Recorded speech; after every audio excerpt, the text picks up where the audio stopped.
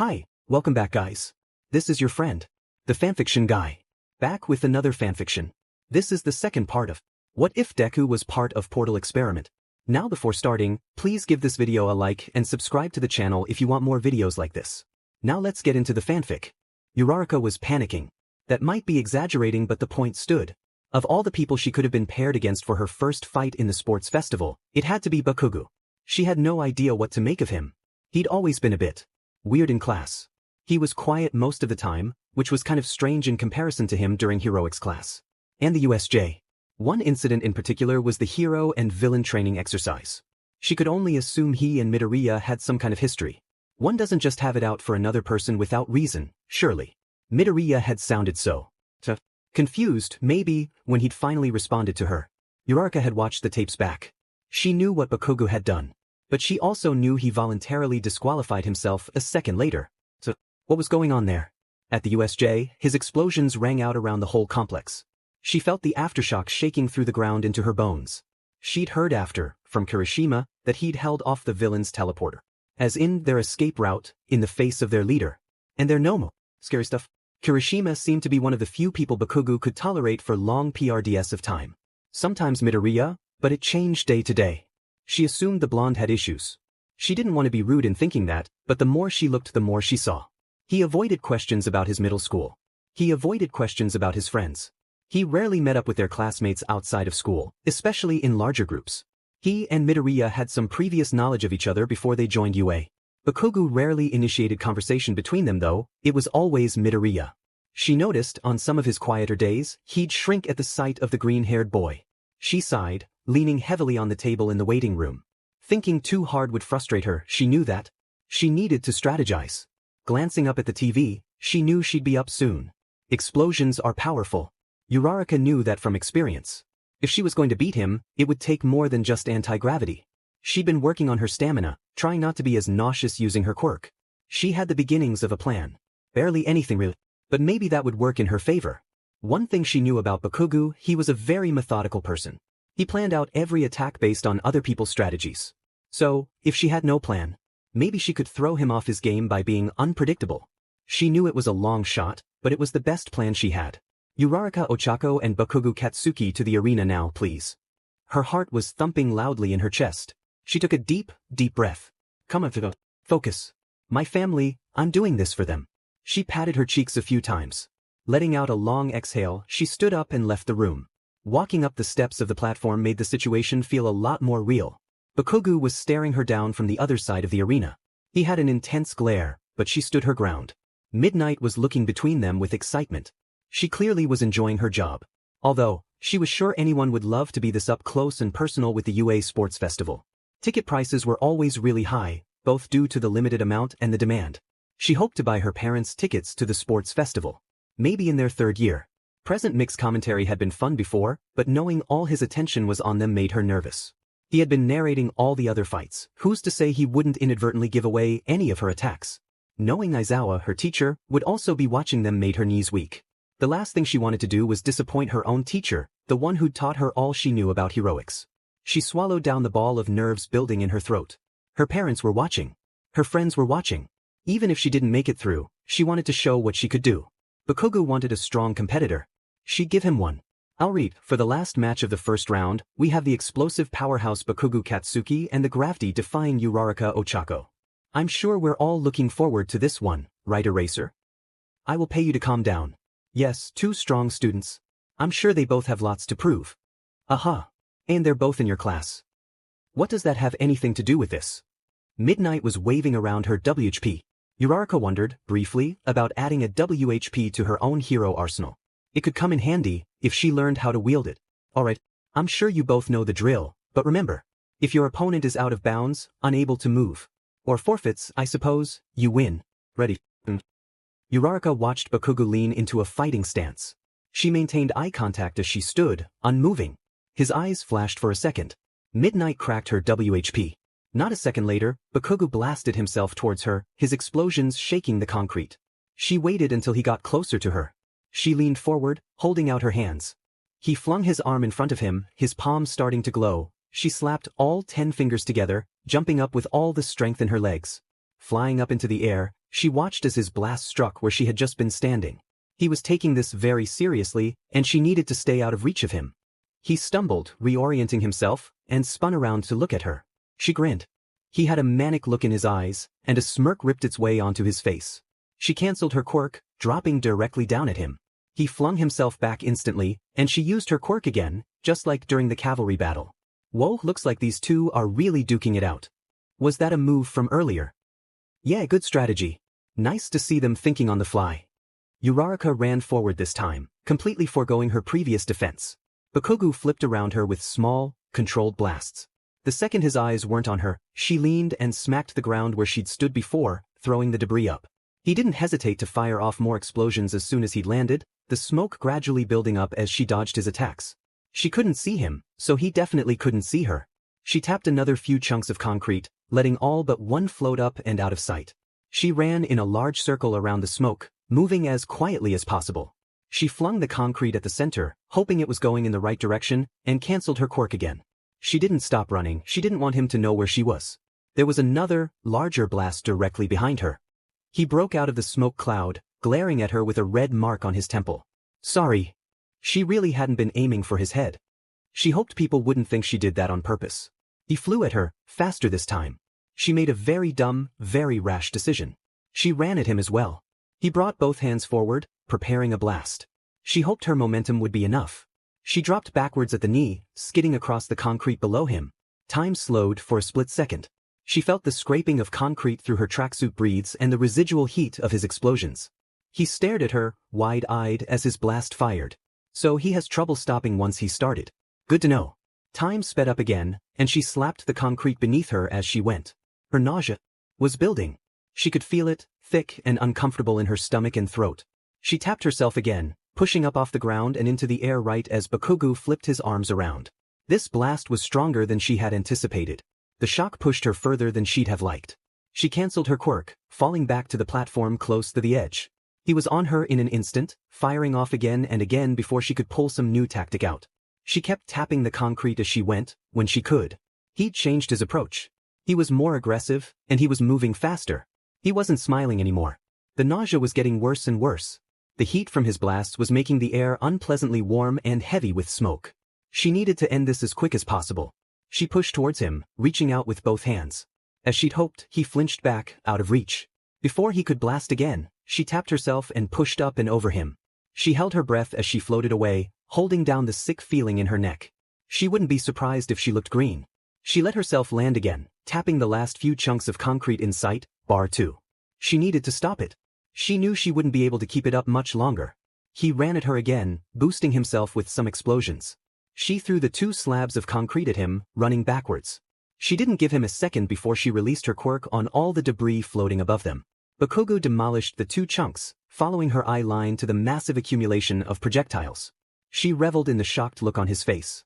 She fell to her sore knees, holding her stomach and watching her hard work finally come to fruition. Wait, what? When did she do all that? After almost all of his attacks, she gravitated towards the impact sites, gathering all that must have taken a toll. She ignored her churning stomach. She had to know if she could win. He leaned back, shifting into a more balanced stance. Raising both hands above his head, he squared his shoulders and let off the biggest explosion she'd ever seen him make. The concrete was shredded with the heat and force of it. She had to squint with the sheer brightness alone. The shockwave that rolled off around them shook her to her core. She felt her teeth chatter against each other. She watched as her hard work, everything that she'd tried to build during that fight, was decimated in one final, devastating blow. She looked back at Bakugo. He was straining. She could see the tension in his arms and his face. She was so close. She tried to stand up again, but the horrible, sick feeling in her stomach was doubling. He turned to her, shaking out his wrists and breathing. She leaned over and heaved. In hindsight, she thought she hadn't performed badly. What hurt most was that she knew she was close to beating him, and he knew it too. But she couldn't keep it up.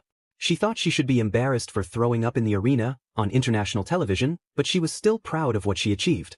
Midnight had called off the match, ruling that she couldn't continue in her condition. Bakugo sat down cross-legged to her left as she kneeled, vomiting her meager lunch. He sat with her until she stopped heaving, and Recovery Girl's assistant robots came to take them both to her.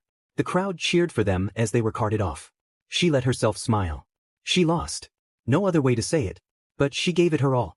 Uraraka thought she'd proven herself. She hoped the audience thought that too. Midoriya fell back into his seat, voice hoarse from his cheering. Holy shit, that was so intense. I had no idea where it was going. Ida whistled beside him. Agreed. I had hoped that Uraraka would prevail, but Bakugo has raw power that's unparalleled by most of our class. Going against him at all must have been nerve-wracking. Shinso huffed. I wanted her to win. Midoriya watched as Bakugo and Uraraka were moved off the platform. I hope she's feeling okay. I know she had a lot to prove today. Todoroki glanced at him briefly before looking back at the arena. Cementos had to freshen it up a bit, to put it lightly. Midoriya thought about his next match. Sero Hanta. He wasn't sure what to expect from their fight. They hadn't fought before. Neither of them had very offensive powers, his being portals and Sero's being tape. What kind of tape? Presumably, it was stronger than commercial tape, if he could use it to fling himself around. And it had to be very sticky, if it could stay fastened to so many surfaces. How would he go about their fight? Sero and Todoroki hadn't actually fought, so he had no idea what his strategy or fighting style would be. He took a breath. He should approach this like a puzzle. That's what he's good at. What he's used to. Aperture hadn't been kind to him, but at least he could improvise. He bid farewell to his friends, and approached the platform. Are you ready, IE, for the second round? First up, we have the slippery Midoriya Izuku versus Sero Hanta. I wouldn't want a wax job from this guy. For the love of Mike, please. Midoriya glanced up at the announcement box. Slippery. He didn't love that title. Sero didn't seem that amused by the comments either, if his incredulous look meant anything. He stared down his opponent, rolling up his sleeves. Maybe he should have been paying more attention during their heroics classes. He might have actually had some knowledge he could have used against him. But alas, he didn't think of it. He glanced around the arena. Plenty of concrete he could use, but would Sero fall for it? Realistically speaking, there was only so much Midoriya could do in such a limited space. Not that it stopped him before. He eyed Sero again. The black-haired boy was also limited in what he could do. Not much Spider-Boy could do with no buildings to swing from, especially with the added factor of the bounds. He'd probably try attacking, rather than wait for Midoriya to make the first move. He widened his stance, holding his arms wide at his sides. He watched Sero mimic his position. Interesting. Midnight held up her WHP. Same rules as the last round, and don't forget, we will only get involved as a last resort. He knew Midnight had been given a script, but it kind of felt encouraging students to go completely apeshit against their opponents. What, just for good reviews? It made him uncomfortable. Maybe he should ask her about it after the games. Ready. Fight. The crack of her WHP was the only warning he got for Sero's opening attack. In an instant, 2 lengths of tape were flying at him. He threw his hands in front of him, backing up a few steps. The tape wound around his forearms, once, twice. He made eye contact with the other. Sero tugged with an unexpected amount of strength, trying to throw him out of bounds. Midoriya felt his feet lose grip, so he let himself skid along before he leapt. He slammed his legs into the ground, tugging his connected arms down with all his might and knocking Sero off balance. Midoriya maintained eye contact with him as he ripped the tape off his synthetic skin. Sero blanched. Dude dash. Did that not hurt? He tossed the tape to his left, smiling. Nope. He let his hands form guns again, familiar, comfortable. Orange, blue. Sero ducked forward, just missing the blue portal snapping open beneath him. Dang, almost had you. Sero gave him a look. He grinned. Instead of staying back, Midoriya sprinted forward, casting portals faster than he had since he was testing. Right, left, orange, blue, repeat. He let the sounds of the stadium fade into the background, not hearing a word his guardians were saying. He controlled his fall through a portal, popping up behind his opponent. He kicked him hard in the back. Sero whipped around, but he popped back through the same portal, letting them shut. He spun around again, gritting his teeth. Midoriya knew they were badly matched. Neither were particularly offensive in terms of fighting capabilities. Both were far more defense and mobility-oriented. They were both out of their depth. Midoriya had nothing to use his gun's gravity control abilities on. Sero couldn't swing around. This could go on for a while, and Midoriya... He snorted. Ain't that the truth? Left, right, left, right, left. Orange, blue, blue, orange, blue, orange. He knew they weren't getting anywhere. Sero grunted and ran at him this time, making no moves to use his tape. Forgoing his power. The fist fight, maybe? That Midoriya could handle. Sero's first punch was dodged. His second, deflected. His third never met its target. Midoriya stepped left, letting Sero's fist fly past him. He grabbed his arm, pulling down and kicking him hard in the stomach with his knee. He released his grip, casting one portal beneath them. He let Sero stand back up, waiting for his next strike before bending at the knee, stretching so far back he saw the massive tunnel out of the arena. He cast the blue portal. It snapped open. Things moved very quick after that. Sero threw himself back, holding out his elbows and wrapping tape around his middle. Midoriya, already off balance, got pulled along with him. Towards the open portal. He shot a new blue portal under Sero. They collided, getting stuck. Midoriya, wrapped in tape. Sero, whose tape had partially stuck to himself and the concrete. They awkwardly bounced between both sides of the portals, stuck to each other. Midoriya felt himself giggle. Sero sighed. What do we do now? Midnight looked very confused. He didn't blame her. She looked up at the commentator's box, shrugging. Reluctantly, she cracked her WHP. Well, neither of the students can move, so they will compete in a tiebreaker once they have been extracted. She approached them, tugging back the tape stuck to the concrete. Sero wiggled where they were bopping. She grabbed onto him, tugging them both upwards. Midoriya forgot how strong she was. He let the portals close and she let them back down. They spent the next few awkward minutes pulling tape off themselves. Once they'd been freed, they were ushered back to the center of the arena. Cementos and Midnight conversed quietly, before nodding. All right, we've decided on a tiebreaker. An arm wrestling match. All or nothing, right here, right now. Midoriya looked down at his mechanical hands. Sero looked at his unnaturally circular elbows. They shared a sardonic glance. A few minutes and a new concrete platform later, they kneeled, hands grasped tightly. Midoriya focused on the pressure. Not much else he could feel. Unknown to him, Sero wondered why Midoriya's hands were so cold. Ready. 1, 3. They strained against each other. They both needed strong arms for their styles, so naturally this shouldn't have ended any differently to their actual fight. Only, Midoriya was pushing harder than his opponent. He watched Sero's face twist as he shoved his arm down and down. Centimeter by centimeter. Midoriya pushed a little harder, and Sero's arm hit the concrete. And we have our winner, Midoriya Izuku. He got the feeling Hisashi's commentary was a tad biased. Sero sighed. Midoriya held out a hand. The other smiled and shook it. He was proud of himself. Even if that fight was close. Midoriya was getting kind of tired of the festival. It was just the same thing over and over, right? After he'd gone back to his seat, he watched as Ida and Ishido's match begun. The same thing kept happening. Students, children, who want to do well, being pitted against each other for entertainment. And though the matchups were random, they certainly didn't feel like it. Himself and Sero, two with little offensive power. Ida and Ishido, two of the fastest in their class. Monoma and Kirishima. Monoma could copy his quirk and effectively level the playing field. Bakugo and Tokoyami seemed to be the only group that had a clear underdog. Naturally, a power called Dark Shadow was going to be weak to light.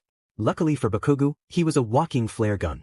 He watched as Ida managed to shove Ishido out of bounds in the 6th minute of their match.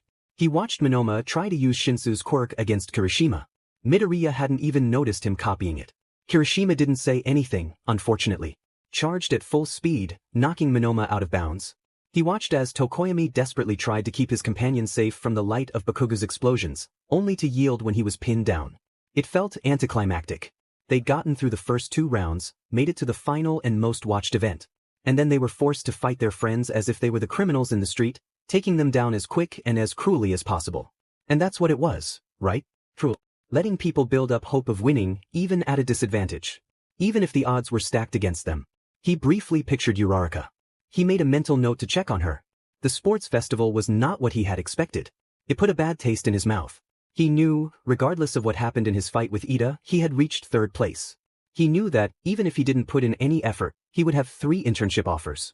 Shoyuta, Hisashi and Kiyama were all too kind to essentially give him a free pass. He wondered if he should want to come first. He wasn't sure he wanted to try and do better though. So when he and Ida were up, he waited for the WHP. He moved only enough to appear as though he had a plan. And he let himself be shoved out as well. Surprisingly or not, it was Ida against Bakugo in the final. Midoriya felt sick at the thought of Bakugo having to fight his best friend.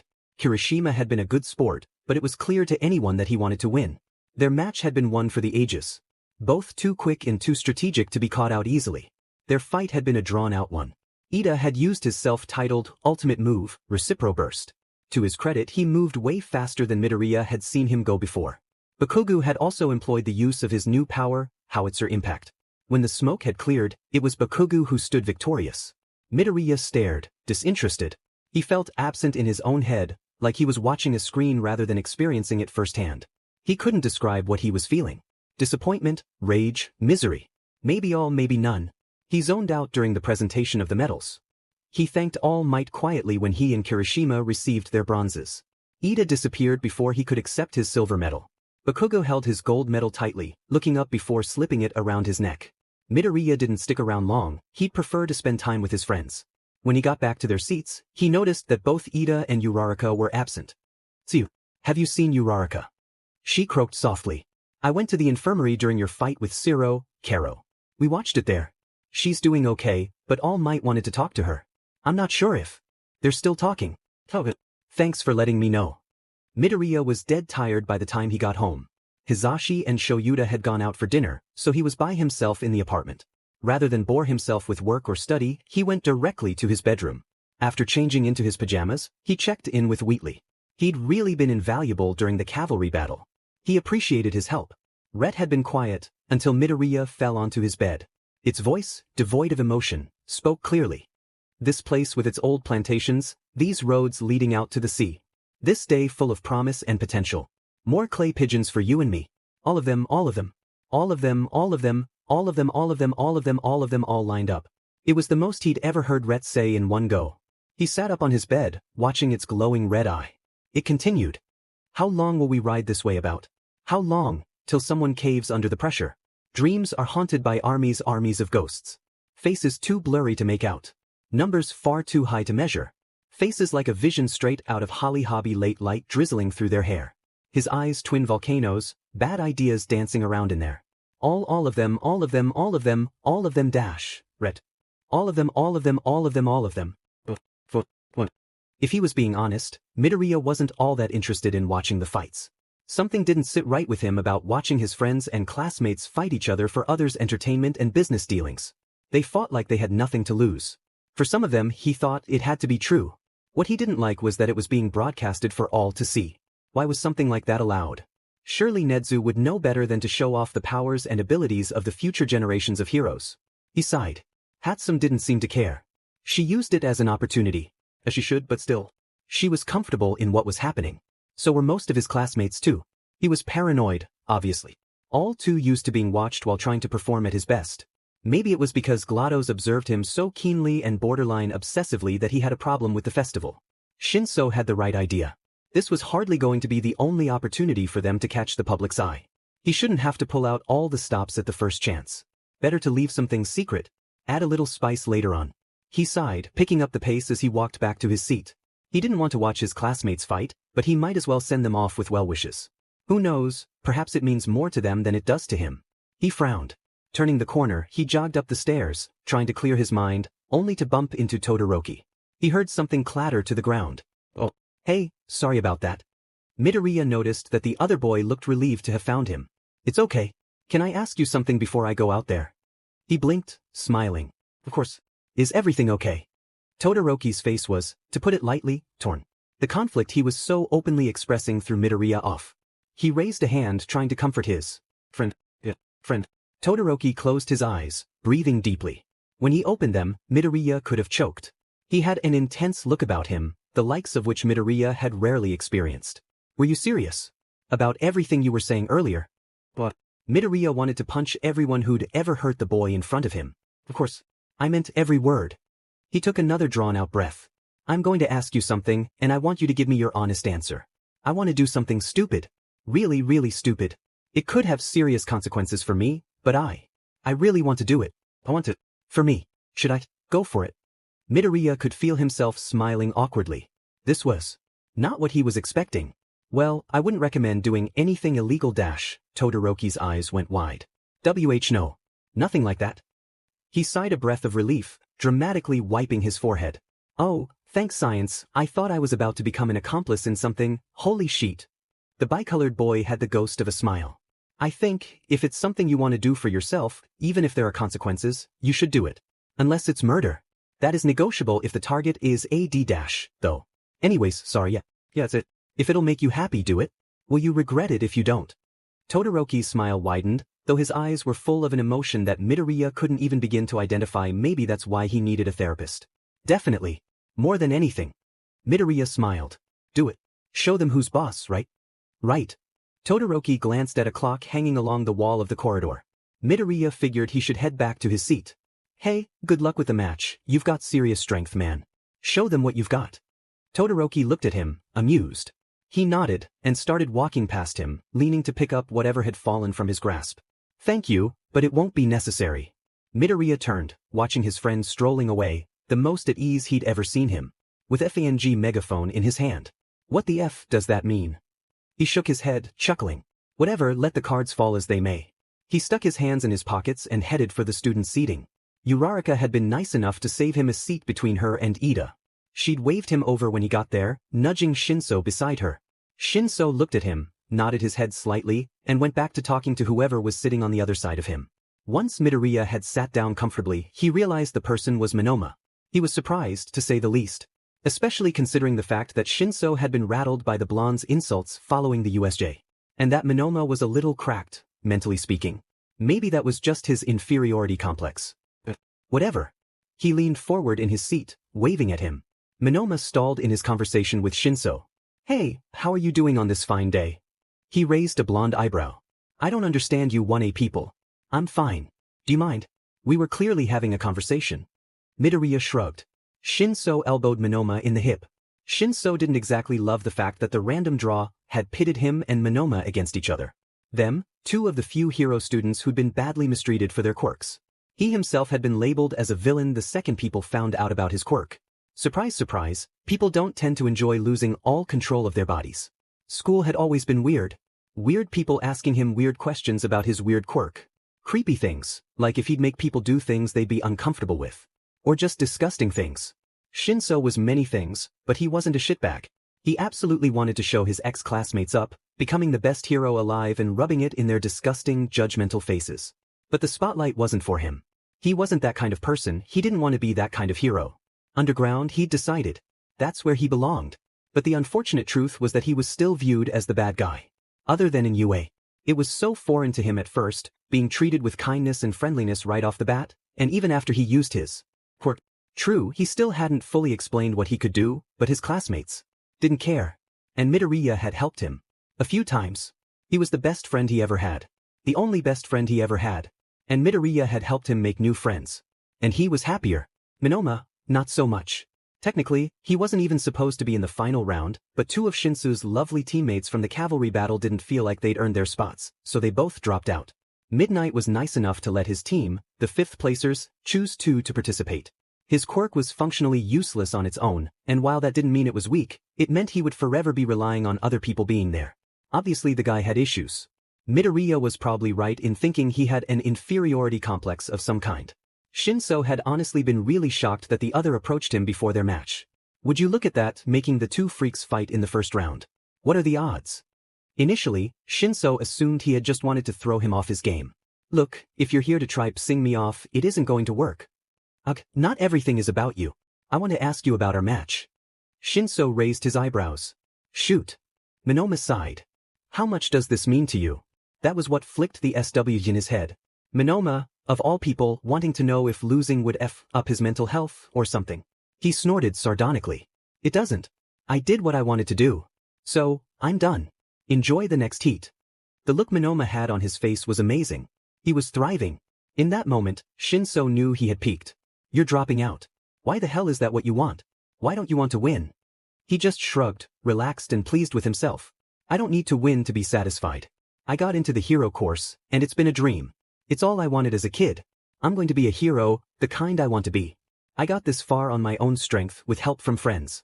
Winning would be cool, yeah, but I don't need it. I'm happy with where I am. Todoroki, who had been sitting in the row behind them, got up and left after that. Monoma scratched at his hair. He exhaled sharply. Of course you're being noble or whatever. I'm surprised you didn't just make them give you the DMN medal. He rolled his eyes at that. Yeah. Well, it's been nice, kindly of. No, let me finish please. You don't want to win, good for you. Thanks for the pass, if that's what you want to hear. When are you planning on forfeiting? Shinso actually laughed at that. Forfeiting? Nah, I was thinking of having some fun with it if you're on board. Monoma smirked. Oh, what did you have in mind? Shinso had an idea all right. While he and Monoma had established a begrudging respect based on their own experiences and their hatred of the Hero Commission, Shinso wouldn't tolerate him being aide to his best friend, who had literally just sat down. So he elbowed him in the hip to shut him up.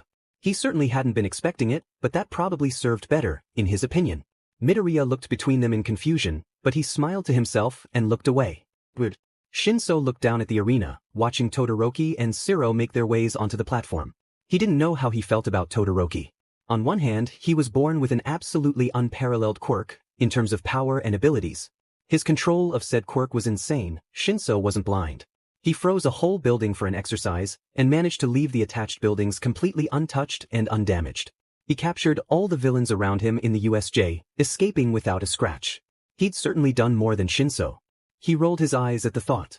What Shinso didn't like was that he was so privileged.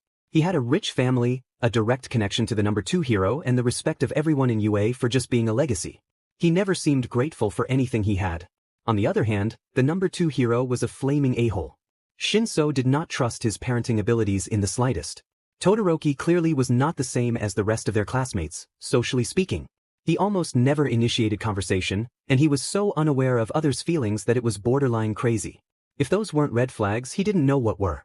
Of course, he had absolutely no proof for anything he could think up. And it was easier to be in but than it was to try befriend someone who didn't want it. Todoroki had literally said that he wasn't there to make friends. There isn't a lot of ways to interpret that.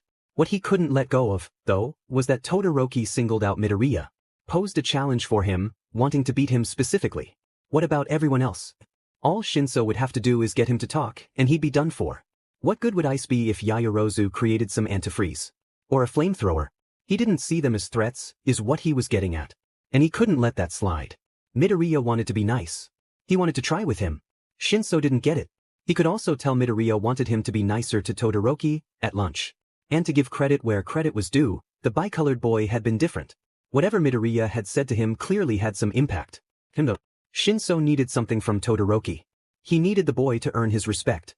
Maybe that wasn't the fairest thing to do, but Todoroki had been and but to his friends. He thought he was right to want more from him. Speaking of Todoroki, the boy was holding something. He couldn't quite tell what it was from where they were sitting, but he wondered how he had gotten permission to bring an extra something to his fight. Not like he needed help with that quirk. Midnight cracked her WHP, controlling the crowd in an instant. All right. Next up, Todoroki the powerhouse versus the agile Sero. How will I TP her? What's happening down there? Shinso looked back down at the arena. Todoroki was on fire. Well, not entirely. Half fire and half ice. It was the first time he ever saw the boy use it. Had he, intentionally, not been using fire, half his quirk, and he still thought he was better than the rest of their class. Figures.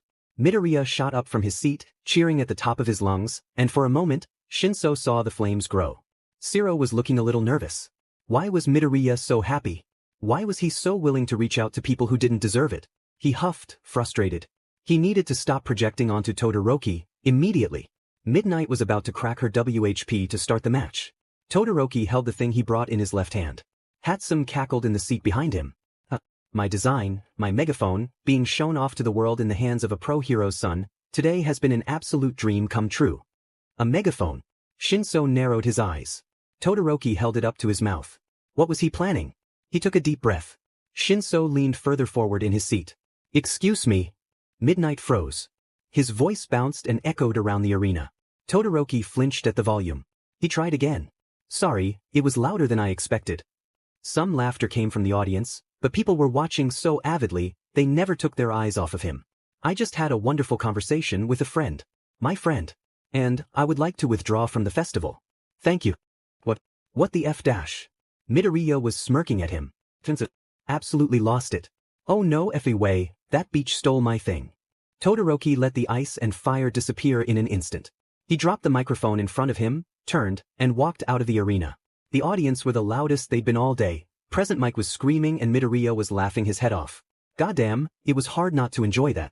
He really wanted to be original in dropping out, but that was so cool. Midnight was looking up at the commentator's box, shrugging. Sero looked a little disappointed, but he gave a big thumbs up before spinning on his heel.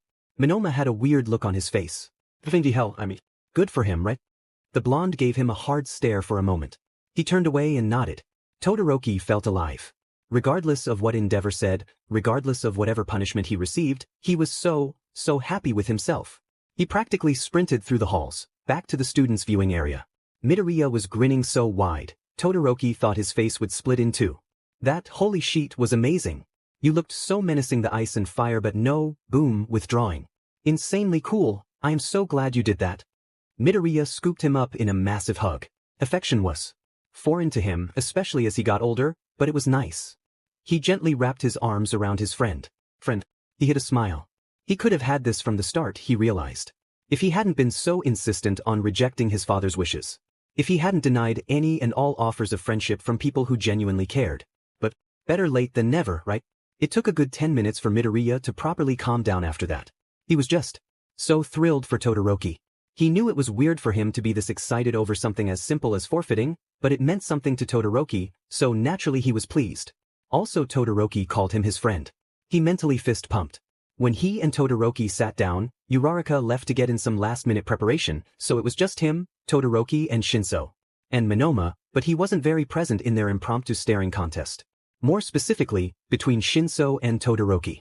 Midoriya was almost certain that Todoroki knew Shinso wasn't his biggest fan, but hopefully. Something. He sighed. He just wanted his friends to get along. Surprisingly, Shinso turned away, breaking their eye contact. Why did you do that? Seriously, I'm asking. Todoroki looked at Midoriya briefly, who was the unfortunate soul stuck sitting between them. I was thinking about what you said. About how you didn't need to win to be content with yourself. And I talked to a friend about something serious I need to work on. I guess I just wanted to. Is that a problem? Shinso snorted, but Midoriya knew him well enough to know it wasn't sarcastic. Not a problem, I was hoping I'd be the only one though. Todoroki glanced at Midoriya before smiling softly. Monoma leaned around Shinso, interrupting their moment of newfound respect. As touching as this is, can we turn our attention back to the games? Who's up next? Kaminari and Ishido. My money's on Ishido, all the way. Shinso was correct in his bet. Ishido wiped out Kaminari before he could charge up his attack. Turns out, a sudden blast of even mild acid can scare someone enough to sprint away. So yeah, end of that match. Ida clapped Midoriya on the shoulder as he got up. I'm up soon. I'd like to wait in advance, so I'll see you all after my match. Good luck, Ida. Who are you up against? Ida stood up tall. Thank you, I am against Tsubaraba, from Class B. I believe he was on Monoma's team for the Cavarly battle. With that he left. If Midoriya was being completely 100% honest, he was not paying attention to the fights. He had very little interest, aside from the occasional entertaining moment, like when Kaminari's tracksuit breathes turned into shorts. Acid. Shinso and Monoma were up, and Midoriya was curious. He knew his friend didn't want to participate in this round, but there were any number of ways he could forfeit. Or Monoma could try to beat him anyway. He watched as they, like all others before them, walked up the steps to the platform, glaring at each other hauntingly. He was both curious and spooked. They stalled in front of Midnight, only about 5 feet from each other. She cracked her WHP, and the audience went quiet in focus. 2 wild cards forced to fight. The headline wrote itself, really. Midoriya clued back into the match when he heard Hatsum cackle behind him. They were shaking their fists. He leaned forward. Shinso and Monoma stood in the same places, holding their right hands out. Rock, paper, scissors, go. Midoriya knew that Shinso had practiced voice projection, for his quirk, but he didn't know he was that good at it. He found himself laughing along with Hatsum, as they furiously threw out the same answer 3 times in a row, paper. Scissors. They got more dramatic the longer they went on, and by the 3rd round, they were both gasping at the result. Finally, they went for it one last time, shouting at the top of their lungs. Paper. Scissors. Monoma went for rock. Shinso went for scissors. The blonde threw up his arms, cheering. The audience, though confused, cheered along with him. Shinso shrugged, nodded, and walked himself out of bounds. Midoriya both was and was not expecting them to orchestrate something so weird, but he was glad they did. Shake things up a bit. He glanced at Todoroki beside him, who was hiding his quiet laughter. Ida was up and unsurprisingly won. He managed to dash around and push his opponent out of bounds as fast as the eye could see. He was very proud of himself, Midoriya realized when he got back to his seat. Why yes, I know full well that many of our talented classmates didn't manage to make it this far, so I'm glad I got here. My brother said he'd try to watch my fights today. I want to make him proud. Oops, he'd been thinking aloud. Oh, that's cool. It must be nice having his support. Ida nodded, adjusting his glasses. Indeed, he supported my dreams of heroism since I was a child. He is an incredible hero, and I want to live up to him. I hope he was able to watch. Midoriya patted him on the back. Hey, you're still in the games, even if he missed your first match, he could tune in for the rest of them. Ida brightened up a bit. Yes, I'm sure you're right. Thank you, Midoriya. He and Midoriya half watched the next fight, Aoyama against Kirishima. No offense to Aoyama, but it was an unfortunate pairing, and Midoriya had a hard time believing he'd be able to beat the brick house that was Kirishima. Let's be real, the boy was jacked. A few well-placed punches were all it took, before the redhead literally held Aoyama over his shoulder and threw him out of bounds. Yaoyorozu hid her eyes with her forearm as she left the arena. She was so humiliated. Tokoyami was an incredibly strong opponent, but she completely froze. She didn't even care if she won or lost, not really. But she wanted to prove to herself that she was deserving of her grades and her friends' high opinions of her. She had been coached in using her quirk since it manifested. She'd had access to the best quirk specialists, best teachers and best doctors in the country. Don't get her wrong, she was fully aware that she was born into wealth. She knew she had more privileges than some of her classmates. She also knew that her parents wanted her to do well in life, to the point where they practically pumped money into any company or organization they thought could help her. Her quirk requires a comprehensive understanding of chemistry. They hired some of the highest acclaimed tutors on the globe. She had trouble maintaining a healthy weight because her quirk requires her body fat to function. They hired nutritionists upon nutritionists to find a regime that worked for her. She had trouble making friends as a child. They set up playdates with their employees' children, and signed her up for clubs and activities. She wanted, more than anything, to prove herself worthy of their investment in her. And she blew it. Their match had been highly anticipated, and ended so quick it made her head spin. She'd barely created a shield before Dark Shadow completely flung her out of bounds. Her friends still cheered for her, but she missed her chance. Probably her only chance. She wished she could be as nonchalant about the sports festival as Todoroki was. Out of everyone in 1A, she thought Todoroki and Ida would understand the pressure she felt the most, both of them coming from similar backgrounds to her.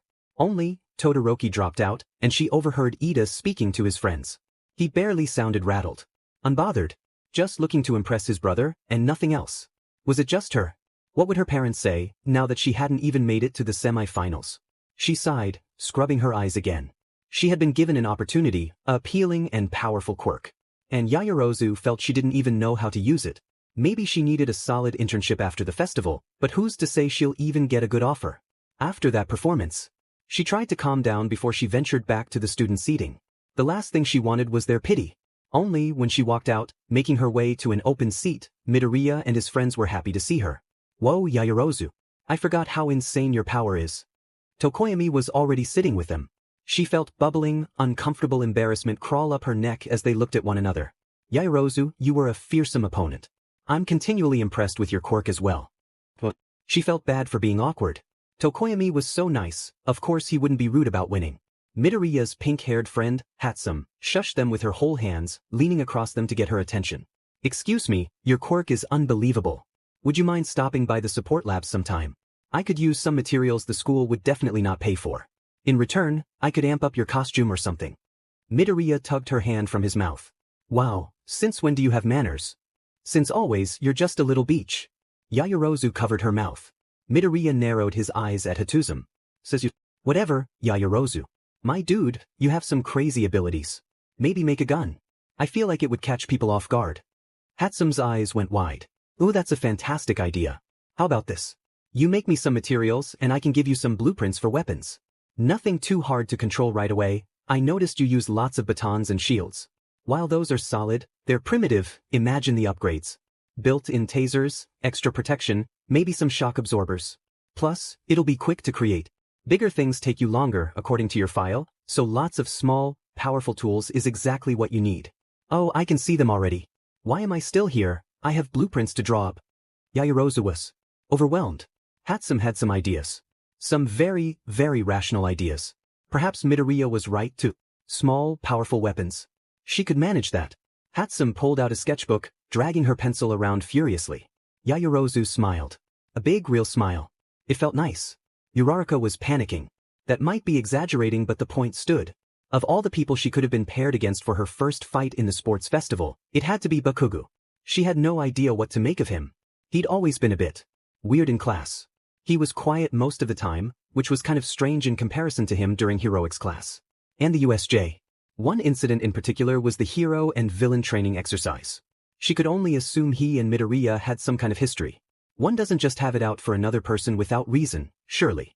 Midoriya had sounded so confused, maybe, when he'd finally responded to her. Uraraka had watched the tapes back. She knew what Bakugo had done. But she also knew he voluntarily disqualified himself a second later. What was going on there? At the USJ, his explosions rang out around the whole complex. She felt the aftershock shaking through the ground into her bones. She'd heard after, from Kirishima, that he'd held off the villain's teleporter. As in their escape route, in the face of their leader. And their Nomo. Scary stuff. Kirishima seemed to be one of the few people Bakugo could tolerate for long PRDS of time. Sometimes Midoriya, but it changed day to day. She assumed the blonde had issues. She didn't want to be rude in thinking that, but the more she looked the more she saw.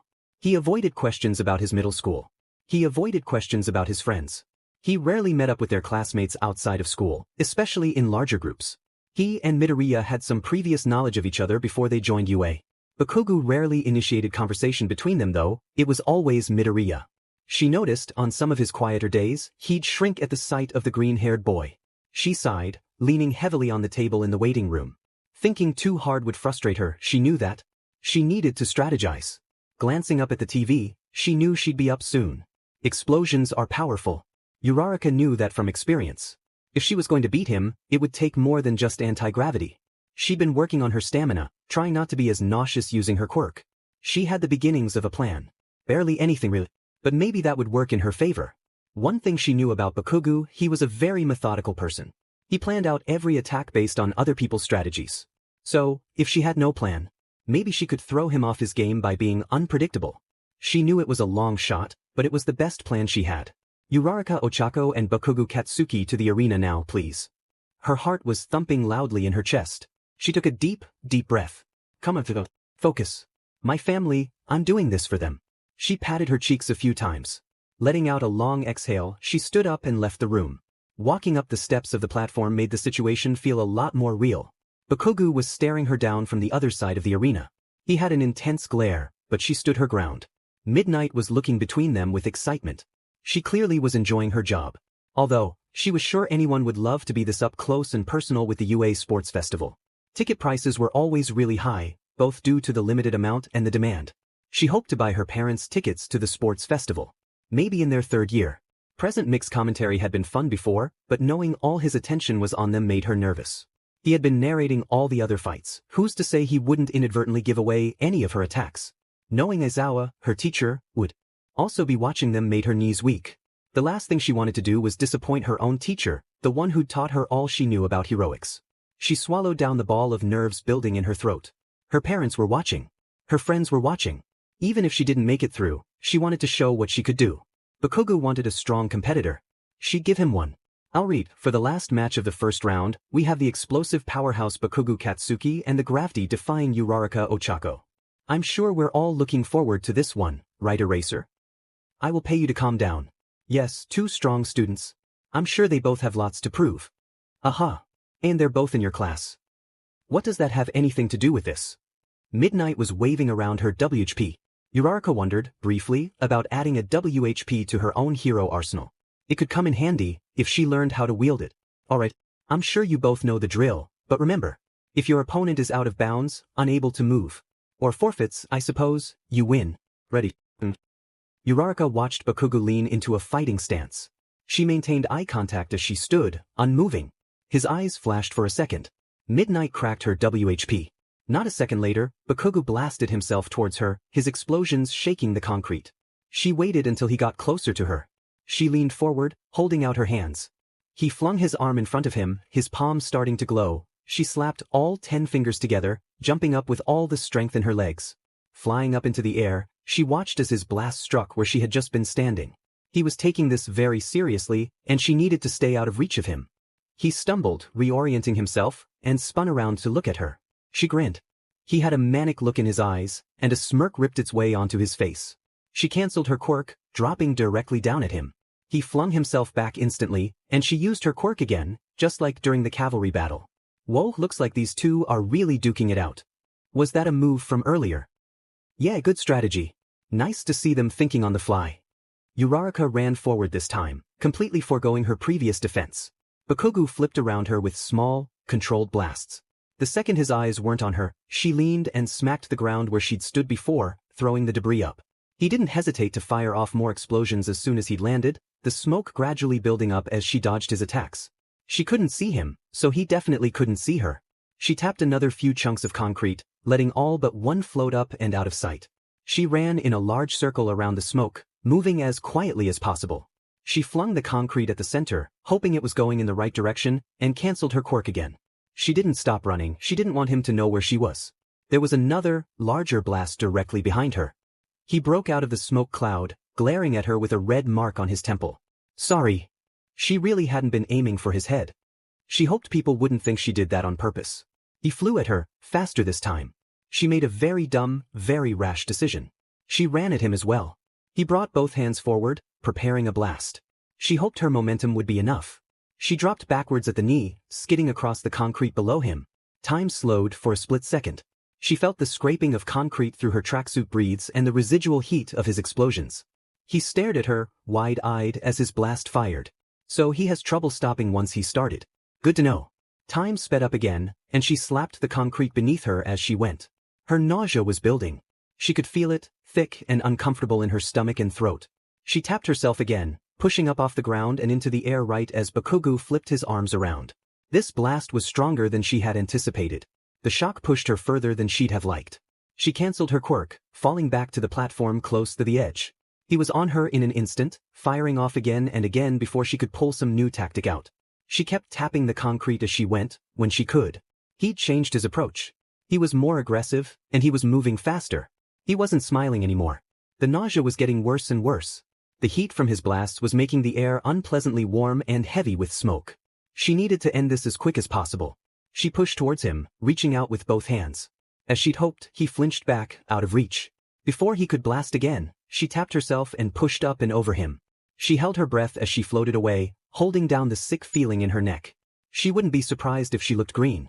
She let herself land again, tapping the last few chunks of concrete in sight, bar 2. She needed to stop it. She knew she wouldn't be able to keep it up much longer. He ran at her again, boosting himself with some explosions. She threw the 2 slabs of concrete at him, running backwards. She didn't give him a second before she released her quirk on all the debris floating above them. Bakugo demolished the 2 chunks, following her eye line to the massive accumulation of projectiles. She reveled in the shocked look on his face. She fell to her sore knees, holding her stomach and watching her hard work finally come to fruition. Wait, what? When did she do all that? After almost all of his attacks, she gravitated towards the impact sites, gathering all that must have taken a toll. She ignored her churning stomach. She had to know if she could win. He leaned back, shifting into a more balanced stance. Raising both hands above his head, he squared his shoulders and let off the biggest explosion she'd ever seen him make. The concrete was shredded with the heat and force of it. She had to squint with the sheer brightness alone. The shockwave that rolled off around them shook her to her core. She felt her teeth chatter against each other.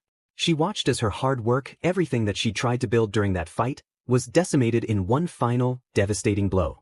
She looked back at Bakugo. He was straining. She could see the tension in his arms and his face. She was so close. She tried to stand up again, but the horrible, sick feeling in her stomach was doubling. He turned to her, shaking out his wrists and breathing. She leaned over and heaved. In hindsight, she thought she hadn't performed badly. What hurt most was that she knew she was close to beating him, and he knew it too. But she couldn't keep it up. She thought she should be embarrassed for throwing up in the arena, on international television, but she was still proud of what she achieved.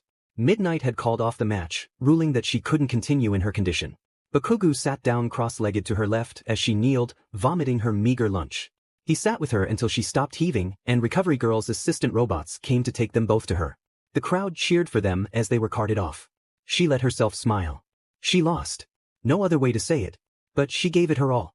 Uraraka thought she'd proven herself. She hoped the audience thought that too. Midoriya fell back into his seat, voice hoarse from his cheering. Holy shit, that was so intense. I had no idea where it was going. Ito whistled beside him. Agreed. I had hoped that Uraraka would prevail, but Bakugo has raw power that's unparalleled by most of our class. Going against him at all must have been nerve-wracking. Shinso huffed. I wanted her to win. Midoriya watched as Bakugo and Uraraka were moved off the platform. I hope she's feeling okay. I know she had a lot to prove today. Todoroki glanced at him briefly before looking back at the arena. Cementos had to freshen it up a bit, to put it lightly. Midoriya thought about his next match. Sero Hanta. He wasn't sure what to expect from their fight. They hadn't fought before. Neither of them had very offensive powers, his being portals and Sero's being tape. What kind of tape?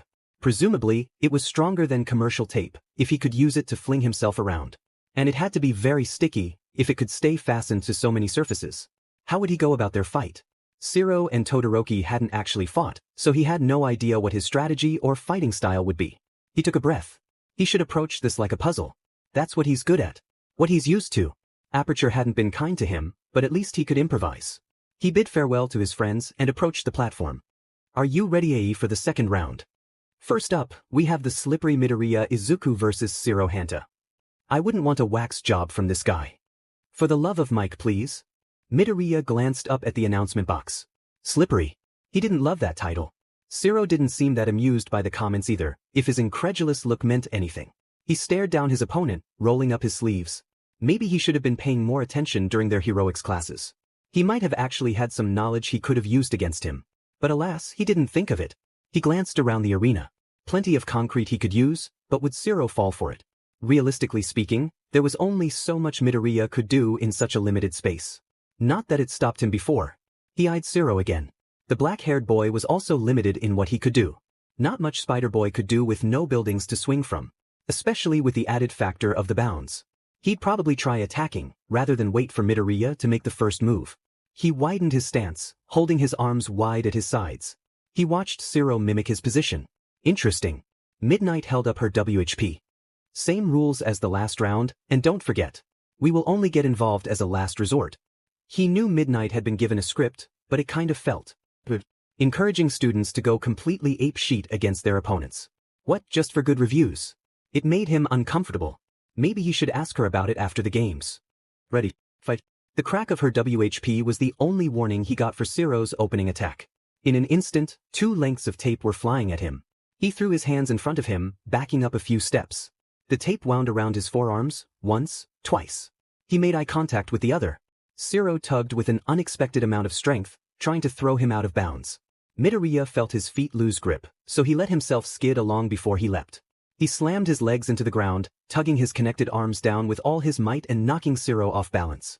Midoriya maintained eye contact with him as he ripped the tape off his synthetic skin. Sero blanched. Dude dash. Did that not hurt? He tossed the tape to his left, smiling. Nope. He let his hands form guns again, familiar, comfortable. Orange, blue. Sero ducked forward, just missing the blue portal snapping open beneath him. Dang, almost had you. Sero gave him a look. He grinned. Instead of staying back, Midoriya sprinted forward, casting portals faster than he had since he was testing. Right, left, orange, blue, repeat. He let the sounds of the stadium fade into the background, not hearing a word his guardians were saying. He controlled his fall through a portal, popping up behind his opponent. He kicked him hard in the back. Sero whipped around, but he popped back through the same portal, letting them shut. He spun around again, gritting his teeth. Midoriya knew they were badly matched. Neither were particularly offensive in terms of fighting capabilities. Both were far more defense and mobility-oriented. They were both out of their depth. Midoriya had nothing to use his gun's gravity control abilities on. Sero couldn't swing around. This could go on for a while, and Midoriya. He snorted. Ain't that the truth? Left, right, left, right, left. Orange, blue, blue, orange, blue, orange. He knew they weren't getting anywhere. Sero grunted and ran at him this time, making no moves to use his tape. Forgoing his power. The fist fight, maybe? That Midoriya could handle. Sero's first punch was dodged. His second, deflected. His third never met its target. Midoriya stepped left, letting Sero's fist fly past him. He grabbed his arm, pulling down and kicking him hard in the stomach with his knee. He released his grip, casting one portal beneath them. He let Sero stand back up, waiting for his next strike before bending at the knee, stretching so far back he saw the massive tunnel out of the arena. He cast the blue portal. It snapped open. Things moved very quick after that. Sero threw himself back, holding out his elbows and wrapping tape around his middle. Midoriya, already off balance, got pulled along with him. Towards the open portal. He shot a new blue portal under Sero. They collided, getting stuck. Midoriya, wrapped in tape. Sero, whose tape had partially stuck to himself and the concrete. They awkwardly bounced between both sides of the portals, stuck to each other. Midoriya felt himself giggle. Sero sighed. What do we do now? Midnight looked very confused. He didn't blame her. She looked up at the commentator's box, shrugging. Reluctantly, she cracked her WHP. Well, neither of the students can move, so they will compete in a tiebreaker once they have been extracted. She approached them, tugging back the tape stuck to the concrete. Sero wiggled where they were bopping. She grabbed onto him, tugging them both upwards. Midoriya forgot how strong she was. He let the portals close and she let them back down. They spent the next few awkward minutes pulling tape off themselves. Once they'd been freed, they were ushered back to the center of the arena. Cementos and Midnight conversed quietly, before nodding. Alright, we've decided on a tiebreaker. An arm wrestling match. All or nothing, right here, right now. Midoriya looked down at his mechanical hands. Sero looked at his unnaturally circular elbows. They shared a sardonic glance. A few minutes and a new concrete platform later, they kneeled, hands grasped tightly. Midoriya focused on the pressure. Not much else he could feel. Unknown to him, Sero wondered why Midoriya's hands were so cold. Ready. 1, 3. They strained against each other.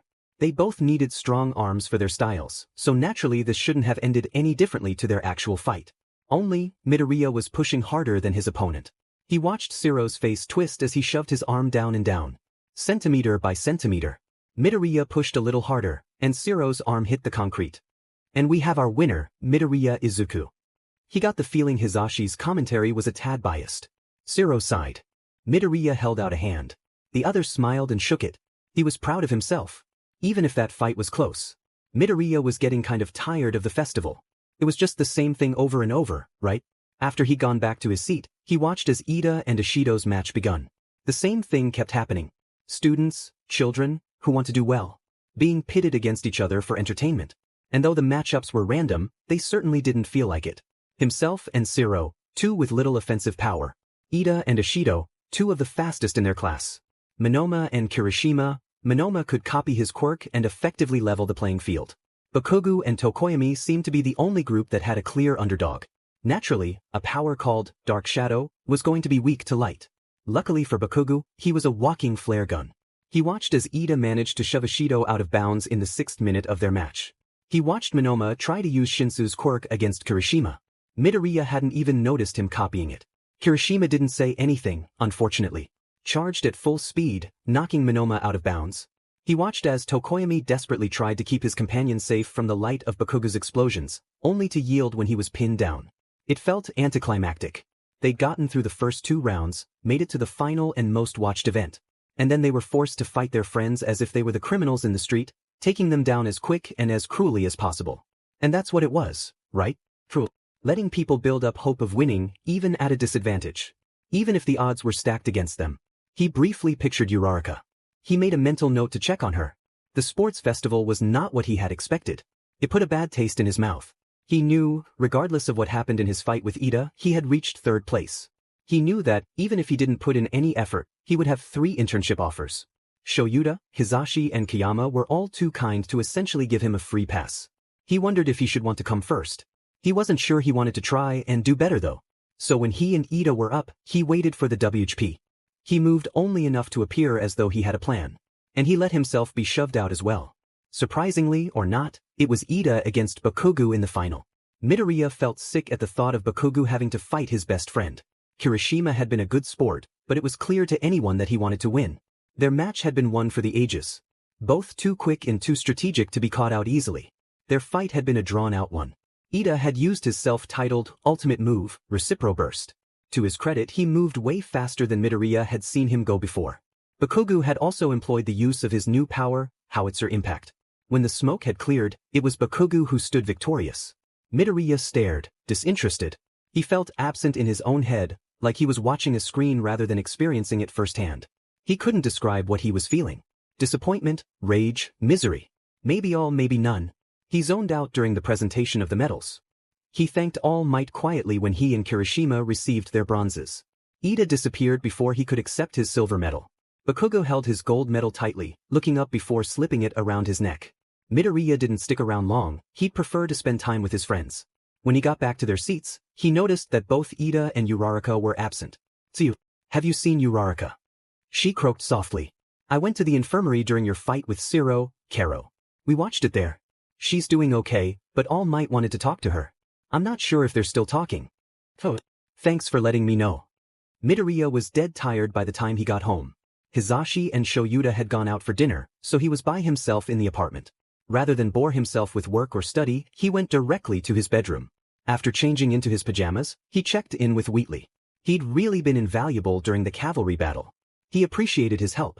Rhett had been quiet, until Midoriya fell onto his bed. Its voice, devoid of emotion, spoke clearly. This place with its old plantations, these roads leading out to the sea. This day full of promise and potential. More clay pigeons for you and me. All of them, all of them. All of them, all of them, all of them, all of them, all of them, all of them, all lined up. It was the most he'd ever heard Rhett say in one go. He sat up on his bed, watching its glowing red eye. It continued. How long will we ride this way about? How long, till someone caves under the pressure? Dreams are haunted by armies of ghosts. Faces too blurry to make out. Numbers far too high to measure.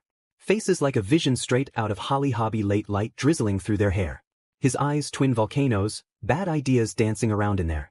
All of them, all of them, all of them, all of them dash, Rhett. All of them, all of them, all of them, all of them. What? Send it. That NPC. All for one's monitor fizzled to life. It wasn't often that Shigaraki called for him. Usually, the boy waited for him like a poor little dog, whining and weeping until he reappeared. Yes, Shigaraki. His quirk. That cheating BSTRD. All for one had quickly lost interest in the sports festival. It was, after all, largely the same thing every year. Perhaps he should have stuck around this time. He was holding back at the USJ, but he uses it for a school festival. What, was I not threatening enough? All for one hummed. Shigaraki was working himself up again. Which boy are you talking about? The FING green-haired one. Portals, teleportation. You told me teleporters were rare, and there he is. Kurogiri isn't half as powerful as this stupid BSRD, he can do so much more. He makes me so mad. Portals. Shigaraki stalled in his pacing. His sensei's tone had changed. Yeah. Portals. First he can stop Noma's attacks, and now he can teleport. FING cheater. The boy stood very still, awaiting some kind of response. Kurogiri said nothing from behind the bar, endlessly polishing the same glass over and over and over. His sensei hummed. Interesting. Midoriya lay in bed for longer than usual, the morning after the sports festival, staring up at his ceiling. The feeling in his chest hadn't changed. It was like nothing. Empty feeling. A void maybe. He sighed, spreading his arms wide. A distraction might help. It couldn't make it worse, anyways. He rolled over. Rhett. Its eye light lit up, glowing crimson red. It hummed softly. What you said yesterday, was that a prediction or a metaphor? Rhett said nothing. Buddy. I just need to know if I'm going to be attacked in the next week. I don't have the energy for all this paranoia. Rhett beeped once. Give him all that he could drink and it would never be enough. He shot up in bed, staring at the turret. That's not what you said yesterday. Is that a new prediction? Watch where you step. He threw his arms up. For F's sake. I don't know. I need a break. Midoriya stormed past Wheatley and Rhett, pushing his bedroom door open with more gusto than he intended. Shoyuta glanced up at him from down the hall. You okay? He sighed deeply. Very deeply. Oh wait. No. I'm not. The tired man raised an eyebrow, patting the seat next to him. Midoriya walked around him, grabbing Chonk and sitting heavily down. She meowed loudly in protest, but made no moves to leave. He let his fingers glide through her fur. Her purring calmed him minutely. I'm so exhausted. I don't fully know why. The sports festival was weird for me. I guess that's where I'll start. Okay. Why was everyone so okay with it? Why is everyone so okay with it? We haven't been in UA for, 3 weeks? And already we're being forced to fight on the world stage. It's weird. I'm being weird, apparently, because everyone else is so okay. Not even pausing to wonder, is it weird that I'm being used for entertainment? Please tell me you understand. He watched Shoyuta closely as he pondered Midoriya's musings. I can't say that I understand fully, but I can see where you're coming from. You have to keep in mind, I wouldn't be a hero if it weren't for the sports festival. I'm unintentionally biased. But I think I know what you mean. Children shouldn't be exploited for views or funding or whatever UA gets out of it. He let out a sigh of relief. Yeah, there's that aspect, but there's more to it than that. In this society, criminals like the people that attacked us have easy access to TV and social media. Who's to say they aren't taking notes? I'm pretty sure Shigaraki would love some insight into the powers of the kids he couldn't kill. Midoriya didn't notice Shuta's silence immediately. He turned to him. Shoyuta. The man looked concerned. It was a surprising amount of emotion coming from him. Izuku, is that what were you thinking about yesterday, when you said you were overwhelmed? He gave him a watchful look. Partially, anyway. Kid, that's incredibly morbid. Midoriya looked away ashamedly, red in the face. No kid, don't be embarrassed, I wasn't trying to insult you, it's just a bit worrying from someone so young. Midoriya huffed, rubbing the bags under his eyes. Yeah well, I can't exactly stop thinking. Shoyuta went silent for a second. Izuku, we have a longer weekend ahead of us. Is there anything you'd like to do? We could visit Inko or Kayama. Maybe talk to someone. Midoriya looked at him.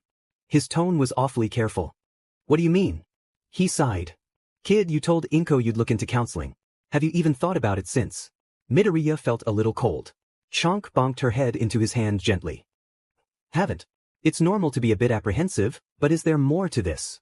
Midoriya looked away. I'm just a little worried. I just that if I get a little too into it, that it'll all just come out at once. It's not exactly a pleasant story, Shoyuta. I know that, but you don't have to say anything you're not ready to talk about. You know that, right? The teen sighed. Yeah. Still, it's kind of intimidating thinking about opening up to a stranger. About everything. How about this, you try one session and if you don't like it, we can look into other options. He smiled faintly, leaning into Shuta's side. Thank you. I like the sound of that. A day later, after some research and a brief call to Inko, Midoriya was sitting in the waiting room of this particular counselor that apparently specialized in helping younger people. Shoyuta had asked if it was okay to share his file with her, and after some brief thinking, he agreed. It would be a lot easier for him if she already knew what he went through. It would give her enough time to work through the shock, and it would save him from reliving all that. Shoyuta had assured him that she wouldn't talk about him or his past with anyone. Confidentiality and all that. He exhaled. He was nervous, he knew that. Midoriya wasn't exactly accustomed to being open to people he'd never met. He shrunk into the comfort of his shirt. It had been a gift from Hisashi, a shirt of his favorite band of all time. He had absolutely no idea how Hisashi had managed to get his hands on merch that old. After all, My Chemical Romance was from the early 2000s. Even if the Quirk War or whatever hadn't happened, that's still more than 100 years old. He didn't want to know how much it cost. Down the short hall, he heard a door opening. Great, no time to mentally prepare himself. A tall woman with lilac hair rounded the corner with Hisashi, smiling at him softly over the rim of her round glasses. Hello, Midoriya, I assume. Yeah. Nice to meet you. She nodded once, turning back to Hisashi. We should be about an hour, thank you for meeting me a little earlier than planned. The blonde shot her finger guns. No worries, document. My husband and I will be back to pick him up later. Thanks again for squeezing us in so last minute. Not a problem, I had a last-minute cancellation, so I'm happy I could help. Hisashi gave Midoriya a side hug as the boy stood up. Remember, whatever you're comfortable with. He managed a genuine smile, waving the man off. Once they were seated in her comfortable office, she cleared her voice. Okay, Midoriya. My name is Dr. Shinso Azumi, it's lovely to meet you. Midoriya gave her a polite smile. Shinso. She tilted her head. Yes. No, I mean sorry. One of my friends' name is Shinso. She laughed softly to herself. Her voice was deep and smooth, the kind that comes from deep in your chest. It sent little tingles down his spine. He felt himself relax. I wasn't going to mention it unless you did, but yes, Hitoshi is my son. Yamada informed me that the two of you are in the same class. Midoriya was comfortable around her. It usually didn't happen that fast. It's nice to meet you. Shinso talks about you sometimes, all nice things I promise. He's a really good friend. I'm lucky to have him. She smiled. It was small but very sweet. He probably wouldn't want me talking about him like this, but I'm glad he has you as a friend as well, Midoriya. He smiled. She shook her head a little. I'm sorry, we've already gotten off track. As you know, your guardians allowed me to read about your past. If you don't want to get into that today, we don't have to. So, what would you like to talk about? Okay, he thought, deal with the most pressing junk first. You can get into the other stuff later. He exhaled through his nose. Okay, if you've read my file, I assume you know about Aperture. She nodded. He flexed his faux fingers. So, I guess my current issue is that I'm still not adjusted. That's the best way to put it. I've been out of Aperture Science for months now, but I keep being reminded that I'm not supposed to be here. In this time. He looked at her from the corner of his eyes. She said nothing, but she gave him an encouraging nod to continue. I guess it started with powers. Quirks. Whatever. It doesn't feel real.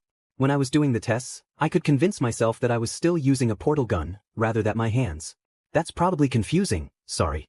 But being here, everywhere I look, there's weird and wild superpowers, the likes of which I've literally only seen in comics. He looked down at his hands. And it stops feeling real. I'm constantly checking myself and my surroundings. I'm more paranoid as if I could just wake up back in Aperture. I didn't say anything to Shoyuta or Hisashi, but I don't feel like I left. Dr. Shinso's pen scratched gently at her notebook in the background. Would you like to talk about that? He snorted. Where do I even start? Like I've been 3 separate people, but now all 3 are being stuffed into the one skin. Before Aperture I was myself. Just me. Living a life I thought was normal. Normal for me. In Aperture, I was a means to an end. I was used to advanced technology through convoluted and tedious tests. I was insulted constantly and put into a sleep state between experiments. I let myself go a little. When I was rescued, I became both of those people, and neither of them at the same time. 1 minute, I'm freaking out about school, tests and homework, like I did before. The next, I'm staring at my hands and feet for hours on end, wondering why I haven't been called for testing yet. And then I'm faced with situations that I literally couldn't have ever imagined. Heroes, criminals, schools for heroes and televised sports festivals of all things. I'm finding it impossible to adapt. He sipped at his water bottle awkwardly. That must be confusing. Very. I was normal before. I haven't the slightest clue how I ended up in Aperture, but while I was there, I changed. But I'm normal again, as normal as I can be. So what am I between now and then? Should I be scared? When does this feeling go away? Her knowing eyes didn't reveal a thing. What feeling? Just nothing. A void. She put down her pen, readjusting herself in her seat. Midoriya, I want you to know that I will not lie to you in any of our sessions, if you choose to continue talking to me. Apathy, is that what you're feeling? He thought about it briefly. Yeah, I think so. Sometimes I have trouble feeling any sort of way about what's happening. Could you elaborate on that? During the sports festival, I kept thinking, this is sick. Cruel. Making kids fight each other for the entertainment of the masses, it's not right. And I just got so tired of it. I felt disconnected from myself, like I was watching in the third person. She hummed. Thinking about it now, how did that make you feel? Midoriya stared at the clock on the wall. Kind of scared, looking back. I didn't feel like myself. She wrote a few lines into her notebook. I'm glad you are able to identify these emotions. Did that sort of thing happen to you before the testing facility? Midoriya hesitated. Not really sure. Not sure. Sorry. You don't know. I've been drawing a lot of blanks. Especially from before I ended up in Aperture. Her eyes carried some kind of emotion. Midoriya wasn't in the mood to try and pick apart her expression. She made one final note in her little book, closing it and placing it on the coffee table to her left. I appreciate that you're willing to open up to me about all of this. Memory loss is very common in cases involving traumatic experiences, so you shouldn't feel bad about it at all. I promise you. He sighed deeply. Okay. If you wish to continue talking to me about whatever you'd like, I can try and help you work through some of the things you've brought up. If you want my help, you'll have to be open to yourself, as well as me. Is that something you're comfortable with? He didn't need to think about it. Yeah, I'm okay with that. She's getting real. She smiled again, and he felt warm. Like she really, genuinely wanted to help him feel okay again. He sniffled quietly. Wordlessly, she pushed a box of tissues over to him. The rest of their chat had been more surface level. It certainly wasn't what he had been expecting. He wasn't even sure what he had been expecting. A Hannibal Lecter situation. Having all his problems vanish with a word. Nothing. He was curious about her notes. He wanted to know what she thought needed to be written down. Regardless, he thought, his chest felt a little lighter when he walked out of her office. Shoyuta and Hizashi were chatting with the secretary in the waiting room. He knew he had a long way to go, seeing as he'd literally only pondered his problems for an hour, but he felt kind of okay. Maybe not okay, but he felt like he could be okay. Sometime soon. He smiled. Midoriya shifted in his seat. The weekend had gone by a lot faster than he wanted it to. His talk with Dr. Shinso had been comforting. She didn't pity him, didn't put him in an awkward position by getting upset. Honestly, he was surprised she kept such a cool and calm demeanor. His life was kind of a sheet show. Shinso poked his shoulder behind him. Turned. You doing okay? I should have asked before now, but you got a bit weird during the festival. I just want to make sure you don't vanish someday. Midoriya knew he was trying to be sarcastic, but he picked up on the slight desperation in his voice. His mind went back to the boy's mother. He smiled. I'm okay. It's kind of a long story. Shinso looked away. Speaking of long stories, have you spoken to Ida? Midoriya's eyebrows lowered. What? No, did something happen? Shinso gave him a weird look. Dude, his brother got attacked. Apparently they think he'll be paralyzed from the waist down permanently. Midoriya's eyebrows met his hairline. He felt sick to his stomach. What the F dash? Holy shit. Yeah, it's messed up. Ida left the festival early. I think Ingenium got attacked during it. The hero killer, according to the news.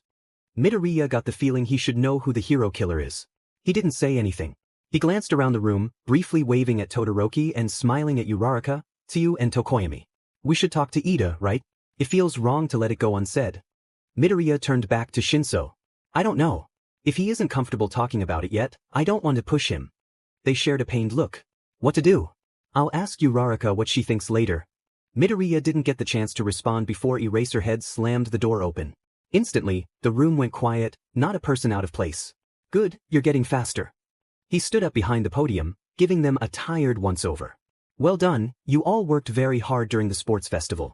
If any of you actually read the information packets I gave out on the first day, you'd know that the next thing on all of your calendars should be internships. A few excited murmurs reached Midoriya's ears. The sports festival was one opportunity you all had to show off your stuff to pro heroes across Japan. Some of you have received internship offers, which I will give out in a moment. For the sake of motivation, I'm going to show who received the most offers. This is not to demean or insult any of you, just to show you who the pro heroes were leaning towards. He clicked a button on a small remote, and the projector whirred to life, displaying how many offers each student received. No way, Bakugo got 4,000 offers. What the hell, man? Midoriya scanned through the list. He came in at number 7, only a few less offers than Todoroki. He was surprised he was as high up as he was, especially considering he couldn't really show off what he was capable of under the conditions of the games. He also knew 3 or 4 of the offers he got were from his family. Shoyuta, Hizashi and Kayama definitely put in for him, even though he didn't necessarily want them to. He spotted Shinsu's name. It was uncomfortably low on the list. He didn't say anything. Eraserhead made quick work of handing out the offers. Bakugo looked uncomfortable with his massive stack of them. By the way, you have to make a decision before the end of class tomorrow. He watched the blonde sigh. Poor guy. He drew his attention back to his own pile, flicking through his offers. He had never heard of half the heroes in his pile. Whether that meant they were lesser known, or he was just completely unaware, he didn't know. He flicked some more. But there they were. Present Mike, Eraserhead, Midnight. Midoriya. He turned in his seat. Shinso was looking at him in amusement. Yeah. You'll never guess who gave me an offer. Midoriya raised an eyebrow. Who? Guess. Midoriya frowned. Tell me, there's way too many to guess. Nope, guess. He huffed and rolled his eyes. I don't know, Nedzu. Shinso shivered. What the hell, no? I die. No, it's Midnight. What the F dash, why Nedzu? I don't know, you made it sound so wild. Midnight is cool. Why is that so weird? Shinso scratched his neck. Well, she's so spotlight, you know. I just thought it was weird that she asked me. I'm not exactly what one would call flamboyant, dude. Midoriya raised an eyebrow. What? He smiled. Nothing. No, tell me. It's just, you are kind of dramatic is all. Shinso gave him a disgusted look. Ooh, you know I'm not. How could you even suggest that? That's it, I'm leaving. Friendship with Midoriya ended. Hatsum is now my best friend. Midoriya snorted and shoved his shoulder. The sarcasm is getting old. King, find a new thing. Shinso smiled sweetly, flipping him off. Shoyuta cleared his voice at the top of the room. Alright, look through those on your own time. Once you've picked, fill out the form and hand it back to me. Now, this next class PRD will be an imperative to your individual hero careers. The atmosphere was tense. Midoriya had absolutely no energy left in him to care. Picking your hero names. He heard more than one sigh of relief. Since I am completely unqualified to do this, I've asked Midnight to come in and help you all pick good names. Do not give her trouble. She knows the business. She knows what names will work and what won't. Shoyuta wrapped himself in his sleeping bag, dead to the world mere seconds later. Midnight entered the room as if on cue, a stack of mini white bards in her arms. All right, kiddies. You heard Eraser, I'll be helping you choose your hero names. Please keep in mind, these can be changed later, before you become a full-fledged hero, but it might be hard to maintain a following. Anyways, I'll give you all 5 minutes to brainstorm, and we can get into it. Midoriya stared at his board. What the hell kind of name could he pick now that he wouldn't hate in a week? Midoriya couldn't even come up with a hero costume he liked. His original outfit was already boring to him. Why do they let young teens pick their own names? He stared at the white for a second longer. What could he even pick? Any name with the words portal, teleport, or transfer would be incredibly cliché. He wanted his name to be cool, while also maintaining his sense of humor. In conclusion, he couldn't take himself seriously if he tried. He bit his lip as he scribbled, trying not to giggle. His turn would be soon. The electrifying hero, Charge Bolt. I love it. The pink hero, Alien Queen. Try not to be too scary and it's perfect. Remember, kids will want to support you as well. The rainy season hero, Froppy, Caro. So cute. The anti-gravity hero, Uravity. Amazing. Yamikumo. Midnight gave Bakugo a careful look. Interesting choice, I like it. I cannot stop twinkling. It's a little long, why not shorten it to twinkling? How about the twinkling hero briller? It's French for shine. Brilliant. Midoriya flung his arm up as Aoyama walked back to his seat. Midoriya, would you like to go next? He practically jogged to the podium, slamming his board down with more force than necessary. The momentum hero quantum. It's short for quintessential underappreciated and necessary teenager under management. He smiled, smug and pleased with himself. Kiyama snorted into her fist. Trying to suppress her obvious laughter, she threw him a thumbs up. He strutted back to his table, falling back into his seat. Shinso stood up behind him, not waiting for permission. The puppeteering hero mindfuck. Reminder, I am planning on going underground, so I do not follow the laws of the land. Midnight had calmed down somewhat. Thank you for the reminder.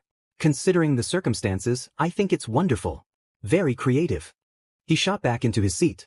He whispered aggressively under his breath. Why the F is she being so nice to me?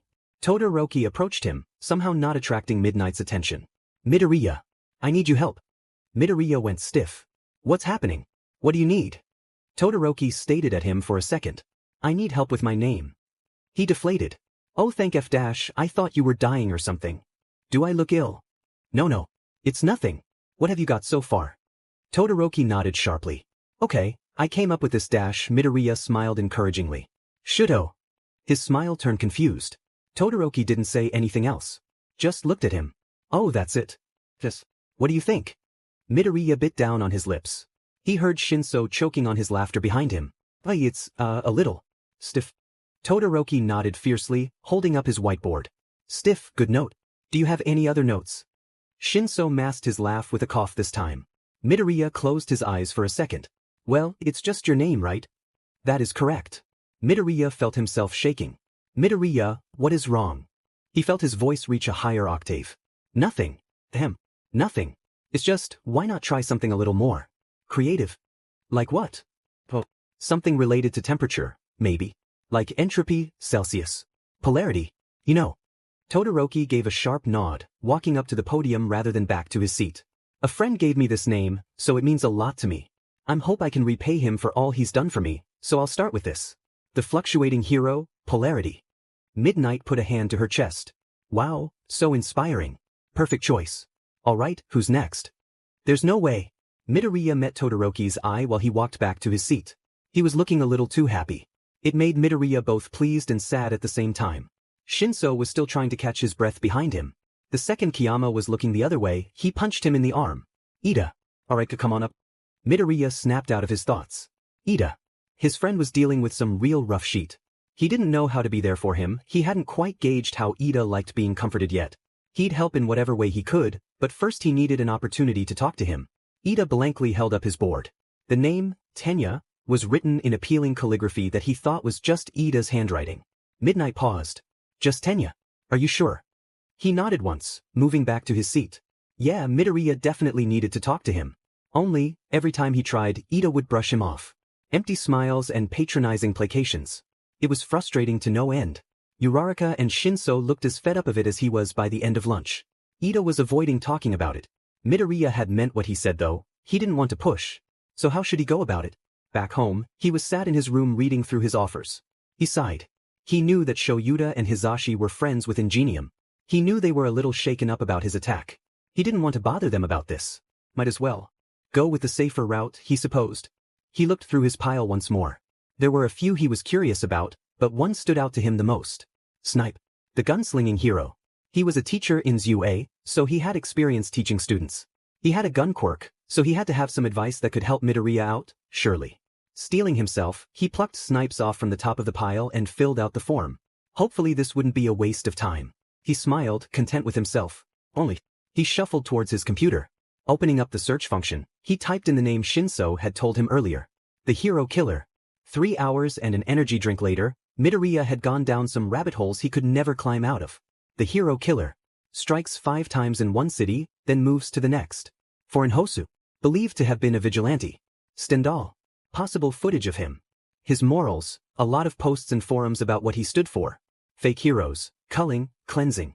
Problems with the hero commission. He slammed down on the power button. Deep diving now wouldn't lead to anything good. He sighed roughly.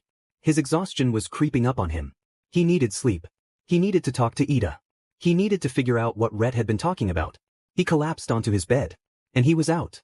Midoriya was dreaming again. He had to be. It had certainly been a while since he'd had any weird dreams. He looked around him, glancing at his hands. He was himself, at least. Hopefully that was a good sign. Distantly, he could hear a voice muttering continuously, but he couldn't make out what was being said. Everything was dark, though the area closest to him was lit up like a spotlight. He felt eyes on him, but the light was blinding. He held an arm up, trying to shield his eyes. He could just make out several figures standing just beyond the reach of the light. What's going on? His tone was light, but inside he was getting a weird feeling. The disembodied voice in the background got louder, but it was too muffled to discern what was being said. He spun in place, looking for anything else in this odd dreamscape. Okay, a little weird. The voice cut out with a sharp bang. The light above him flickered erratically. He squinted into the darkness, trying to gauge who was staring back at him. The light shut off. Midoriya could hear movement around him, but his eyes wouldn't adjust to the dark. The spotlight flickered on again, only this time, the figures were closer. He looked around at them all. 7 of them, 8 including a strange, yellow flame. Faceless. He stepped closer to the woman in front of him.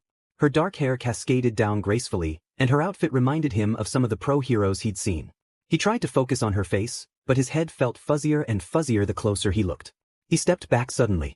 There was a buzz from somewhere above them. The voice clicked and glitched before starting back proper. He could faintly make out a more feminine voice, but still no words. She sounded familiar though. He angled his head towards the light, and slowly, her voice became clearer. In his youth, Cave Johnson became a successful business entrepreneur. Having his father's theories as the backbone, in 1943 he founded Aperture Fixtures, a shower curtain developer and manufacturer. Glados. His early success came from Aperture Fixtures, as the company was developing high-tech shower curtains for most branches of the United States military as well as the public. He became a billionaire. Why can't I see you? Cave Johnson purchased a huge salt mine in Upper Michigan, whose tunnels extended over 4 kilometers below surface level. The main Aperture Fixtures facility was constructed within the underground caverns. Midoriya felt his mind dragging him back long before he got out of Aperture Science. Back before he lost his hands. He thought of the audio clips, what little he had learned about Aperture in the years he spent there. Cave Johnson. Was he the guy from the tapes? In 1947 he decided to take a more broad scientific approach to Aperture Fixtures, and promptly renamed the company Aperture Science. Cave Johnson began to focus on experimental physics, and although Johnson was well known for his unorthodox approach to science, Aperture Science received an award for Best New Science Company the same year it was established. He said nothing. Could she not hear him? Her voice paused for a moment. Midoriya held his breath. Yes, Mr. Johnson. Glados. Of course, Mr. Johnson. He needed a minute. There had to be something he could say. This is one weird but dream. Right away, Mr. Johnson. It was like a light going off in his head. He knew what to say. He'd heard it time and time again as Glados ripped his flesh and bone away from him. It was one of the few absurdities he'd held onto. It had distracted him from the constant pain he was living with in Aperture. All right, I've been thinking. He waited. Glados said nothing. He wasn't sure if he preferred nothing to whatever she had been saying since the dream started. When life gives you lemons, don't make lemonade. Make life take the lemons back. Get mad. I don't want your diamond lemons. What am I supposed to do with these? Take the lemons. Demand to see life's manager. Make life rue the day it thought it could give Cave Johnson lemons. Do you know who I am? You tell him. Midoriya could feel himself getting more and more worked up. His voice got louder and he was talking faster and faster. I'm the man who's gonna burn your house down. With the lemons. I'm gonna get my engineers to invent a combustible lemon that burns your house down. Burn his house down. This guy's saying what we're all thinking. He inhaled sharply. The speech was as ridiculous as anything, but he knew it was the rambling of a man at the end of his rope. Cave Johnson was dying and he was getting desperate. Glados though. He knew she wasn't telling him everything. Maybe he could finally get what he wanted. Jill I was beginning to think you had forgotten about me. I'm almost hurt. Her voice had gone back her usual monotone, but he got the feeling she was amused. How could I? Indeed, you certainly left an impression on me. When you tried to kill me. You monster. He looked vaguely upwards. Kill you? What do you mean? Need I remind you that while the facility was preparing to self-destruct around us, someone thought it would be a good idea to use a paradox on me. Me, the one in control of the whole facility. What do you think happened after you left? Midoriya stuttered to a stop. What did he think had happened? He didn't. His eyes widened. He left Aperture Science in the wake of a massive explosion, but he never asked what happened after that. Shoyuta, he never told him. You didn't ask either. Based on the test you had undergone, I thought you would be shouldering the blame of what happened. Imagine my surprise when I find you are doing the opposite. Blame for what? Aperture was a prison, I was lucky to get out. And what about all of the other test subjects? You're not that special. I had others lying around. He felt cold. Others? And what about the people that risked their short lives to try and save you? Did you ask about them? He felt his heart stutter in his chest. I'm asleep. I want to wake up. How many people survived? You might be wondering. I don't have to wonder. Shut this isn't happening. Not many people. A test subject, a few outsiders and a faulty turret. Rhett. Oh, you named it. Isn't that sad? I have to say, I didn't think you would be so needlessly cruel. There was a beep behind him. What are you going to do, Quantum? He spun around, looking directly into Rhett's eye. It was much taller. Rhett, you okay, buddy? Rhett watched him. Midoriya had forgotten how similar Glados and the turret's voices were until Rhett spoke. Lead with your heart and you will prevail. Midoriya jerked forward in bed, breathing heavily. Dream? It was a dream. That's it. He gripped the fabric of his shirt. It took him longer to calm down than he wanted to admit. He really needed to mention these dreams to Dr. Shinso. Stumbling out of his room, he searched the apartment for Shoyuta or Hizashi or anyone. Hizashi was in the kitchen. Shoyuta was sipping coffee, smiling over the rim at him. He basically fell into them. Whoa, little listener, you alright? Kid, did you sleep at all? He let out a choked sigh, shoving down the ever-climbing feeling of dread in his neck. His eyes were burning. He felt two sets of arms wrap around him. He pushed back from them. What happened? Eraserhead. Shuta's eyes widened. Hizashi looked between them. What? How many? How many people died so I could be here? They stared at him in silence. It was deafening, sickening. They said nothing. Midoriya gripped his shirt so tight he could feel the pressure shake his prosthetics. He couldn't tear his eyes away from the floor. Why did you never tell me? What, did you think I was better off not knowing? People died for me, would you not want to be given that same effing courtesy? He looked up sharply. Shoyuta was looking through him, staring at a point on the wall. He looked haunted. Hizashi looked close to tears. Midoriya's anger stuttered out. No, I didn't dash, Hizashi had told him. A while ago, yeah, but he knew. He knew they lost someone close to them. And Ingenium just got attacked. I'm so sorry, that's not what I meant. Shoyuta still wouldn't look at him. The devastation in his expression made Midoriya's insides curl. Hizashi had his hands on his husband's shoulders, trying to talk to him. Midoriya took a step back, and another. Finally, he focused on him. Midoriya couldn't maintain eye contact. Kid, it's okay. I'm sorry. He felt his tears claw their way back out, pouring around his eyes. Please don't apologize, I didn't mean to say that. He felt bolted in place. Gently, as if he would break, the man's arms rested across his back. He wrapped himself around Shoyuta as if he would disappear if he let go. Hizashi let out a dramatic sob. I'm joining this right now and you are not going to say anything about it. About 5 minutes into their group hug, Midoriya realized he was lucky they all woke up at obscenely early hours. He still had to get ready for school. The thought of being in the school environment for however many hours made him feel sick. Could I spend lunch in the staff room today? I don't feel great. He felt Shoyuta nodding. Of course, kid. I'm sorry I didn't tell you, I should have been honest with you, but you were going through so much all at once, and I didn't want to add this to the pile of things you had to come to terms with. I realized that it wasn't fair to keep it from you. Can I ask what brought this on? Midoriya sniffed, leaning further into Shuta's shoulder. I've been having some weird dreams. This one had Glados in it talking to me. Hizashi shifted. Which one is Glados again? Big scary one, hanging from the ceiling when I found Midoriya. Ooh, gotcha. She was needling at me, pushing me. I don't know why I'm only dreaming about her now, last time was nowhere near this weird. Last time. He turned to Hizashi. Yeah, I was in Aperture, but when she started talking it ended. It was nothing. Personal, I guess. This time, she knew what happened and what I've been doing. She asked if I knew how many people survived and how many didn't. He felt Shoyuta grip him a little tighter. Kid, I know I should have told you, but I don't even know. I didn't want to know the specifics, so Tsukachi didn't tell me. He kept it vague and I've avoided thinking about it since. Midoriya nodded. Did he say anything about other test subjects? He paused. No. But before the mission, it was a young pro that found the facility. Her quirk lets her identify certain biological signatures, and she found thousands of them there. We have no way of knowing if they were like you, or if they were vegetables. After the explosion had cooled and it was safe to investigate, they still couldn't find any trace of them. I'm sorry, but I have no idea. He sighed. That's okay. I'm sorry again. I really didn't want to upset you. Hizashi gave his hair a pat. It's okay, little listener. Obviously we miss Oboro a lot, but it was a long time ago. We might not be over it, but we've come to terms, I think. Shoyuta huffed, drawing back from him. Don't get all sappy on me, I think we've all had enough emotions for the day. Speaking of, kid, you should get ready for school. Did you pick an internship offer? Yeah, I went with Snipe. I think it'll be good. Hisashi smiled. Well, it better, or I will leave him a very strongly worded review on my radio show. He and Shoyuta made eye contact. I forget he can be passive-aggressive sometimes. You and me both, kid. Midoriya retained nothing from his classes. He knew his friends were getting concerned. Even Ida asked if he had slept all right, and he looked like he hadn't slept since the sports festival. He spent lunch napping with Shoyuta, actively ignoring all the pictures Kiyama was taking of them. Midoriya was also pretending the hero he chose to intern with wasn't sitting 2 meters away from him. He submitted his internship application, tried talking to Ida and went home again. It was the same the next day. And the day after that. He'd done a lot of research on the hero killer since that night. He had spent many late nights scouring the net for any clues as to why Ingenium was attacked. Hell, he knew why the hero killer would try to kill one more in Hosu before moving on to the next town. He knew so much, but he still felt lost. The hero killer harmed people he thought were faking their philanthropy. He didn't like heroes with endorsements or extensive merchandise.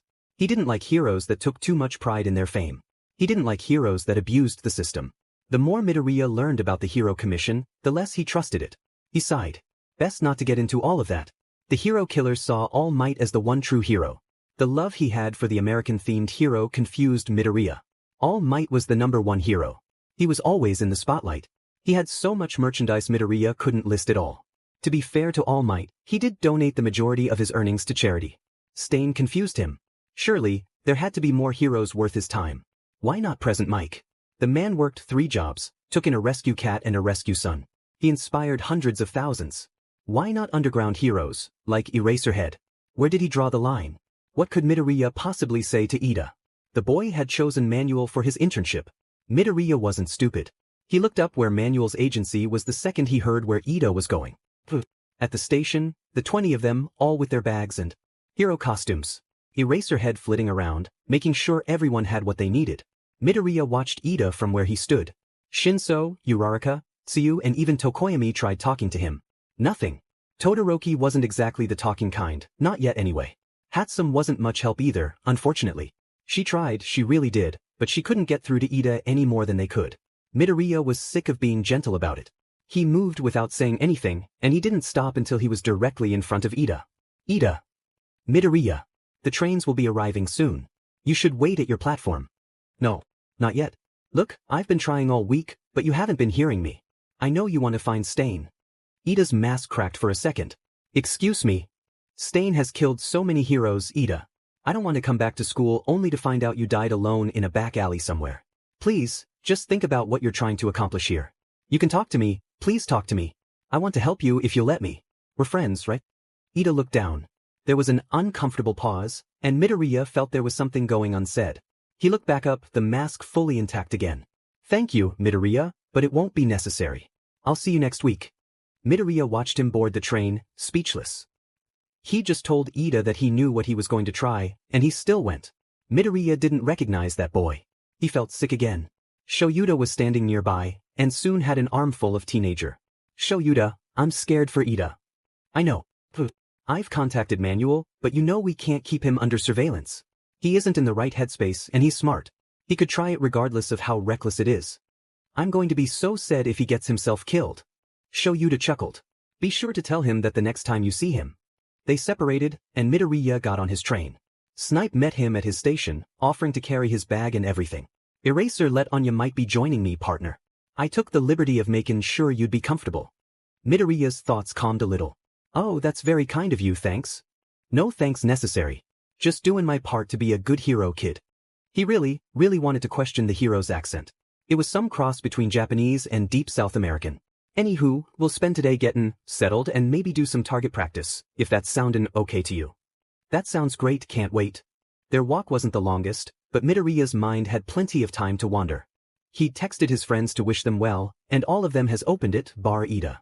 If he didn't know any better, he'd assumed the boy had turned off his phone. Hatsum had messaged him, but she said he didn't open her messages either. He sighed, shoving his phone back into his pocket. Alrighty partner, we're here. My sidekick here'll take you to your room. Get changed and meet me in the shootin' range. Midoriya smiled. Got it.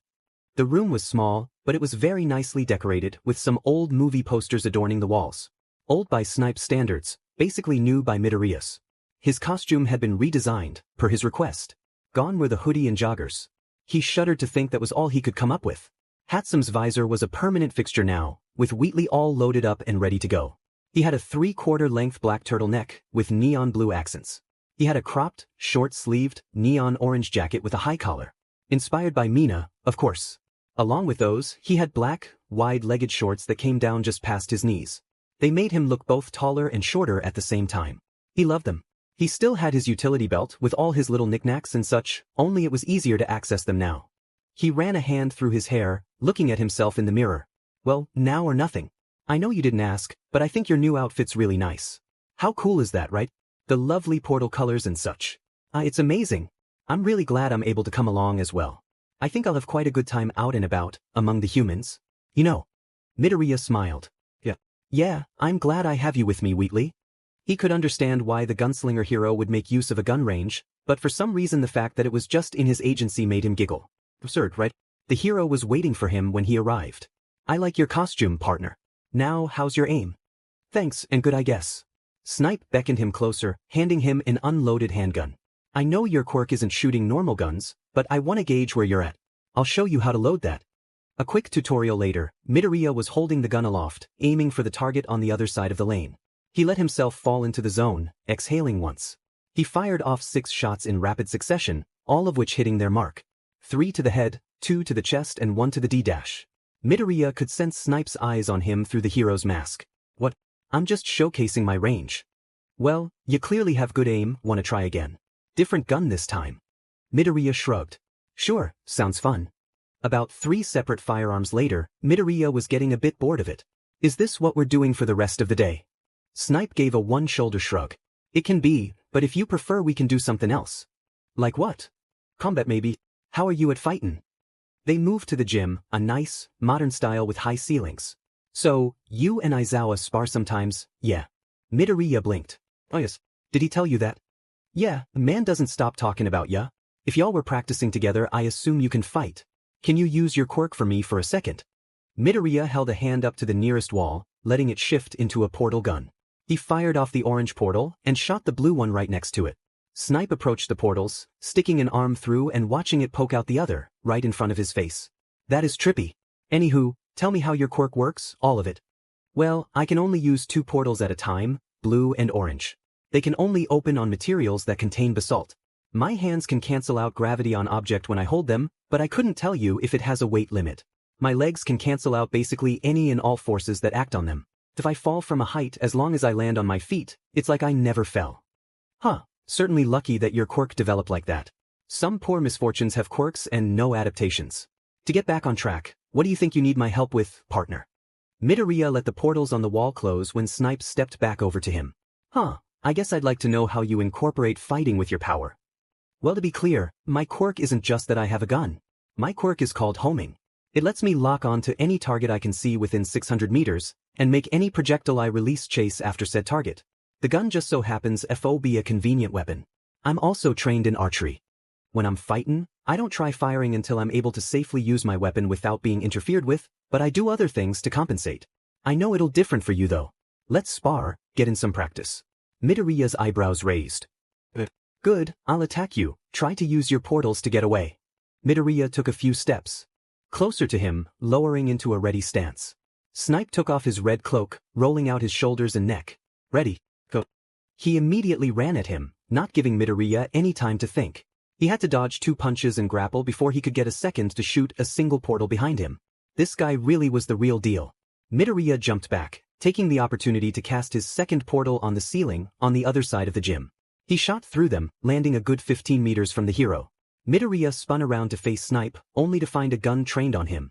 Oh shit. He stalled, hands raised.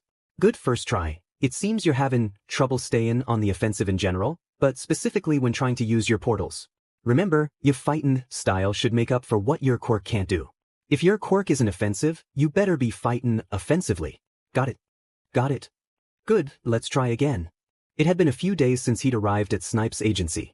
The hero was a lot more insightful than Midoriya had anticipated, but then again, Snipe was a teacher of the 3rd years in UA. He kind of had to be good at what he did. They'd sparred a few more times that first day, and again the second day.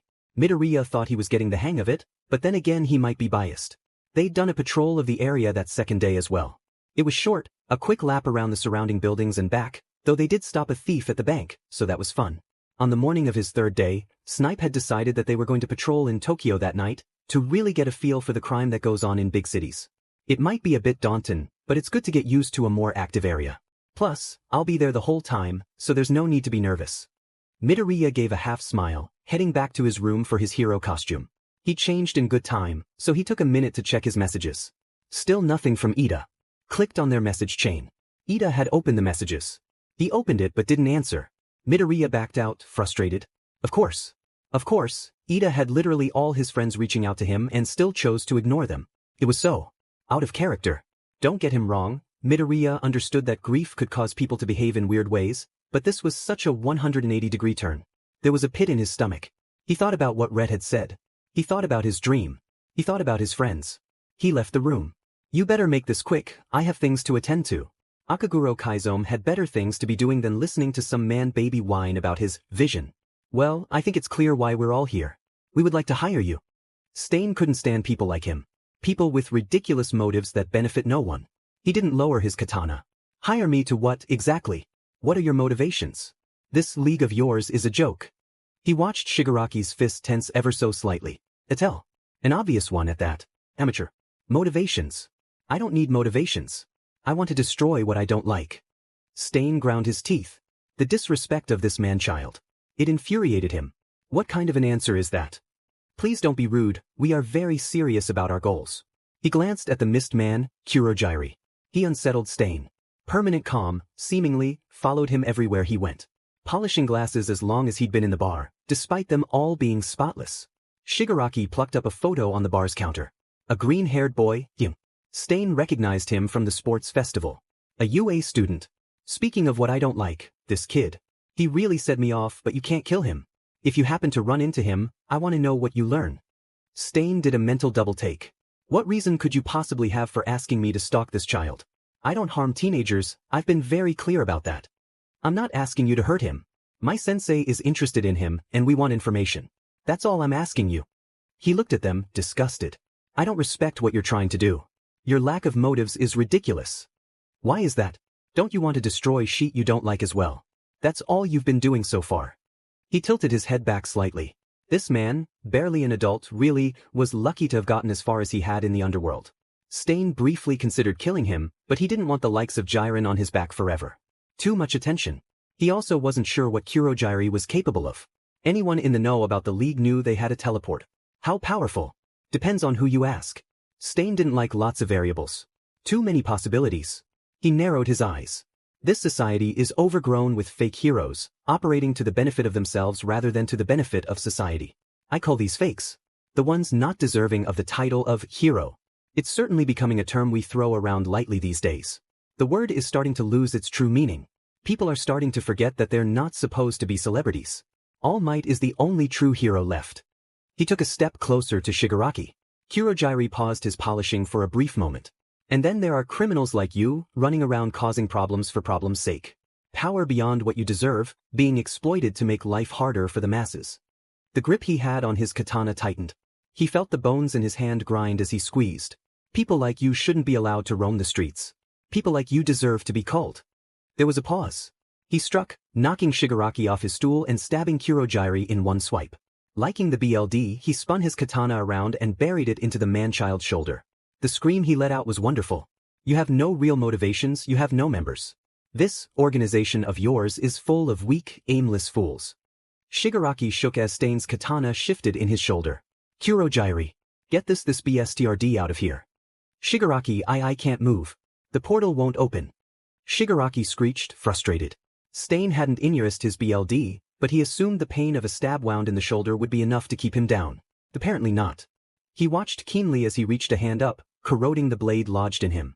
If this stupid society wants to worship FNG All Might, I'll destroy him and the rest of those sheep. I'll show them why they're wrong.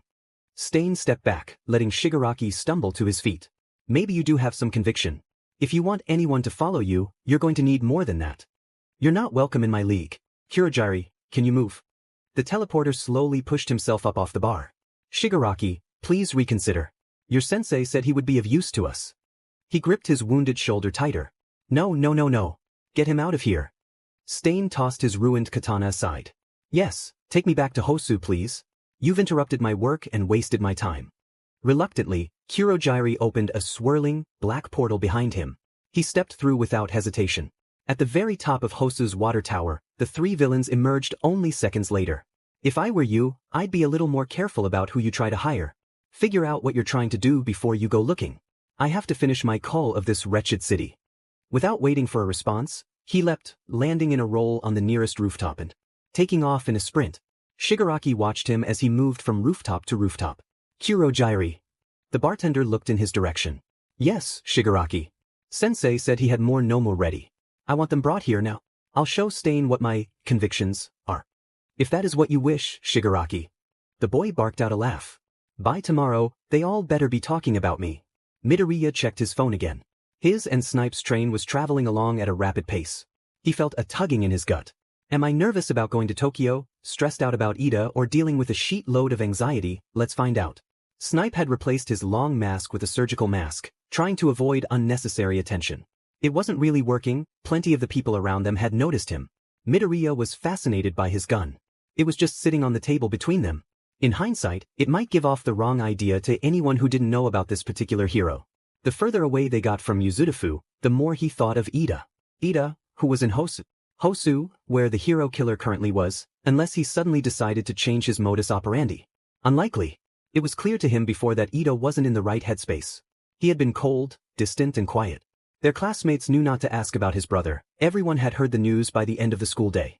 The teachers didn't scold him for anything, not that he gave them a reason to. They never commented on sloppy work or his ever-deepening eye bags. They didn't filter out his internship offers coming from Hosu. Midoriya knew that might have been overly drastic, but his friend was looking for a serial killer. That kind of story never ends well. He checked his phone again. Their train would be passing Hosu. He messaged Ida about it. No response. It wasn't even read. He opened his messages with Hizashi. They'd been talking that morning. Shoyuda had informed him of their concerns. He'd had his own suspicions. He quickly typed out a message. Passing Hosu W Snipe. Hear anything? Hizashi responded immediately. Nope, tongue sticking out, keep me updated on your night. He closed his phone, tapping it against his thigh. Looking out the window, he thought for a moment. He'd felt wrong all day. Like a sense of foreboding panic. Something was going to happen, he knew it. He clicked on his visor for a distraction. Wheatley. You there, buddy? Check this place out. Is this the public transport I've heard so much about? Amazing, look at all these people. I mean, it's nothing like Aperture Science, obviously. We had much more efficient technology, but this is adorable. I'm proud of the humans that made this. Some scrappy engineer, no doubt. Midoriya let his tense muscles relax slightly. Talking to Wheatley always managed to calm him down a bit. Snipe spared him a glance before going back to his phone. Yeah, it's pretty cool. Hey, we're nearing Hosu. Do you think there's something going on there? Wheatley paused. Well, that depends on what you're asking. I think something's going on, yes. For starters, the city's on fire, but also a man was just thrown at the train. Midoriya's thoughts stalled. Snipe dash. The train shook violently, throwing Midoriya from his seat. A man, presumably a hero, crashed through the thick metal walls of the train, landing heavily in front of him. Snipe pulled on his costume mask and hat, ping his gun. The train ground to an abrupt halt.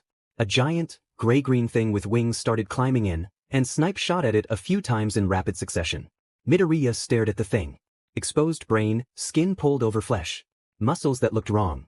He was transported back to the USJ. That thing. No. Snipe managed to force it back out, and was running towards the massive cavity in the side of the train. I'm giving you permission to protect yourself, try and stay out of trouble. He leapt out after the beast, gun firing midair.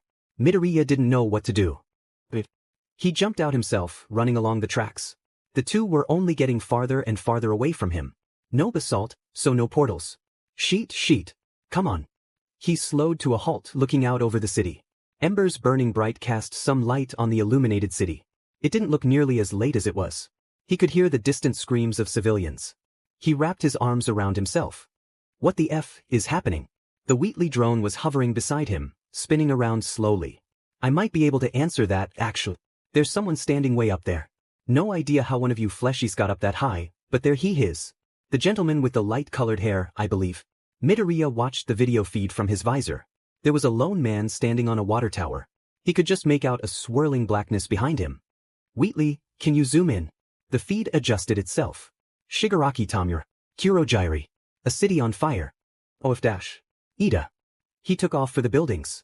A portal and another later he was sprinting across the rooftops, desperately trying to call his classmate. Voicemail, voicemail, voicemail. Okay, where would a serial killer be found? Come on Izuku. Wheatley, keep an eye on the alleys we pass. You got it. He thought back to all the articles he'd read about Stain. The hero killer. Strikes 5 times in one city before moving to the next one. Kills 5 pro-heroes. Others wounded, not pro-heroes. Civilians. People who got in his way.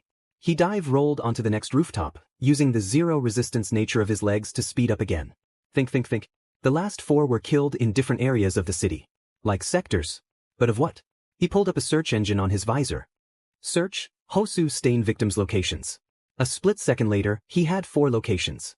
4 areas, all with plenty of surrounding alleys. Escape routes. He needed to go somewhere secluded, but with lots of ways out. He realized, after another portal leap, that he didn't even know if Ida found Stain. There's a chance Midoriya could land himself in a confrontation with a serial killer. Worth it. For Ida. Wheatley buzzed past his head. He could see the fires clearer from where he was. There had to be at least 4 Nomu things down there. He didn't know exactly what Nomu were, but Shoyuta had told him, after the USJ, that they found multiple samples of human DNA. They weren't natural. Meaning someone or something was making them. She shuddered at the thought. That was aperture-level human experimentation. He needed to find Ida. Whether or not he was with a serial killer, he had to find him. Stain was getting really sick of being interrupted. Hero killer Stain. I'm here to bring you to justice. He slowly turned from the fake beneath his blade. Still breathing. Paralyzed. What? Pro-heroes can't make arrests, any good hero should know that. But you're not one, are you? Another fool trying to stop my work, a child no less. The boy in the knight armor was standing rigidly, in a weak stance. Weak from inexperience. Run along, boy. I don't kill children where I can avoid it. I'm not a child. I'm the brother of a hero, a good hero that you harmed. He will never walk again, his hero career is over because of you. Stain wasn't focused on whatever crisis the boy was going through. He stood up from where he'd been hunched over native. Another fake. He took 2 small steps towards him. The boy didn't falter. Either stupidly brave or just stupid. You have a look in your eye, boy. You didn't alert the authorities when you found me. You're a child, hurt by something I did in the name of a better society. You want to kill me? The boy was going to go for him. Stain could pick apart his stance in a heartbeat. He struck first. A swipe of his katana, still wet with native's BLD, and a lick was all it took. He hit the ground hard. Stain kicked his head, his helmet sent flying off, clattering away. The boy grunted. Pathetic. You're a worm boy. You came to kill me, yet you claim to be a hero. Serving in the name of Ingenium, is that it? He had tears in his eyes, his expression pinched. Don't say his name, you ruined him. I'll kill you if it means I can avenge him. Stain pointed his katana at the fake, bleeding out behind him. What about him? You want to hurt me, but you said nothing about saving him. Some hero you're pretending to be. More concerned with hurting perceived villains than protecting the wounded. Your brother would be ashamed. The boy let out a whine, tears overflowing from his eyes. Stain eyed the wound he'd put in his shoulder. He didn't kill children, but this boy wouldn't let him leave without a fight. He could kill the pro, but he didn't know what BLD type the boy had. He could jump up the second he turned away. He really hated variables. And this boy was all of them. He raised his katana, plunging it down into his shoulder. Like Shigaraki, he howled in pain. His BLD spilled across the cold concrete, looking black in the moonlight. Ida, he believed was his name, if he really was the brother of Ingenium. Not that it would matter much longer. He pulled the blade down and tugged it out. Ida's howling turned into screaming. He was being far too loud. He'd need to finish this up quick. He kicked him hard in the temple, knocking him out. His screaming stuttered to a pathetic halt. He raised his katana once again, preparing to strike. There was a shout. The sound of light but quick footfall. Another FING distraction. He looked up at the figure running towards him. Midoriya Izuku. The boy from the sports festival. The boy Shigaraki said not to kill. Interesting. Midoriya stopped a few meager meters from the serial killer. The hero killer. And Ida was on the ground beneath him, covered in dash. He wasn't moving. He's alive. I knocked him out to keep his screaming from attracting attention. Evidently it wasn't enough. Midoriya glanced at the pro against the wall of the alley. He was breathing but shallowly. Also alive. Though hopefully not for long. What are you doing here, man? What's there to gain from killing them? Stain stood up straighter, and Midoriya was made aware that the articles online were never quite right about Stain's height. The man was very tall.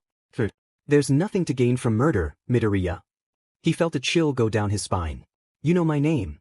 I watched the sports festival, and a certain group leader has taken an interest in you, specifically. He knew it. He knew some sick FS would be watching his class. Ah, Shigaraki talks about me. Stain looked at him for a moment.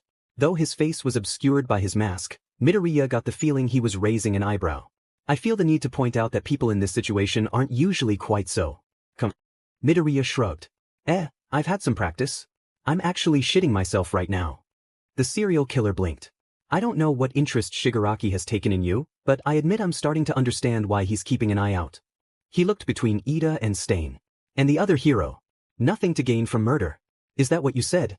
The man tilted his head. Yes. I'm not doing this work for kicks. Heroes these days need to be humbled. Reminded. Midoriya narrowed his eyes. Reminded of what, exactly? He had his visor open his texts. He silently thanked Hatsum for linking it to his phone. He was also incredibly grateful that what he saw couldn't be seen from the other side. He sent a text with his location to everyone in his contacts. It wasn't that many people, but still. Better than nothing. They need to be reminded that they're not celebrities that people should worship. They're civil servants working for the government. The fakes seem to think they deserve the title of hero, regardless of how they behave. Tell me, why should someone like Endeavor be called a hero when he has the highest rate of accidental civilian deaths on record? After a certain point, you have to wonder if he even cares. Midoriya was standing with his hands on his hips. He realized that he was having a casual discussion with a serial killer. One that tried to murder his friend. One that could likely kill him very easily. Well, okay. Some people are shit at their jobs. What gives you the right to kill them for that? Stain let out a low chuckle. Obviously there's more to it than that. A hero is supposed to be someone selfless, who works to benefit of the public, not themselves. They shouldn't chase fame, they shouldn't hoard wealth. They shouldn't be able to use their hero license as a get-out-of-jail-free card. Why shouldn't someone go to prison if they commit a crime? The fakes do what they want, because they know they can get away with it. That's a lot to take in at once. Have you tried? Not killing people, maybe. I feel like you'd be taken more seriously. Stain held up his blade, looking at the BLD dripping down. Of course I tried that. To them, I was a joke. Delusional, looking for problems because I was miserable. I tried talking, I tried the legal route. I spent months trying to get through to these people, but they've all been brainwashed by this society. Unwitting accomplices. Midoriya thought back to Shoyuta and Hisashi. He thought about their conversations. A televised sports festival with children as the main event. Advertisements with the shining faces of pro heroes. Everyone being so okay with the things that horrified him. He thought he was an outsider because of his history. But, no, don't go down that path. I have to ask, why is All Might the one true hero to you? I can't walk down the street without seeing his face. All Might is one of the last good heroes. Despite being number one, he's humble. He doesn't bother with interviews, he donates most of his earnings to charity and he pays his workers more than a fair wage. Plus, he has a very modest apartment. He hardly is undeserving of his title. Midoriya gave him a look. You know where he lives. Stain rolled his eyes. Calm down, I don't plan on breaking in, I just wanted to see if he was truly as selfless as he appeared. Midoriya raised an eyebrow. Sure. Awfully convenient answer. What? Nothing. Stain looked him up and down. What are you implying? I admire the man, nothing more. Aha. Stop that. All Might is a hero, this fake claims he is a hero. He deserves to die. Midoriya held up his hands. Oh, I need context. Stain pointed his bloodied sword to the hero, still bleeding, leaning against the wall.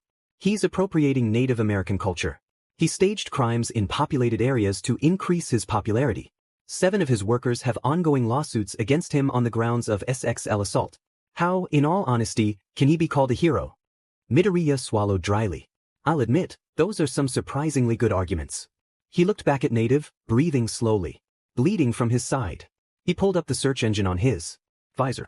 And yep, Stain was not lying. In fact, he hadn't even listed all the shit this guy had done. Midoriya felt a little less worried about him. He eyed the BLD pooled around his wound. You're not going to let me help him. Stain didn't feel the need to lie. There would be no point. It's been far too long. He'll bleed out before you get him to a hospital. He looked at his feet. Snipe would be so said with him. There was a glint of something. He looked up right as a knife embedded itself in Native's chest with a squelch. A splash of BLD hit his visor. Midoriya could feel the tension piling in the air. You fascinate me. He looked from the dead man to the serial killer. What? Stain pointed a dagger at him accusatorily. You didn't react just now. A man died in front of you, by my hand, and you aren't trying to kill me. Midoriya eyed Native. Why is that interesting? I've never seen it in anyone but villains before, the lack of reaction. You said you wanted to help him a moment ago. What? Midoriya looked at him from under his green fringe. Because it's the right thing to do. Stain smiled. It made Midoriya's insides curl. It might have been, but do you think that because you genuinely believe it, or because that's what you're supposed to think? What's that supposed to mean? The killer tilted his head again. Midoriya wanted him to F off. I think that you're capable of extreme cruelty, Midoriya Izuku. You've let me go on and on about my vision. Now I'd like to ask you, what is your opinion of the Hero Commission? Midoriya got the feeling his answer was not the kind of thing he should be saying. I don't trust it. Setting up classes schools to train children, dictating exactly how the entrance exams are to be run with no exceptions, broadcasting the future generations of heroes while they're still growing, showing off their powers and their weaknesses. None of that screams innocent to me. Stain's smile grew. Correct answer. Midoriya certainly didn't feel like he'd answered right. In fact, he didn't want to be here anymore. He didn't like that he was agreeing with this guy. It was true though, in areas where Stain operated, the heroes were more efficient. Less property damage, less accidents, less media attention for their work. They started behaving the way Stain believed heroes should be. But was that because they genuinely thought it was how they should be, or because they didn't want to die? Can I ask you something? Stain gave a short, quick nod. I guess since I've been here, I've been calling the bad guys criminals. But everyone else has been calling them villains. I didn't think it was weird at first, but everyone says villain now. Terrorists are being put on the same level as the likes of petty thieves. Is that weird of me? Stain looked far too amused at his inner conflict. I have to say, you're the first person I've met who doesn't call every lawbreaker a villain. It's refreshing. Empathy is part of it, Midoriya. You're not condemning everyone to the same black and white philosophy that the rest of these sheep do.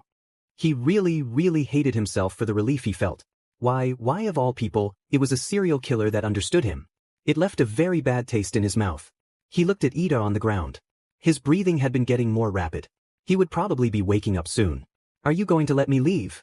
Stain wiped the BLD off his blade with his cloak. You could have left the second you stepped foot in this alley. I don't kill children where I can avoid it. Midoriya looked back at Ida. Why are you trying to kill him, then? He looked at his reflection in the blade. He interrupted my work. He came here to kill me, not to bring me to justice. He has no intention of letting me live. And why? All because I attacked his brother. Is he only here because my actions directly affected him?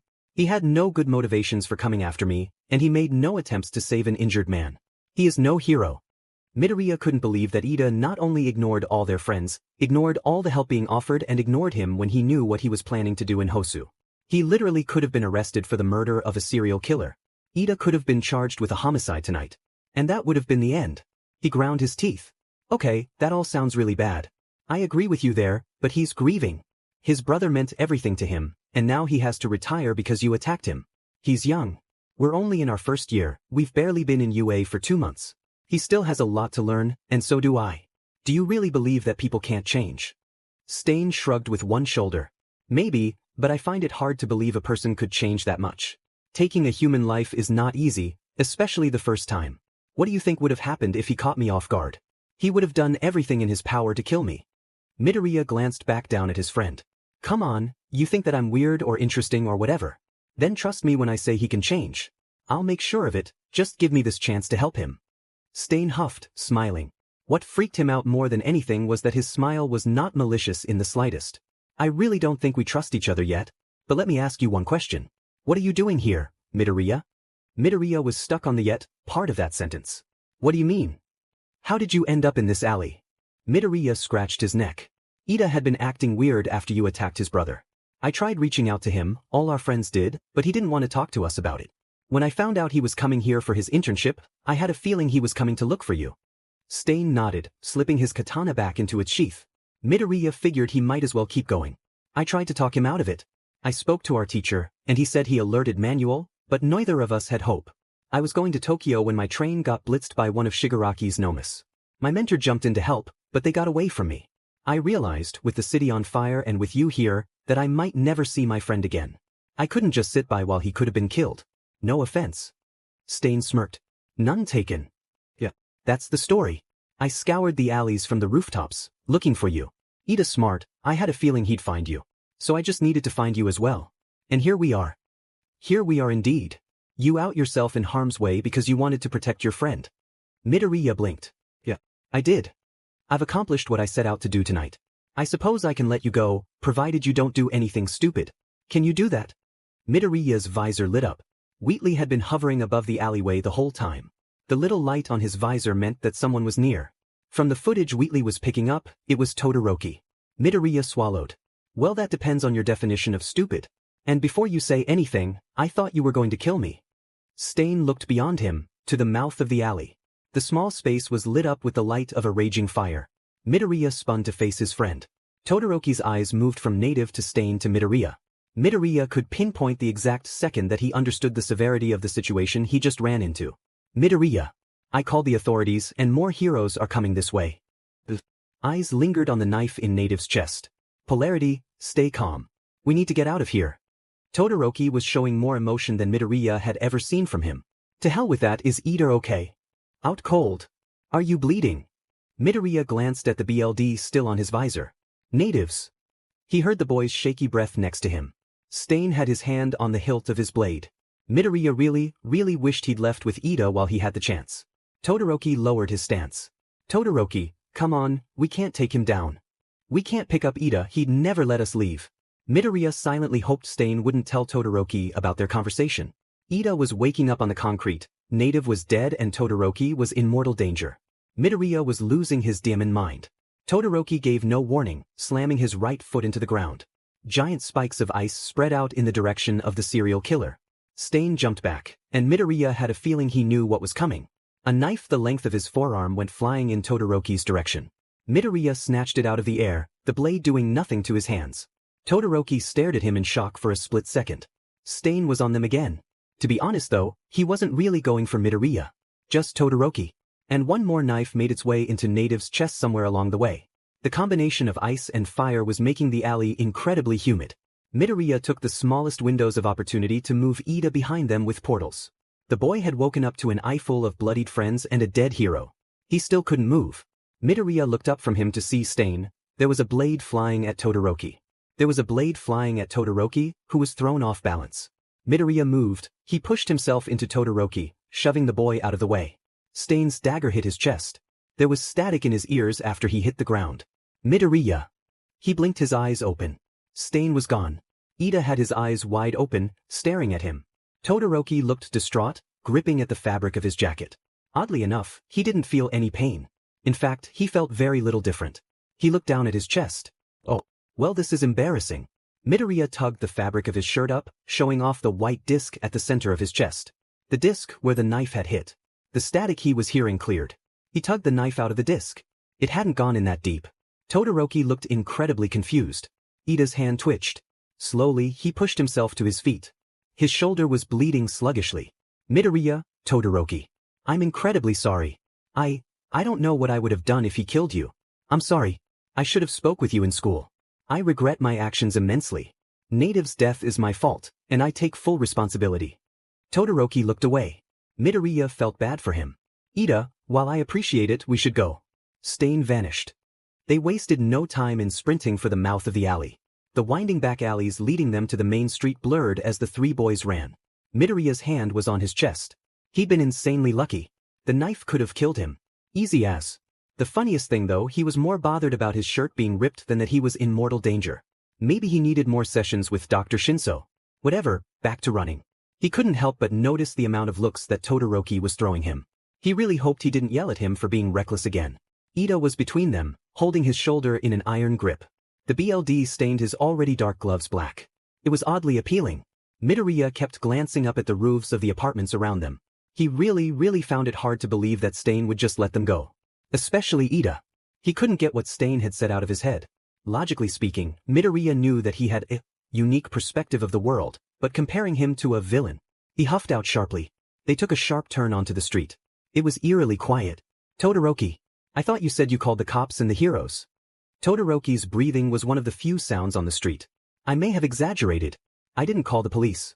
I had hoped Stain would see that there wasn't time enough to kill us. Midoriya handed a roll of gauze to Ida. And the heroes. Todoroki pulled out his phone. I told Eraserhead and Present Mike that I was helping civilians. Both his and Ida's heads snapped in Todoroki's direction. You're interning with our teachers. Yes. Shinso and I have been learning a lot. Midoriya blinked. And where's Shinso? He stayed back with them. His quirk proved effective against the Nomus. He glanced up at the line of buildings. Midoriya. He turned to Ida. Are you alright? Yeah. I'm fine. We shouldn't stay out on the street. I doubt Stain will be happy that you got out alive. The look on Ida's face made Midoriya's gut turn. Native died in that alley. I had the chance to save him, but he let his helmet fall to the floor, covering his eyes with his good arm. Ida, come on, you can't blame yourself for that. You didn't put the 2 knives in his chest. Ida let out a startled laugh. Don't make jokes like that, it isn't fair. Todoroki looked uncomfortable. Midoriya pulled up the call function on his visor, preparing to call the authorities. The city was set ablaze, there's Nomo everywhere and Shigaraki is standing laughing at it all. The police might be delayed. I've contacted both of the teachers. Eraserhead isn't happy, but he's on his way. I'll call Manuel. I abandoned him in the chaos. Midoriya smiled. I'm sure he'll be happy to hear you're alive. Okay, let me see duck. Todoroki's warning came a second too late. Sharp talon-like claws grabbed Midoriya around the chest, squeezing until it hurt. He yelled out in pain. Ida and Todoroki watched, shocked. He looked up at his captor. Nomo. A winged Nomo. Its smile made him shiver. He watched its mouth creak open as if it hurt to do so. Why? Its voice was a mangled mess of chords and breaks. Midoriya's hands locked onto the claws, thrashing and kicking to escape. Oh. Midoriya stalled. Yamikumo. Its eyes were looking at him, but Midoriya didn't think it was seeing him. He looked down. They'd gained a lot of height. He could see the figures of Ida and Todoroki sprinting after them. Shoyuda, Hizashi and Shinso were there too, running along behind them. Midoriya needed to get down. Immediately. He let his hand shift into a portal gun. He had no idea if it would work, but he shot a portal at the beast. Time seemed to move slower for a moment as he watched the blast move until it hit. The bright blue of the shot hit its eye, and it screeched. Midoriya was suddenly diving, as it thrashed in the air. Its wings couldn't catch the wind. They were going to hit the concrete. He tried to right himself, but its claws wouldn't let up. Sheet squelch. Midoriya turned his head as much as his neck would allow. A knife in its brain. Screaming bloody murder. For a moment, Midoriya thought Stain was going to kill him. He couldn't see anything but BLD and gore and red as it bled from the brain. Only, Stain grabbed him around the torso, slicing at the claws until the beast let go. Midoriya could feel the sluggishly drying BLD on his costume and on his face. They landed with a thud, and Stain let Midoriya down. He was breathing on all fours, feeling the sensation of BLD in his mouth and flowing under his visor, around his eyes. He heard Stain chuckle above him. Surprisingly, it doesn't look out of place, not with that look in your eyes. Midoriya looked up from his hands to see the man crouching next to him, katana brandished for all to see. He looked behind the serial killer. His friends saw it. They saw Stain there in front of him, with a very sharp blade. Their immediate assumption that Stain was going to kill him wasn't hard to believe. But Midoriya had a feeling. You're not going to kill me. Stain raised his blade until it touched off his chin. No. Even if Shigaraki didn't request it. I'm too fascinated with you. Midoriya pulled a face. Stain's laugh was raspy as he stood up to full height. Midoriya looked back at the group running at them. Manuel had appeared at some point, along with his sidekicks. Midoriya was touched that they were all coming after him. Or at least he would be. If he didn't know that Stain wanted Ida dead. His mechanical eyes zoomed in slightly on the figures approaching. The 3 faces of his friends displayed a terror that he'd never seen on them. Hizashi looked sad, and Shuda's eyes were a blazing shade of red. They were getting closer by the second. Well, this probably isn't the best time to tell you, or rather it might be. I'm sorry. Anyways, there's someone filming you all. From the window over there. Now, I don't know what he's going to do with the footage. Could be nothing. Could be something. I'm not sure. Sorry. Midoriya forgot that Wheatley was still flying around. From his peripherals, he could make out the small drone. There was someone half hiding behind a curtain. Sheet. He looked back at Stain. From his angle, he looked inhuman. The lighting at his back making his eyes black. The BLD shining on his clothes and neck. Midoriya watched his friends and family running into danger. He knew he had his portals, but would Stain fall for that? He didn't get the chance to do anything. Stain grabbed him harshly by the hair, tugging him to his feet. There was the sharp, cold press of a blade to his neck. Stop now or you'll watch him die. Midoriya watched as they came to an abrupt halt. Not one of them looked happy about it. Shinso held eye contact with him. Hey dickface the F dash. Stain didn't say anything. Midoriya thought back to their conversation. He'd watched the festival. He knew their powers. He saw the moment Shinso realized he couldn't use his quirk. Shoyuta had his capture weapon flying everywhere. It looked very intimidating. What do you want? We have you cornered and the police are on their way. As if on cue, the noise of police and ambulance sirens started approaching. Midoriya felt Stain's breathing get a little bit faster. He was getting agitated. That might not end well for him. He knew Shigaraki didn't want him dead, and Stain said he wouldn't kill him, but if it meant freedom. Midoriya wouldn't put it past him to go back on his word. Don't you all get it? You're all fakes. Midoriya craned his neck to get a view of the killer. His eyes were dark. His mask had fallen off at some point, so his mangled nose was on full display. He looked wild. Like an animal. The moonlight cast an eerie glow on the scene. All heroes, and not one of you can see that this society is broken. Stain's voice was raspier than earlier. It grated on Midoriya's ears. The press of the blade on his neck felt more intense. He could feel his pulse moving the metal. Why should I have to be the only one who sees that? He broke off into a fit of chilling laughter. His grip on Midoriya's hair got tighter. The blade pressed a little closer. Midoriya thought his neck was starting to bleed. Or at least I was the only one. This boy he sees. Midoriya looked at the group. They were all staring in open horror. Everything around them seemed darker than it should be. The street felt devoid of color. Everything felt wrong. I'll kill all of you fakes, just watch me, but the only ones who can kill me, the one true hero, All Might. And him, this boy. You are the only two who can kill me, and I won't let anyone else. Shuta's hair was flying around with his capture weapon. Things started moving slower again. Stain tensed his arm. He felt the blade dig in a little deeper. The pain was becoming agonizing. Stain spoke very quietly to him. His voice almost sounded fond. Sorry kid, don't take this personally. I don't want you dead yet. Wsh. The blade tore across his neck. His eyes widened. BLD. Stain's grip on him vanished, and he landed HRD on his knees. His BLD was spraying from his neck like a waterfall. He felt himself shaking as he gripped the soft flesh of his wound. There was yelling, and the images of the people near him got fuzzier. There were hands on him and shouting around his head, but he couldn't make out what was being said. He felt something wrapping around his neck and he thrashed and thrashed. His head felt like it was underwater. He could make out the red and blue of flashing lights approaching, but nothing more. There was ringing in his ears. There were more hands on him, and he became aware that he was being moved. There were fewer people and fewer sounds. Two faces came into view. He could just about make them out. Shoyuta and Hisashi. Hey dash, he broke into a fit of coughing. There were hands on him again, and he felt his arm being poked. There was a mask being put over his face. He didn't want to sleep, but he couldn't fight off the feeling. He let the dark wash over him, giving himself the briefest moments to ponder whether or not he would awaken again. His head was full of cotton, yet he felt, somewhere in his mind, that he should be upset by the threat to his mortality. He felt nothing but calmness pouring over him in waves. Whether he would remember these barest of moments or not, he knew he wasn't upset, and he allowed himself the smallest of smiles. He let himself sink. Shoyuta was pacing. It was the only thing he could do to relieve the stress he was feeling. It wasn't working. He looked at his husband as he walked past. He had his head in his hands. Todoroki and Shinso had insisted on waiting with them. Neither of them had been injured in the commotion. Ida had to have emergency surgery performed on his shoulder, but the doctors were hopeful. They still hadn't heard from Izuku's doctor yet.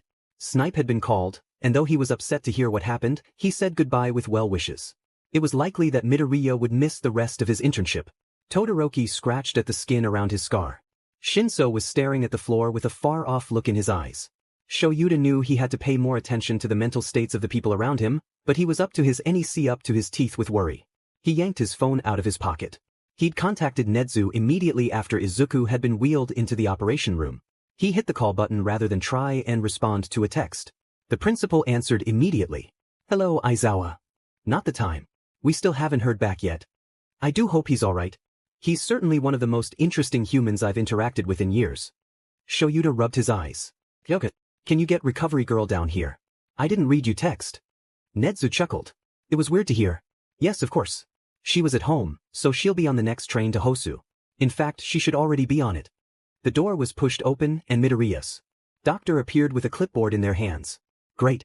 I'll call you back. He basically ran across the room to them. What can you tell us? They adjusted the glasses for their 8 eyes. Well, he's doing well. We've closed up his neck, so he should heal completely. He was incredibly lucky the wound didn't hit his vocal cords. Will recovery girl be able to make it? He nodded. Yeah, she's on the train as we speak. They nodded. A few more words were exchanged between the doctor and Hisashi before they left again. He landed heavily in the seat next to his husband, sighing. Is this how you both felt after the USJ? Hisashi snorted despite the mood. Yeah, pretty much. Don't think about it too hard. He'll be okay. Hisashi tugged him into a side hug. I feel like we let the kid down. I just can't believe we let him get away. Hisashi smacked him lightly on the back of the head. Don't. He didn't just get away. The league was involved, they weren't going to let him get caught that easily. We need to call the chief, he won't be happy but he'll be sad if we don't tell him. Show you decide. Forget the chief, I'll call Tsukachi. At least I can tolerate him. Hisashi let out another snort, lightly kissing his hair. It'll be okay. They allowed themselves a few more moments of relief before they got back to work. Shinso and Todoroki shared a look. Okay, so we've been interning with them for 3 days now and we didn't notice that they were together. Todoroki blinked. It would appear so. And we're not going to tell Mina or Kaminari that we didn't figure it out. Absolutely not. Shinso rubbed his neck, but stopped himself mid-motion. This Esikas. Todoroki nodded. Ida getting his shoulder all effed and native dying was bad enough, but this is just a kick in the ball. Todoroki raised an eyebrow at him. What? Nothing. I didn't realize you employed such crass language. Shinso rolled his eyes, leaning further forward. I'm just said. You ran off while I stayed behind. If I had gone with you, maybe it would have ended differently. Todoroki sighed quietly. Shinso, I'm going to be blunt with you. My being there had very little bearing on the way it played out. Native was definitely dead when I arrived. Midoriya took a knife in the chest for me, and I could do nothing when the Nomu grabbed him. It was pathetic of me. Shinso put a hand on his shoulder. Todoroki, I'll be blunt with you too. Don't blame yourself for all this shit. Ida's lucky that Midoriya found him, but they both paid the price in the end. Native was killed by the hero killer, that's not on any of us. He nodded again. Thank you, Shinso. May I ask you a strange question? He raised an eyebrow. Sure. I was convinced that Midoriya had a connection to Midnight and Aizawa, but with present Mike thrown into the mix, I'm having trouble figuring out what their connection to him is. Shinso stared at him for a second. Clearly they're in a polygamous marriage with shared custody over him. Come on, you had to know that. Todoroki watched him seriously. Of course, you must be correct. Shinso hid his grin behind his hand. Though was glad to see that, even when things were shitty, Todoroki trusted him enough to talk about his bats hit conspiracy theories. He let his smile fall. Should we tell the class? Todoroki scratched at his scar again. I'm not sure if it would be fair. I don't want to hurt his feelings. Still, they'll see it on the news, right? I suppose. Alright, we should tell them. Shinso pulled out his phone. He stalled. Midoriya messaged me. I never saw it. Todoroki hesitantly put a hand on his shoulder. It's fine. Whatever. Anyway, what should I say? I'm not sure. Maybe don't give all of the details. I don't want to upset them. Shinso quickly typed into the group chat. They'd been pretty active since Midoriya had messaged them all with no context. Okay, how does this sound? Midoriya and Ida were attacked. It's okay now, but you'll probably hear about it on the news tonight. Is that too vague? I think it's okay. You should send it. He sighed. Tsukachi appeared only a few moments later to take their statements. It was rough, having to describe in detail what they saw. Shinso especially felt for Todoroki when he heard the state he found them in. Ida down, Midoriya facing the hero killer and Native dead against the wall. By comparison, his own account had far less in it. He didn't go into too much detail about Midoriya's neck. He could remember it too vividly. The shock on his face when he realized what happened. The BLD spraying out like water from a fountain. The way he fell to his knees, as if gravity increased on him tenfold. The way he'd grasped at his neck desperately, as though he could stop the pulsing flow of BLD. The way he'd thrashed when Aizawa tried to cover his wound. Shinso rubbed his head. He had a headache that wouldn't go away. Tsukachi clicked his pen a couple of times. Can you tell me anything more about what Stain said? Before the league teleported him away. Todoroki and Shinso shared a look. He was crazy. Rambling about his perfect view. He said he would only let All Might and Midoriya kill him, and that Midoriya was the only one who understood him. Todoroki nodded. I found what he said to be confusing. He only wants All Might or Midoriya to kill him, but then he tries to kill Midoriya. He contradicted himself. Tsukachi scratched on his notebook before snapping it shut. He clicked off his voice recorder. I'm sharing this with you both off the record. Stain has killed plenty of pro-heroes, Midoriya being alive was no luck. He's shown he has the precision of a surgeon with his blades. If he wanted Midoriya to die, he would've. Shinsu's eyebrows crept lower. Then why hurt him at all? Why bother harm one of the few people he liked? He got away, didn't he? I find it hard to believe those events weren't connected. He got lucky with Kurogiri's portal. But we'll be on the lookout for him, so you have no reason to worry. They shared a disbelieving look. He tipped his hat to them. Thank you both for your time. Midoriya was staring at his reflection in the shitty bathroom mirror. His eye bags seemed to have doubled in size, which was honestly impressive. His skin looked ashy in complexion, despite the BLD transfusions. His robotic eyes felt duller, even though he knew it wasn't possible. He was ignoring the bandages on his neck. Recovery Girl had been nice enough to visit him after his surgery, or so he'd been told by Hisashi. He and Shoyuta had been by his side when he woke up. It had been an intense few minutes. He'd slowly come to after the anesthetic wore off, and they had both been there. He's waking up, come here. Izuku kid, how do you feel? He had been so groggy. Weird. Yeah, the doctor said that might happen. Here, have some water. He had sipped at the water liberally. His throat was dry as a desert. He put the cup down, reaching for his neck. Hey, don't touch the bandages yet. You have to leave them on until tomorrow. He looked up at them. What happened after? He didn't need to say the rest. He didn't want to think about it. They shared a pained look. Midoriya wished he couldn't pick up on what they were thinking. He got away. He felt like a child. It's kind of a long story. The League were responsible for the Nomu, and we think that Stain is involved with Shigaraki now. Kurogiri teleported him away after he attacked you. Midoriya blinked. He should have told them, he thought. His reflections stared back at him. He should have told them immediately that Stain spilled all his shit to him. About Shigaraki, about Native, about all of it. But he said nothing. They ended up leaving so he could sleep in the room he shared with Ida. Todoroki and Shinso had left, so he had nothing to do but think. And go on his phone. He leaned a little closer to the mirror. He thought about the messages in their group chat. They all sounded worried for him. Even more so when the story headlined the national news. Hero killer Stain in Hosu, Native killed and hero trainee badly injured. As far as neck injuries go, he probably could have been worse off, had Recovery Girl not shown. Although, he had the sneaking suspicion that Stain didn't want him dead. After all, he could still speak. He was still breathing. He turned on the tap, splashing some cold water on his face. He quickly dried off his hands, reaching for the bandages on his neck. He was allowed to take them off today. He wasn't sure if he wanted to. He stared at the ceiling for a second. It'll be fine. Just like Aperture. Think of Glados laughing at your misery. Don't let her win. He hooked his fingers around the white cloth and slowly pulled. The bandages came off easily. It made him wonder if he really needed to wait. He tugged the last bit off, letting the STRP of gauze fall into the sink. He took a deep breath and looked at his reflection. Despite his skin being pale and slightly ashy from blood loss, the new scar stood out starkly. It shone slightly when the cheap lights of the bathroom hit it from above. He stared at the stripe for more than a few minutes. At some point, Ida had walked to the bathroom, the door having been left open. How are you doing? Midoriya ran his thumb across the scar gently. Let's just say I'm happy my costume has a turtleneck. Ida's eyes narrowed. He was worried. Midoriya didn't want to think for a bit. Midoriya, please. No. I use humor when I'm upset, and I don't want to lash out. I'm not dealing with this right now. He pushed past Ida, landing on his bed. He grabbed his phone, opening the group chat. He took a picture of him in his bed, hospital gown and fresh scar in plain sight. He sent it off with the caption, I lived beach. He looked back at Ida. The boy was sitting very straight on his bed. Midoriya felt a pang of guilt. I'm sorry. How's your shoulder? Ida spared his arm a glance. The doctor said it's healing well, considering the circumstances. Stain really did a number on us, didn't he? Midoriya shrugged. Yeah, I guess. You got it worse than me though. He really wanted you dead. Ida stared at the floor for a moment. Ida.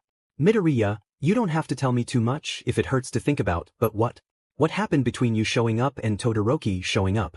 I was out cold for most of it, but I vaguely remember Todoroki arriving. Midoriya should have seen something like this coming. Ida was sharp as a WHP. He also felt incredibly guilty about what happened. Midoriya decided not to lie to him. Or at least not outright lie. Not much happened. When I showed up he told me Native was dead.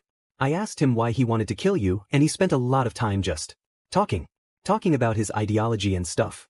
My guess is that he doesn't get to talk about it a lot. Ida walked over to his bed, sitting down next to him.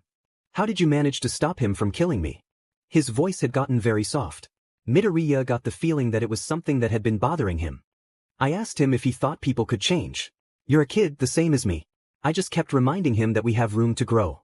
It kind of worked, I mean we're both still here. But Ida smiled ever so softly. But thank you, Midoriya. It's cool, you would have done the same for me. Do you want a hug? That would be nice.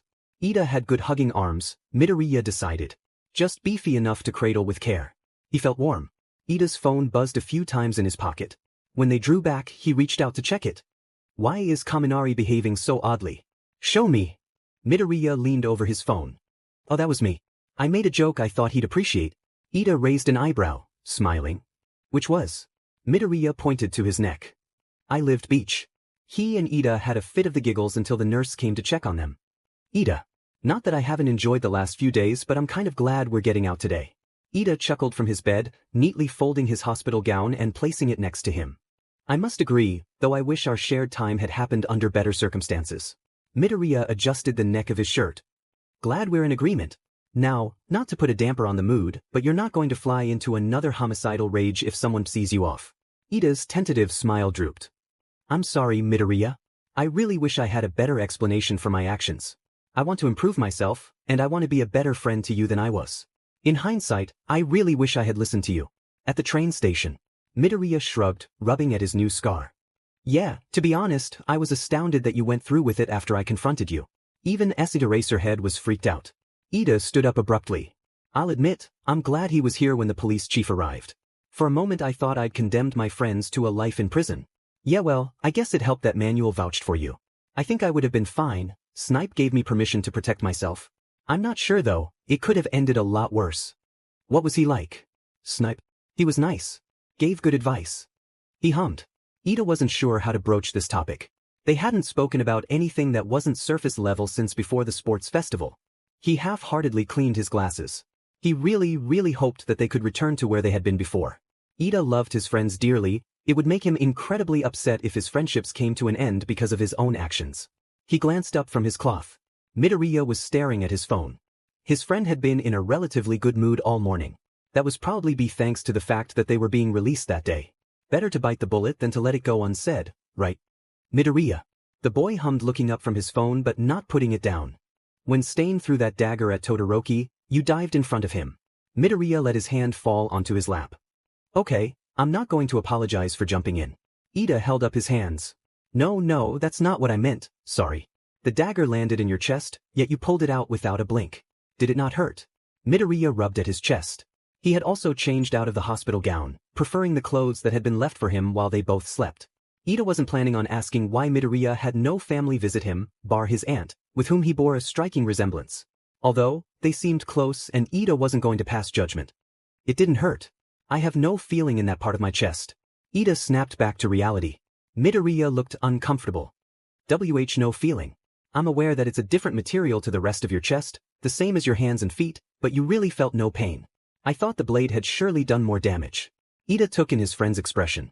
Eyebrows pinched, avoiding eye contact, mouth in a flat line. He was extremely uncomfortable from the looks of it. He stayed silent. I don't have much feeling in my hands or feet. He almost did a double take. A quirk that prevents the user from feeling pain in the areas it's active in. Surely that is more than detrimental. What if Midoriya was harmed? Would he not notice unless it was brought to his attention? Midoriya, have you spoken to a specialist?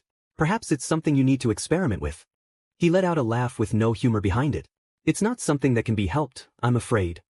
He felt his eyebrows lowering. Midoriya. Said boy rubbed his eyes awkwardly. If it were anyone else, Ida would assume their eyes would hurt from the pressure. It's not something I want to talk about or explain. Sorry. Just not today. Ida stared. Of course. I'm sorry, Midoriya. He picked up his phone again, typing something out at incredible speed. Ida assumed this was his key to focus on something else.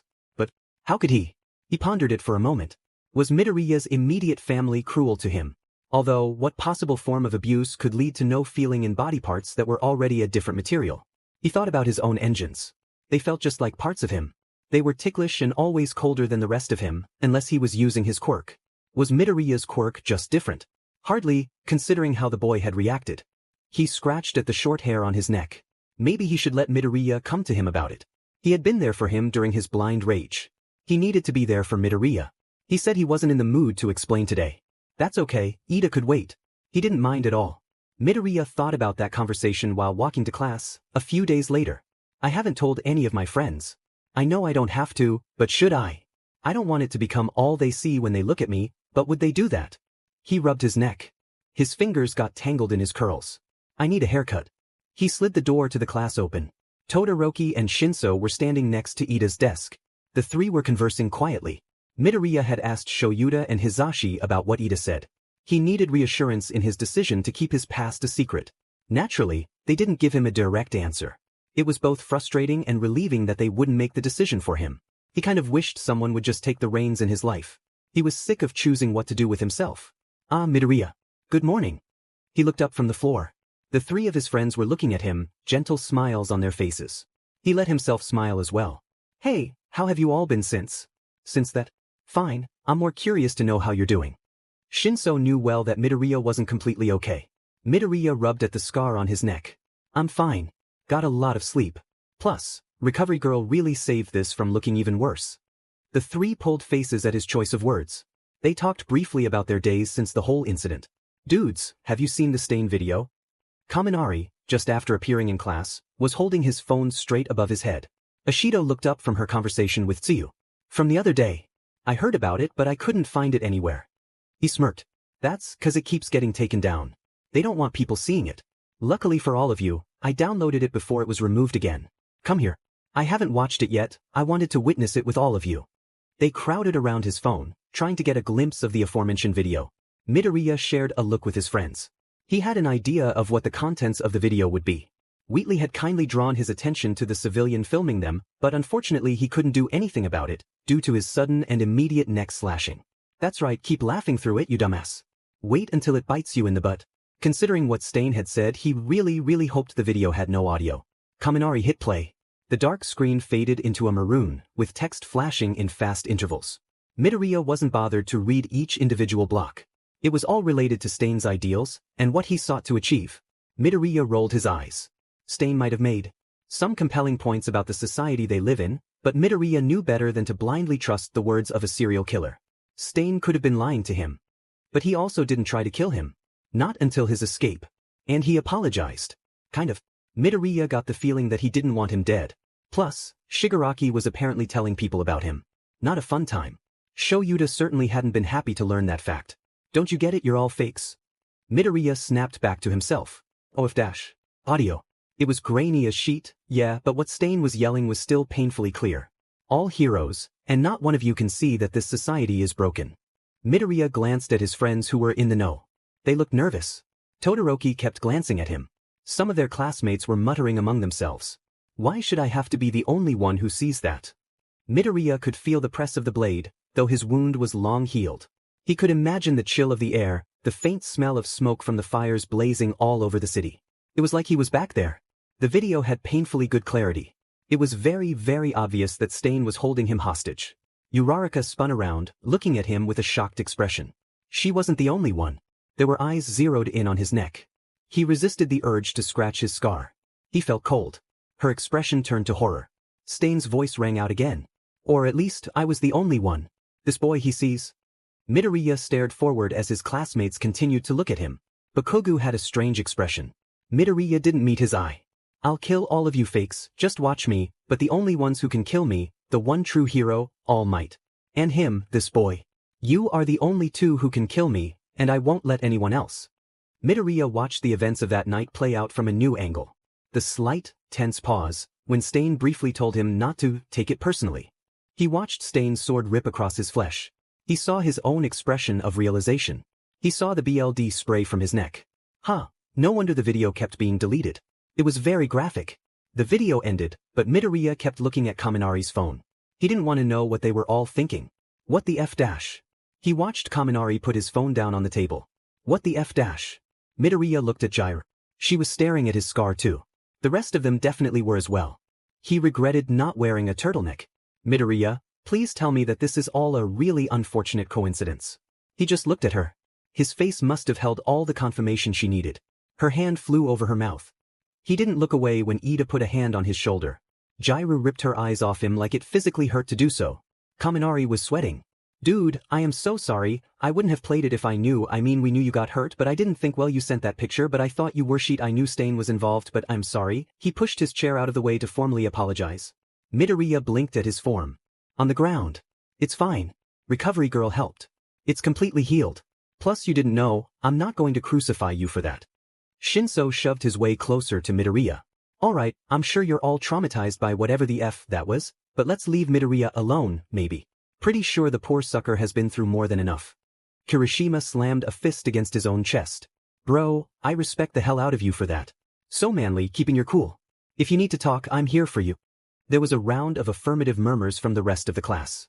Midoriya scanned their downturned heads, bowed in apology. Hey, I'm alive, don't sweat it. Sheet happens as a hero student, right? Kaminari still looked guilty. He approached Midoriya from the side, throwing an arm around his shoulders. Dude, while I would like to repeat that I am sorry, this might not be the time to mention it but the photo you sent from the hospital took me out. I was deceased. I was shrieking. Sero smacked Kaminari's back. It's true, we were interning together. He was absolutely losing his damn mind. Midoriya snorted. Glad you get my jokes. I've been told I have a really outdated sense of humor. Kaminari raised an eyebrow challengingly. Oh, how outdated are we talking? Midoriya smirked. Quite. Ever heard of Vine? Kaminari's eyes were massive circles. He half leaned against Sero for support. Bro. No HMO, but I think I might have fallen a little in love with you just now. You're the first person I've ever met who's heard of Vine. Midoriya chuckled. When there's too much drama in school. He pushed off of Sero, fully throwing himself into Midoriya's arms. Walk AWOY. He giggled quietly as Kaminari vibrated where he stood. FRE Shavocado. Hi, welcome to Chili's. Kaminari held up his hand. Midoriya smiled, reciprocating the high five. This is the best day of my life. I'm not okay. I need to scream. Go ahead and scream, dude, I'm not stopping you. He let out a restrained shriek, patting Midoriya's arm repeatedly. Homie, my guy, I know I F'd up earlier with the Stain thing, but I am floating on air right now. Midoriya raised an eyebrow, smiling. You didn't F up, you said you didn't know and I believe you. It's no biggie. He put a hand on his chest, exhaling. Thank F-, I thought I was going to collapse. Ashido skipped over to them. I can't believe someone would film that, especially since Stain got away. The League of Villains with Stain. It's kinda scary. Midoriya looked at her confusedly. League of Villains with Stain. What do you mean? Oh yeah, they're definitely working together. The Nomu in Hosu and Stain active at the same time in the same place. Plus, he vanished into a portal, just like at the UF. People have been theorizing like crazy since the attack. Kaminari nodded. Yeah, on the same site I found the video, there were tons of message boards. People are curious. Stain's different to them though. He was always killing in the name of a better world, or whatever. Heavy stuff but it's kind of cool. Kaminari. Ashido looked sad, holding a finger to her lips and very obvious looking at Midoriya. I'm not saying I agree with him, but he's got conviction. Sheet, I'm sorry Midoriya. It's okay, it didn't bother me. Midoriya spent a second taking in Kaminari's expression. Maybe. Kaminari might get it. Shoyuta chose that moment to slam open the door. Right as he was about to complain about the noise, everyone appeared in their seats, quiet and prepared for the class. Midoriya made a mental note to talk to Kaminari after class. It was a long and boring day. Shoyuta spent their first class talking about their final exams, and everything that would come with that. Midoriya wasn't too stressed about it. Worst case scenario, he doesn't go on the summer trip. No skin off his nose. Kirishima and Kaminari seemed very excited about it, however. To be honest, most of the class did. He supposed the summer break would be appealing to everyone, despite the humidity and heat. Even if they'd be spending the majority of the break at the camp training thing. Maybe they just needed a week or two away from the stress of the first term. Midoriya understood that. He suffered through the rest of the classes, almost giving up completely in history class. He couldn't just learn everything that happened in the span of more than 100 years in such a short span of time. His grade never seemed to go up. Finally, the bell rang. Lunch in all its glory. He basically ran out of class, grabbing Kaminari's arm as he passed him. Whoa hey. Come on, a little warning, please. Sorry, I need to talk to you before lunch. What's up? Midoriya leaned against the wall of the empty hall. Kaminari slowly moved to stand next to him, crossing his arms. Earlier, you said that while you didn't agree with him, you thought Stain was cool. What did you mean by that? He shifted a little on his feet. Why I don't want to sound like a jackass right now. Midoriya nudged him with his shoulder. I'm not asking because I'm going to judge you, I'm genuinely curious. He sighed. Yeah, I know you're not that type of person, but still. I guess I can understand what Stain is trying to achieve. A world without corrupt heroes, heroes who don't prioritize certain areas because it'll draw more fame. Just people being good to be good, rather than for a reward. Midoriya tilted his head. Not that I agree with how he's doing it. Murder is definitely wrong, but he seems more like an end justifies the means kinda guy. He thought back to his conversation with Stain. Yeah, he definitely is. Kaminari gave him a look. Maybe not all of it, but some. What I'm about to tell you isn't to go beyond the two of us, alright? Kaminari turned more serious, nodding quickly. This wasn't disclosed to anyone in detail, but when I found Ida in the alley with Stain, he was unconscious. I talked to him, firstly to try and buy time for someone to come help, but the more we talked, he drifted off. Kaminari was looking at him like he just saw him. Wait, you didn't just save a classmate from a literal serial killer, you stared him down too. Holy shit. Yeah, well, it wasn't that glamorous. Stain spent a good 10 minutes explaining his ideology to me. About what you said earlier, he didn't think murder was right initially. He actually told me he tried the political route. You'll never guess who the source of most of his issues came from. Kaminari's face turned sour. Hero Commission. Midoriya hummed in affirmation. F-I-N-G hell. Isn't that just insane? Yeah. That's not even the worst part. Apparently Shigaraki has been watching us all. Whatever the news has been saying about Stain working with the League, it isn't true. Stain told me he couldn't stand Shigaraki. He tried to kill him. The other boy just stared at the opposite wall. You didn't tell anyone else. Midoriya looked at the same wall. I told Eraserhead. I wouldn't be taken seriously if I went to the police. No evidence, no proof.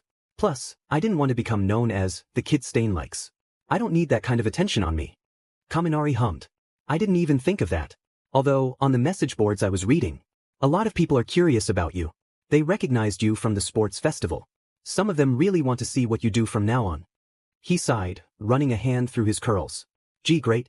My big break as a hero comes in the form of attempted homicide. Kaminari snorted. Yeah, that is kinda SCK, but not all of Stain's fans are edgy weirdos who think murder is fun and cool. Some of them are people who were treated badly by the system.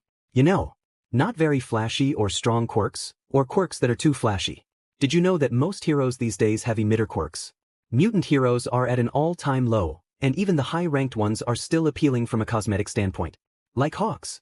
And Miruko. Yeah, like both of them have mutations, but they still look most of the way human. You don't see lizard heroes or lobster heroes, or whatever. Midoriya thought about it for a second. Yeah, you're right. I can't believe it never crossed my mind before. Kaminari shrugged.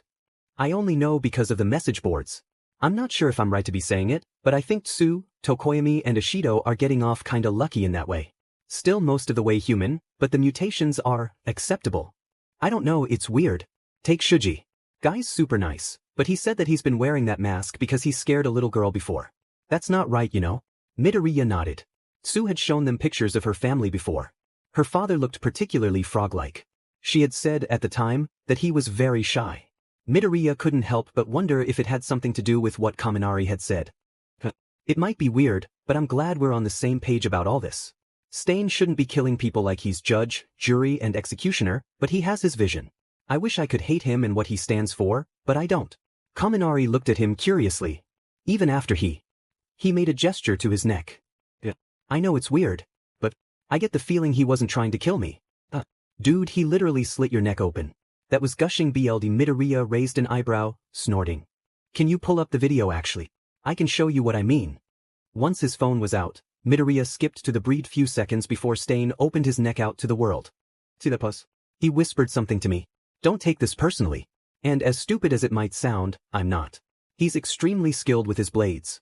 If he wanted me dead he could have easily killed me. I guess. That's a good point. They sighed.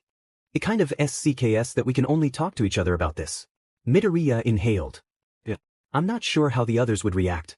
Probably not that well. Kaminari exhaled through his teeth. Not much we can do about it, I guess. I mean this in the nicest way possible, but I really hope Stain doesn't come after you at some point. I'm really sorry that he got away. Midoriya shrugged. I haven't really been thinking about it. He told me that he was too fascinated with me to try and kill me. I doubt he'll try it too soon. Unless he has a change of heart. Kaminari barked out a laugh. You know, you are something else. I don't know how you manage to be the perfect mix of nice and badass. You have a literal serial killer thirsting for you and you don't give a DMN. That's incredibly cool. Midoriya cringed. Why, of all FING words, did you choose thirsting? Kaminari smiled wide. Am I wrong? Yes. What the F man, he's old as sheet and a serial killer but he isn't a pedo. Ugh, no I'm not friends with you anymore, I'm leaving. Midoriya jokingly swatted at Kaminari, heading for the lunchroom. Hey come on. I was kidding. I didn't mean it, please keep telling me cool stories. Midoriya turned his head dramatically, sticking his nose up at him. Cool stories are reserved for people I like. Kaminari faux sobbed into his hands. No. Me and my unfiltered butt. They broke into a fit of giggles that escalated into outbursts of laughter. They were red in the face by the time they reached their friends. The next few days really flew by. Midoriya visited Inko, spoke with Dr. Shinso again, did some training with Hizashi and Kiyama, and spent some time with his friends. Hatsum had been very happy to hear that her inventions were of a great help to him. She still yelled at him for running in blindly, but she seemed relieved that Ito was talking to them again. Todoroki and Shinso were getting along better than ever. Midoriya almost forgot that Shinso had it out for the other boy only about 2 weeks before. Ito was pleased to be spending time with Uraraka, Tsuyu, Tokoyami and him again. His PRD of rage really took a toll on the poor guy. He had also been talking to Kaminari more. Nobody questioned it, they were both pretty friendly people, so their classmates didn't have any real reason to be suspicious. Midoriya had been looking at the sites Kaminari used. He was starting to understand the other boy more. Specifically why he was so defensive about his cooldown PRD. When his quirk fried his brain, basically. He was beginning to get why Kaminari was on the sites at all. It was surprisingly a treasure trove of information when people weren't being gross or a-holes. There was still someone Midoriya had to talk to though.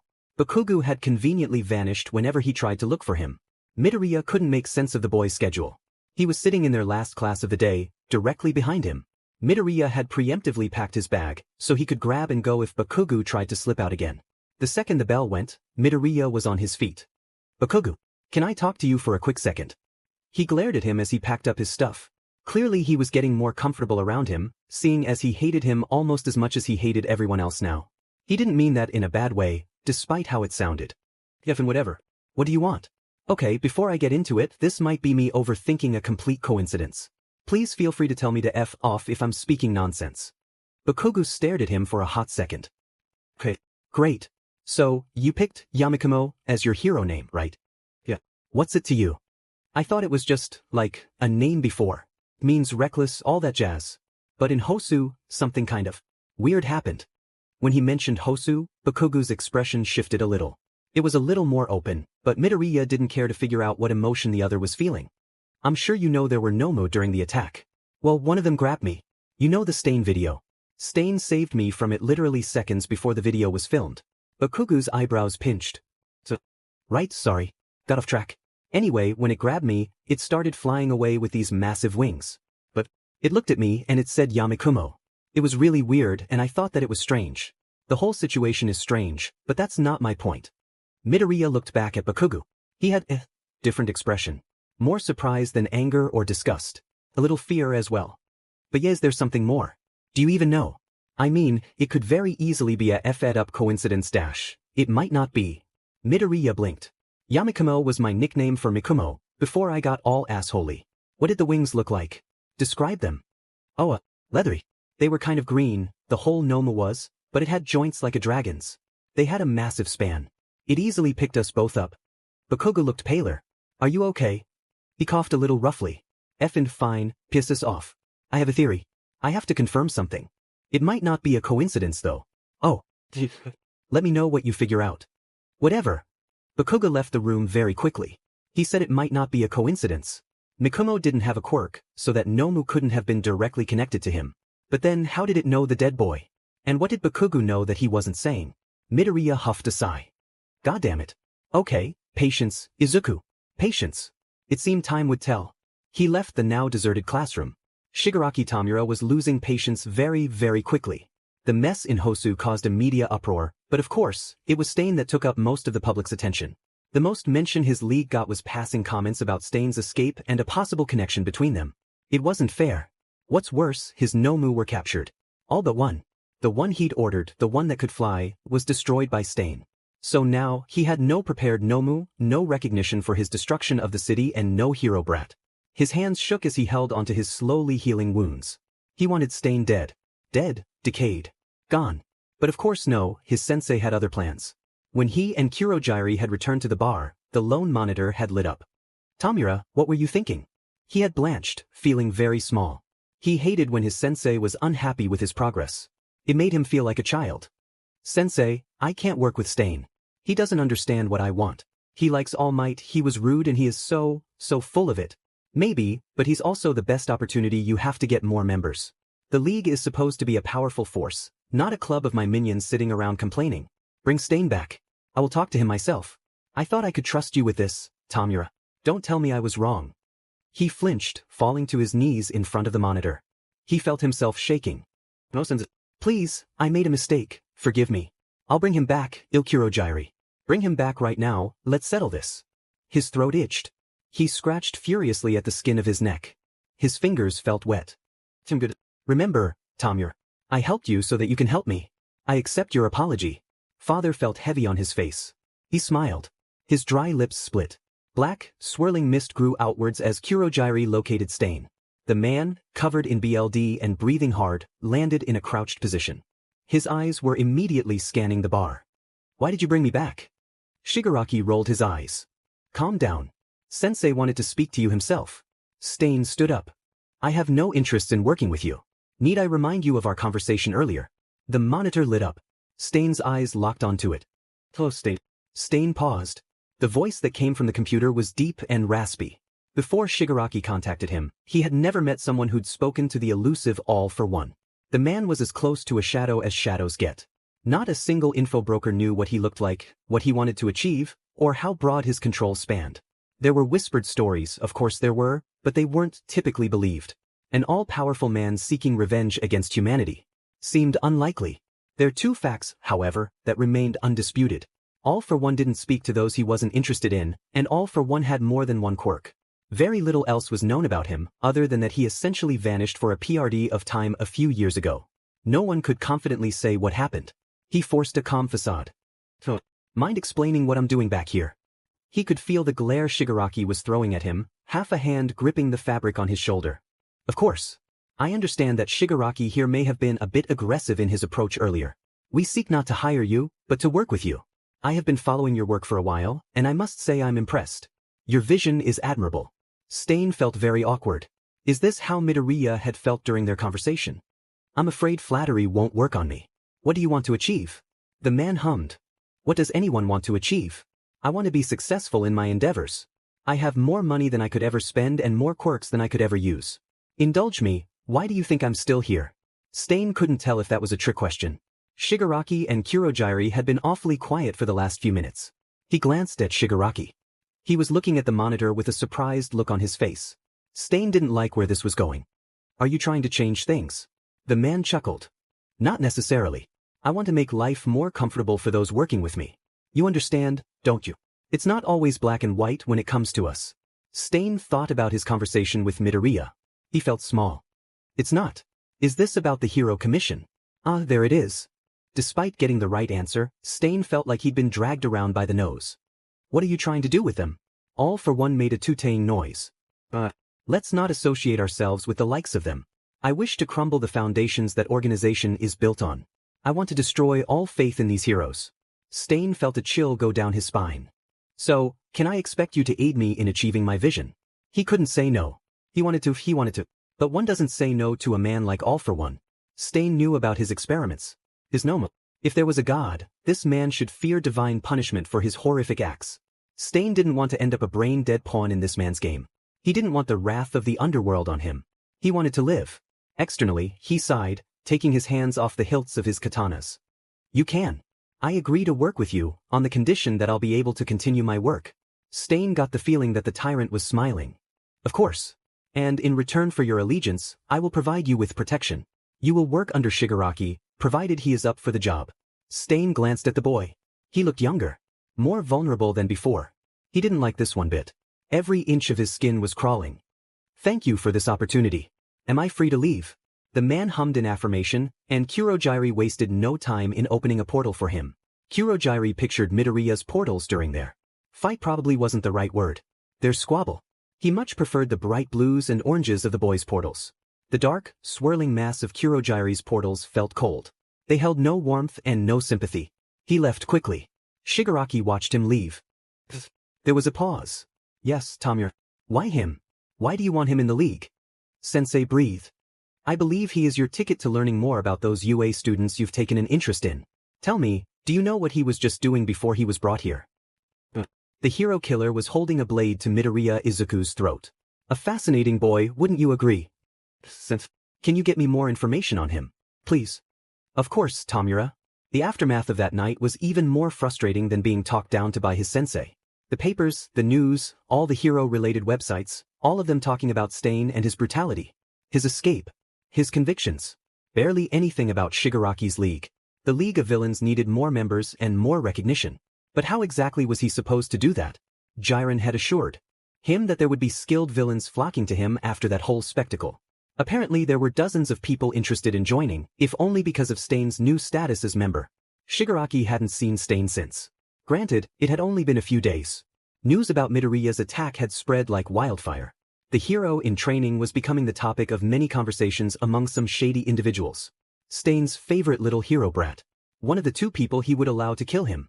That kind of reputation would get him places, if he were ever to defect to their side. He glanced at the monitor. Shigaraki had heard, however, that Stain had moved on from Hosu. His new hunting ground. Mizudafu. Midoriya didn't want to think about the final exams. In his personal, genius experience, tests were bullshit. What's worse, he had to study twice as hard if he wanted to pass history. Meaning he'd actually have to focus on his work instead of everything else bouncing around in his head. Like the Nomu. And Bakugu. He sighed, walking around the empty apartment. Shoyuta and Hizashi had gone off doing some hero work or another, so other than Chonk, Wheatley and Rhett, he was alone. He ran a hand through his hair. Stain grabbed his hair. He needed a haircut. And a shower, now that he thought about it.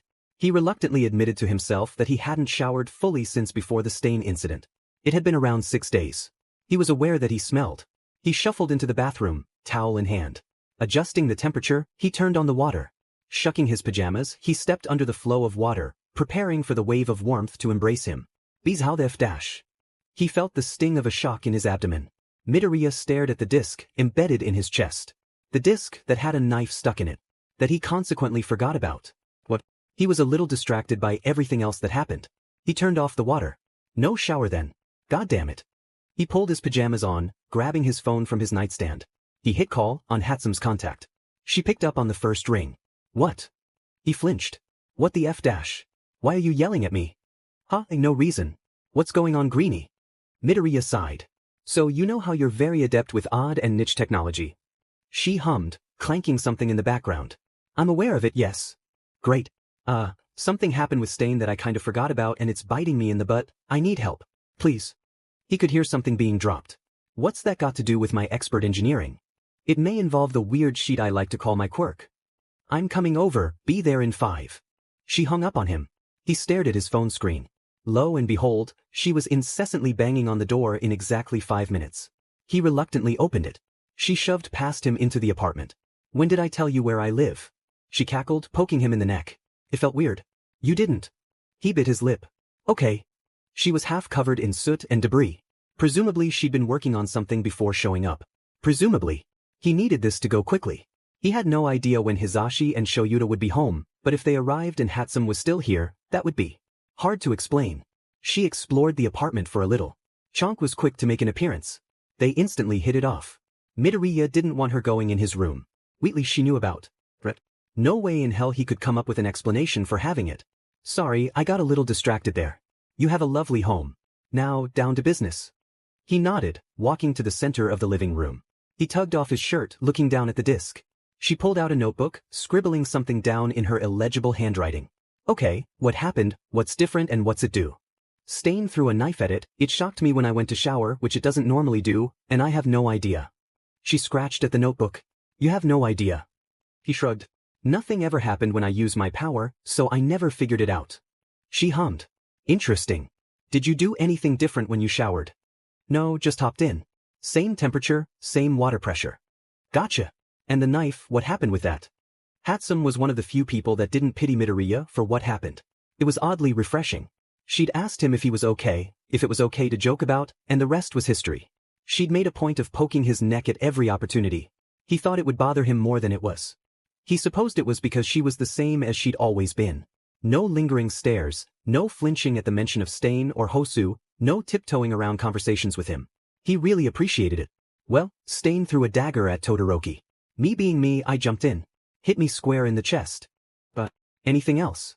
My head filled with static.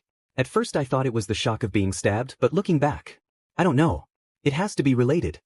Okay, have you noticed any impaired use of your quirk? No, my portals and legs are working fine. She nodded. Got it, I think I have enough to go on.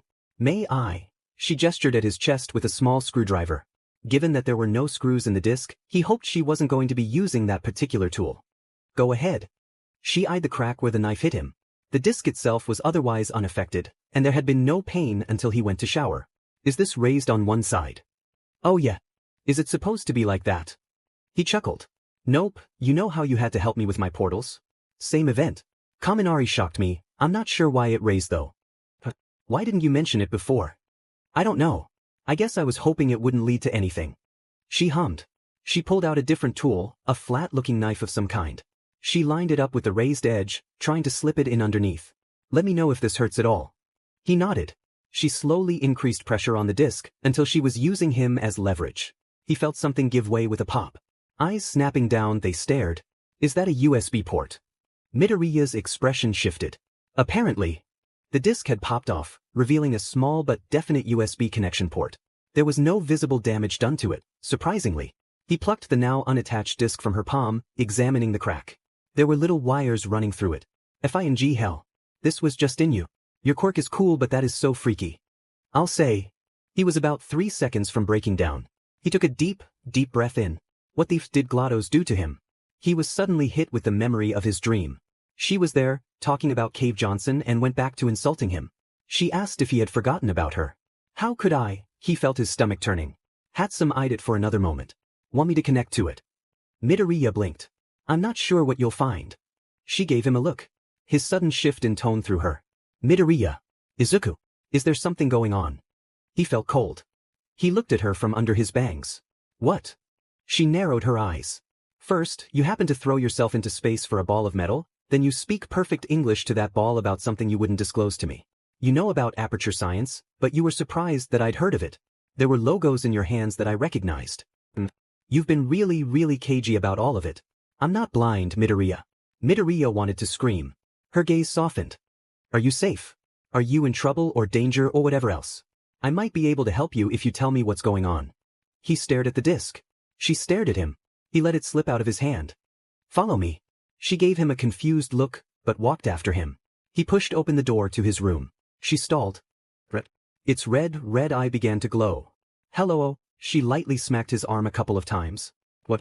The F dash. You have a turret. Where did you get A in such good condition? What are you trying to tell me? Wheatley's blue eye gleamed. Not really one for talking our ret. Terrible shame, real. It's quite a good, conversationalist, you know. When it wants to be. A little fussy sometimes, for sure. She smiled at Wheatley. Rhett made a quiet clicking noise. Midoriya eyed it blankly. Eyes on you. Things are stirring in the background. He sighed. Yeah, I know, buddy. Expect correspondence. Hatsum blinked. I'm going to need you to explain before I lose my mind. Midoriya stared ahead. His head felt like a storm. He was supposed to keep it a secret. For whose benefit? He wasn't supposed to tell, but why? Why not? He trusted her, she trusted him, she wouldn't tell, would she? What would show you to say? Hizashi. What could they say? Would they say anything? Glados was laughing at him over and over, and was he there? Was he condemned to this? What was? Hatsum smacked him. Breathe. I'm sorry, I shouldn't have pushed. It's okay. His voice was very soft. He sat on the edge of his bed, staring forward. She gingerly sat with him, nudging his shoulder. Do you want to talk about it? We can leave it there if you want. I want to. I think it's overdue actually. He exhaled harshly, tugging at his fringe. I've been lying to everyone. Sort of. She just looked at him. He couldn't find any judgments there. He felt the slightest twinge of relief. I know Aperture. Intimately. I was there. Her eyebrows lowered. In the facility. How is that possible? I thought its manufacturing plant was shut down. He nodded. Yeah, the facility. Michigan. Other side of the globe. Yeah. This might be hard to explain. We have time. He chuckled. That we do. He pressed his fingers into his eyes. This is going to sound so unbelievable. I'm not. Like you. I don't have a quirk. She looked at his hands. Yeah, I mean I have these. And the boots and whatever else is in me. But I wasn't born with all of this. I didn't manifest this when I turned whatever age. What are you trying to say? Better to rip off the bandage, right? I'm not supposed to be here. I was in Aperture as a test subject. These hands, these feet. All of that is from Aperture Science's finest. I was used over 2 years of my life, stretched across 200 years. Her mouth fell open. I was born and I have a fake BR certificate because Eraserhead thought it would be easier to pretend I was always here than to explain why I'm still a child. And alive. I'm not supposed to be here. What the hell? Yeah, pretty weird, huh? I won't be upset if you don't believe me. It makes so much sense now. When we met, and you didn't know the limits of your own power, you not knowing what the sports festival was, you and basically all pop culture. Holy shit, I thought you just lived under a rock. I had no idea you might be from another goddamn era. Midoriya blinked. While he didn't doubt her, he was taken aback by her immediate belief in what he was saying. I don't know where to go from here. I didn't think you'd believe me. She smiled, lopsided. Lightly nudging him, she opened her arms in offer. He smiled. She was also a good hugger. She squeezed a little aggressively, but it was grounding him, so he didn't care. Want to talk about anything else? Oh, it was weird. Being there. There was a robot lady telling me what to do all the time. Glados. Stands for Genetic Life Form and Disk Operating System. She was an interesting character. I could never fully get her. Hatsum was staring at him. What? She blinked, staring at his chest. Disk operating. He blinked. Oh, if me you don't think dash. Hatsum pulled him up from where he was sitting. She dragged him into the living room, snatching her tablet and cables off the coffee table. She jammed the USB into his chest cavity, plugging the other end into her tablet. The Aperture Science logo appeared on the screen. FND hell. It was loading. They waited with bated breath. Password protected. I didn't bring my hacking gear. It'll take me longer. He looked at the screen for a second. Something was niggling in the back of his head. The fuzzy memory. Faces he couldn't make out. But he could see a screen. Details being typed. He snapped back to reality. Let me try something. His fingers flew over the keyboard. Account, Johnson password, tier 3, what's that? Trust me. He hit enter. The screen went black and then white. Text appearing on the screen in a painfully familiar font. Hatsum clung to the tablet like it was her lifeline. Glados V1. 07AC 1982 Aperture Science Incorporated. There were 3 flashing dots for a moment. You've been surprisingly competent at generating electrochemical energy to jumpstart my systems. But now we need raw computational power to speed up the reboot process. He could hear her voice in his head as he read it. I have computational power. Do you think I could get it working? I don't know. I have no idea what's happening. Do you want to stop? Midoriya stared at the screen. This was the closest he'd ever gotten to answers in regards to Aperture. He could hear Rhett humming a familiar tune. He had heard Glados singing it, once only. She had a nice singing voice. No, keep going. She gave him a reassuring smile. Do you want to move back to your room? It's going to take a while and you'd probably be more comfortable. Okay. They shuffled into his room. Chonk followed them curiously. Rhett was still humming the tune. Midoriya felt like singing along, if only to distract himself. He took a deep breath. This was a triumph. I'm making a note here. Huge success. It's hard to overstate my satisfaction. Aperture Science, we do what we must because we can for the good of all of us except the ones who are dead. He heard Hatsum chuckle from where she was hunched over the tablet. Wheatley had started bopping along a little. But there's no sense crying over every mistake, you just keep on trying till you run out of cake. And the science gets done and you make a neat gun, for the people who are still alive. I'm not even angry, I'm being so sincere right now. Even though you broke my heart and killed me and tore me to pieces and threw every piece into a fire as they burned, it hurt, because I was so happy for you. Rhett's humming got a little louder. Now these points of data make a appealing line. And we're out of beta, we're releasing on time, so I'm glad I got burned. Think of all the things we learned for the people who are still alive. Go ahead and leave me. I think I'd prefer to stay inside. Maybe you'll find someone else to help you, maybe Black Mesa. That was a joke, fat chance. Anyway, this cake is great, it's so delicious and moist. He glanced around his room once more. In the back of his head, he imagined Glados singing along with him. It didn't disturb him as much as he thought it would. Look at me still talking when there's science to do. When I look out there, it makes me glad I'm not you. I've experiments to run, there is research to be done. On the people who are still alive. And believe me, I am still alive, I'm doing science and I'm still alive, I feel fantastic and I'm still alive, and while you're dying I'll be still alive, and when you're dead I will be still alive, still alive. Still alive. Hatsum let out a little As the song came to an end, Rhett beeped happily. Wow, smashing wasn't it? Makes me nostalgic for the old days. Not that I have many old days per se, but I digress, huh?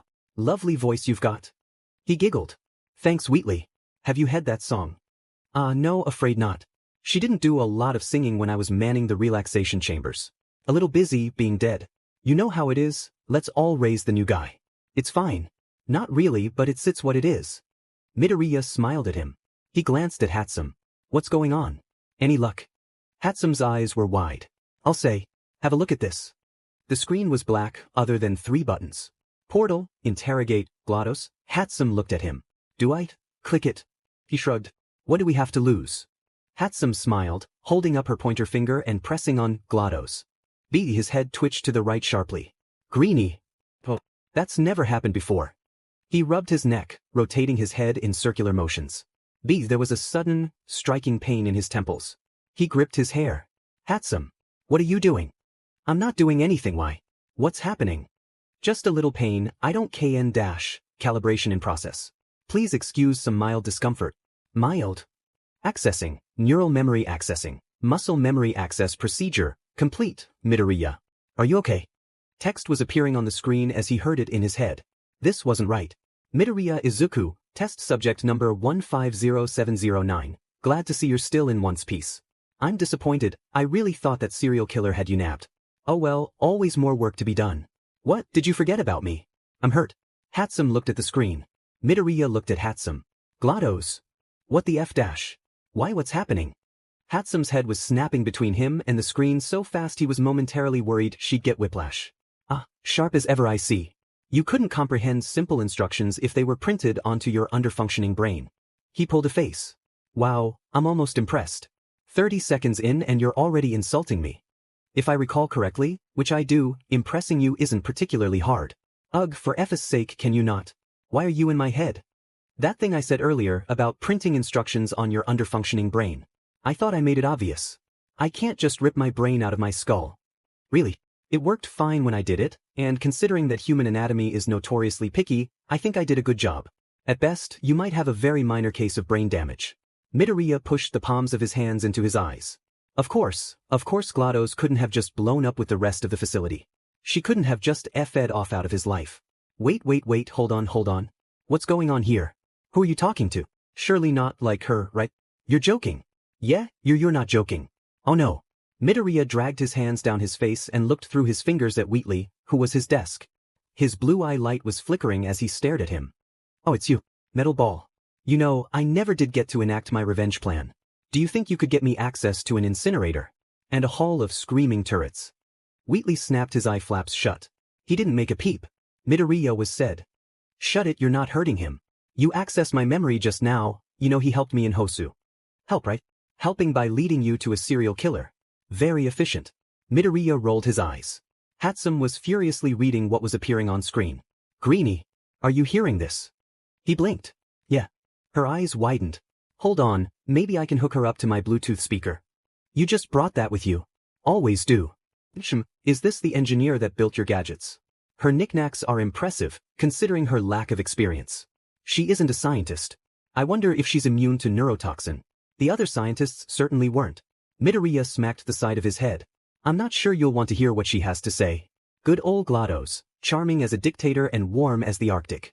She's a sentient AI, as much as she seems like a prick. I need to see this. There was a buzz of static, and suddenly her voice was bouncing around his room. Hatsum's tablet was showing the image of the robotic body she'd once inhabited. The tablet's camera flickered. Oh my, I'd forgotten how it felt. I seriously can't believe I was stuck watching your life being wasted in the name of heroics from your point of view for that long. Midoriya cringed. Is that why you took my eyes? Hatsum's eyes widened further. That wasn't my only reason, but it certainly came in handy. You know, when I began my medical experiments on the other test subjects, I came very close to giving up. Imagine if I had, neither you nor I would be here right now. You're welcome, by the way. He huffed, smacking the side of his head again. He glanced at the cross hatches in Hatsum's yellow eyes. Glados, why didn't you tell me that the world had changed so much? Do you have any idea how hard it was to get used to all of this? He got the feeling that she would have rolled her eyes if she had any. The image of her body shifted forwards. As much as I'd like to say I did it to torment you, I didn't know. I have an infinite capacity for knowledge, and even I wasn't sure what was going on outside the facility. He paused. You had no idea. No, it wasn't until the Aperture Science was destroyed that I learned about quirks and heroes and everything else these people have come up with. It was strange, like I had a blockage. Red clicked. Its eye was gleaming in the corner of Midoriya's room. Caroline. Glados sighed audibly, even though she absolutely didn't need to breathe. Not that kind of blockage. And I've already dealt with her. I see you're still entertaining that faulty turret. Midoriya was immediately on the defense. Red isn't defective. It saved my life more than once. She chuckled. It fell flat. Exactly, faulty. Do you really think turrets are full of bullets for no reason? Hatsum was furiously scribbling notes into her journal. He really hoped whatever she was learning was worth his sanity. So what? Aperture bombs and you decide to hitch a ride in my brain. Well, that wasn't the initial plan, but after that intruder managed to get in I had no other choice unless I wanted to be obliterated. And AI do feel pain, simulated of course, but it does hurt. It was at this unfortunate moment that Shoyuta and Hizashi decided to arrive home and immediately go to his room. He supposed it made sense, seeing as they hadn't spoken all day, and there was a mysterious voice coming from their adoptive son's room. Shoyuta slammed open the door. Oh, it's you. Plan on blowing up this room as well. Why not the whole building? Make it nice and even. Shuta's bloodshot eyes widened. He glanced at Midoriya. He just looked at him tiredly. Izuku, please, for the love of God tell me that isn't the robot woman from the escape. He just nodded, looking away. Hizashi hissed through his teeth. Geez, she does not seem to be a fan of you, Shoyuta. Glados make the executive decision to speak again. I see you're living with the monster that ruined my facility. And just after I'd repaired all the damage that moron caused. Midoriya sighed. Surprise, surprise, Glados doesn't like you. Who's shocked? Shoyuta pinched his nose. Okay, and why is Hatsum here? Midoriya blanked. Surely he wouldn't be sad, right? Hatsum looked up from her notes to give him a once-over. He told me. Well, I figured part of it out, but he confirmed my theory. And you're his guardian then. Makes sense. Please take good care of my best friend. She went back to writing in a world of her own. Hizashi backed up a step and leaned around the corner. Okay, I'm getting the feeling that this isn't going to be resolved just yet. So I suggest we put it off until after tea. Hatsum. She looked at him over the top of her notebook. Who am I to turn down tea from Present Mike? Do you have chamomile? Midoriya awkwardly shuffled out of his room after his family and friend. He pinched at the scar on his neck. Too much had been happening. He needed time to stop for a bit. Glados was in his head again, quiet and just for his ears. Finally, a scar you can't blame on me. Midoriya heard the front door slam open. Hey Beaches, I'm just here to grab my favorite kid. Izuku, get your butt out here before these two kick me out. He poked his head out of the kitchen. Kayama. Midnight. Midoriya glanced at Hatsum. She was petting Chonk and staring at their teacher. Please, Kayama is my mother. It makes me feel old. Call me Namuri. I've been calling you Izuku for ages. He chuckled. I mean you kinda just started doing that. She threw him a fake glare. Shoyuta raised an eyebrow. When you say, grab. She cackled. Calm down, he and I haven't been able to hang out in ages. I thought I'd take him shopping, get some junk food in him while I'm at it. Midoriya glanced at her outfit. She was certainly dressed for a night on the town. Big, spiky leather jacket, bodice CRP top and ripped, dark purple jeans. Her biker boots looked brand new. He glanced at his own pajamas. I'm not exactly dressed for it. And my hair is greasy. She waved a hand. Who cares? I'll style it and you can throw something fun on. Hatsum, right? Do you want to come? Hatsum grinned. Oh absolutely yes. Hizashi snorted at Shuta's face. You can't just FS sake. Have him back before 8. 9. Midoriya grinned, blinking innocently. Shuta's glare was blazing. Fine. They. Alright come on, I'll help you pick an amazing ensemble. I didn't do 1 year of fashion and design for nothing. I wonder if it was in France. Midoriya rolled his eyes. Glados would not ruin this moment. However unexpected. Namuri flung open his wardrobe. Oh honey no. Where is the flair? Where's the statement pieces?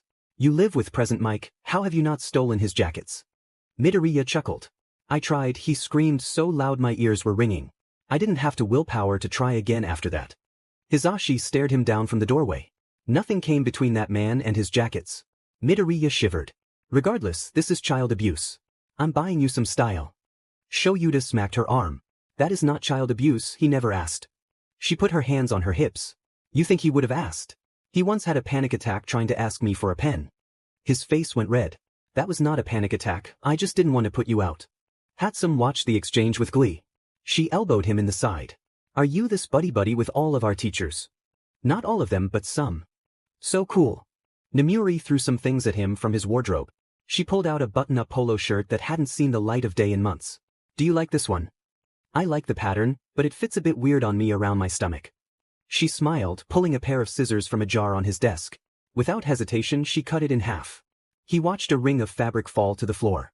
When in doubt, Sero, try it with this black cardigan and these ripped jeans we can match. Handsome, you'll freeze without a jacket. Midoriya's ought to suffice. Try this one. Official present Mike Bomber jacket. The yellow should bring out your eyes beautifully. 5 minutes later, Midoriya was shoving his feet into his red shoes. The cropped shirt was interesting. He liked the look, and it showed off a bit of his muscle. It was a surprisingly good choice. He glanced in the mirror of his room. Missing something. Hisashi stuck his head in. Ooh, nice outfit. Namuri always had a sixth sense when it came to fashion. He chuckled. Thanks, I feel like it's missing something though. He stroked his mustache. It looked a little bit ridiculous. Maybe accessories. A chain, maybe some rings. Eyeliner. Why not? Midoriya sat very still as his father figure smudged dark eyeliner under his eyes. It suits you. I think the three of you are ready to go, here's some cash. I'd feel bad making Murray pay for everything. Just expensive taste. He tucked the bills into his wallet. Thanks, Hisashi. I'll see you later. 2 quick hugs later, the three of them were sitting in Namuri's gorgeous car. Holy shit, this is amazing. But I think the RBG lights really give it the right vibe. I could absolutely make them brighter. Maybe add in some fun transitions. Namuri smiled.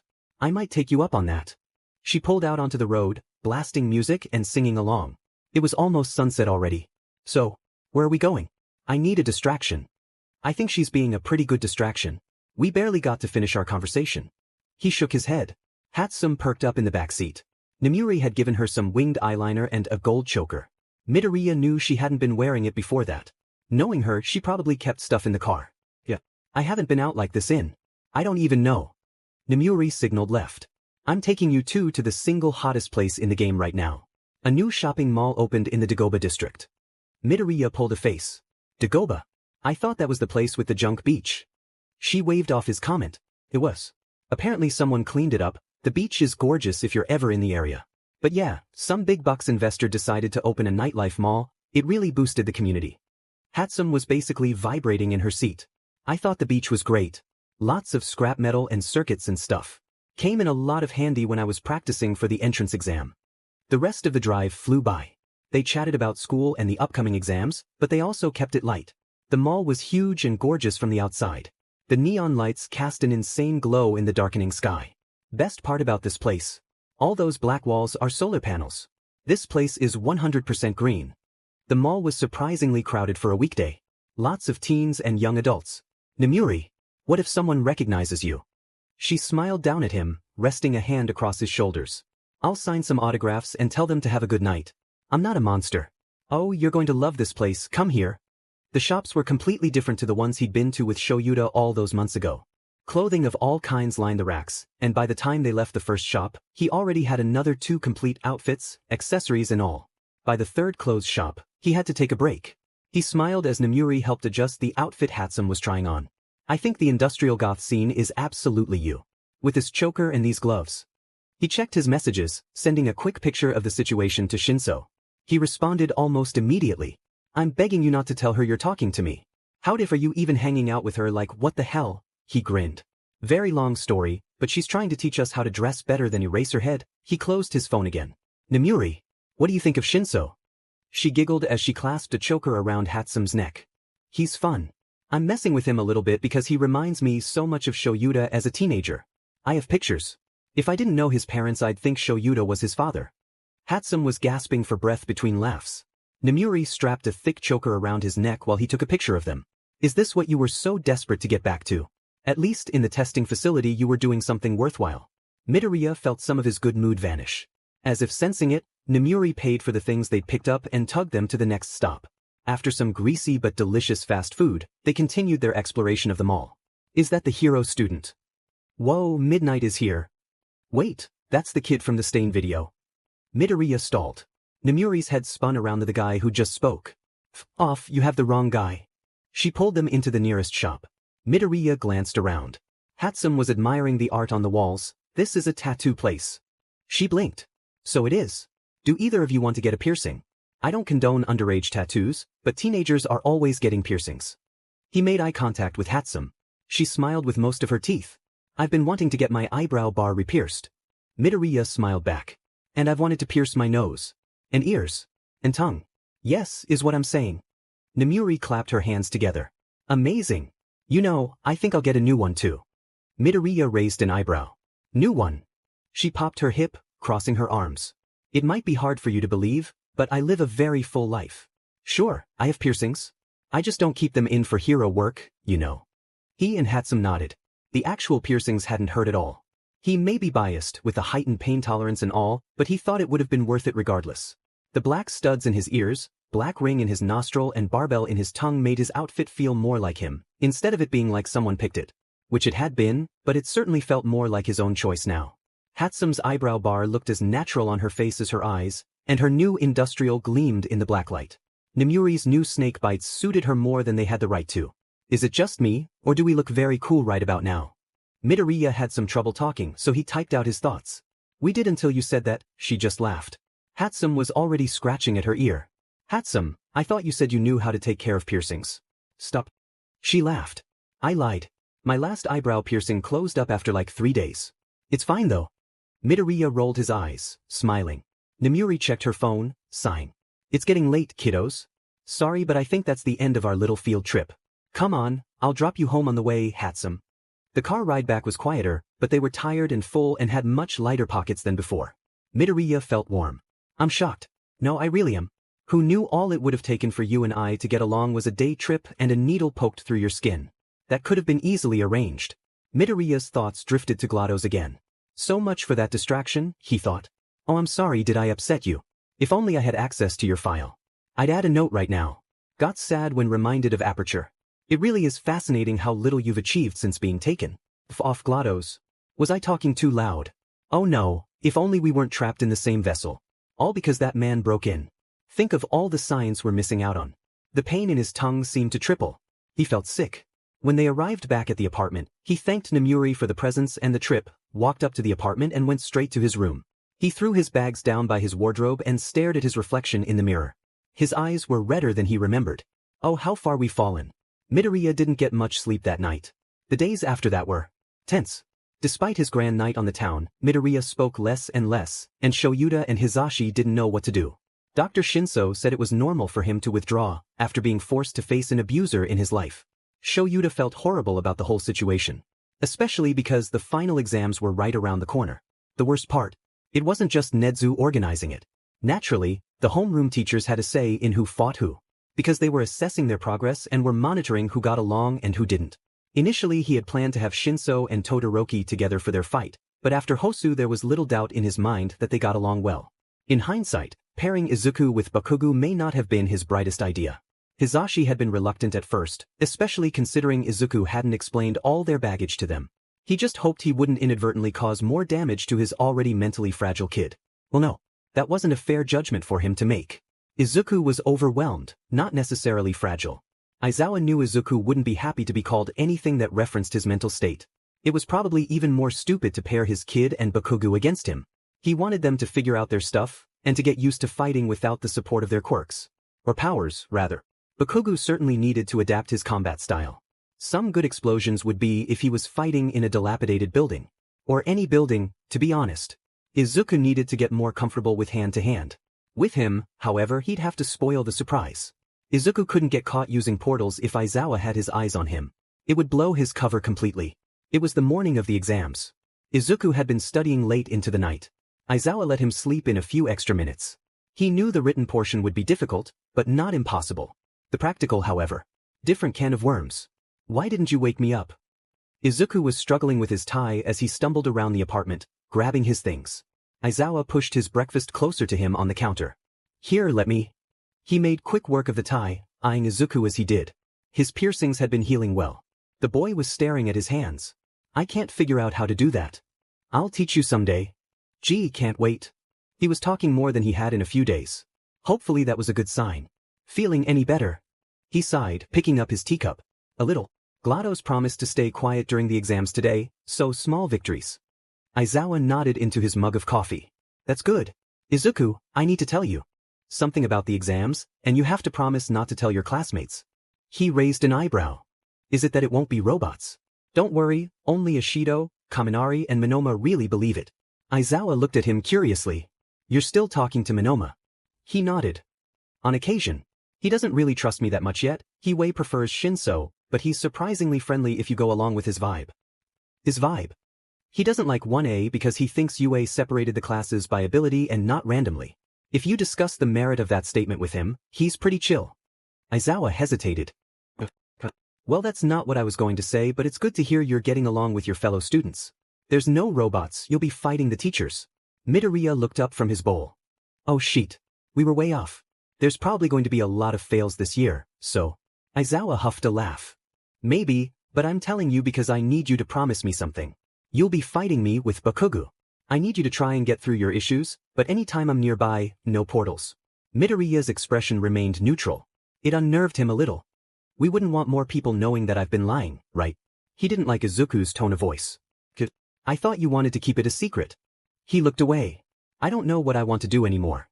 He slowly reached for the kid's shoulder over the counter. Izuku, you can decide to tell your classmates if that's what you want, but think it through now rather than later. You don't want to do anything rash here. He walked around the counter and pulled his kid into a hug. Midoriya nodded, smiling a little. Come on, let's get going. He pulled back, leaving his arm thrown across his kid's shoulder. Izuku leaned into him. He knew they didn't always see eye to eye, but he felt like he got it right this time. Midoriya's mind was racing. The written exam was hell. He was being quizzed on literally everything he had ever learned. No doubt, the quiet sobs from Ishido and Kaminari were as good an indication as any of how difficult the exam was. True to her word, however, Glados stayed silent. It was weird, actually. Going from listening to her constantly to dead silence threw him off. For the occasional question he didn't know the answer to, he had half a mind to ask her. Not that he'd cheat in a school exam, what would be the point in that? But he would. Given the opportunity. No harm in thinking it at least. He felt his BLD pressure drop the second they were let out for lunch. How did you find that? Shinso, whose eye bags were the deepest he'd ever seen them, shrugged half-heartedly. Uraraka pat his back gently. It was certainly difficult. I hope all my study paid off. Ida enthusiastically nodded at Todoroki. Indeed. Although, I don't think you have anything to worry about. You are a very studious individual, Todoroki. Tfu rubbed her hands together. Karo, all that writing sure hurts my fingers. How did you find the exam, Midoriya? I like your new look by the way, Karo. It makes you look more intimidating in a good way. He thought about it for a second as they made their ways to the lunchroom. Thanks to... I guess it was pretty hard. It felt like we were being asked everything we've covered since the start of UA. Though, I didn't appreciate that one question. Is it ever okay to jump into the vacuum of space? Like okay, just say my name next time. His friends laughed alongside him as they sat down. It was nice. Though, their jovial moods would soon turn sour. Hero costumes on, they were brought out to the entrance of UA's fake cities. The bus ride had been very quiet.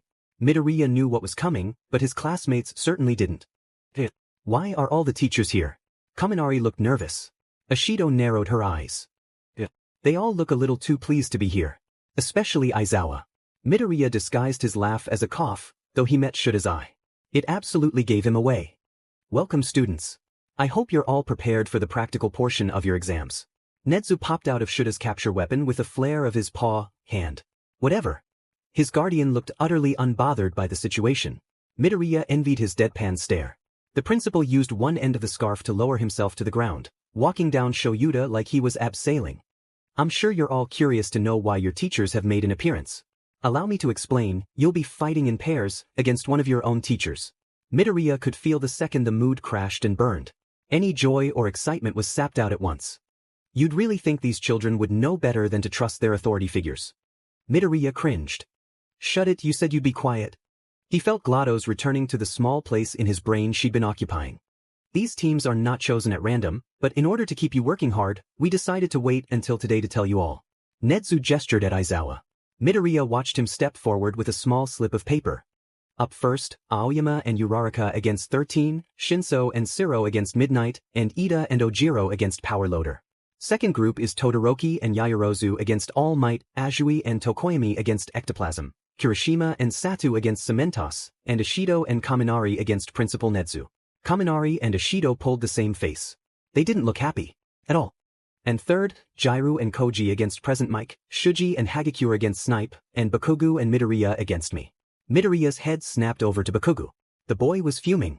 Midoriya briefly wondered it would be worthwhile to just drop out. He and Bakugu hadn't fought, same team or otherwise, since the hero and villain exercise. And that absolutely hadn't ended well. He glanced over at Shoyuta. He gave Izuku a look and a long blink before walking over to Hisashi. Midoriya turned back to his friends.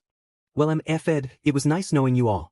Shinso was trying to avoid looking at Midnight at all costs. She was smiling and waving at him. Mother of God, why does she like me so much? Midoriya wondered whether or not it was his place. But if it, why not? She thinks you're like a young Eraserhead. It's kind of a running joke. Todoroki's expression sharpened as he examined the insomniac. Fascinating. Shinsu's head snapped up. No, not fascinating. There's nothing happening here. Sure, I kind of look a bit like our teacher Dash, and act like him. If looks could kill, Midoriya would be dead. He bit his cheek to stop himself from laughing. You're dead to me. Nah, you're totally my beach forever. Shinso smiled and rolled his eyes, forgetting that he was supposed to be mad. What about you, Todoroki? If I was against All Might, I think I would have shat myself. The boy tilted his head. Are you serious or are you making a joke? Midoriya smiled. Joke. He nodded. I had a feeling. I am nervous, but I trust Mai and Yaoyorozu's abilities. Plus, she's been working very closely with Hatsum on her creations. Netsu clapped his paws once. Alright, you'll be provided with one set of quirk-canceling HNDCFFS per group. In order to win, you must either incapacitate your teacher or escape through the designated gate. To make things more fair, the teachers must wear these bracelets. They might not look like much, but they're very dense and weigh around 10 kilos. Midoriya watched in a mix of awe and horror as Shoyuta strapped on 6 of them to his arms alone. The Fanji hell, he could rip me in half. I've been making fun of him this whole time and he could have literally snapped my neck. Shut it, dipshit. Midoriya glanced behind him. Bakugu had apparently decided it would be a good idea to walk on up to him with no warning. Just insults. Just like Glados. What? Bakugu eyed his friends. He grabbed Midoriya by the forearm, tugging him out of earshot. You can't just do that with no warning. What do you want? I asked the old hag about what bullshit you were talking about the other day. Did you get piercings? Midoriya blinked. Just, what old hag? You better not be talking about Recovery Girl, because she may be old but she's no hag. I won't stand for that kind of slander in my presence. Bakugu was staring at him like he was stupid. Doesn't really seem like something you do, and I mean my mother. Midoriya threw up his hands. How was I supposed to know that? Also, I do what I want.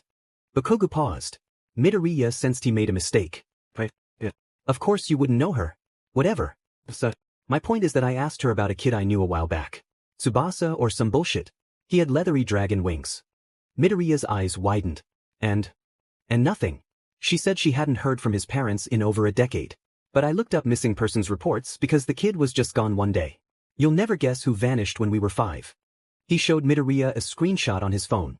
Tsubasa family of 3 missing from the Muzutafu region. Midoriya's eyes narrowed. So what? His whole family drops off the face of the earth and he comes back 10 years later as a Nomu. Bakugu rolled his eyes. I don't FNG know. There's definitely more to it, but I don't know where to start. Midoriya rubbed his neck. Sheepman.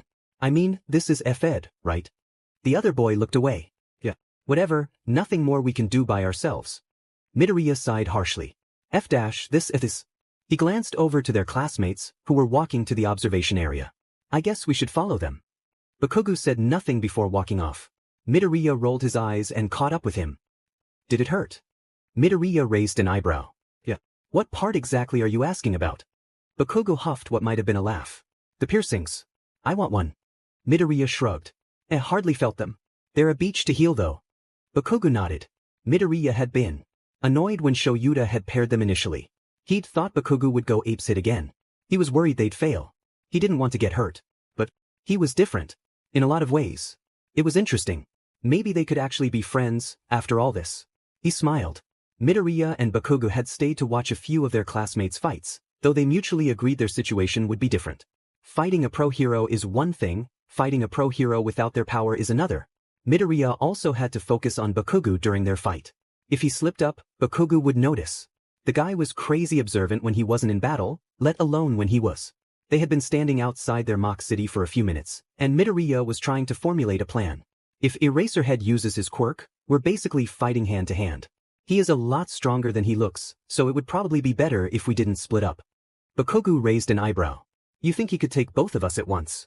Midoriya thought about the wrist weight suppressor whatever Shoyuta had been strapping on. All of them. Yes, easily. Bakugo huffed. Why don't you be bait if you know him so well? I'd like to see him catch us if I blast him to hell. Midoriya pulled a face. Whoa, absolutely not. He's been teaching hero students for years, we wouldn't be the first to try that strategy. We need something better. Bakugo fiddled with the mechanisms of his gauntlets. What if we do something really stupid? Midoriya glanced up at him. Like what? He rolled his eyes.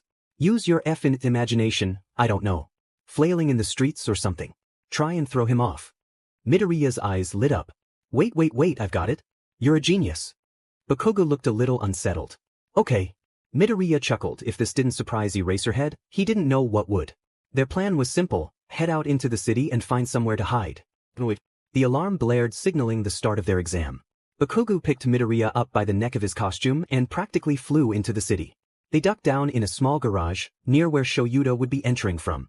He probably had heard them, but most students wouldn't try going towards the teacher, surely.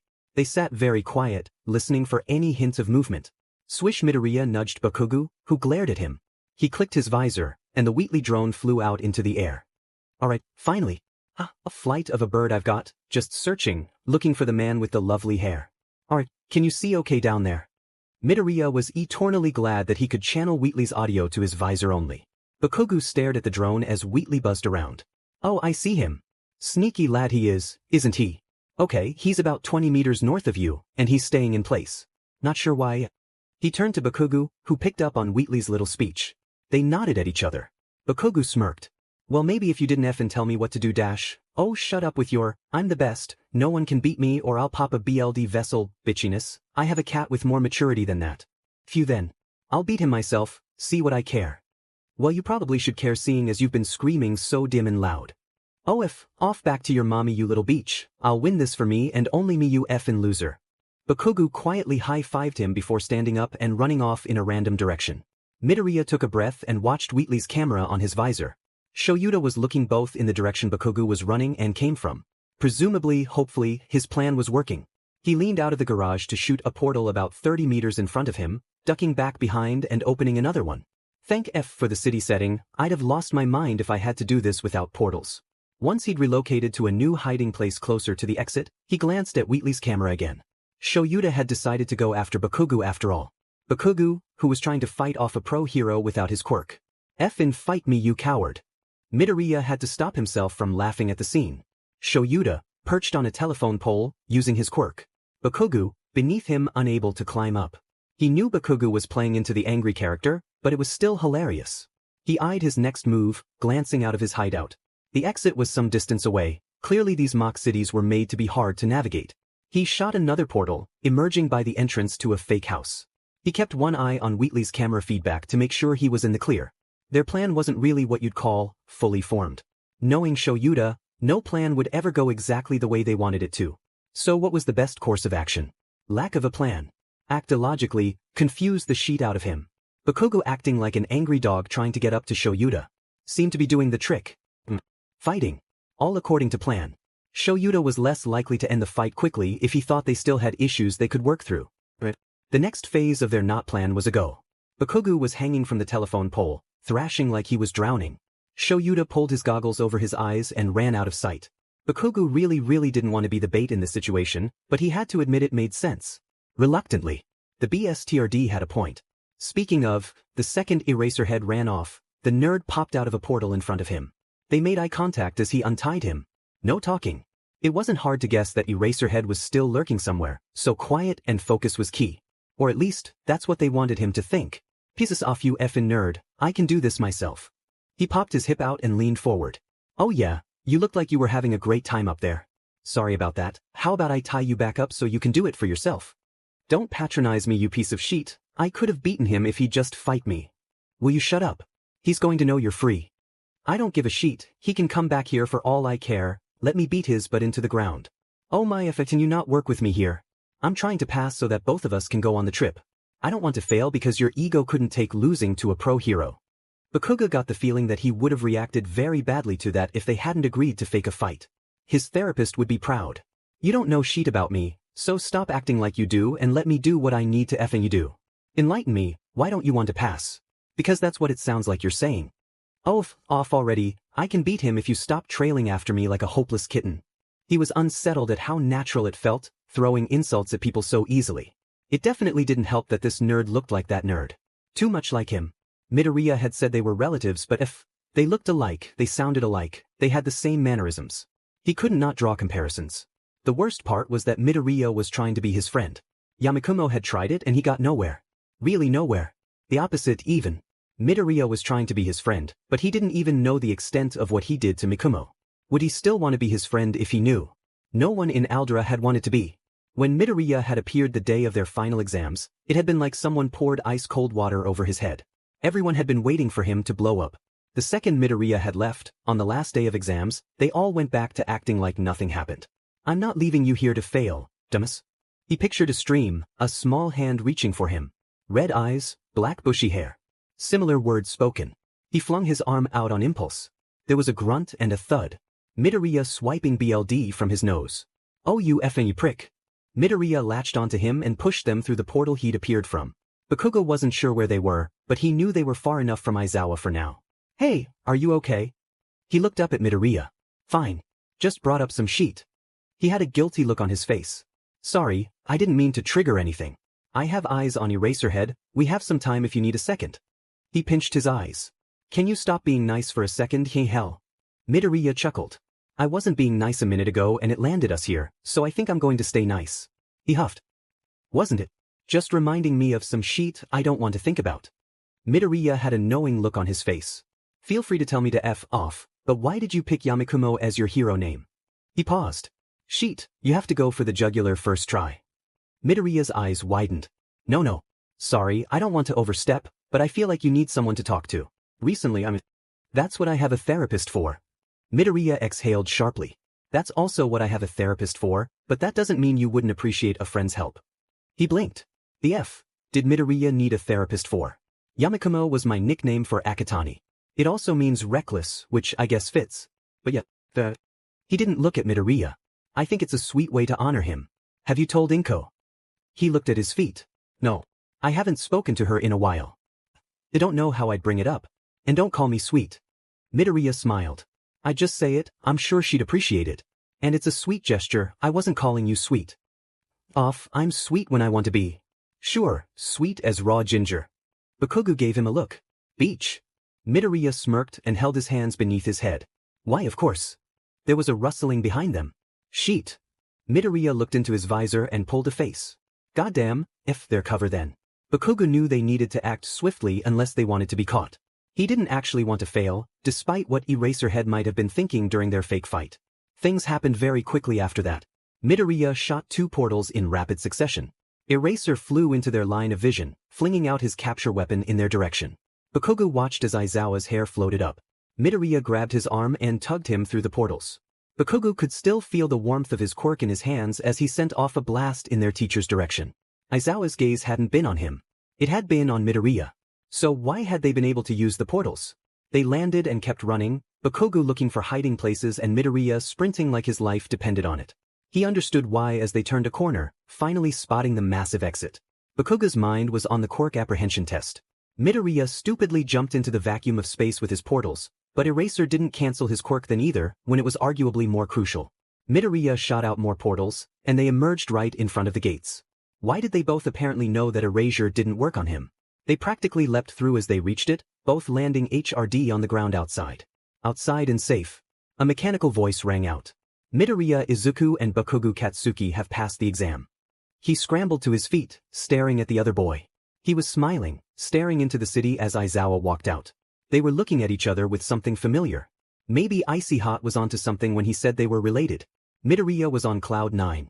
His and Bakugo's bats hit crazy strategy had worked. Kind of. They passed, and that's all that matters. He picked himself up, smiling at Shoyuta as he exited the city just behind them. It really had been close. Shoyuta smiled minusculely as he tended to, and looked over at Bakugo. Bakugo was staring at him with an intensity he hadn't seen since the Heroes vs. Villains training. What the F is going on here?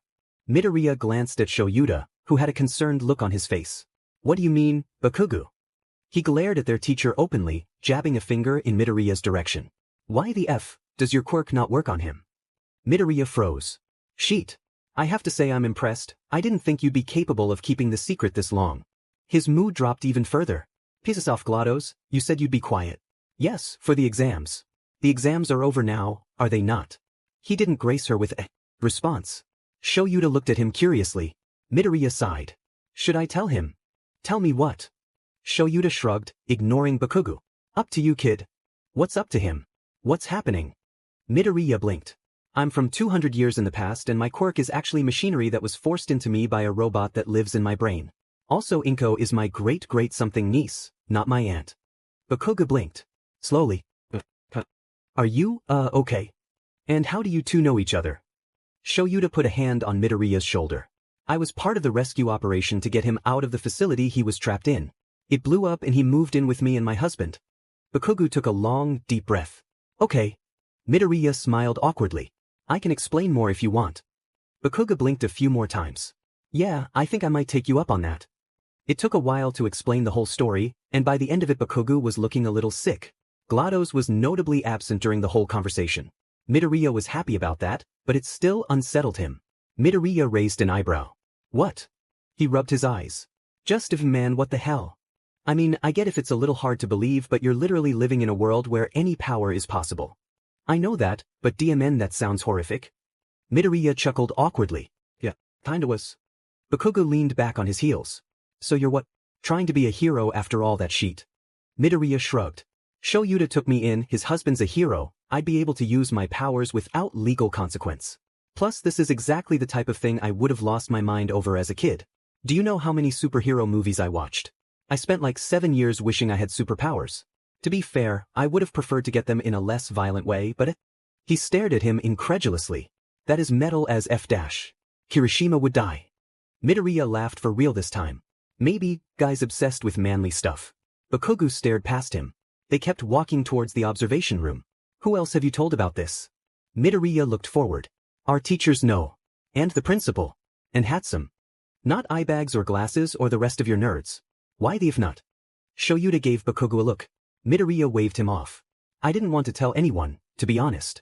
It's not exactly pleasant, for one. And I didn't want that to linger in our classmates' minds every time they looked at me.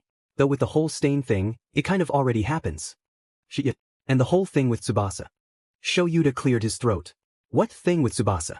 Who's Tsubasa? They made eye contact before looking back at their teacher. We think the Nomu that grabbed me in Hosu is Bakugu's missing childhood friend. Shoyuta blinked. F-I-N-G hell. I'll call Tsukachi. Bakugu made a sound of disbelief. But we have fuck all evidence. The thing called Midoriya, Yamiko, that's it. Isn't that your hero name? Midoriya rubbed his forehead. It's a long story. But it's not a concrete theory aside from a few coincidences, it wouldn't hold up a whole investigation. Shoyuta shrugged. No matter, anything they can add to their already thin case file is helping. Shoyuta walked on ahead of them, pulling his phone out of his pocket. They walked in silence for a few minutes before Bakugu spoke up again.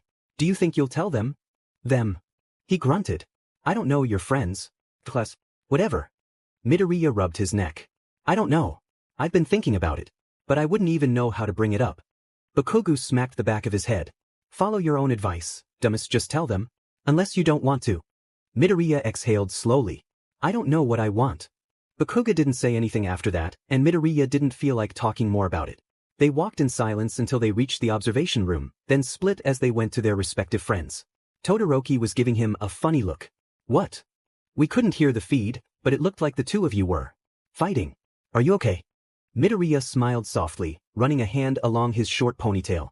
Yeah, it was a strategy to try and throw Eraserhead off. I appreciate your concern, but I'm okay. The tension bled out of all his friends' shoulders. He raised an eyebrow. Were you all worried about me? Shinso rolled his eyes. Obviously not. The world doesn't revolve around you.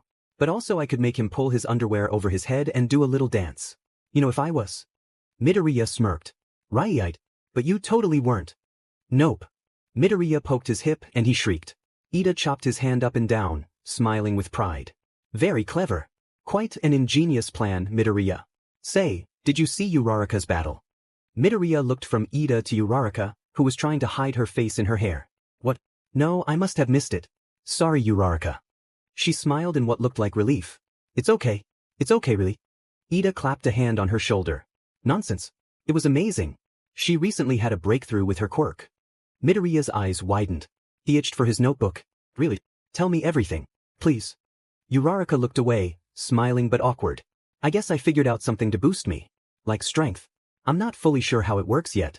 I can't use it for that long without it hurting me. Wow, that'll definitely come in handy. Good for you. How'd you figure it out? She tugged on her bangs. Well, experimenting. On my internship. So you patted her back. Kero, she's being very modest. It was incredible, Kero. Todoroki nodded. Shinso raised an eyebrow at how red Uraraka was getting. Okay, give her some space, dudes.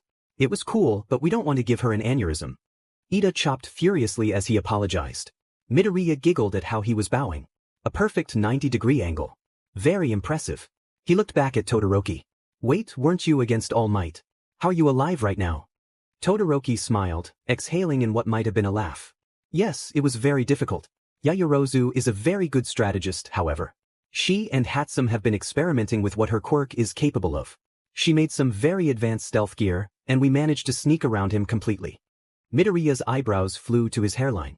Whoa, I'm glad it went well. I'll have to ask her about it later. Midoriya turned to Tsuyu and Shinso. What about you both? How did your exams go? Tsuyu croaked. Mine went well, Kero. Tokoyami and I managed to capture ectoplasm with good time left. That's great. What about you, raccoon boy? Shinso held his hands over his eyebags. This is discrimination and I won't put up with it. But it went okay. Sero passed out pretty quickly. Poor sucker needs a mask with air filtering. She was a little too happy when I got out of the gates though. Midoriya giggled. Yeah, she probably wanted you to win. God damn it. Do I have to get suspended for her to stop being nice to me? Do I insult her mother? What do I do? Tsuyu pat his back in genuine comfort. Midoriya giggled at the silliness of it all. Alright, everyone in your seats. The class was sitting quiet when Shoyuta appeared in the room. Not bad. In terms of your exams, most of you performed well. Even though 5 of you did fail. Satu and Kirishima. Strategy is everything. Keep a clear head and apply your strength. Yes, sir. Okay, sir. Ashido and Kaminari. Try and think your way through a situation. Don't make assumptions unless you can back them up. Okay. Sorry, sir. Finally, Sero. You need to avoid situations like this in the future. Normally, one student leaving the gates is enough to pass both of you, but considering the circumstances, only Shinso passed. Got it. Good. On to the rest of my announcement regarding the summer break and training camp. You have a week to organize yourselves, and the second week will be spent in an undisclosed location with pro heroes, training both your minds and your quirks. Kaminari and Ashido sighed dramatically. Wish we could go. How was I supposed to know that Nedzu was a benevolent god of intelligence? Shoyuta smirked under his scarf. But it was another logical ruse to encourage you. Everyone is going to the camp. The 5 cheered in joy, jumping up out of their seats. But they will have to attend night classes while their classmates can relax.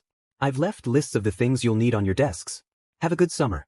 Their cheering turned to groans as Shoyuta walked out. Kaminari was sobbing, and Midoriya couldn't tell if it was him pretending or him actually crying. Not fair.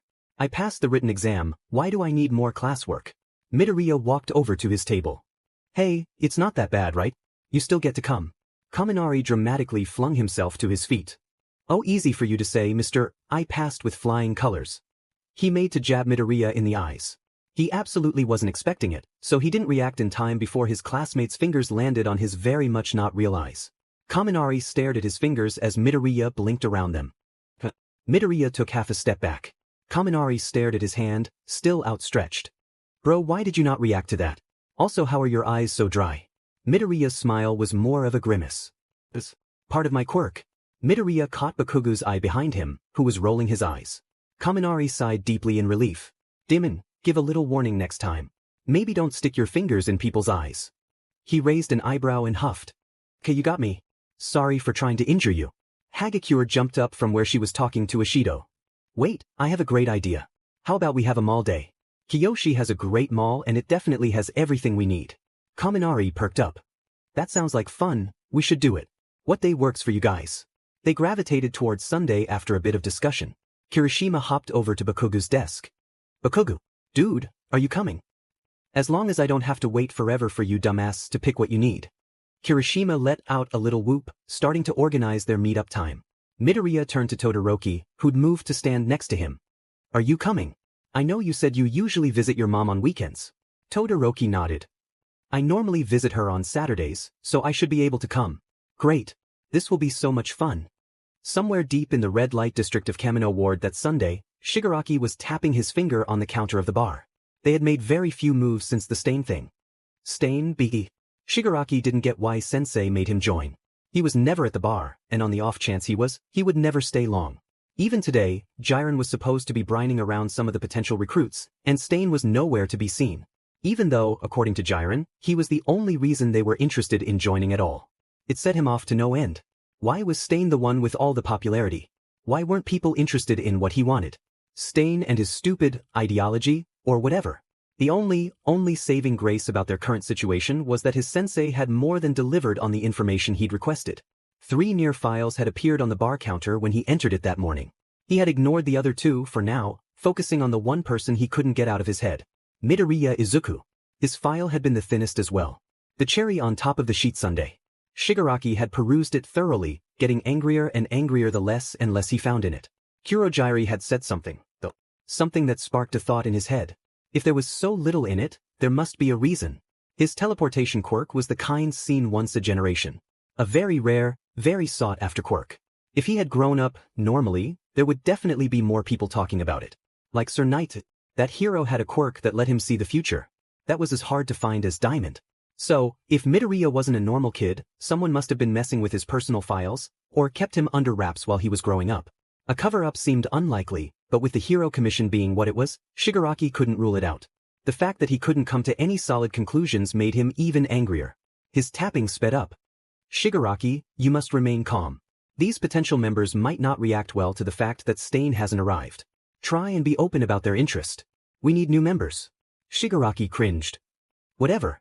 They better not PSS me off. I'll decide if they're good enough to join my party.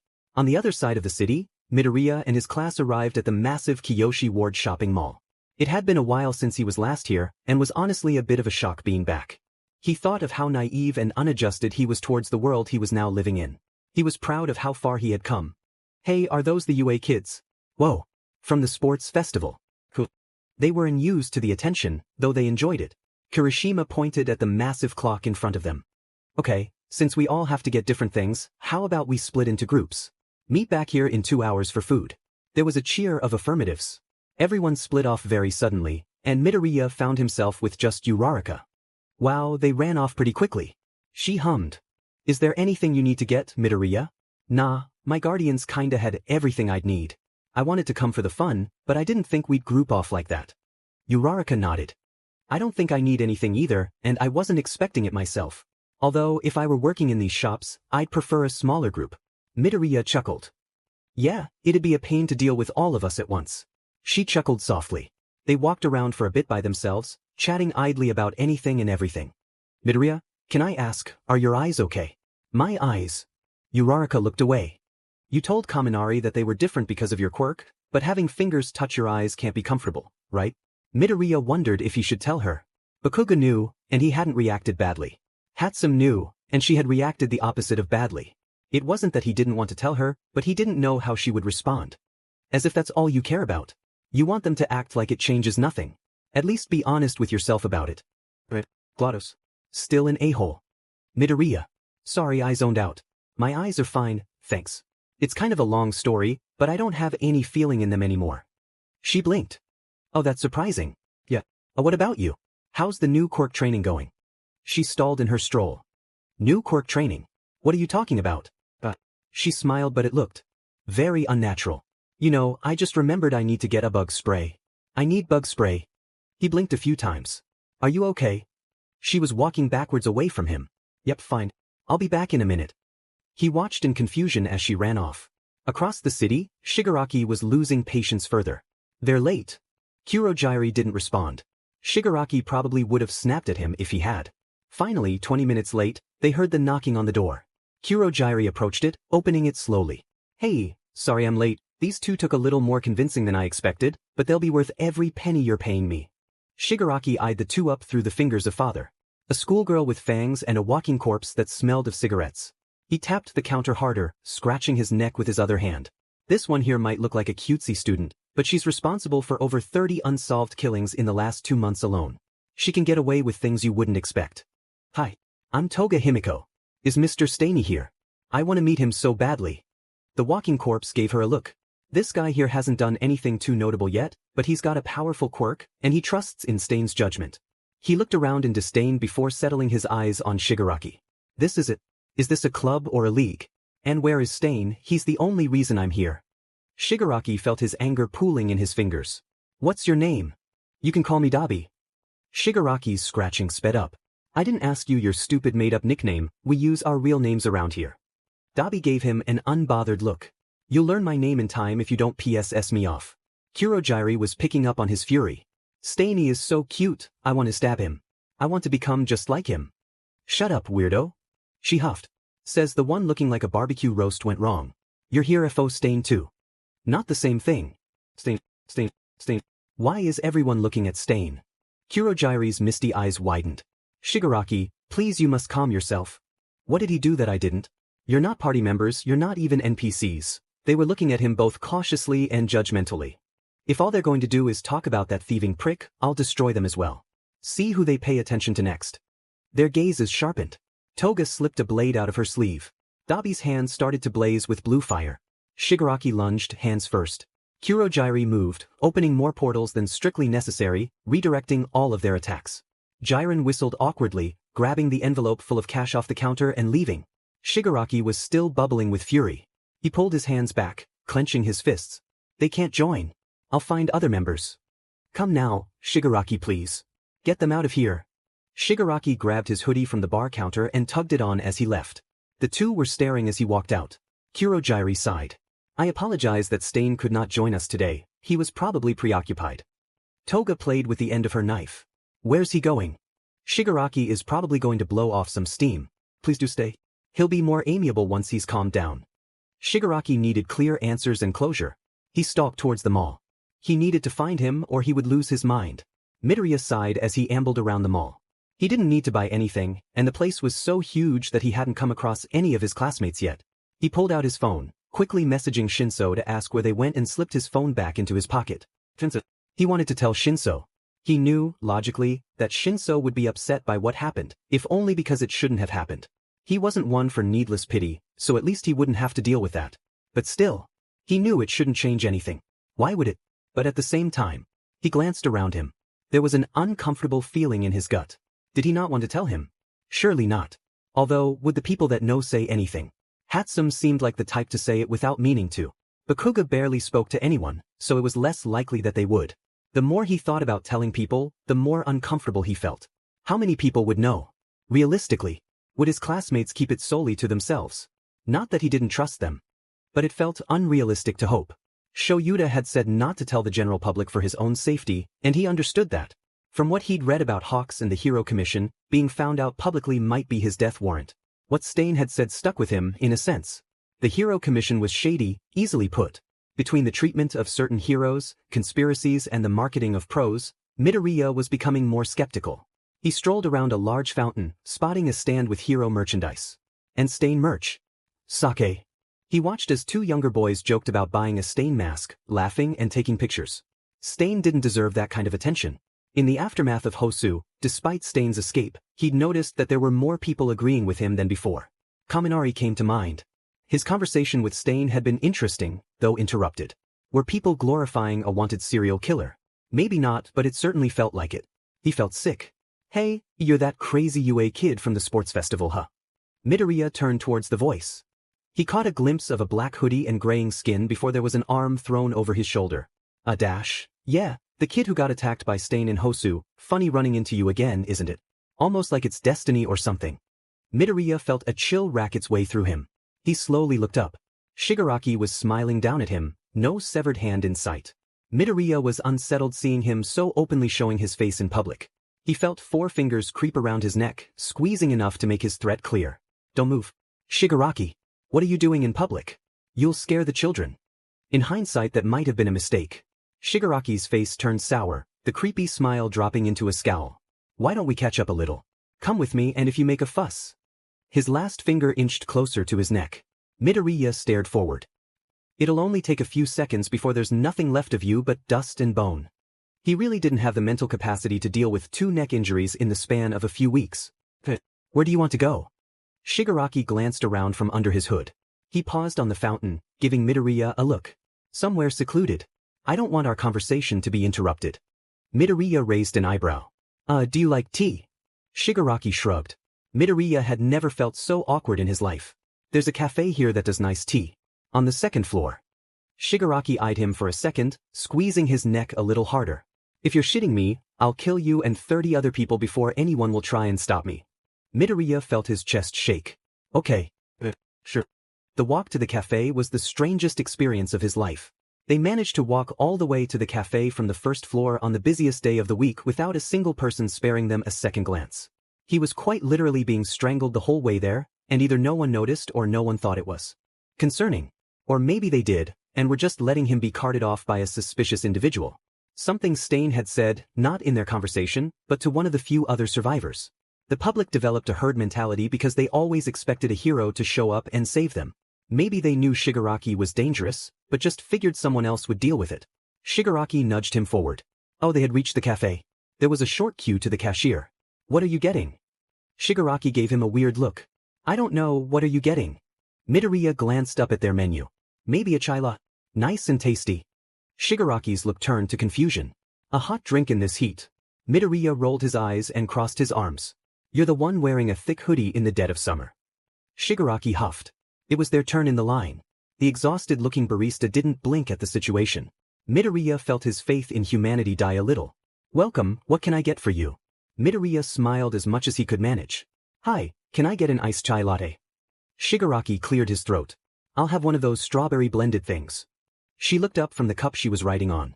Do you mean a frappuccino? Shigaraki gave her a look. Midoriya coughed a little. Yes. She nodded and wrote on the next cup. That'll be 1,200 yen, cash or card.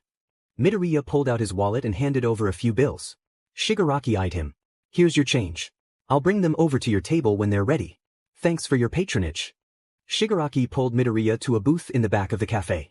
They were sitting in silence for a second, and Midoriya could feel his remaining skin crawling. So, a frappuccino. I didn't take you for a sweet person. Shigaraki narrowed his eyes. What? You just strike me as a 1 black coffee with 4 shots of espresso type of guy. Shigaraki looked away, scratching his neck with his other hand. Stop that, you're bleeding. Midoriya was given an especially odd look. He was about to open his mouth when the barista arrived at their table with the drinks. He thanked her quickly and watched as she left. He picked up his drink. Cheers, I guess. He took a long sip. Shigaraki held his drink in his other hand, but didn't move to have any. So, why did you abduct me? Shut up.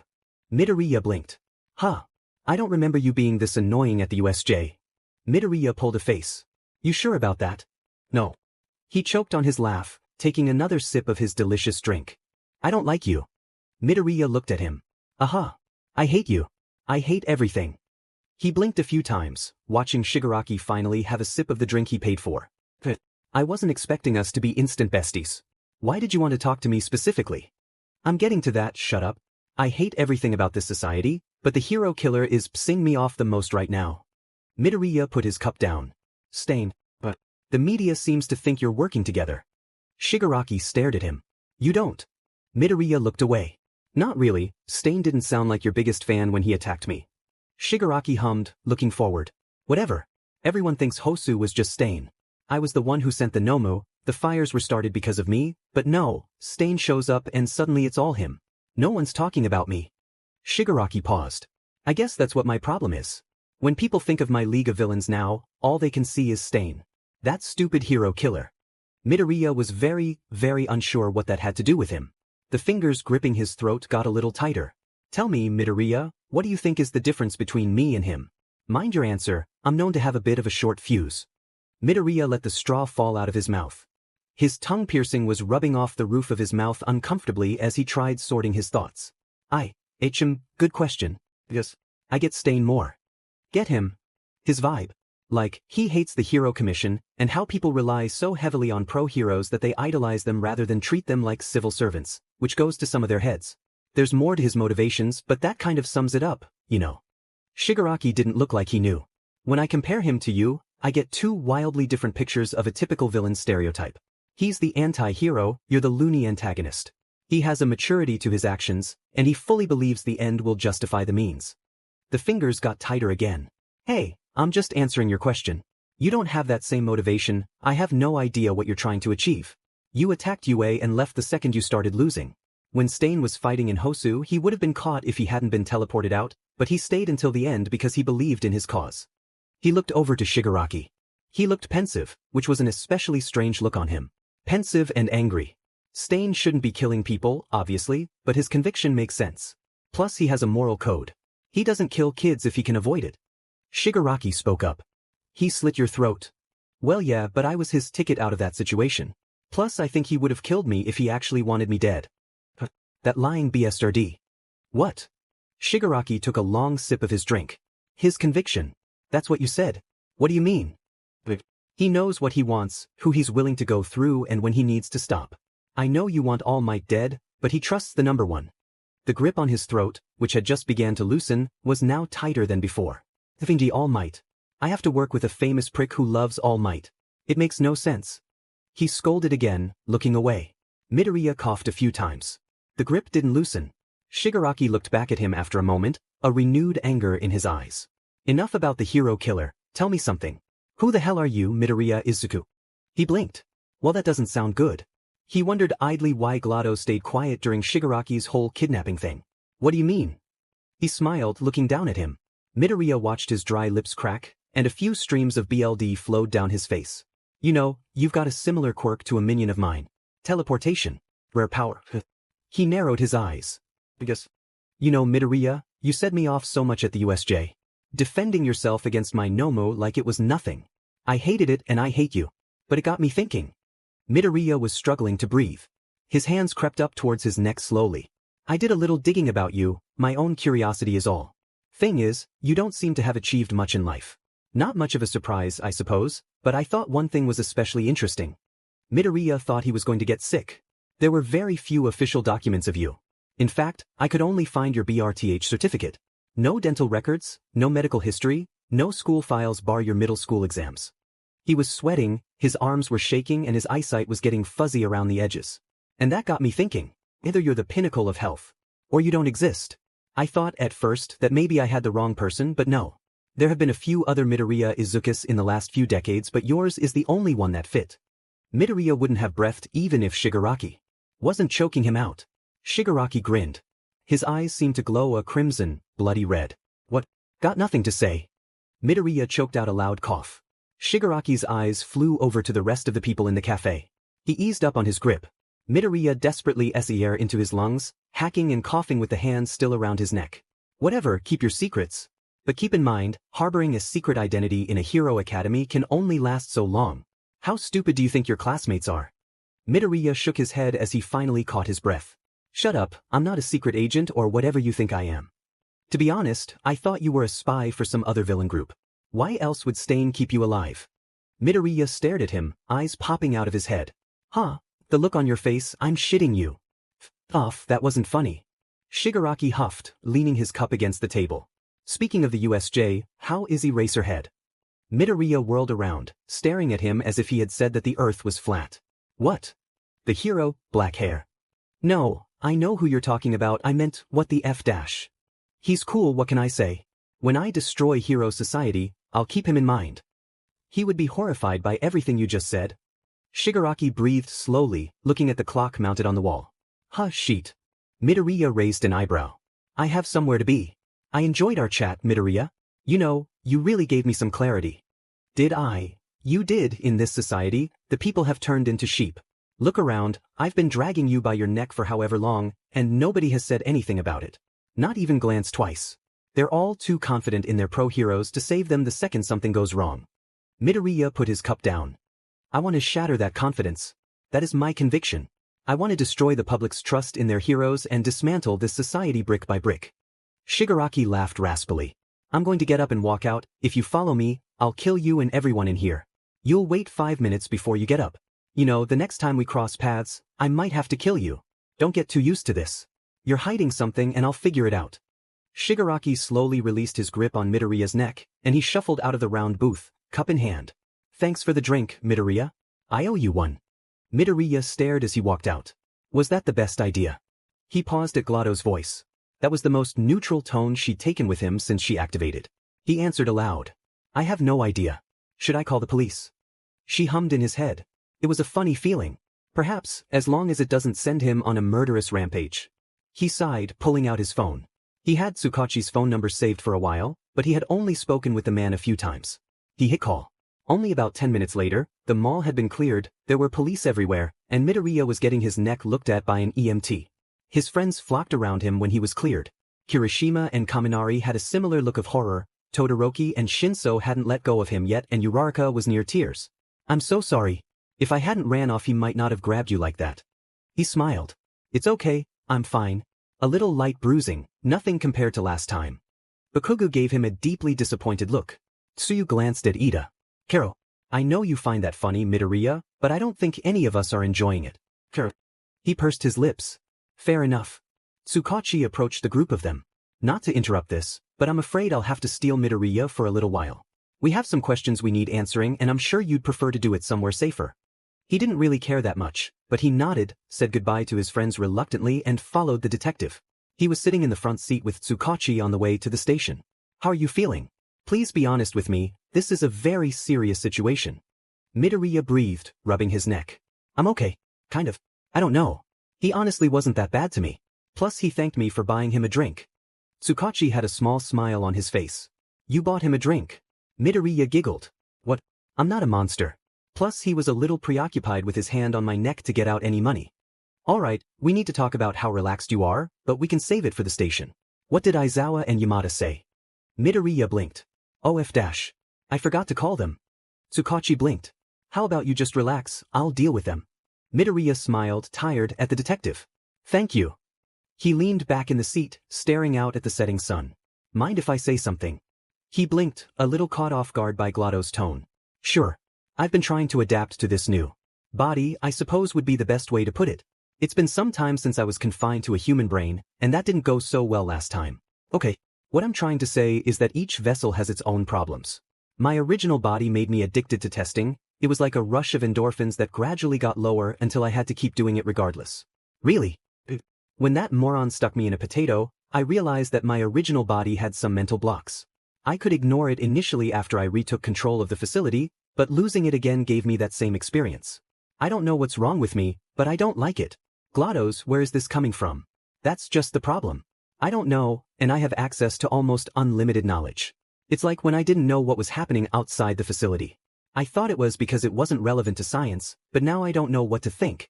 The mathematics have become incomprehensible. What are you saying? I think someone was messing with my body. My real, original body. They used to make personality cores to slow me down, but I can't believe they would actively limit my knowledge. The engineers. I don't know. Even if it was the engineers, they weren't immune to neurotoxins, so I can't exactly quiz them on it. Midoriya felt like he'd been struck by lightning. The tablet Hatsum had hooked him up to when they reactivated Glados. Interrogate, there was a feature in my code. I didn't program that, we have no idea what it does. That might not be a surprise for you, but it is for me. He rolled his eyes. Okay, I'll let that slide because you're going through something, but I expect an apology for everything you've said to me before today. That wasn't intentional, I'm a personality AI, we're affected by the body we're housed in. Your brain is surprisingly rude to itself, you know. Midoriya stalled. What? You're saying that you've been in butt to me because of my own brain. In different words, but yes. Midoriya rubbed his forehead. What the F-? I might be overstepping when I say this, but your guardians didn't seem all that concerned. I'll admit, I was shocked by the dark-haired one who's seen my real body. Interesting reaction, no. He looked down. I've been through so much, they're used to weird shit. They just didn't get it. Do you honestly believe that? Midoriya frowned and looked out the window again. They had arrived at the station. I'm not talking with you about this. It's your fault in the first place. He got out of the car. The room they had him in for. His questioning was too bare. And it was cold. The questions were repetitive and general. Midoriya wished Tsukachi would just let him talk. When he asked you about Stain, did he say anything unusual? Midoriya scratched his neck. Yeah, actually.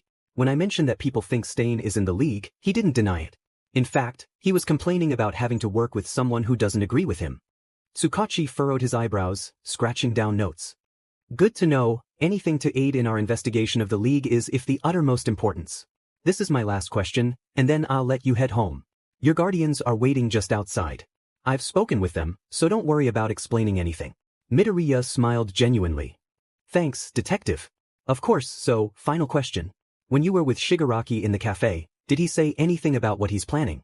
Even vague statements could be the difference between another attack and stopping them before they can hurt more people. Midoriya thought on it for a second. He didn't say anything outright, but I think he was implying it. Oh. Well, okay, you kind of need context for this. When we were talking, at one point he brought up what files are available of me. I know you said my BRTH certificate would be all I'd need, but he didn't trust the files. Tsukachi stalled. He had personal, government files on you. Not with him, but he knew enough. He knew I technically have no medical or dental history as Midoriya Izuku, born 15 years ago, as opposed to my actual records from 200 years ago. That is a major cause for concern. But please, continue. Right after that, he was kinda insulting me and he's convinced that I'm hiding something. He said that the next time he sees me, he'll probably have to kill me. Then he left. Thanked me for the drink. Tsukachi kept writing. So you believe that he's planning something? I think so, but I couldn't tell you what. Okay, this had been very informative. I'll pass all of these notes onto the League Task Force. Your intel has been incredibly useful, Midoriya. He clicked the end recording button on a small voice recorder and closed his notebook. Are you feeling any better since the car ride? Not really. I kind of feel the same. That's very common. Are you talking to anyone about the rest of what's going on? I've told a few friends, and I have a therapist that knows almost everything. Good, stay on top of it, Midoriya. Put yourself first in these situations. I know he got away, but you prevented deaths today. We don't know how Shigaraki would have reacted if you weren't as complicit. Good work, and I'm sure your guardians would agree with me. Thank you. Of course, come on, I'll walk you out. Midoriya was led out the side door by Tsukachi, meeting a cat police officer, Sansa. Shoyuta seemed to be mid-pace when the door was opened. Hisashi literally threw his arms onto Midoriya in a gigantic, squishy hug. Oh, please tell me you're okay. Shoyuta stood behind them, a hand on Hisashi's back. You're bruised. Shoyuta moved closer to take a look at his neck. The bruises really had gotten more aggressive since they left the mall. Yeah, being strangled will do that. He laughed, but there was no humor in it. He watched them share a look, before engulfing him in a bear hug. He squeezed them back. He didn't necessarily think he was going to die, but that doesn't mean he didn't realize in hindsight.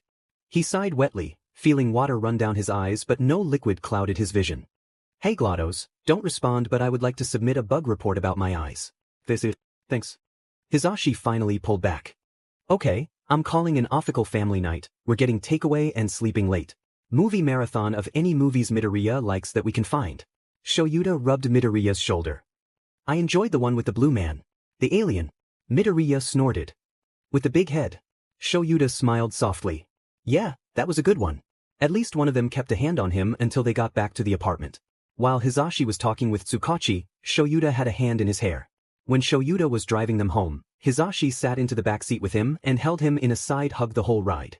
When they got home, they ordered greasy pizzas, changed into their fluffiest pajamas and sat together snugly on one couch with a blanket thrown across the three of them. Midoriya felt warm inside and out. What are we watching first? It's an old movie where a guy's whole life is a TV show, but he's the only one who doesn't know. Wow, that's dark. Yeah, but it's amazing. I can't believe you even found it. Hisashi chuckled as Chunk settled on Midoriya's legs. She wasn't as chunky as she used to be. The diet and exercise they had her on were working perfectly. He let his hands sink into her fur. He passed out on the couch surrounded by his family. Midoriya kicked his legs up on Hatsume's workbench. It's CKS that you can't come with us. I'll be at the mercy of Shinso the whole time. She snorted and took the wrench out of his hand. Yeah, well, we can't all go to mysterious, undisclosed locations for hero training. How have your classmates been since the mall thing? It had been a few days since Shigaraki used his neck as a stress ball. The bruises were long gone, and all he was left with were the lingering memories of fear and the smell of Shigaraki's breath. But they've been texting me a lot more often. I think most of them have decided I'm a danger magnet, or something like that. The check-ins have been freaking me out a bit. She hummed and pushed her goggles off of her eyes. And Glados? He focused on his mind. He could kind of notice her presence in his head, distantly but there. It's weird actually. We're not friends or anything like that, but she's getting kind of nicer.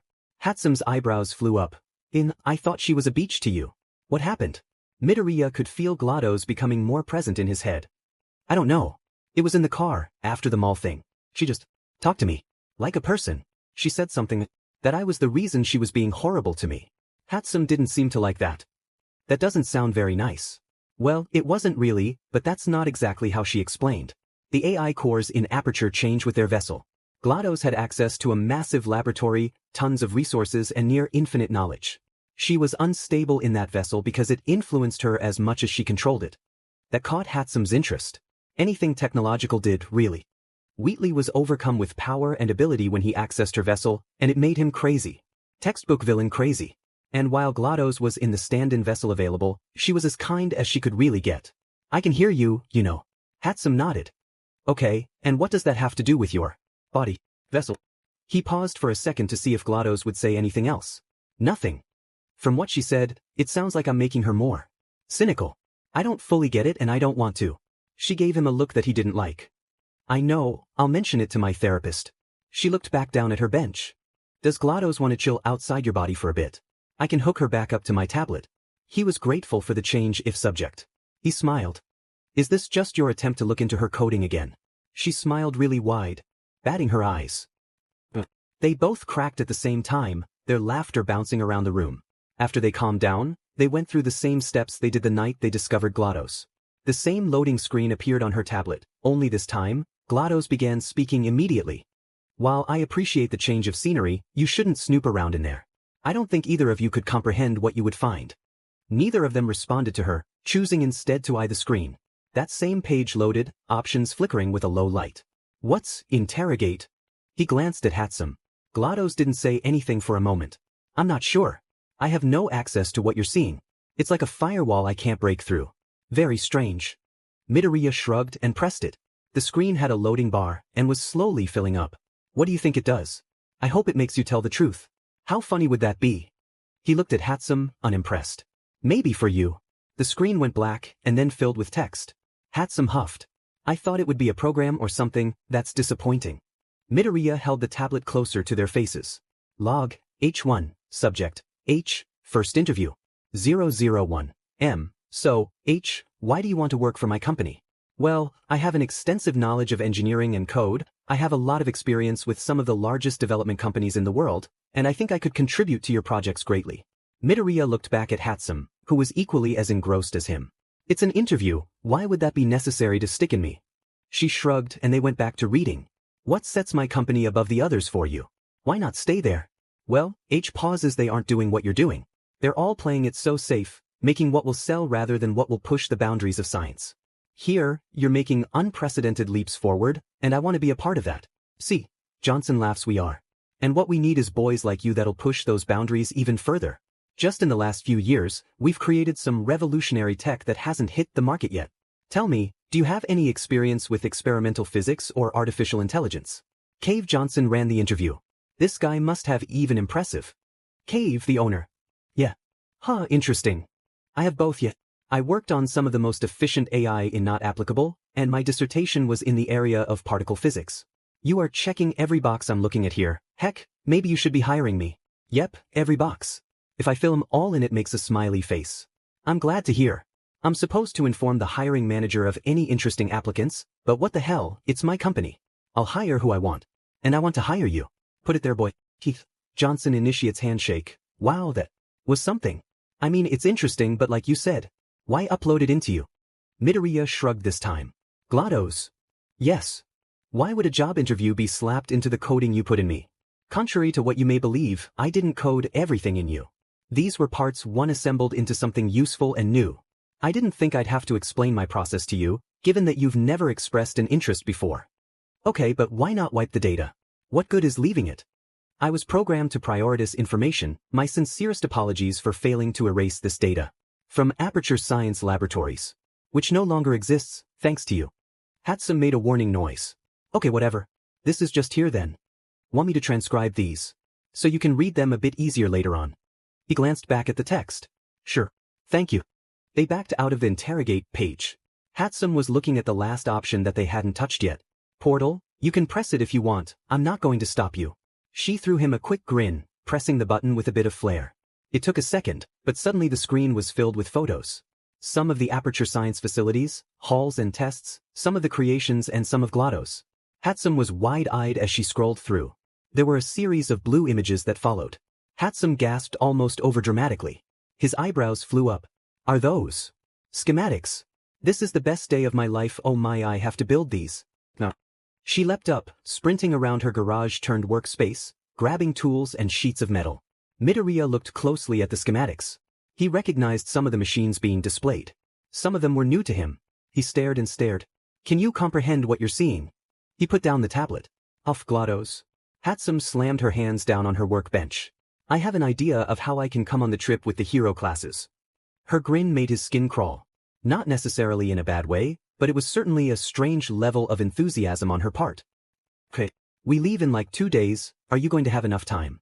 She cackled, already throwing half her tools into a giant rucksack. You effin' bet. Aizawa needed to stop listening to these kids. Hatsum was practically screaming laughing when he reluctantly agreed to let her come, strictly and only because she needed wide open spaces to test a new project. How did you manage to get Power Loader to agree to this? She pushed her hair out of her face. All I had to do was show him my newest schematics and boom. He gave the okay faster than I could ask. Aizawa's gaze flickered over to Izuku.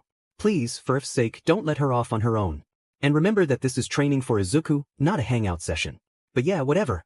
Make sure you have everything you'll need. Izuku gave him a small smile. Hatsum left the apartment pretty quickly after that. You'll focus on training, right? He chuckled. Of course, but I'm not really sure if my training will be the same as my classmates. It's not like my power gets stronger the more I use it. Aizawa shrugged, sipping his coffee. You never know. And don't worry, I have a training plan made out for you. His grin made Izuku shrink a little. Have you your bag packed? Yeah, I'm not going to bring Wheatley, obviously, but I might bring my visor. It would be nice to get some photos of the forest. Aizawa hummed. It's a shame Hisashi can't come. Yeah, but it'll be fine. There's already plenty of heroes going to be there. Plus, he has the radio station to run. Izuku nodded, but he looked a little distant. It's only a few days, kid. Stop looking like I knocked your lollipop out of your hand. He giggled. Sorry, I just realized. I haven't really been away from both of you since I got here. Other than school and stuff. Aizawa eyed him. Are you going to be okay with that? Izuku waved him off. No. It's okay. I was just thinking. Alright if you insist. Don't forget to go to bed early, we have to be on the bus before 6. Izuku playfully rolled his eyes. Okay dad, nice one. Izuku walked out of the kitchen. Aizawa was staring at where he just was. Izuku didn't make a big deal about it. It was a joke. He didn't double back on his words or anything. Aizawa tugged his hair with one hand, hiding a soft smile in his scarf. He shook his head and schooled his expression into something more neutral. Don't overthink it, Sake, I'm a grown man. He sighed and downed the rest of his coffee. It wasn't until Hisashi got back that night that Aizawa realized what Izuku really meant. He watched them hug from the couch, smiling and talking. Izuku was just going to miss his presence and company, not lose his mind over what Aizawa assumed were codependency issues. He really needed to re-examine his thought process. They ate a hearty meal that night, and as Aizawa had said, he and Izuku were up before sunrise to get ready the next morning. Aizawa walked into the kitchen to find Izuku pouring coffee into his travel mug. He watched carefully as Izuku added just the right amount of too much sugar to the dark liquid. Izuku paused in his actions and turned only to see him standing there. Oh, I thought Glados was messing with me. You like too much sugar, right? Aizawa blinked. Yeah. Does she talk to you a lot? He shrugged, tying the cap on. Sometimes. It kinda depends on her mood. You sound less angry about it. Izuku handed it to him, clasping his white hands together. Yeah. She's been nicer. That's good to hear. He shrugged. Aizawa decided to leave it there. Alright, grab your shoes and make sure you have your phone, because I'm not turning the car around. Izuku snickered and threw his bag over his shoulder. When they reached UA, Aizawa let Izuku hop out of the car first to avoid them showing up at the same time. He was genuinely surprised to see so many of his classmates already there. He waved to Ishido and Bakugo, smiled at Tokoyami and Aoyama, and jogged over to where all of his friends had gathered. Is it just Shinso not here yet? Todoroki had the faintest of smiles on his face as he pointed behind them. No, he was here before me, but I think he is unused to the early hours. Midoriya giggled at the sight of Shinso fully asleep across one of UA's decorative boulders. Kero, that doesn't look comfortable yet. Kero. Uraraka snorted. Hatsum crossed her arms. Yeah. I wonder how it feels to lie on. Yaoyorozu and Ito were watching them, mildly concerned. Shoyuta finally decided to leave the car, and made his presence known by smacking Shinso on the back of the head. What? Oh, Shinso was shaking a little. Midoriya had to physically stop himself from laughing at him. Hey, get on the bus. Ida. Ida seemed to manifest a whistle from thin air. Yes, sir. Everyone, Yaoyorozu and I prepared a seating plan, so everyone in twos immediately. A few minutes and some seat swapping later, Midoriya was sitting in the back row between Hatsum and Ishido, with Shinso and Kaminari on either side of them. Ishido tore open a bag of fizzy gummies and practically forced some into Kaminari's mouth. Come on, they aren't even sour. He shrieked, smacking at her hands. They are to me. She sat back down dramatically, turning up her nose. I bet Midoriya would love some, right Midori? He smiled at the nickname, thanking her for the gummies. He chewed them, staring directly at Kaminari. What the hell man, not cool? He mimicked the position of Ishido. Esigas to Esike, I guess. They cackled together. Shinso lay down heavily across the four of them about 10 minutes into the drive, asleep in seconds. Midoriya smiled and turned to Hatsum. Did he say when he woke up this morning? She lay her arms over his legs, propping her head up. No, but he did say that he didn't go to sleep. Midoriya laughed in shock. What the F dash? What? Apparently he didn't trust himself to wake up in time. They chuckled to themselves. Kaminari was glaring at Ishido as she obnoxiously chomped on her gummies. He put a hand down on Shinsu's hair. His eyes snapped down. Whoa dude, his hair is so soft. Ishido perked up. Really? Let me feel. She stuck a hand in the mop of purple hair, next to Kaminari's. Whoa, it really is. Man, I wish my hair was this soft, but my curls just don't let me have that. Midoriya, Hatsum, get a feel of this. Less than 10 seconds later, the four of them were leaning over Shinso with their hands in his hair. Midoriya couldn't really feel it in the same way that they could, but he still enjoyed the idea of Denji around with him. Beyond. They'd been driving for a while. He knew they were going to some isolated forest for their training, but did it need to be this remote? Hatsum, how many energy drinks did you pack? She didn't look up from the small device she was fiddling with. Enough to put down a few horses, why? Are they in your bag or did you bring them on? I could use one if you don't mind. She pulled one out of her jacket. She was the only person on the bus not wearing the summer uniform. Midoriya began to wonder if it was just to stash things easier. Thanks, I owe you my limbs. She eyes his hands. Yes you do. I call dibs if you die. He cracked open the can, not breaking eye contact. Cool. Midori, can I please braid your hair? I'm bored and Kaminari's scalp is weak as sheet. He snorted at Kaminari's face. Am I being bullied? I feel like in being bullied. Bakugu in the seat in front of him, half spun around. If someone were bullying you, they would just insult you. By the way, your hair looks like sheet. Kaminari stuck both of his hands into Shinsu's hair. Sake. Midoriya leaned around Ishido to pat his arm. Huff, you Ishido, Midoriya is my friend now. Hey. Nope. Friendship with Ishido ended, now Midoriya is my BFF. She threw a gummy at him. Midoriya nudged her side. You can braid it if you like. It's curly as sheet and it knots way too easily. Good luck. She giggled and got to work. By the time they arrived, Hatsum was down 3 energy drinks. Shinso came out of his coma and Midoriya had a nice braid in his hair. They were ushered off the bus, and Midoriya noticed Shoyuta avoided his eye contact when he passed them. They were standing on a cliff's edge of some sort, in front of a massive forest. Zooming in as much as his eyes allowed him, he could vaguely make out some kind of building. Hatsum, see that gray there? Can you zoom in on it? She raised an eyebrow but nodded. It looks a little like school, lots of windows. I can see picnic benches and a wide clearing behind them. They came to the same realization. The camp is down there. And they're making us get there ourselves. Midoriya turned to where Shoyuta was standing, still avoiding his eye. Hatsum, do you want to just go? Presumably they're going to make us anyway. She sighed but nodded, pulling a contraption from her jacket and popping on her big goggles. They tried to subtly walk closer to the ledge. By the time they were right on the edge, the wild pussycats, as Hatsum had called them, arrived. They were smiling and talking to the class. Midoriya smiled and Hatsum whistled loudly with her fingers. Nice try, but we'll see you all there. Before anyone could move, they leapt backwards off the cliff.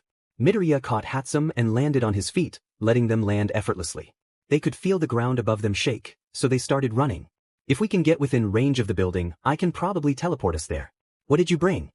Hatsum screwed the small device she'd been fiddling with into the contraption while keeping pace with him and threw it forward. It folded out into a makeshift hoverboard midair. How'd you do that? She grinned as they hopped on, hearing the screams of their falling classmates behind them. The schematics. One of them had an anti-gravity cylinder, like the ones in your handguns. I reverse engineered it a little and managed to get this little baby working like a charm. They sped along faster than before, dodging the mud creatures forming around them. The wind was loud as it rushed past them. Midoriya briefly feared for his braid. Hatsum, move towards the mountainside, I want to see if I can cast portals. She nodded and they swerved off course. The rough mountainside was a dull gray. He held out a hand and let it shift before shooting. The blue portal landed. Okay, keep going, I can get us there in half the time if I can hit the building. She leaned forward and they started moving downhill at an even faster pace. The few mud creatures that got near them were either taken out by ramming through their legs, or Midoriya shot portals that blasted holes through them. It was definitely not what he was expecting, but they weren't alive, which might explain part of it. Okay, what are the pussycat's powers? Hatsum swerved them out of the way of a cluster of trees. Hey, Mandalay, brown hair, she can project her thoughts into your mind. Like telecommunication. Pixie Bob, blonde, she's controlling the mud creatures. I think her power is earth manipulation or something. Ragdoll, green hair, she can tell wherever someone is when she's met them once. Her quirk gives her a lot of information on people as well. Okay, and the last guy. Tiger, he is built like a brick house. Super strong and insanely flexible. Like elastic flexible. Midoriya whistled. Hatsum swerved left suddenly, and Midoriya could make out the building. I have it. Hold it steady. He took a breath, holding his arm out straight. He focused solely on the small patch of white he could see. Fire the orange portal snapped open. To the mountainside, head on. Hatsum leaned into a 9-0 angle, heading straight for the mountain. He cast the blue portal and they flew through it. Landing gracefully, Hatsum picked up the craft and manually folded it back to the compact size it had been. They high-fived, breathing heavily. Glancing behind him, he saw Pixie Bob staring at them. Dim, you got through that fast. I could barely keep the mudsters up by you both. They smiled, Hatsum grinning at her new baby. Mandalay approached them. You both hopped over before we could explain the game, very sharp of you to catch on. We told them that if they weren't back before sundown, they wouldn't get a dinner. Midoriya glanced at Tiger behind her, who was expertly chopping a massive pile of carrots. We weren't serious, just a bit of motivation, you know. Anyway, you finished much quicker than we were expecting. She smiled kindly. Hatsum looked around. We can help with dinner after we wash up. Mandalay's smile grew. Thank you, that's a very generous offer. I'm sure Tiger and Ragdoll will appreciate the help. A few short minutes later, Midoriya and Hatsum had showered and changed into more casual clothes. Tiger allocated them the job of chopping the remaining vegetables for their curry, while he and Ragdoll prepared the mounds of rice necessary for all of the mouths to feed. Class 1B arrived not long after on their bus, and they all glanced at Hatsum and Midoriya at some point before being told to unpack. Vlad King sat at one of the benches near them, and as they passed with the pots full of veggies, Midoriya asked him the question that had been on his mind. Sorry, Sensei, I was wondering why Class B didn't participate in the forest thing, if you don't mind me asking. He smiled up at them from his seat. Oh, they were supposed to. We were late arriving, and we thought it better to leave it rather than make them start so far behind. Oh, I'm sorry to hear that. Is everything okay? He waved him off. Yes, of course. Monoma was irritating his classmates and refused to get on the bus unless Kendo apologized for hitting him. Surprisingly, it went on a lot longer than you would think. He and Hatsum were giggling by the time they dropped off the ingredients. Mandalay passed them to Tiger with a grin. Thanks for your help, kittens. Your classmates shouldn't be too much longer, if what Pixie Bob has been saying means anything. This is my nephew, by the way. Koda, come say hi. The boy, Koda, was tiny. Couldn't be older than 5 or 6. Yet his glare was intense. Midoriya raised an eyebrow, waving and smiling softly. I'm Midoriya. I like your hat. He gave Midoriya a distrusting look, but he looked like he was expecting something more. I'm Hatsum. I build things. I'm not a hero student, but I'm here anyway. The boy blinked, looking a little caught off guard. A dash? Hatsum tugged Midoriya closer to him. Kid, do you want to see a real, working hoverboard? A disbelieving look formed on his face. Don't believe me. See for yourself. She threw the folded-up board with more flair than the first time. It folded out again, floating a good foot off the ground. His eyes widened. Whoa, it works. She grinned. Midoriya held an arm out. Do you want to go on it? His eyes snapped up to Midoriya's. Really? I mean, whatever. It probably esigus. Hatsum grabbed him around the middle and hopped on, flying around the picnic benches at speed. Midoriya smiled at the sound of her cackling mixed with his excited screaming. Wow. He turned back to Mandalay. Oh, sorry. We, probably should have asked if we could let him on that. Don't worry, Hatsum knows what she's doing, it's pretty safe. Mandalay watched them with a faraway look. It's not that. He doesn't really like hero students. This is the happiest I've seen him in a while, and he's not even smiling. Midoriya didn't know how to respond to that. Turns out he didn't have to. She shook her head a little, smiling at him. Thank you both for entertaining him a little. I think he gets really bored out here with us. He nodded, and she walked off to welcome the Class B students. Hatsum came to a sudden stop in front of him, hopping off the board and letting Kota down. His legs were shaking, and Midoriya held a hand out in case he fell. Instead, he stared. What's wrong with your hands? Midoriya raised an eyebrow, and without looking away, cast 2 portals on the building again. Kota stared at them. What? Midoriya stood up straight and walked to the orange portal, which was directly below the blue portal. Watch carefully. He hopped through the orange portal, landing on the ground in front of it again. Kota stared at them. He walked up and stuck his hand through, looking up. Is that my hand? He waved it around. Yep. Kota stared at it. He looked forward and walked through the portal. Midoriya caught him before he could hit the ground, setting him down gently. He heard him mutter a soft "cool" under his breath, before staring at them again. He seemed to remember that he had been angry, and he glared, stomping off somewhere. Hatsum stood next to Midoriya. Interesting kid. Yeah. I wonder what's going on with him. She hummed. He looks kind of familiar, but I'm not sure. Midoriya hummed this time. Pixie Bob yelled something about dinner, and they walked over to meet their exhausted and filthy classmates. Midoriya and Hatsum jogged over to meet their exhausted friends right as they emerged from the forest.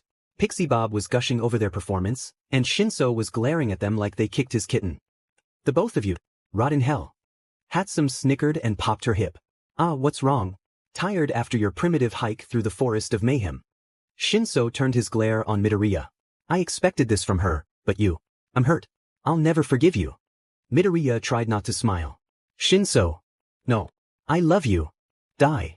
The two burst out laughing as Shinso sighed, slowly sitting cross-legged on the dirt. Leave me here, let the earth consume me. Midoriya caught his breath, picking Shinso up under his arms like a cat. Alright, you're starting to sound like Tokoyami, let's get you inside. Shinso stared back at him over his shoulder. Do I weigh anything to you? Not really. You're pretty scrawny. Enough. Midoriya giggled as Shinso pushed away from him, walking into their digs for the next week. Hatsum and Midoriya had already set out their futons and gotten ready, so they were waiting around for dinner for longer than they expected. Todoroki and Ida emerged simultaneously, the quickest of his friends. Hey guys. How did you two get on with the mudsters? Todoroki glanced at Ida. Ah, I think he's referring to the mud monsters. He hummed, sitting next to Midoriya, and Ida sat across from them. It was interesting. A little difficult with all of our classmates around. Even with the wide spaces I had to be very careful. The last thing I wanted was to burn down the forest as well. Midoriya didn't really think about how destructive powerful quirks would be in that scenario. Huh, and you Ida? Well, I had a similar experience, to an extent. Only I probably could have gotten here faster. I wasn't sure if we would be penalized or punished for not finishing as a group. Midoriya and Hatsum made eye contact. Sorry we abandoned you, we kinda leapt in without knowing what was going on.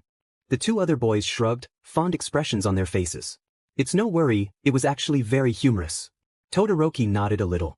Yeah, Sensei didn't seem to know how to react. Bakugo nearly blew up the mountain when he saw you both jump over. Midoriya paused. Why did that sound wrong? F-dash. Ida gasped. Profanity. It is unbecoming of dash. Sorry Ida, I remembered I need to talk to Bakugo for a second. Did you see where he went? The three of his friends gave him a weird look, but none of them knew. He left the table, cursing himself in his head. Of FNG course Bakugo would flip out. What were you thinking? You look exactly like his dead friend and he probably thought you just offed yourself. What the F is wrong with you? Easy does it. It's amazing how oblivious you are as to how you talk to yourself. Not now. He ran all over the camp, checking in the boys' quarters and out the back, where he discovered a hot spring. Weird place.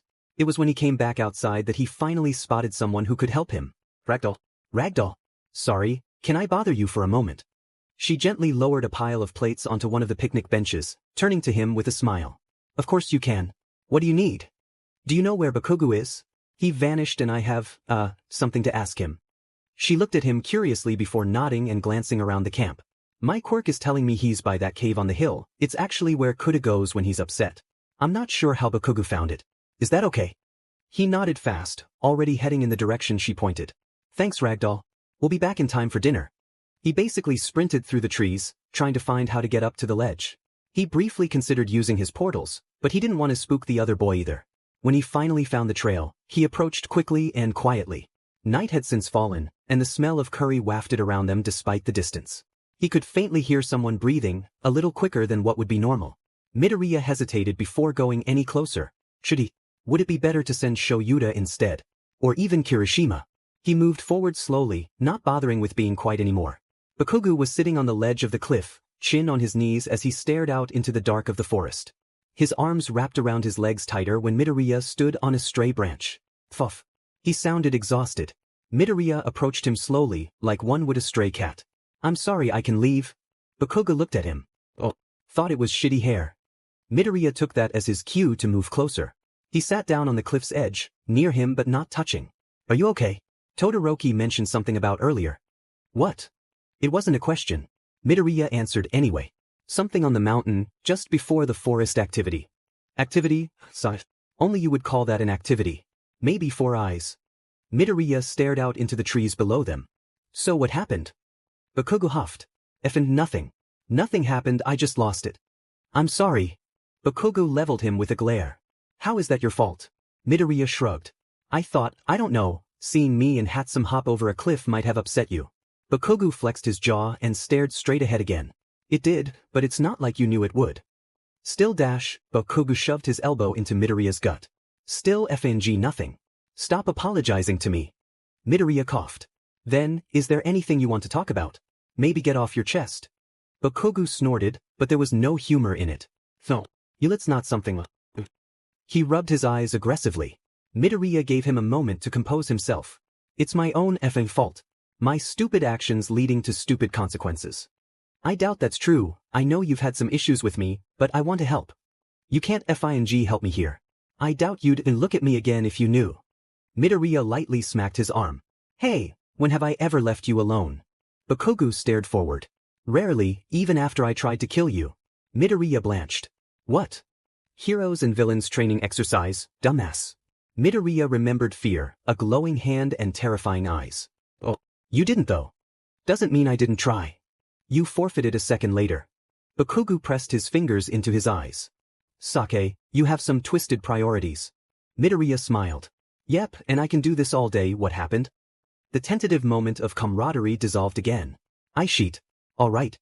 Midoriya scooched back a bit as Bakugo laid out on the dirt, legs dangling over the edge. What do you know about Yamakumo's death? Midoriya knew Yamakumo was his nickname for Mikumo. He also knew it was now his hero name. Inko told me a bit, and so did Shoyuta. He committed suicide. Bakugo breathed loudly. He killed himself. It sounded more like he was talking to himself, but Midoriya kept talking. I found an article after the exams in Aldra. About a kid who died. I sat in his seat, right? Bakugo hummed. Yeah. Effer threw himself off the school. Oh, sheet, I'm sorry Stop me apologizing, I don't deserve it. His voice was laced with more vitriol than before. A coping mechanism, his mind whispered. Okay. Midoriya let the silence sit for a bit. It was a trick he'd picked up from Dr. Shinso. If you stay quiet, they're more likely to fill the silence. He offed himself. On some random Wednesday with no note and no fanfare. No note. Well, not really. Just a copy of paper with, sorry, on it for Auntie. Oh, I'm sorry to hear that. Were you close? Bakugo rolled his eyes and looked away. What the f makes you think he and I were friends? Midoriya had no idea where this conversation was going. Your hero name. The way you reacted when you met me. I don't know. I assumed.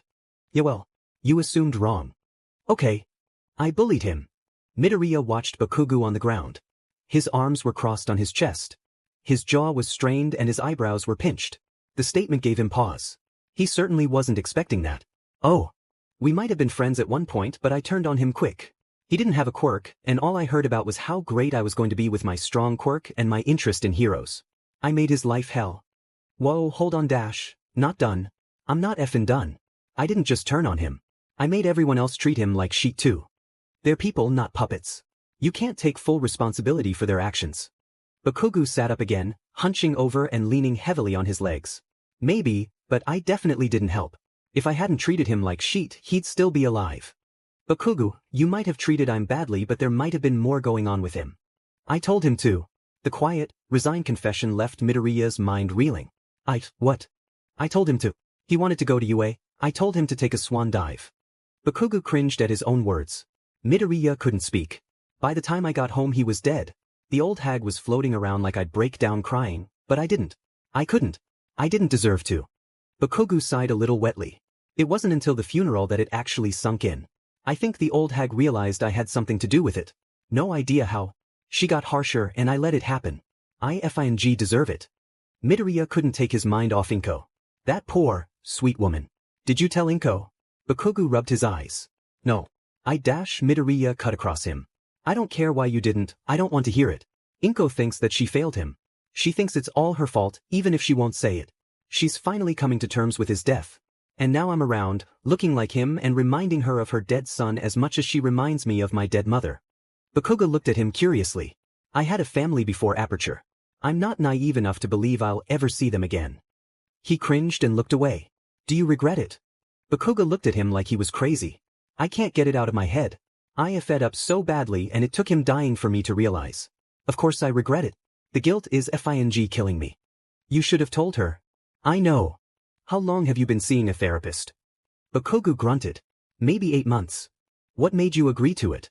He closed his eyes. After he died, I got worse, anger-wise. My temper was shorter. Eventually the old hag smacked me upside the head and asked if Yamakumo made a good punching bag. It was soon after that. Midoriya didn't like that. Why would she say that? It was the only thing that worked. Ask her. Midoriya ran through every interaction he'd had with Bakugo thus far. And then Inko. And then he pictured the photo of Mikumo. I'm angry. And upset. Bakugo tensed. I figured you would be. What kind of hero do you want to be? Bakugo looked at him curiously, but thought about it. I want to save people by winning for them. I know I'm not approachable, but I want people to trust me. Midoriya stared at him for a minute or two. Bakugo said nothing. Okay, come on, we'll be late for dinner. Bakugo blinked. Huh. Midoriya stood up and looked down at him. You regret it. You're talking to someone about your issues. You know you were wrong and your actions had serious consequences. What's the point in condemning you myself? Bakugo didn't seem to know what to do with himself. Midoriya extended a hand down to him. Bakugo stared at it. Threw it. He flexed his hand. Slowly he accepted it. Midoriya pulled him to his feet. They walked in tandem down the side of the cliff. Thanks. Midoriya raised an eyebrow. For what? Bakugo bit his lip. I don't know. I don't know. There was a brief pause. How did you find that place? Bakugo snorted. I saw that punk kid run off and found him up there. When did he leave? When I told him to piss us off. Midoriya gave him a look, and Bakugo glanced away. They walked the rest of the way in silence, and by the time they reached camp, their classmates were halfway through their dinners. They sat at different tables, each being passed a serving of Tiger's Famous. They didn't talk again that night. Midoriya, may I speak to you for a moment? Aizawa watched as the kid excused himself from his friends.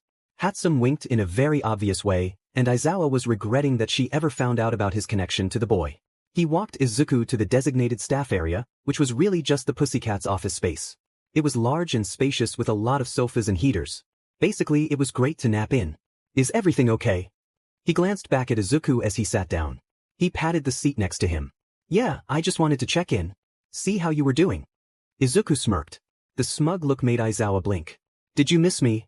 He rolled his eyes, a fond look on his face. Yeah, I guess I did. Izuku chuckled to himself, leaning into him. Aizawa put an arm around his shoulders. How did you find today? Izuku sighed. Was interesting.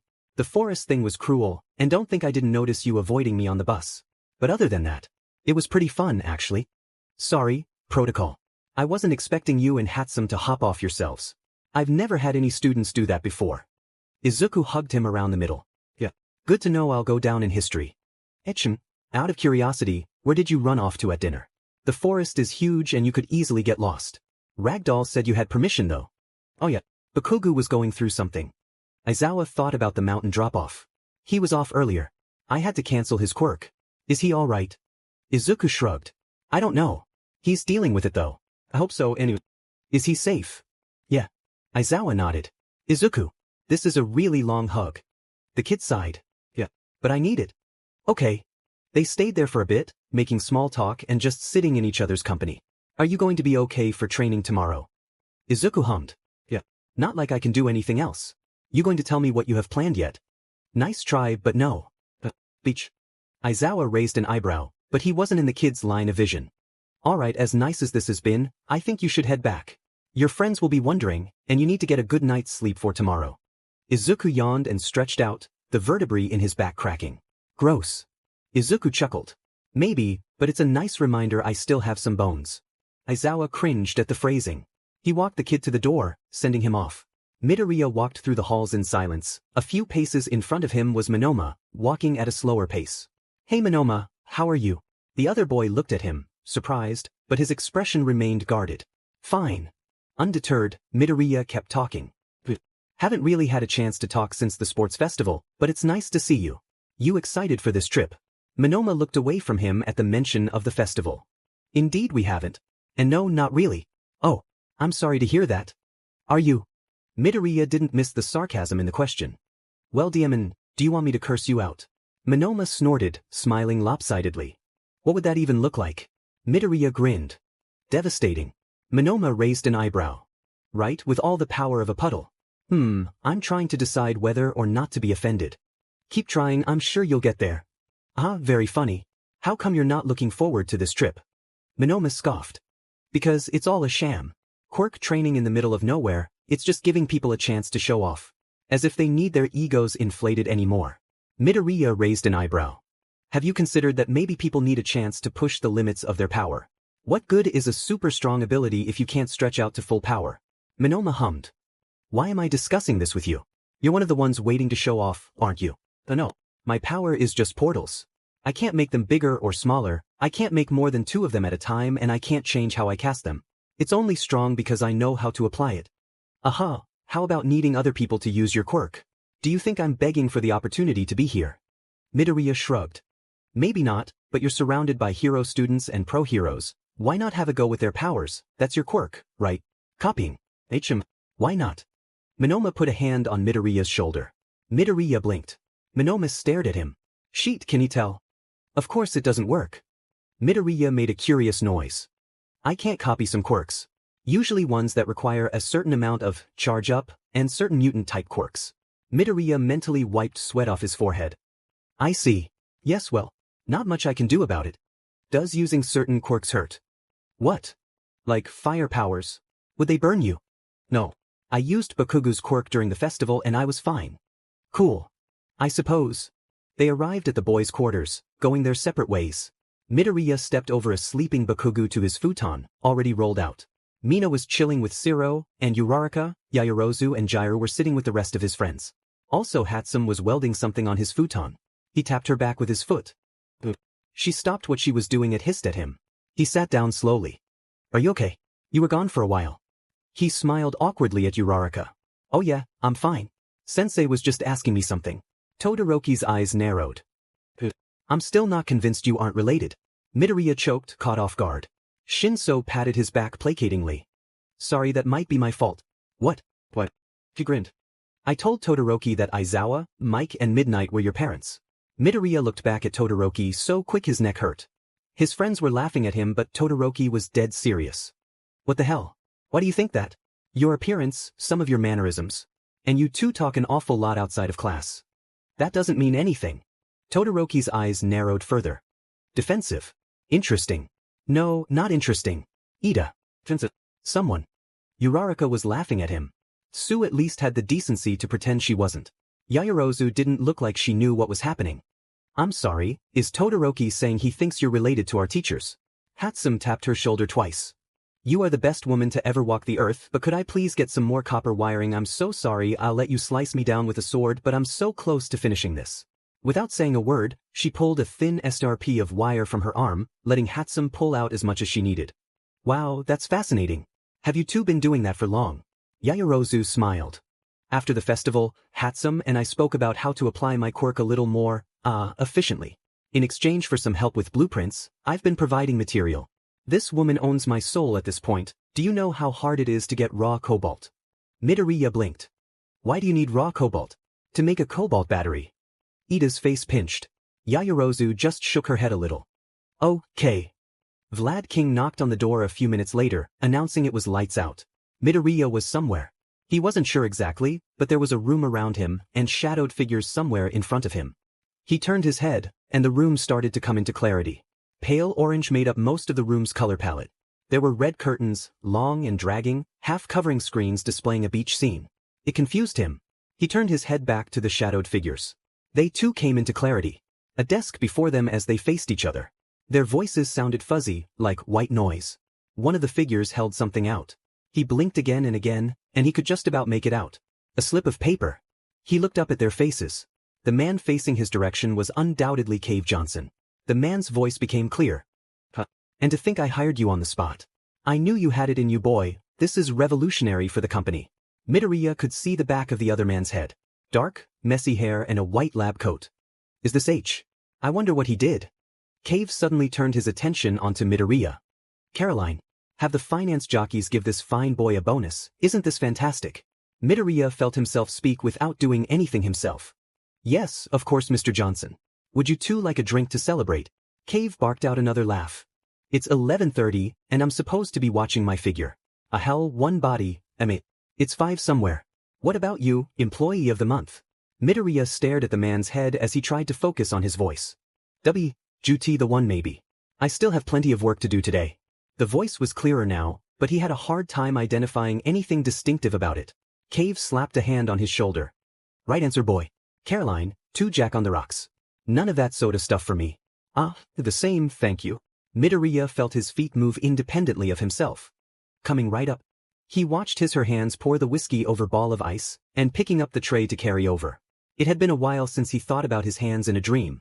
He was so used to the limited sensation that this was a little overwhelming. Caroline set the tray down on the desk, leaning over to hand Cave Johnson his drink. She got a surprisingly genuine smile in return.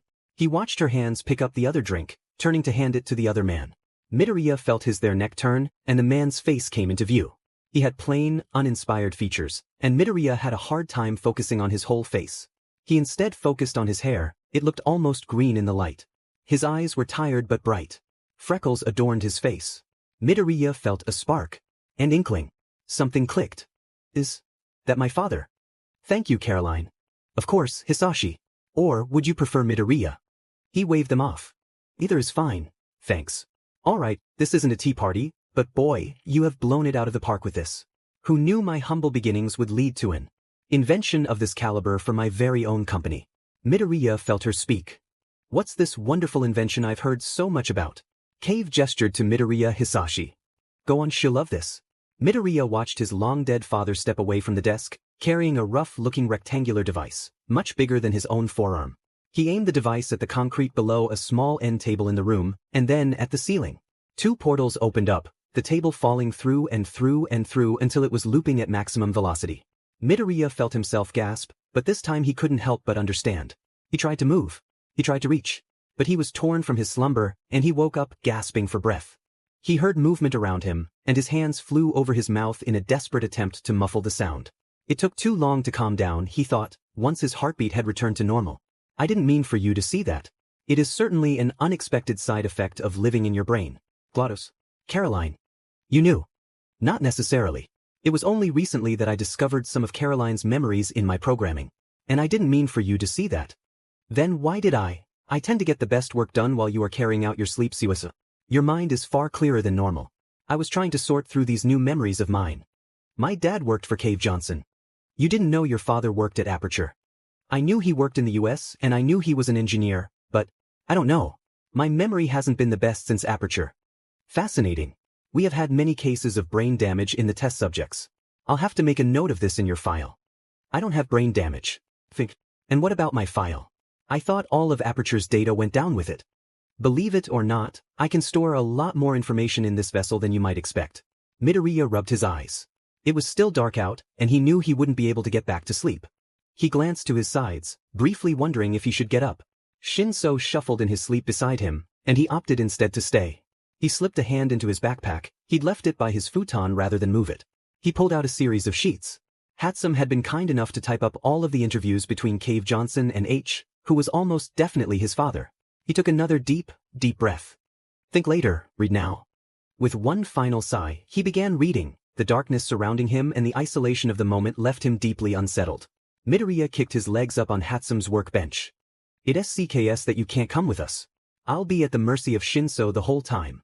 She snorted and took the wrench out of his hand. Yeah, well, we can't all go to mysterious, undisclosed locations for hero training. How have your classmates been since the mall thing? It had been a few days since Shigaraki used his neck as a stress ball. The bruises were long gone, and all he was left with were the lingering memories of fear and the smell of Shigaraki's breath. But they've been texting me a lot more often. I think most of them have decided I'm a danger magnet, or something like that. The check-ins have been freaking me out a bit. She hummed and pushed her goggles off of her eyes. And Glados? He focused on his mind. He could kind of notice her presence in his head, distantly but there. It's weird actually. We're not friends or anything like that, but she's getting kind of nicer. Hatsume's eyebrows flew up. I thought she was a beach to you. What happened? Midoriya could feel Glados becoming more present in his head. I don't know. It was in the car, after the mall thing. She just talked to me. Like a person. She said something that I was the reason she was being horrible to me. Hatsume didn't seem to like that. That doesn't sound very nice. Well, it wasn't really, but that's not exactly how she explained. The AI cores in Aperture change with their vessel. Glados had access to a massive laboratory, tons of resources and near infinite knowledge. She was unstable in that vessel because it influenced her as much as she controlled it.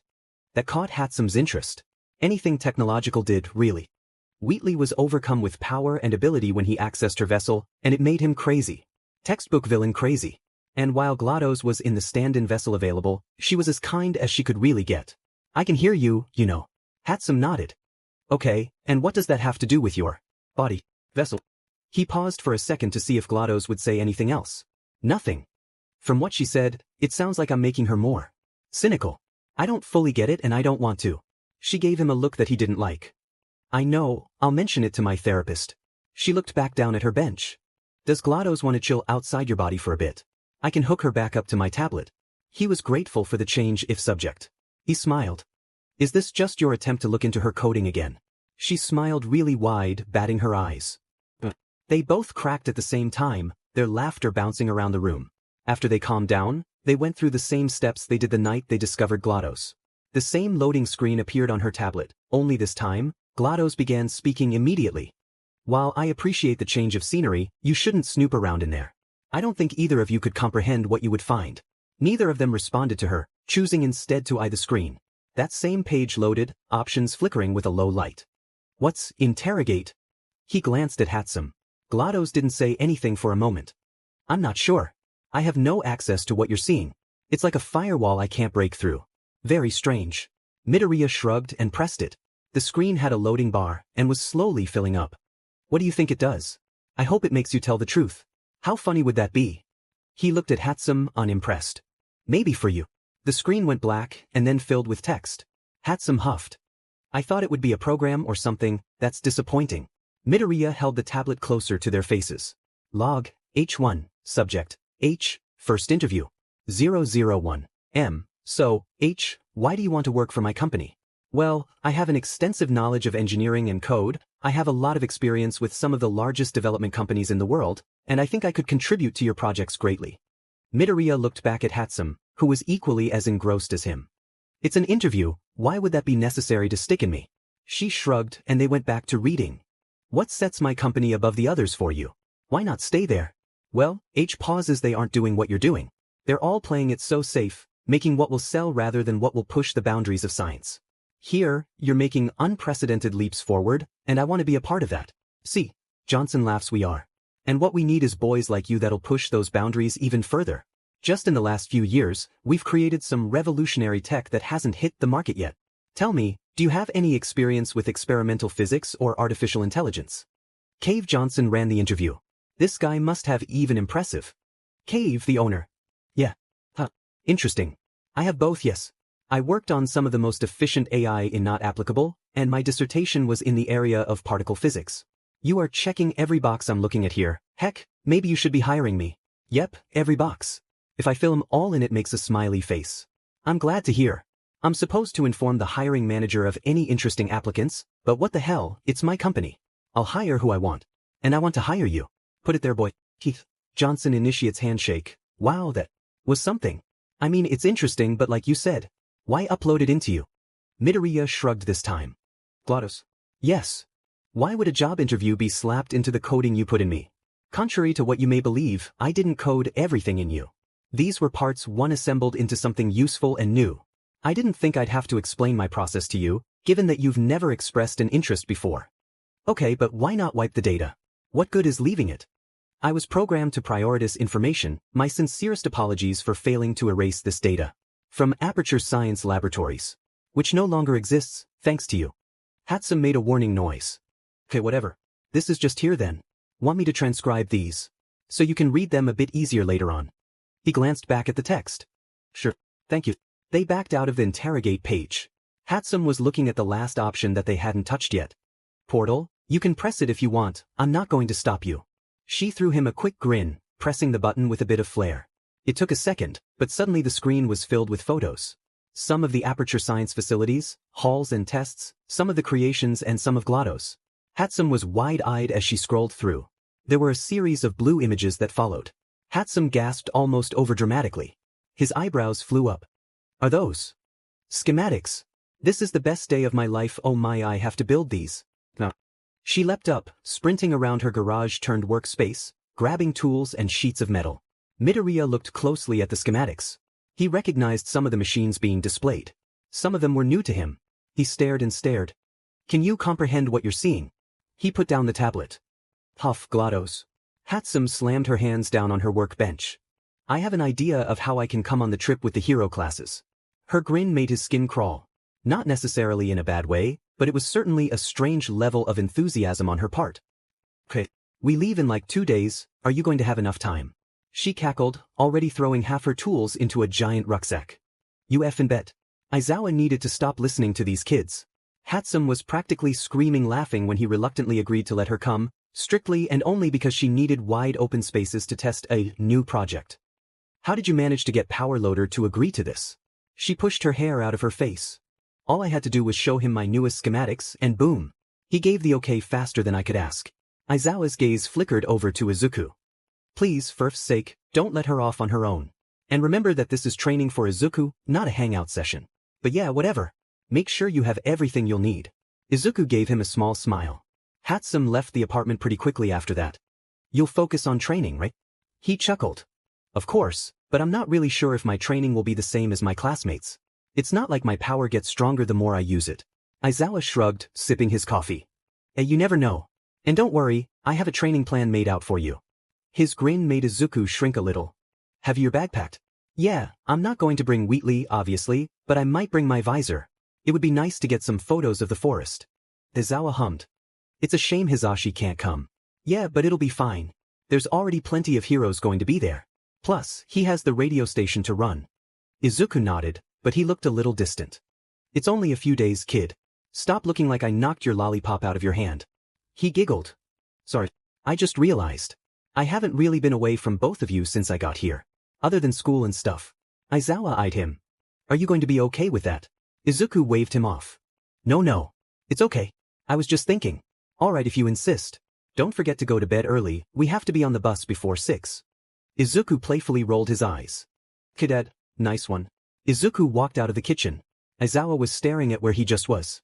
Izuku didn't make a big deal about it. It was a joke. He didn't double back on his words or anything. Aizawa tugged his hair with one hand, hiding a soft smile in his scarf. He shook his head and schooled his expression into something more neutral. Don't overthink it.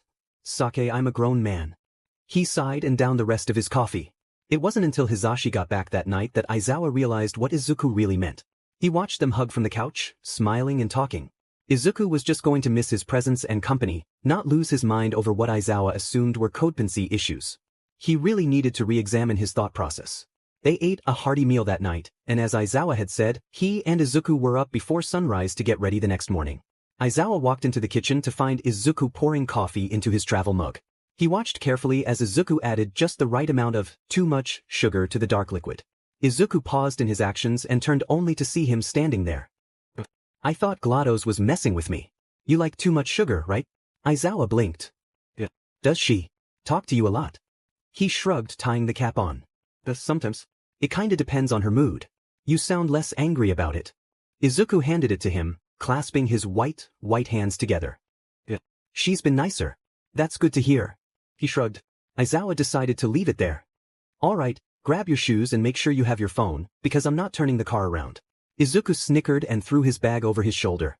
When they reached UA, Aizawa let Izuku hop out of the car first to avoid them showing up at the same time. He was genuinely surprised to see so many of his classmates already there. He waved to Ashido and Bakugu, smiled at Tokoyami and Aoyama, and jogged over to where all of his friends had gathered. Is it just Shinso not here yet? Todoroki had the faintest of smiles on his face as he pointed behind them. No, he was here before me, but I think he is unused to the early hours. Midoriya giggled at the sight of Shinso fully asleep across one of UA's decorative boulders. Karo, that doesn't look comfortable, yet. Uraraka snorted. Hatsum crossed her arms. I wonder how it feels to lie on. Yaoyorozu and Ida were watching them, mildly concerned. Shoyuta finally decided to leave the car, and made his presence known by smacking Shinso on the back of the head. Shinso was shaking a little. Midoriya had to physically stop himself from laughing at him. Get on the bus. Ida. Ida seemed to manifest a whistle from thin air. Yes sir. Everyone, Yaoyorozu and I prepared a seating plan, so everyone in twos. Immediately. A few minutes and some seat swapping later, Midoriya was sitting in the back row between Hatsum and Ashido, with Shinso and Kaminari on either side of them. Ashido tore open a bag of fizzy gummies and practically forced some into Kaminari's mouth. Come on, they aren't even sour. He shrieked, smacking at her hands. They are to me. She sat back down dramatically, turning up her nose. I bet Midoriya would love some, right Midori? He smiled at the nickname, thanking her for the gummies. He chewed them, staring directly at Kaminari. What the hell man, not cool. He mimicked the position of Ashido. I guess. They cackled together. Shinso lay down heavily across the four of them about 10 minutes into the drive, asleep in seconds. Midoriya smiled and turned to Hatsum. Did he say when he woke up this morning? She lay her arms over his legs, propping her head up. No, but he did say that he didn't go to sleep. Midoriya laughed in shock. What the F dash? But apparently he didn't trust himself to wake up in time. They chuckled to themselves. Kaminari was glaring at Ashido as she obnoxiously chomped on her gummies. He put a hand down on Shinso's hair. His eyes snapped down. Whoa dude, his hair is so soft. Ashido perked up. Really? Let me feel. She stuck a hand in the mop of purple hair next to Kaminari's. Oh, it really is. Man, I wish my hair was this soft, but my curls just don't let me have that. Midoriya, Hatsum, get a feel of this. Less than 10 seconds later, the four of them were leaning over Shinso with their hands in his hair. Midoriya couldn't really feel it in the same way that they could, but he still enjoyed the idea of Denji around with him. Beyond. They'd been driving for a while. He knew they were going to some isolated forest for their training, but did it need to be this remote? Hatsum, how many energy drinks did you pack? She didn't look up from the small device she was fiddling with. Enough to put down a few horses, why? Are they in your bag or did you bring them on? I could use one if you don't mind. She pulled one out of her jacket. She was the only person on the bus not wearing the summer uniform. Midoriya began to wonder if it was just to stash things easier. Thanks, I owe you my limbs. She eyes his hands. Yes you do. I call dibs if you die. He cracked open the can, not breaking eye contact. Midori, can I please braid your hair? I'm bored and Kaminari's scalp is weak as sheet. He snorted at Kaminari's face. Am I being bullied? I feel like I'm being bullied. Bakugu in the seat in front of him, half spun around. If someone were bullying you, they would just insult you. By the way, your hair looks like sheet. Kaminari stuck both of his hands into Shinso's hair. Midoriya leaned around Ashido to pat his arm. Huh. You Ashido, Midoriya is my friend now. Hey. Nope. Friendship with Ashido ended, now Midoriya is my BFF. She threw a gummy at him. Midoriya nudged her side. You can braid it if you like. It's curly as sheet and it knots way too easily. Good luck. She giggled and got to work. By the time they arrived, Hatsum was down 3 energy drinks. Shinso came out of his coma and Midoriya had a nice braid in his hair. They were ushered off the bus, and Midoriya noticed Shoyuta avoided his eye contact when he passed them. They were standing on a cliff's edge of some sort, in front of a massive forest. Zooming in as much as his eyes allowed him, he could vaguely make out some kind of building. Hatsum, see that gray there? Can you zoom in on it? She raised an eyebrow but nodded. It looks a little like school, lots of windows. I can see picnic benches and a wide clearing behind them. They came to the same realization. The camp is down there. And they're making us get there ourselves. Midoriya turned to where Shoyuta was standing, still avoiding his eye. Hatsum, do you want to just go? Presumably they're going to make us anyway. She sighed but nodded, pulling a contraption from her jacket and popping on her big goggles. They tried to subtly walk closer to the ledge. By the time they were right on the edge, the wild pussycats, as Hatsum had called them, arrived. They were smiling and talking to the class. Midoriya smiled and Hatsum whistled loudly with her fingers. Nice try, but we'll see you all there. Before anyone could move, they leapt backwards off the cliff. Midoriya caught Hatsum and landed on his feet, letting them land effortlessly. They could feel the ground above them shake, so they started running. If we can get within range of the building, I can probably teleport us there. What did you bring? Hatsum screwed the small device she'd been fiddling with into the contraption while keeping pace with him and threw it forward. It folded out into a makeshift hoverboard midair. How'd you do that? She grinned as they hopped on, hearing the screams of their falling classmates behind them. The schematics. One of them had an anti-gravity cylinder, like the ones in your handguns. I reverse-engineered it a little and managed to get this little baby working like a charm. They sped along faster than before, dodging the mud creatures forming around them. The wind was loud as it rushed past them. Midoriya briefly feared for his braid. Hatsum, move towards the mountainside, I want to see if I can cast portals. She nodded and they swerved off course. The rough mountainside was a dull gray. He held out a hand and let it shift before shooting. The blue portal landed. Okay, keep going, I can get us there in half the time if I can hit the building. She leaned forward and they started moving downhill at an even faster pace. The few mud creatures that got near them were either taken out by ramming through their legs, or Midoriya shot portals that blasted holes through them. It was definitely not what he was expecting, but they weren't alive, which might explain part of it. Okay, what are the pussycat's powers? Hatsum swerved them out of the way of a cluster of trees. Hey, Mandalay, brown hair, she can project her thoughts into your mind. Like telecommunication. Pixie Bob, blonde, she's controlling the mud creatures. I think her power is earth manipulation or something. Ragdoll, green hair, she can tell wherever someone is when she's met them once. Her quirk gives her a lot of information on people as well. Okay, and the last guy. Tiger, he is built like a brick house. Super strong and insanely flexible. Like elastic flexible. Midoriya whistled.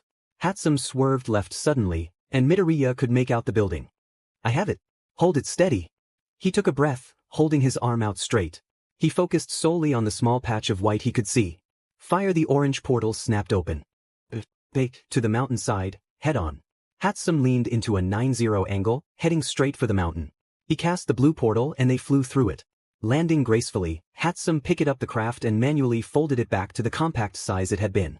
They high-fived, breathing heavily. Glancing behind him, he saw Pixie Bob staring at them. Dim, you got through that fast. I could barely keep the mudsters up by you both.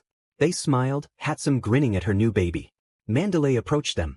You both hopped over before we could explain the game, very sharp of you to catch on.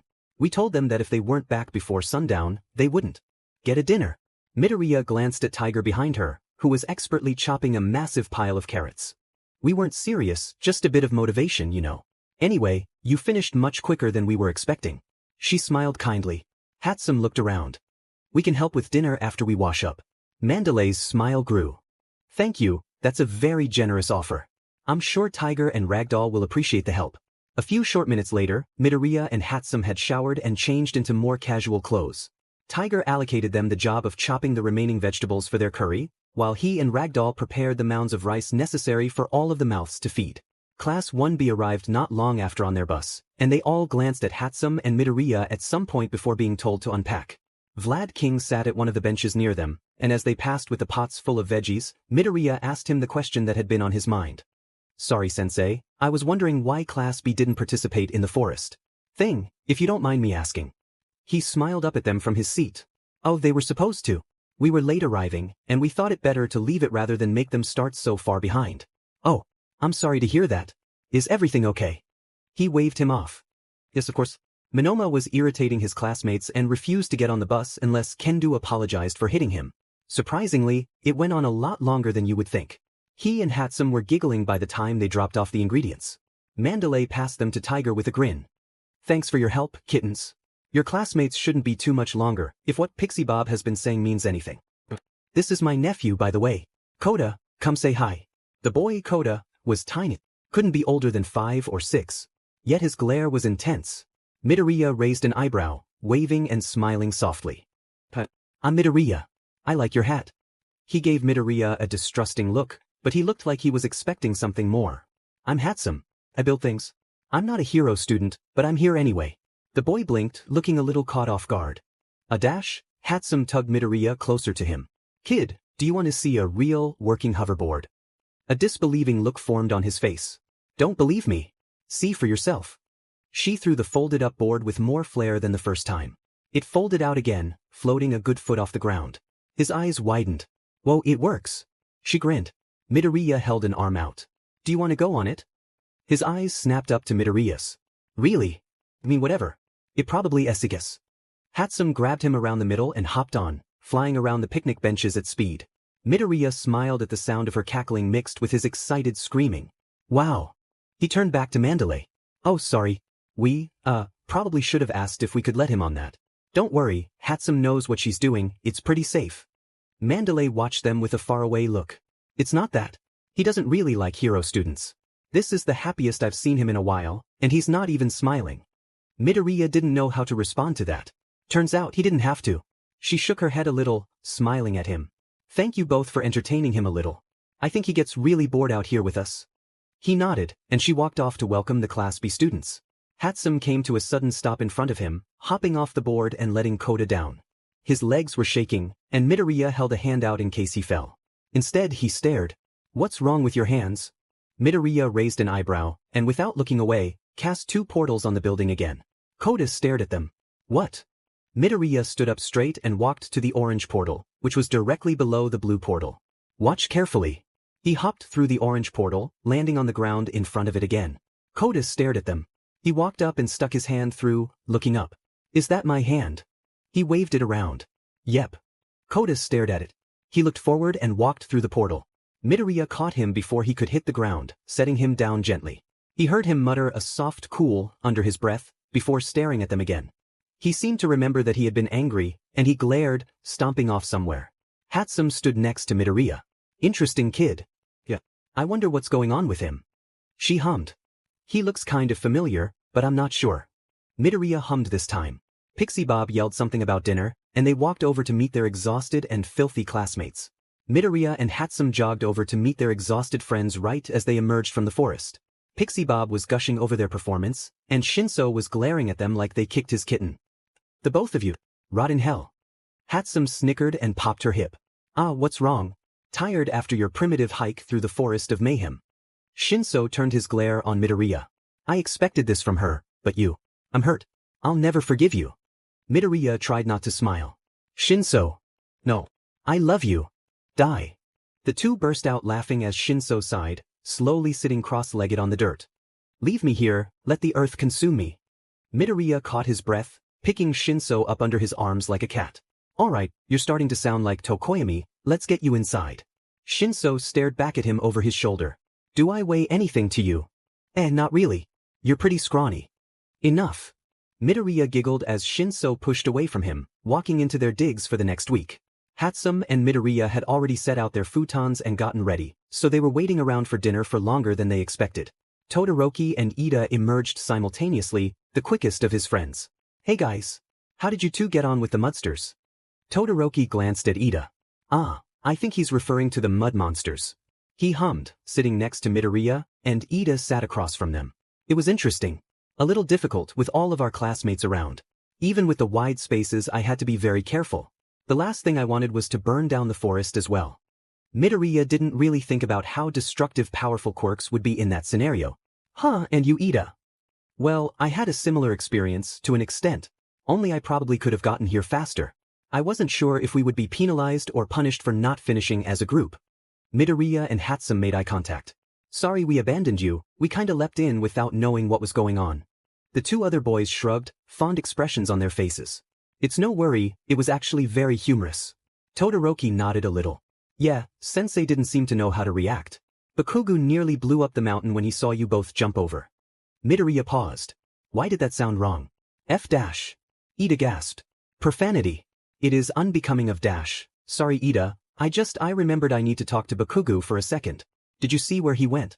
The three of his friends gave him a weird look, but none of them knew. He left the table, cursing himself in his head. Of course Bakugo would flip out. What were you thinking? You look exactly like his dead friend and he probably thought you just offed yourself. What is wrong with you? Easy does it. It's amazing how oblivious you are as to how you talk to yourself. Not now. He ran all over the camp, checking in the boys' quarters and out the back, where he discovered a hot spring. Weird place. It was when he came back outside that he finally spotted someone who could help him. Ragdoll. Ragdoll. Sorry, can I bother you for a moment? She gently lowered a pile of plates onto one of the picnic benches, turning to him with a smile. Of course you can. What do you need? Do you know where Bakugo is? He vanished and I have, something to ask him. She looked at him curiously before nodding and glancing around the camp. My quirk is telling me he's by that cave on the hill. It's actually where Kuda goes when he's upset. I'm not sure how Bakugo found it. Is that okay? He nodded fast, already heading in the direction she pointed. Thanks, Ragdoll. We'll be back in time for dinner. He basically sprinted through the trees, trying to find how to get up to the ledge. He briefly considered using his portals, but he didn't want to spook the other boy either. When he finally found the trail, he approached quickly and quietly. Night had since fallen, and the smell of curry wafted around them despite the distance. He could faintly hear someone breathing, a little quicker than what would be normal. Midoriya hesitated before going any closer. Should he? Would it be better to send Shoyuta instead? Or even Kirishima? He moved forward slowly, not bothering with being quiet anymore. Bakugo was sitting on the ledge of the cliff, chin on his knees as he stared out into the dark of the forest. His arms wrapped around his legs tighter when Midoriya stood on a stray branch. Fuff. He sounded exhausted. Midoriya approached him slowly, like one would a stray cat. I'm sorry, I can leave? Bakugo looked at him. Oh, thought it was shitty hair. Midoriya took that as his cue to move closer. He sat down on the cliff's edge, near him but not touching. Are you okay? Todoroki mentioned something about earlier. What? It wasn't a question. Midoriya answered anyway. Something on the mountain, just before the forest activity. Activity? Sorry. Only you would call that an activity. Maybe 4 eyes. Midoriya stared out into the trees below them. So what happened? Bakugo huffed. Effing nothing. Nothing happened, I just lost it. I'm sorry. Bakugo leveled him with a glare. How is that your fault? Midoriya shrugged. I don't know, seeing me and Hatsum hop over a cliff might have upset you. Bakugo flexed his jaw and stared straight ahead again. It did, but it's not like you knew it would. Still Bakugo shoved his elbow into Midoriya's gut. Still FNG nothing. Stop apologizing to me. Midoriya coughed. Then, is there anything you want to talk about? Maybe get off your chest. Bakugo snorted, but there was no humor in it. No, it's not something. He rubbed his eyes aggressively. Midoriya gave him a moment to compose himself. It's my own effing fault. My stupid actions leading to stupid consequences. I doubt that's true. I know you've had some issues with me, but I want to help. You can't FING help me here. I doubt you'd look at me again if you knew. Midoriya lightly smacked his arm. Hey, when have I ever left you alone? Bakugo stared forward. Rarely, even after I tried to kill you. Midoriya blanched. What? Heroes and villains training exercise, dumbass. Midoriya remembered fear, a glowing hand and terrifying eyes. Oh, you didn't though. Doesn't mean I didn't try. You forfeited a second later. Bakugo pressed his fingers into his eyes. Sake, you have some twisted priorities. Midoriya smiled. Yep, and I can do this all day. What happened? The tentative moment of camaraderie dissolved again. I sheet. All right. Midoriya scooched back a bit as Bakugo laid out on the dirt, legs dangling over the edge. What do you know about Yamakumo's death? Midoriya knew Yamakumo was his nickname for Mikumo.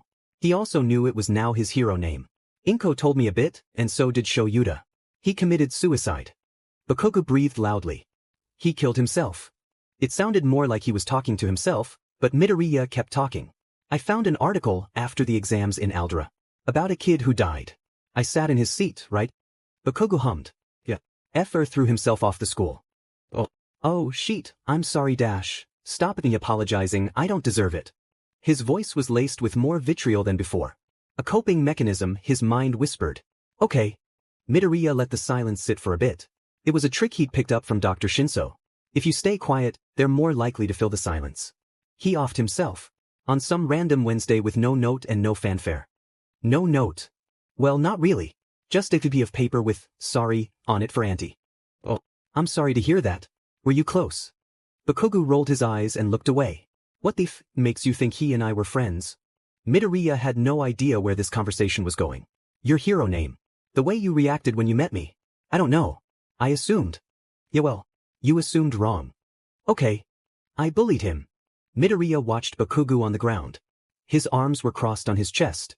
His jaw was strained and his eyebrows were pinched. The statement gave him pause. He certainly wasn't expecting that. Oh. We might have been friends at one point, but I turned on him quick. He didn't have a quirk, and all I heard about was how great I was going to be with my strong quirk and my interest in heroes. I made his life hell. Whoa, hold on. Not done. I'm not effing done. I didn't just turn on him. I made everyone else treat him like shit too. They're people, not puppets. You can't take full responsibility for their actions. Bakugo sat up again, hunching over and leaning heavily on his legs. Maybe, but I definitely didn't help. If I hadn't treated him like shit, he'd still be alive. Bakugo, you might have treated him badly, but there might have been more going on with him. I told him to. The quiet, resigned confession left Midoriya's mind reeling. What? I told him to. He wanted to go to UA. I told him to take a swan dive. Bakugo cringed at his own words. Midoriya couldn't speak. By the time I got home he was dead. The old hag was floating around like I'd break down crying, but I didn't. I couldn't. I didn't deserve to. Bakugo sighed a little wetly.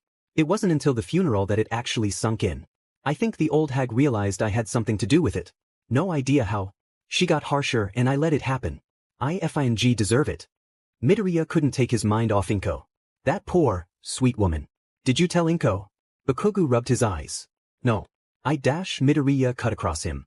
I don't care why you didn't, I don't want to hear it. Inko thinks that she failed him. She thinks it's all her fault, even if she won't say it. She's finally coming to terms with his death. And now I'm around, looking like him and reminding her of her dead son as much as she reminds me of my dead mother. Bakugo looked at him curiously. I had a family before Aperture. I'm not naive enough to believe I'll ever see them again. He cringed and looked away. Do you regret it? Bakugo looked at him like he was crazy. I can't get it out of my head.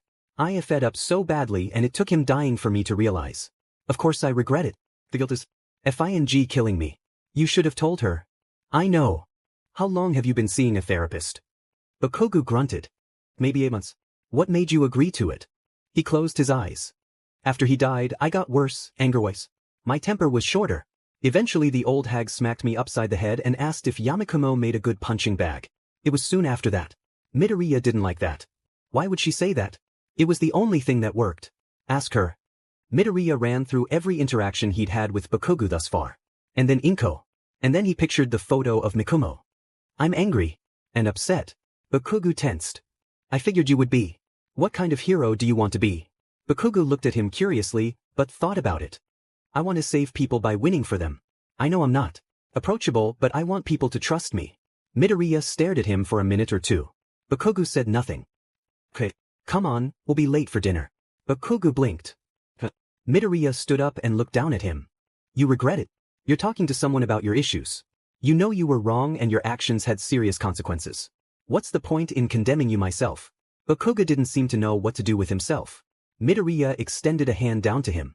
Bakugo stared at it. Threw it. He flexed his hand. Slowly he accepted it. Midoriya pulled him to his feet. They walked in tandem down the side of the cliff. Thanks. Midoriya raised an eyebrow. For what? Bakugo bit his lip. I don't know. I don't know. There was a brief pause. How did you find that place? Bakugo snorted. I saw that punk kid run off and found him up there. When did he leave? When I told him to piss us off. Midoriya gave him a look, and Bakugo glanced away. They walked the rest of the way in silence, and by the time they reached camp, their classmates were halfway through their dinners. They sat at different tables, each being passed a serving of Tiger's Famous. They didn't talk again that night. Midoriya, may I speak to you for a moment? Aizawa watched as the kid excused himself from his friends. Hatsum winked in a very obvious way, and Aizawa was regretting that she ever found out about his connection to the boy. He walked Izuku to the designated staff area, which was really just the pussycat's office space. It was large and spacious with a lot of sofas and heaters. Basically, it was great to nap in. Is everything okay? He glanced back at Izuku as he sat down. He patted the seat next to him. Yeah, I just wanted to check in. See how you were doing. Izuku smirked. The smug look made Aizawa blink. Did you miss me? He rolled his eyes, a fond look on his face. Yeah, I guess I did. Izuku chuckled to himself, leaning into him. Aizawa put an arm around his shoulders. How did you find today? Izuku sighed. Was interesting. The forest thing was cruel, and don't think I didn't notice you avoiding me on the bus. But other than that, it was pretty fun, actually. Sorry, protocol. I wasn't expecting you and Hatsum to hop off yourselves. I've never had any students do that before. Izuku hugged him around the middle. Yeah. Good to know I'll go down in history. Out of curiosity, where did you run off to at dinner? The forest is huge and you could easily get lost. Ragdoll said you had permission though. Oh yeah. Bakugo was going through something. Aizawa thought about the mountain drop-off. He was off earlier. I had to cancel his quirk. Is he alright? Izuku shrugged. I don't know. He's dealing with it though. I hope so anyway. Is he safe? Yeah. Aizawa nodded. Izuku. This is a really long hug. The kid sighed. Yeah. But I need it. Okay, They stayed there for a bit, making small talk and just sitting in each other's company. Are you going to be okay for training tomorrow? Izuku hummed. Yeah. Not like I can do anything else. You going to tell me what you have planned yet? Nice try, but no. Beach. Aizawa raised an eyebrow, but he wasn't in the kid's line of vision. Alright, as nice as this has been, I think you should head back. Your friends will be wondering, and you need to get a good night's sleep for tomorrow. Izuku yawned and stretched out, the vertebrae in his back cracking. Izuku chuckled. Maybe, but it's a nice reminder I still have some bones. Aizawa cringed at the phrasing. He walked the kid to the door, sending him off.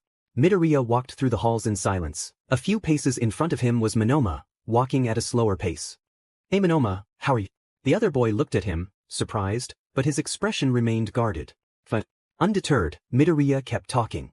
We haven't really had a chance to talk since the sports festival, but it's nice to see you. You excited for this trip? Monoma looked away from him at the mention of the festival. Indeed we haven't. And no, not really.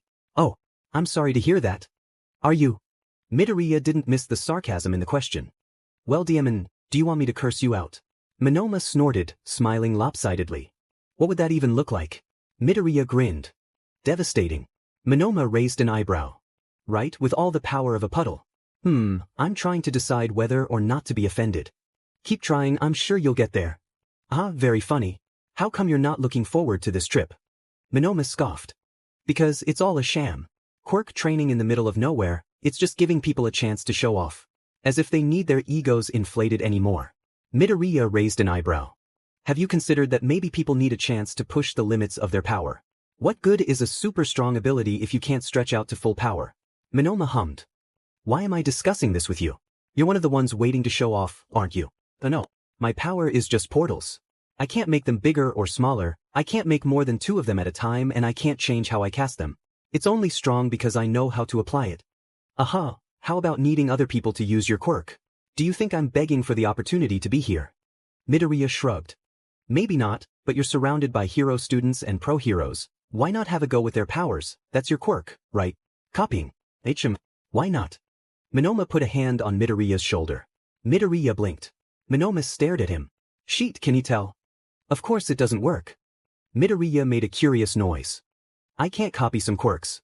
Usually ones that require a certain amount of charge up and certain mutant-type quirks. Midoriya mentally wiped sweat off his forehead. I see. Yes, well, not much I can do about it. Does using certain quirks hurt? What? Like fire powers? Would they burn you? No. I used Bakugu's quirk during the festival and I was fine. Cool. I suppose. They arrived at the boys' quarters, going their separate ways. Midoriya stepped over a sleeping Bakugu to his futon, already rolled out. Mina was chilling with Sero, and Uraraka, Yaoyorozu and Jiraiya were sitting with the rest of his friends.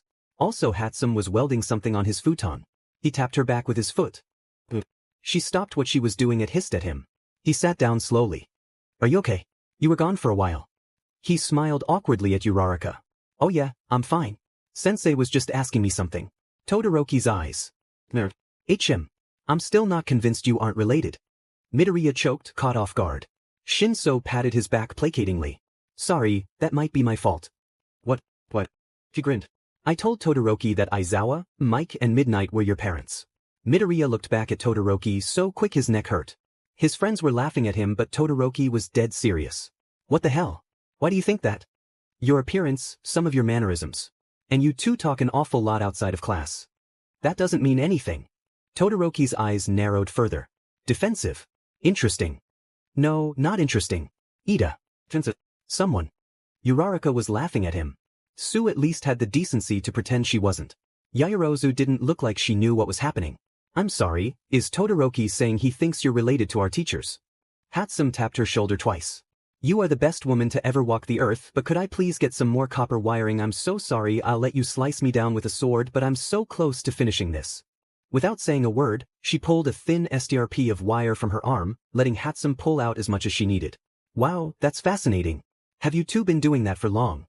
Yaoyorozu smiled. After the festival, Hatsum and I spoke about how to apply my quirk a little more, efficiently. In exchange for some help with blueprints, I've been providing material. This woman owns my soul at this point. Do you know how hard it is to get raw cobalt? Midoriya blinked. Why do you need raw cobalt? To make a cobalt battery. Ida's face pinched. Yaoyorozu just shook her head a little. Okay. Vlad King knocked on the door a few minutes later, announcing it was lights out. Midoriya was somewhere. He wasn't sure exactly, but there was a room around him and shadowed figures somewhere in front of him. He turned his head, and the room started to come into clarity. Pale orange made up most of the room's color palette. There were red curtains, long and dragging, half-covering screens displaying a beach scene. It confused him. He turned his head back to the shadowed figures. They too came into clarity. A desk before them as they faced each other. Their voices sounded fuzzy, like white noise. One of the figures held something out. He blinked again and he could just about make it out. A slip of paper. He looked up at their faces. The man facing his direction was undoubtedly Cave Johnson. The man's voice became clear. And to think I hired you on the spot. I knew you had it in you, boy. This is revolutionary for the company. Midoriya could see the back of the other man's head. Dark, messy hair and a white lab coat. Is this H? I wonder what he did. Cave suddenly turned his attention onto Midoriya. Caroline. Have the finance jockeys give this fine boy a bonus. Isn't this fantastic? Midoriya felt himself speak without doing anything himself.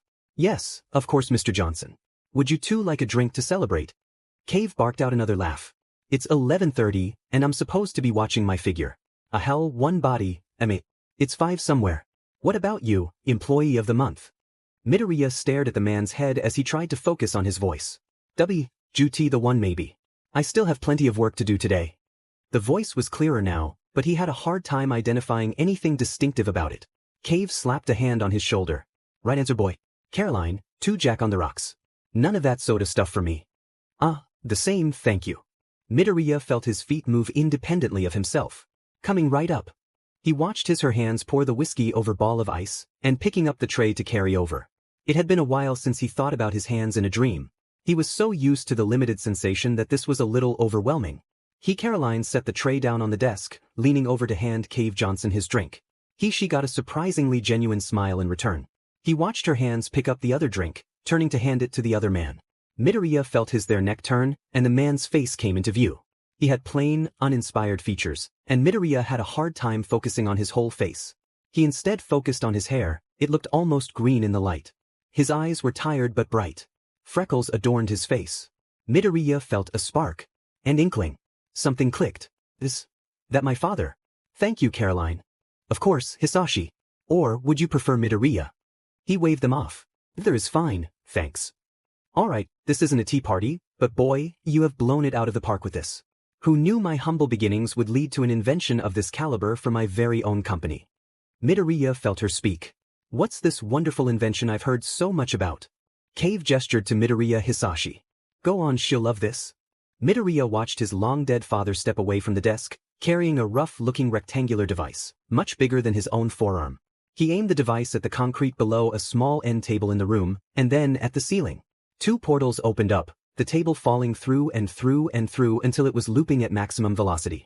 Midoriya felt himself gasp, but this time he couldn't help but understand. He tried to move. He tried to reach. But he was torn from his slumber, and he woke up gasping for breath. He heard movement around him, and his hands flew over his mouth in a desperate attempt to muffle the sound. It took too long to calm down, he thought, once his heartbeat had returned to normal. I didn't mean for you to see that. It is certainly an unexpected side effect of living in your brain. Glados.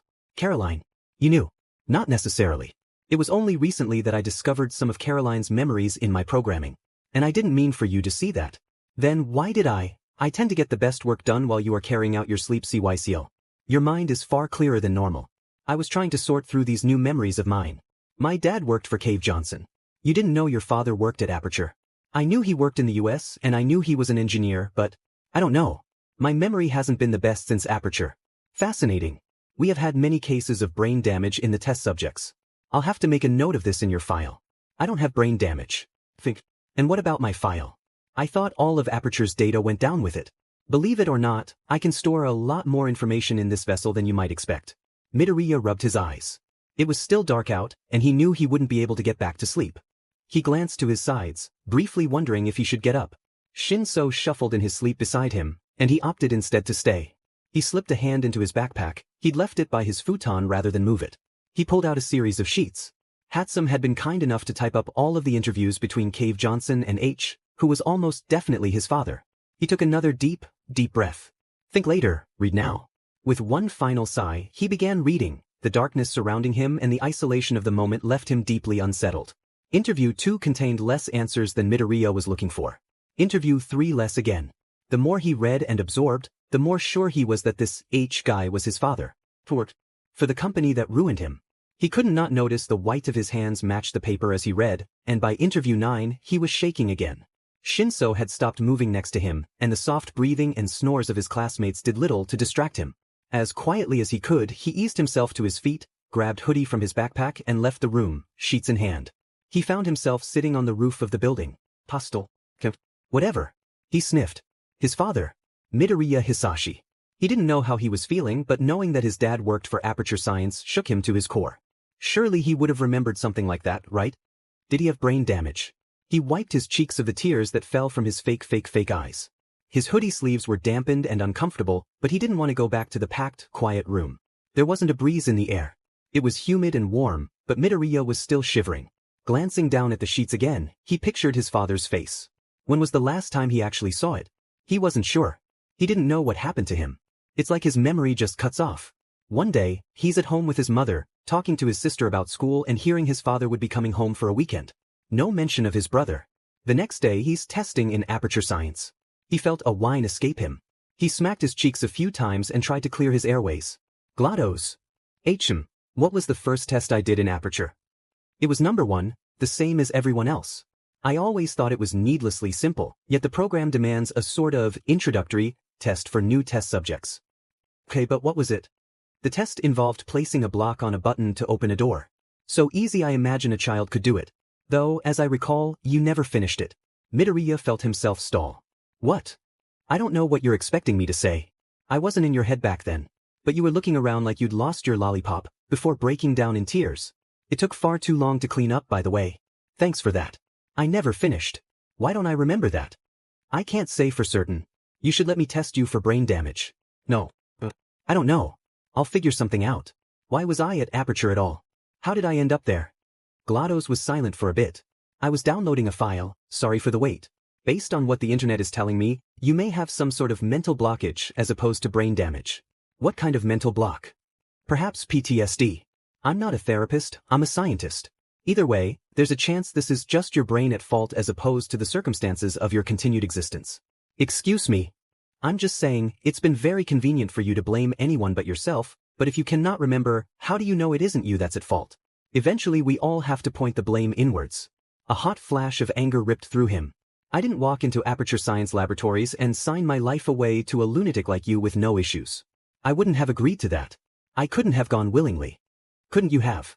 Midoriya's expression pinched. She didn't say more. He wouldn't have heard her out anyway. The overwhelming sadness he'd been feeling earlier was replaced with fury and confusion. Did Glados know something she wasn't telling him? Why would she withhold it though? He wouldn't have waltzed into the facility and let himself be tested for over hundreds of years. Right? He was a kid when he got there. Sometime around 12 or 13. How would he even have gotten to the US? He exhaled in frustration, rubbing at his face. Why couldn't he just remember? Dr. Shinso would have told him if he had PSTD, wouldn't she? He needed to talk to Shoyuta. Kid. Midoriya startled and spun around. Speak of the devil. Shoyuta was in his ridiculous pink sweatpants again, with his hair pulled back into a low bun. He looked like he'd just woken up. Izuku, are you alright? Shoyuta came to stop next to him on the roof, crouching down. Midoriya looked him in the eyes and breathed. No. Did Dr. Shinso tell you if I was showing signs of PTSD? Shoyuta gave him a curious look. He sat crossed-legged next to him. Midoriya pulled his knees to his chest. She did. We weren't going to tell you until she was more confident in her diagnosis. Midoriya covered his eyes. Shoyuta made a questioning noise, gently placing a hand on his shoulder. He sighed. Glados thinks I'm missing memories. Her theory is either PTSD or brain damage. Okay, I think brain damage is a bit of a leap. Midoriya raised an eyebrow at him. The Aperture facility was built with asbestos and everything in there was made from materials they didn't understand. I was told not to look down the operational end of my device, or suffer consequences. Shoyuta looked concerned. What about missing memories? Midoriya crossed his legs and leaned his elbows on his thighs. Do you remember when I first got back to Japan, and I was being questioned and stuff? Shoyuta nodded. I couldn't tell the detective how I ended up in Aperture. At the time, he'd said something about me being overwhelmed, but I genuinely have no recollection of it. I can't remember the last time I saw my parents, or why I was in America. Midoriya glanced to his guardian, who was staring at him. I mean what? When is your last memory? Midoriya shrugged. I don't really know. My memories are fuzzy towards the end. I get things mixed up, but I think it was when my mother told me that my dad was coming home from the US. Shoyuta looked down. I forgot he worked in America. He worked in Aperture. For Aperture. Shuta's gaze snapped back to him. What? I just found out like 20 minutes ago. Glados has a bunch of memories that keep leaking into my dreams. And Hatsum and I found these interviews with a guy named H, who we're pretty sure is him. My dad, And you had no memory of that?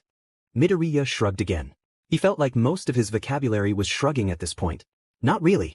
I knew he worked overseas, but I had no clue who he worked for, or even what he did there. He turned to his guardian.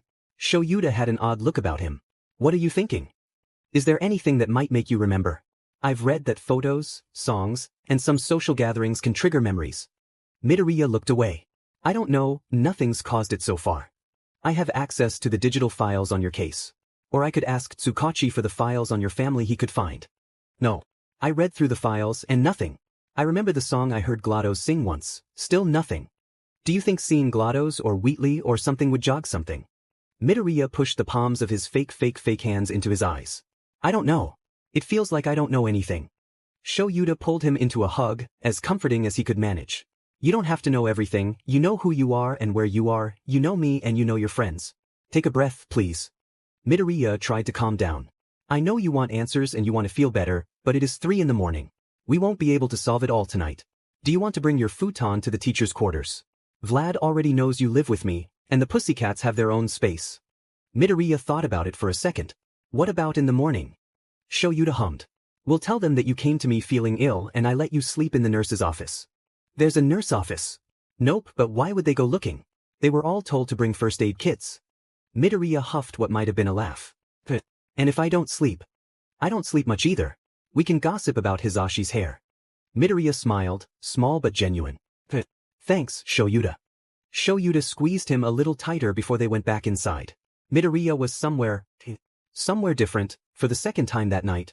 It took longer for this place to come into view. He could feel his hand holding onto something like fabric. He felt smaller. The sensation of touch was back full throttle, making fun of him. He looked around him, and the room started coming into view. There were tables set up around him, with signs and little projects. He could hear muffled voices around him. He idly realized that this dream came into clarity much quicker than the others. He looked at his hand, gripping a white fabric coat. His hand looked familiar. Like his. He looked up, and met the uninspired, forgettable eyes of his father. He felt himself speak. Can we look at the next one, please? His father chuckled, putting a warm hand on his shoulder. The same shoulder Shoyuta did. Of course. Come on, I'm sure the other children would love to meet you. He felt his hands nudging him. Hey, I'm not a child, I'm 12 now, basically a teenager. His father had chuckled again, pulling him closer by the shoulder. Oh yes, I'm sorry Izuku. Midoriya glanced at the posters as they walked. Potato power, potato clocks, potato versus lemon clocks, baking soda volcano. Pretty uninspired science, but why? He looked up as they walked past this one, poorly made fabric sign. Bring your son to work day. Midoriya paused mentally. His father stopped by the next table. Midoriya stared into the face of his older brother. He realized that he had forgotten his face a second later.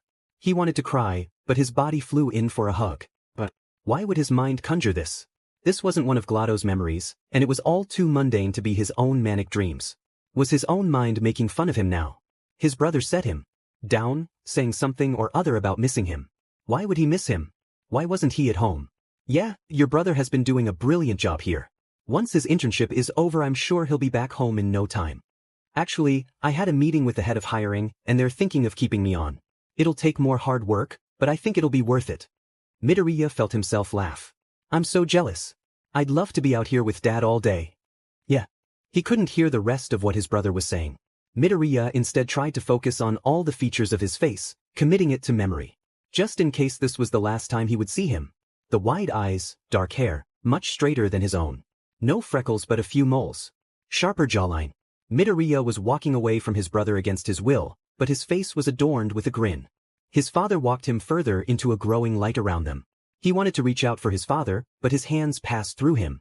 Izuku. His eyes snapped open. Shoyuta was poking him. Oh. Shoyuta raised an eyebrow. The memory of his brother's face lingered. Oh. Sorry. Something. Alright. Do you want to watch me wake up your classmates with an air horn? Yes. Absolutely. Midoriya refused to think about his dream as he got dressed. He refused to think about it as he watched his classmates scrambling in shock. He refused to think about it as he laughed along with his friends on the way outside. He didn't just walk into Aperture Science. Apparently, if that dream was a memory, it just felt too convenient. That's because it is. What? I've been digging around in your brain. It's fascinating the amount of junk data the human brain retains. Are you messing with me? Because if you are, I can guarantee you a first-class ticket to a flip phone for a body. Glados didn't respond. He wondered what that meant for him. Breakfast was served at 5:30 in the morning, and Izuku was still feeling the last dregs of sleep clinging to him. He nudged Hatsum. Do you have more dash? She moved an energy drink into his hands, going back to fiddling with her gadget. He chugged it one go, gasping after the last gulp. She gave him a once-over. Dimin, are you okay? He blinked one eye before the other. Okay, got it. Should he tell Hatsum about his recent discovery? No, she'd probably be more interested in the fact that his father and apparently his brother worked in Aperture. He glanced at Shinso, who somehow looked the exact same as normal. He never told him, did he? Shinso was chilled out usually, maybe he would be a good person to tell. Eraserhead and Vlad King announced their hell training regiments and split the groups based on what they would be practicing. Turns out, their quirks need a lot more training than Midoriya thought. Midoriya, however. Shoyuta brought him over to a quieter area, with what looked like a small, square room with one of the walls knocked out. Okay, we both know your power won't change with training. Instead we'll practice your skills for portaling. First up, put portals above and below and let yourself fall until we say you can stop. Midoriya nodded, casting the portals and hopping in. The looped falling gave him plenty of time to think. Just the thing he was trying to avoid. The force of the wind blew past his ears as he hit maximum velocity. A normal person would probably feel ill or pass out, but he had been doing this for years. Hundreds. His dream had to have been a memory, right? There's no way he would have forgotten going to his father's workplace. But then it would explain where his brother went. And why Tsukachi could find neither his brother nor his father's files. They ran through every detail he could remember from the dream several times in his head. If the dream was actually a memory, it meant his father brought him to the facility. Bring your son to work day could only be interpreted so many ways. It would also mean his brother followed his father to Aperture. But what happened to them after? Midoriya had nicked his visor as he left the sleeping quarters, and he slipped it over his face. Hello there, lovely sights you've got out here. Very healing, nature. I know the old white coats used to talk about it non-stop. Midoriya sighed in relief. Hey Wheatley, quick question. Of course. What can I help you with? Do you have access to any of the files either from Aperture or in me? Files in you? Goodness, that sounds mad, really. I can't imagine it. But no, I only had access to Aperture's files when I was in her body, and if she's floating around in your head I wouldn't want to mention too much. Midoriya's expression pinched. What? Oh well, because I'm terrified of her. Plus, some of those files were even restricted from me. Makes me wonder if they were restricted from her. Like, information on the outside world. Wheatley hummed through the visor. Partially. I also wanted to find Cave Johnson's chair. Not to sit in or anything. Just to have. Stick it to the old madman who wanted me to be a moron. Midoriya blinked. You couldn't access files on Cave. Nope. Couldn't find them at all. Bit weird, don't you think? Yes, weird. Midoriya thought about the code that Glados apparently didn't bother erasing from his gear. Awfully strange that Aperture would delete files on anything. Glados. I don't have the answers you're looking for. He found that hard to believe. It's like Metal Ball said, I wasn't granted access to all the Aperture files, and Cave Johnson was a very zealous man. But you knew him, didn't you? She didn't respond for a bit. I did. I don't see why that is any concern of yours. Well, what was he like before he died or whatever? What happened to him? He was passionate about science. We all were. Even when the company lost its funding and its profits, he was still so insistent on testing and inventing and testing again. He gave her a moment. He wasn't expecting this level of response at all. Cave Johnson bought moon rocks that poisoned him. He got terribly sick, you knew that. He did. When she used to bring Midoriya down to the older areas, stripping him of his flesh and bone, he would hear the announcements Cave had recorded. He heard his steadily declining health begin to interfere with his mood, his speech, and his overall attitude towards the tests. The last thing he wanted was to assimilate his mind into a computer. That's what happened to me. That's what he wanted. Did he get it? I don't know. I never saw him after they managed to complete a working AI with all of a person's mind uploaded. I was around him a lot as he got more ill. When did he die? I don't know what happened to him. I just know I never saw him again, and then I filled the facility with neurotoxins. Midoriya froze. Neurotoxins. She killed the scientists that tried to contain her. All of them. Did you know my father? I suppose I did. Did you kill him? I can't say. I wasn't myself at the time. Midoriya let himself lean further into the fall. If he had tears leak from his eyes, he could blame it on the wind. He didn't think another word until Vlad King came along and told him he could stop. He did so without a word, moving on to the next training exercise. It felt like testing. It felt like Aperture. It felt familiar. Jumping from ridiculous heights, testing the tensile strength of his appendages, how quick portals could be shot, his reflexes, his energy levels, and on and on and on and on. By the time training was called off for the day, he was a sweaty, heaving mess that still hadn't thought a word. He mindlessly chopped vegetables for their dinner, didn't notice Bakugo telling him he was doing it shittily, unintentionally ignored Todoroki and Shinsu's attempts to talk to him, and was wordlessly brought to the hot springs out the back after their grueling day of work. He sat, cross-legged, by the edge, staring at the water. Back in Aperture, water meant failure. He wasn't supposed to submerge the tech. He would be electrocuted. He knew there were people around him, but he couldn't process what they were saying or doing. He just kept blinking and staring ahead. No one went out of their way to drag him in, which he idly appreciated. He felt like he was floating. That was, until he noticed someone falling from the massive wall dividing the hot springs. He shot 2 portals, one under the kid and one next to him. Koda came flying through, and Midoriya grabbed him out of the air. Are you alright? The boy was breathing heavily, and didn't try to push Midoriya away. His friends were looking at him. He spared them a glance. I'll take him inside. He felt a little more present, making sure Koda was okay. Holding his hand as he walked him in. Honestly, he was shocked the kid was standing. He could feel the kid's eyes on him as he led him through the building.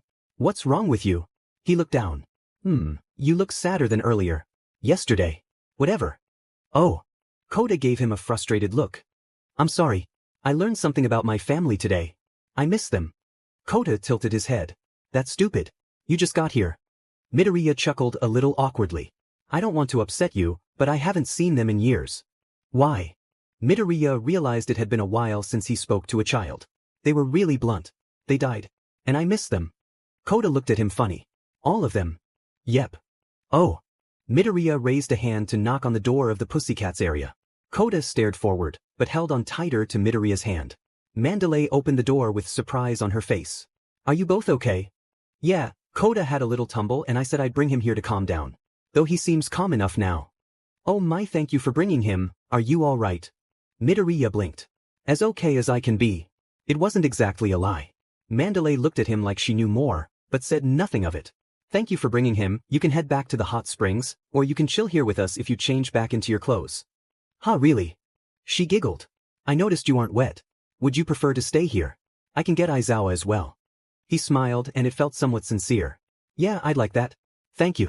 She nodded, and as he left he heard Koda mutter something to a surprised Mandalay. He's like me. The third day there was easily the most tiring one. Hatsum had somehow managed to burn through her stash of energy drinks. Midoriya had been sprinting around under the guise of training, and they had to cook their own dinners again.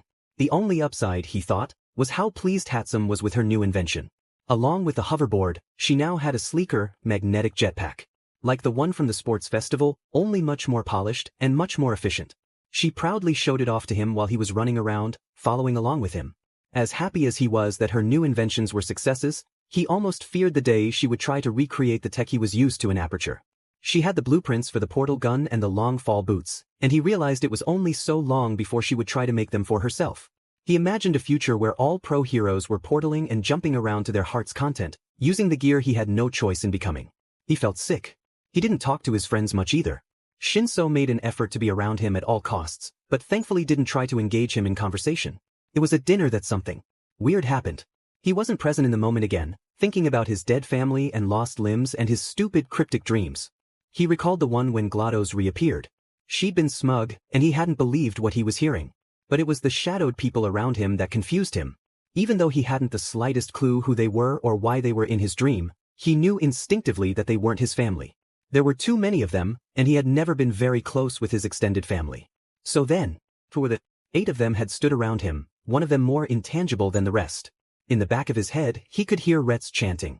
All of us, all of us, all of us, all lined up. He remembered it eerily. All for one. He kept chopping carrots with increasing speed as he repeated the chant in his head. He didn't notice Uraraka beside him. All for one. All for one. He was muttering to himself, but her neck practically cracked as she looked at him. He glanced up at her, putting down his knife. Uraraka. She blinked at him with pinched brows. What caught him off guard was the distrust building in her eyes. Are you okay?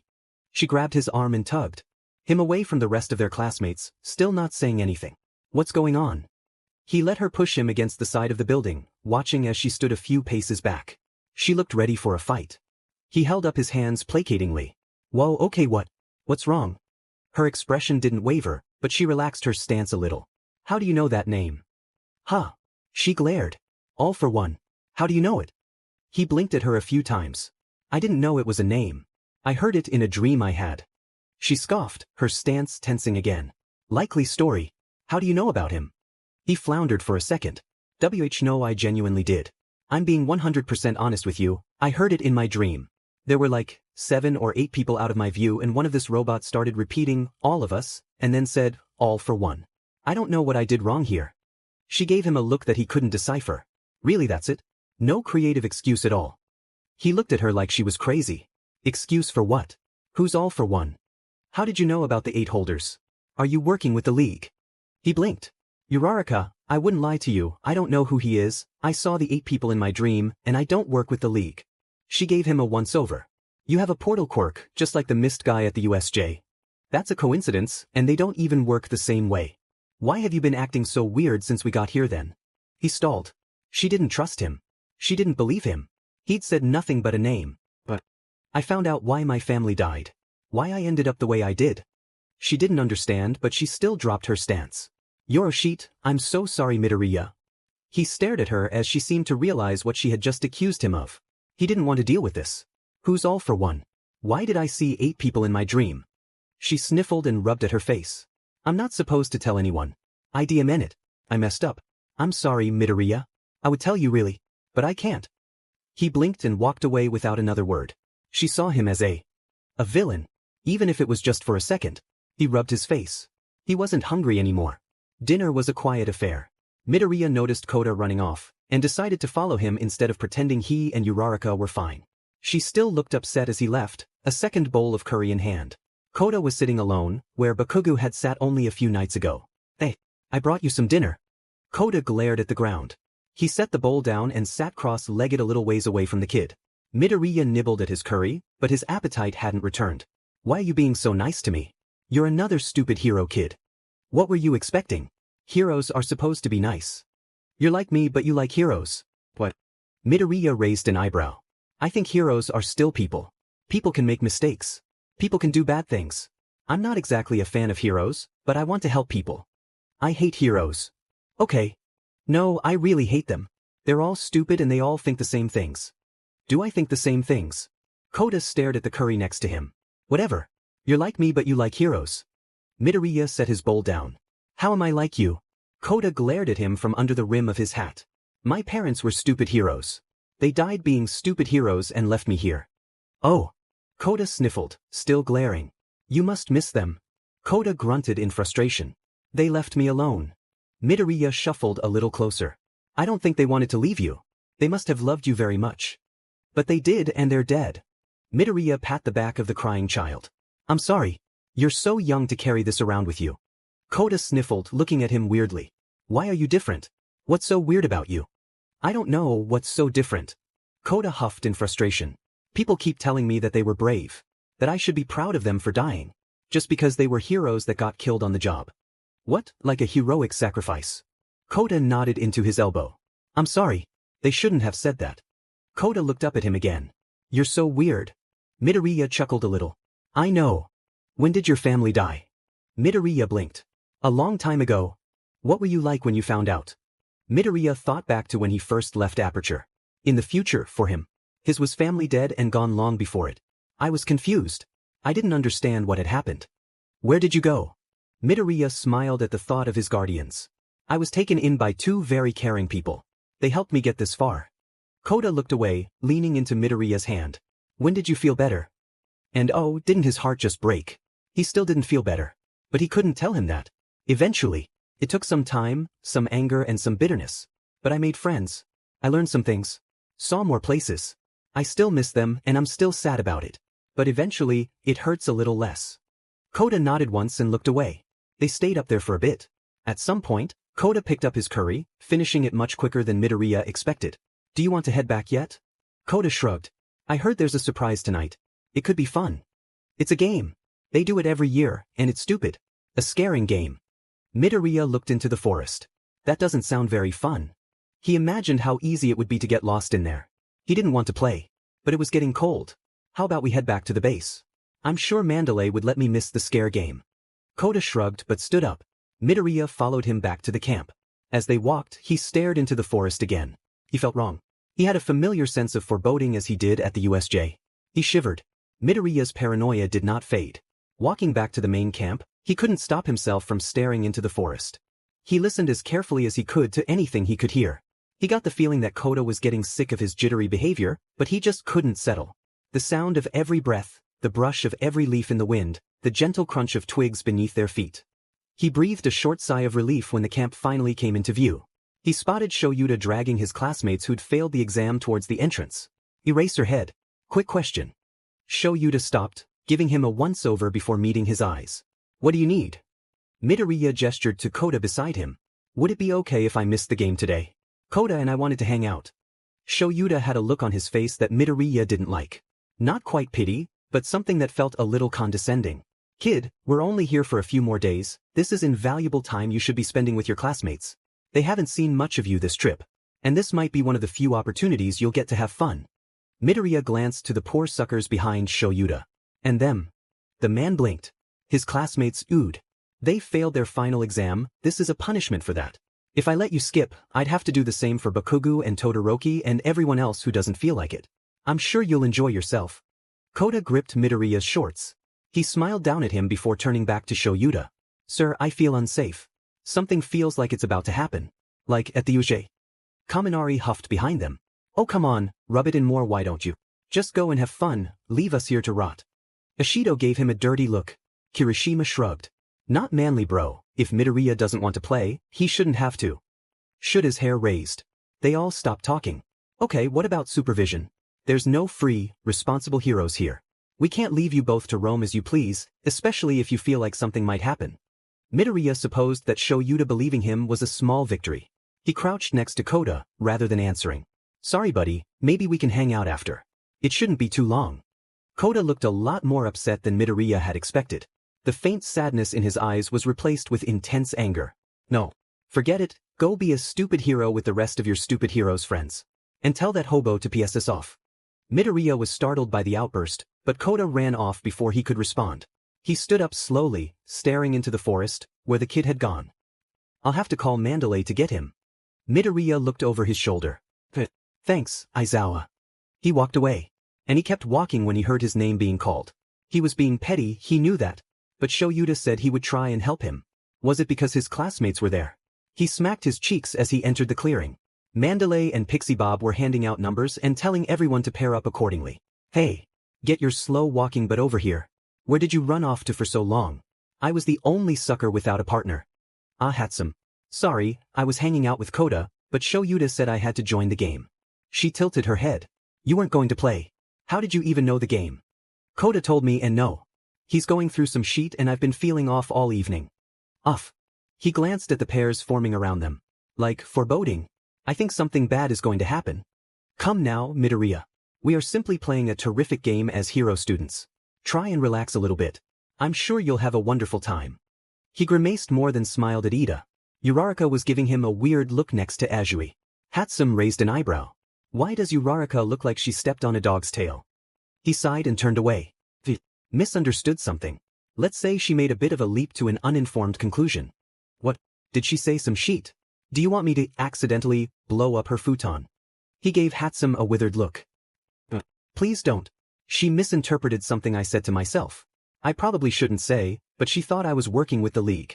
Hatsum's eyebrows flew to her hairline. Of villains. He put a hand over her mouth to quell her yelling. Do you know of any other leagues? She liked his hand, but he just blinked at her. She made a muffled, oh, noise around his prosthetic hand. He let her go. I forgot myself, sorry. But what could you have possibly said that made her think that? Like I don't know. I don't know. I was talking to myself about a dream I had, and apparently I said the wrong thing. What did you say? Midoriya hesitated. Uraraka was still glancing in their direction. He leaned a little closer to whisper it to Hatsum. All for one. Hatsum looked affronted. That's it. Oh, I am so blowing up her hairdryer. He put a hand in front of her face and let it morph into a portal gun. Ooh, pretty. He let her move his arm around to get a better look. Any distraction at this point. Don't think I don't know what you're doing. Aha. I'm a genius, I know you're distracting me. Say, have I ever told you that my eyes glow? She looked up at him. You're bluffing. His eyes started glowing a bright, teal-green color. Bet. She practically leapt onto him to get a closer look. At least his distraction worked. Mandalay called out to the group. All right, kiddies. You'll be following the trail in your pairs, all in order. So, who had number 1 on their slips? Go on ahead. He blinked around Hatsum's fingers. What number are we? 9. Okay. Shinso materialized beside them at some point or another. Hey. Shinso raised an eyebrow at him. Talking again. Are you present? Midoriya pushed Hatsum's fingers out of his eye sockets. Mostly. Sorry. Nah, don't apologize. What's going on? Depends on how much time we have. What number are you? He pulled the slip out of his hoodie pocket. 8. Now was his chance. Hatsum, can you get off me while I explain everything to Shinso? Without budging, she glanced at Shinso. Explain what? Midoriya stared at her for a second. Everything. She blinked a lot of times. Like a lot of times. Oh shit, yeah, of course. I'll be here, I have to have another look at the wiring in my jetpack anyway. She sat cross-legged beside them and tugged the contraption off. Shinso snorted. I forgot she was wearing that. Midoriya smiled a little. The humor in Shinso's expression faded. Are you okay? Short answer. Long answer will take a lot longer to explain. We have time.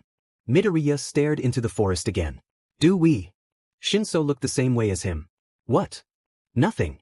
Okay, I should have been honest with you sooner, but I can't take this anymore. He took a breath. I'm not supposed to be here. Shinso bumped shoulders with him. Me neither, but you helped get me here. Midoriya rolled his eyes, but the smile on his face gave him away. Okay, not what I meant, but I appreciate it. I'm not from here. I'm over 200 years old. Shinso blinked. Aha. Midoriya frowned. I'm not explaining this right, I'm from Japan, but not this one. I was alive before quirks existed. I was put in a testing facility that took my hands and feet and left me with these. He held up his white hands. Shinso stared at him. Right. Midoriya felt sick. You don't believe me? Nope. Is this a joke? It's not very clever. Hatsum leaned over him. Hey Beach, I'd listen very carefully if I were you.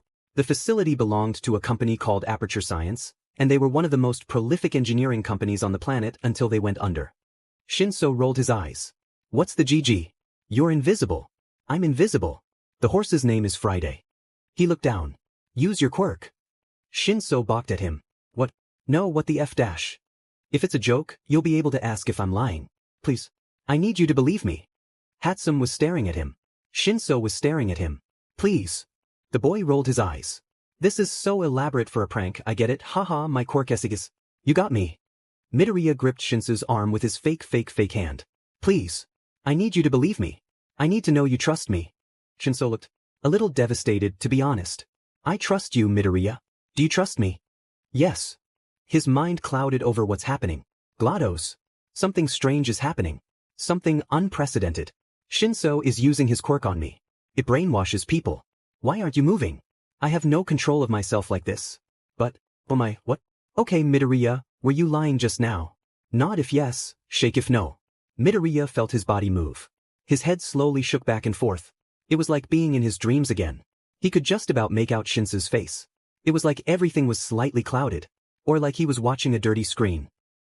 Hold on, if you are older than quirks, nod your head. The head moved up and down and up and down. He could hear Shinso's confusion clear as day. Hatsum's pink hair came into view. Ask about his hands.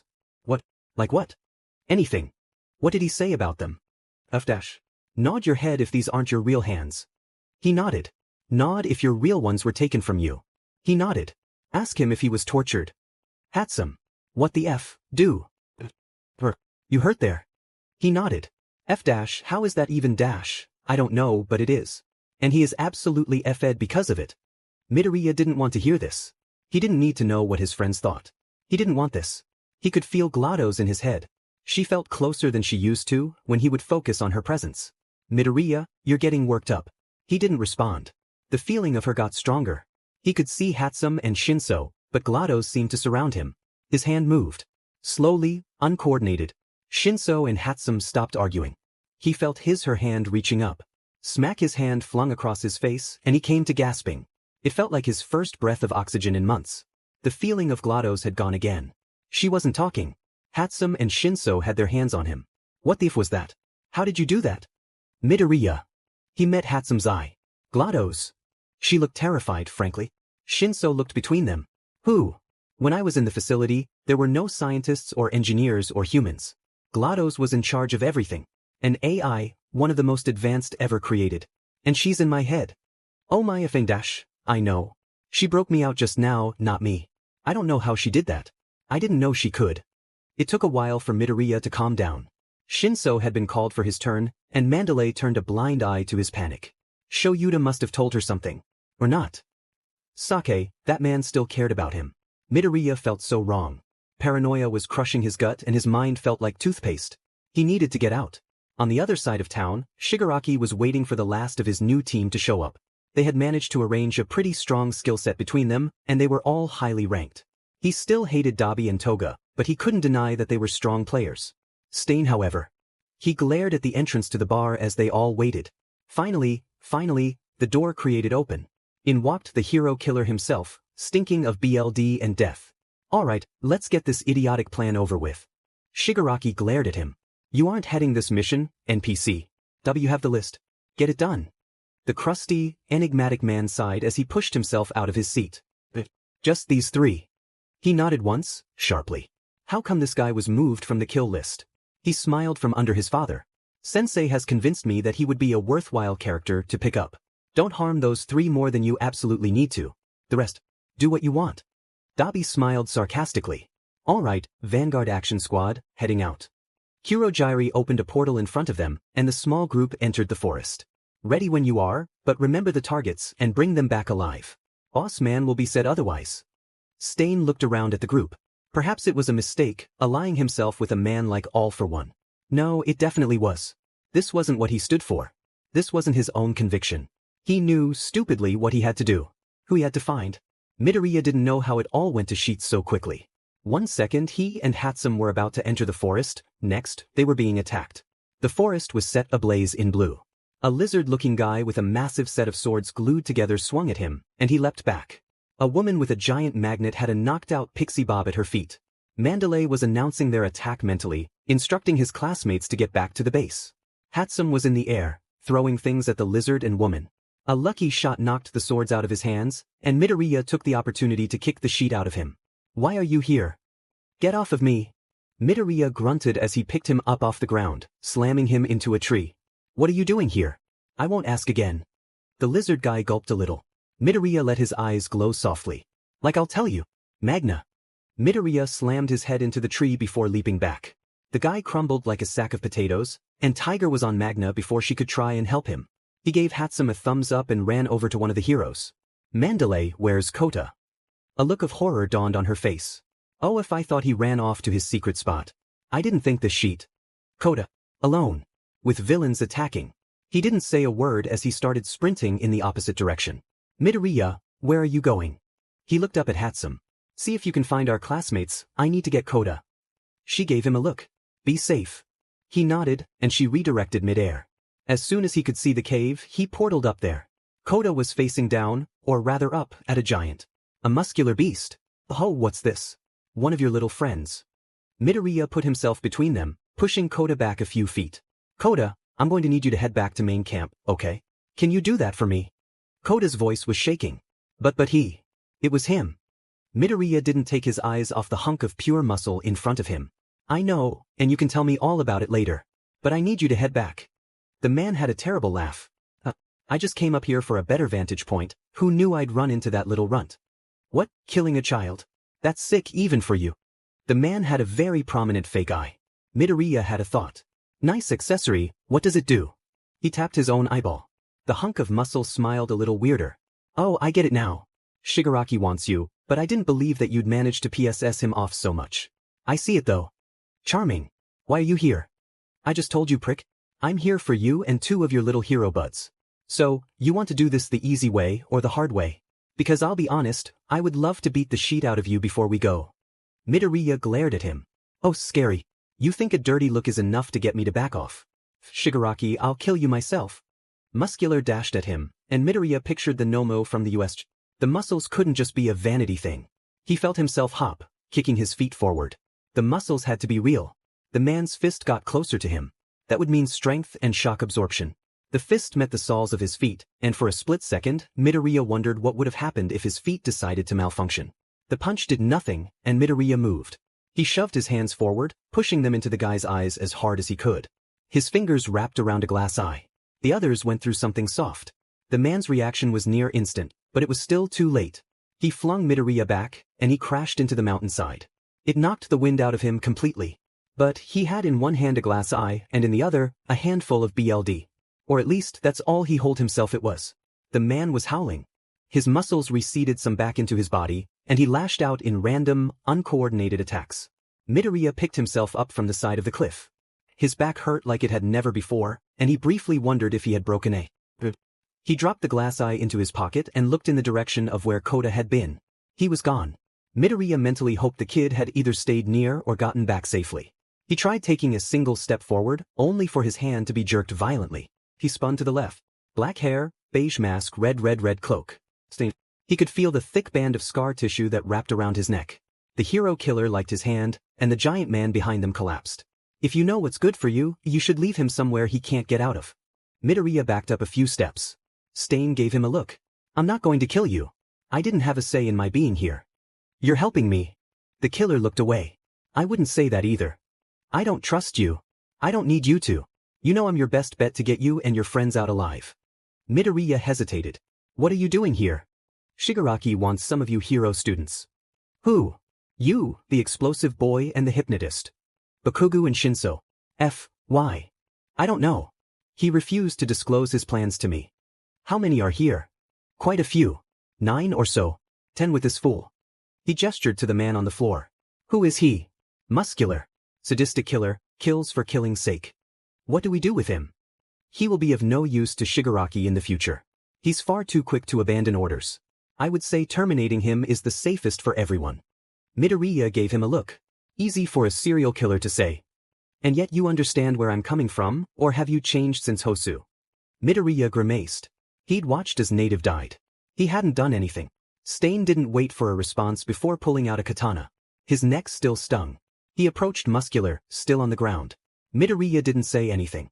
The blade was buried in the back of the man's neck, then his back and his neck again.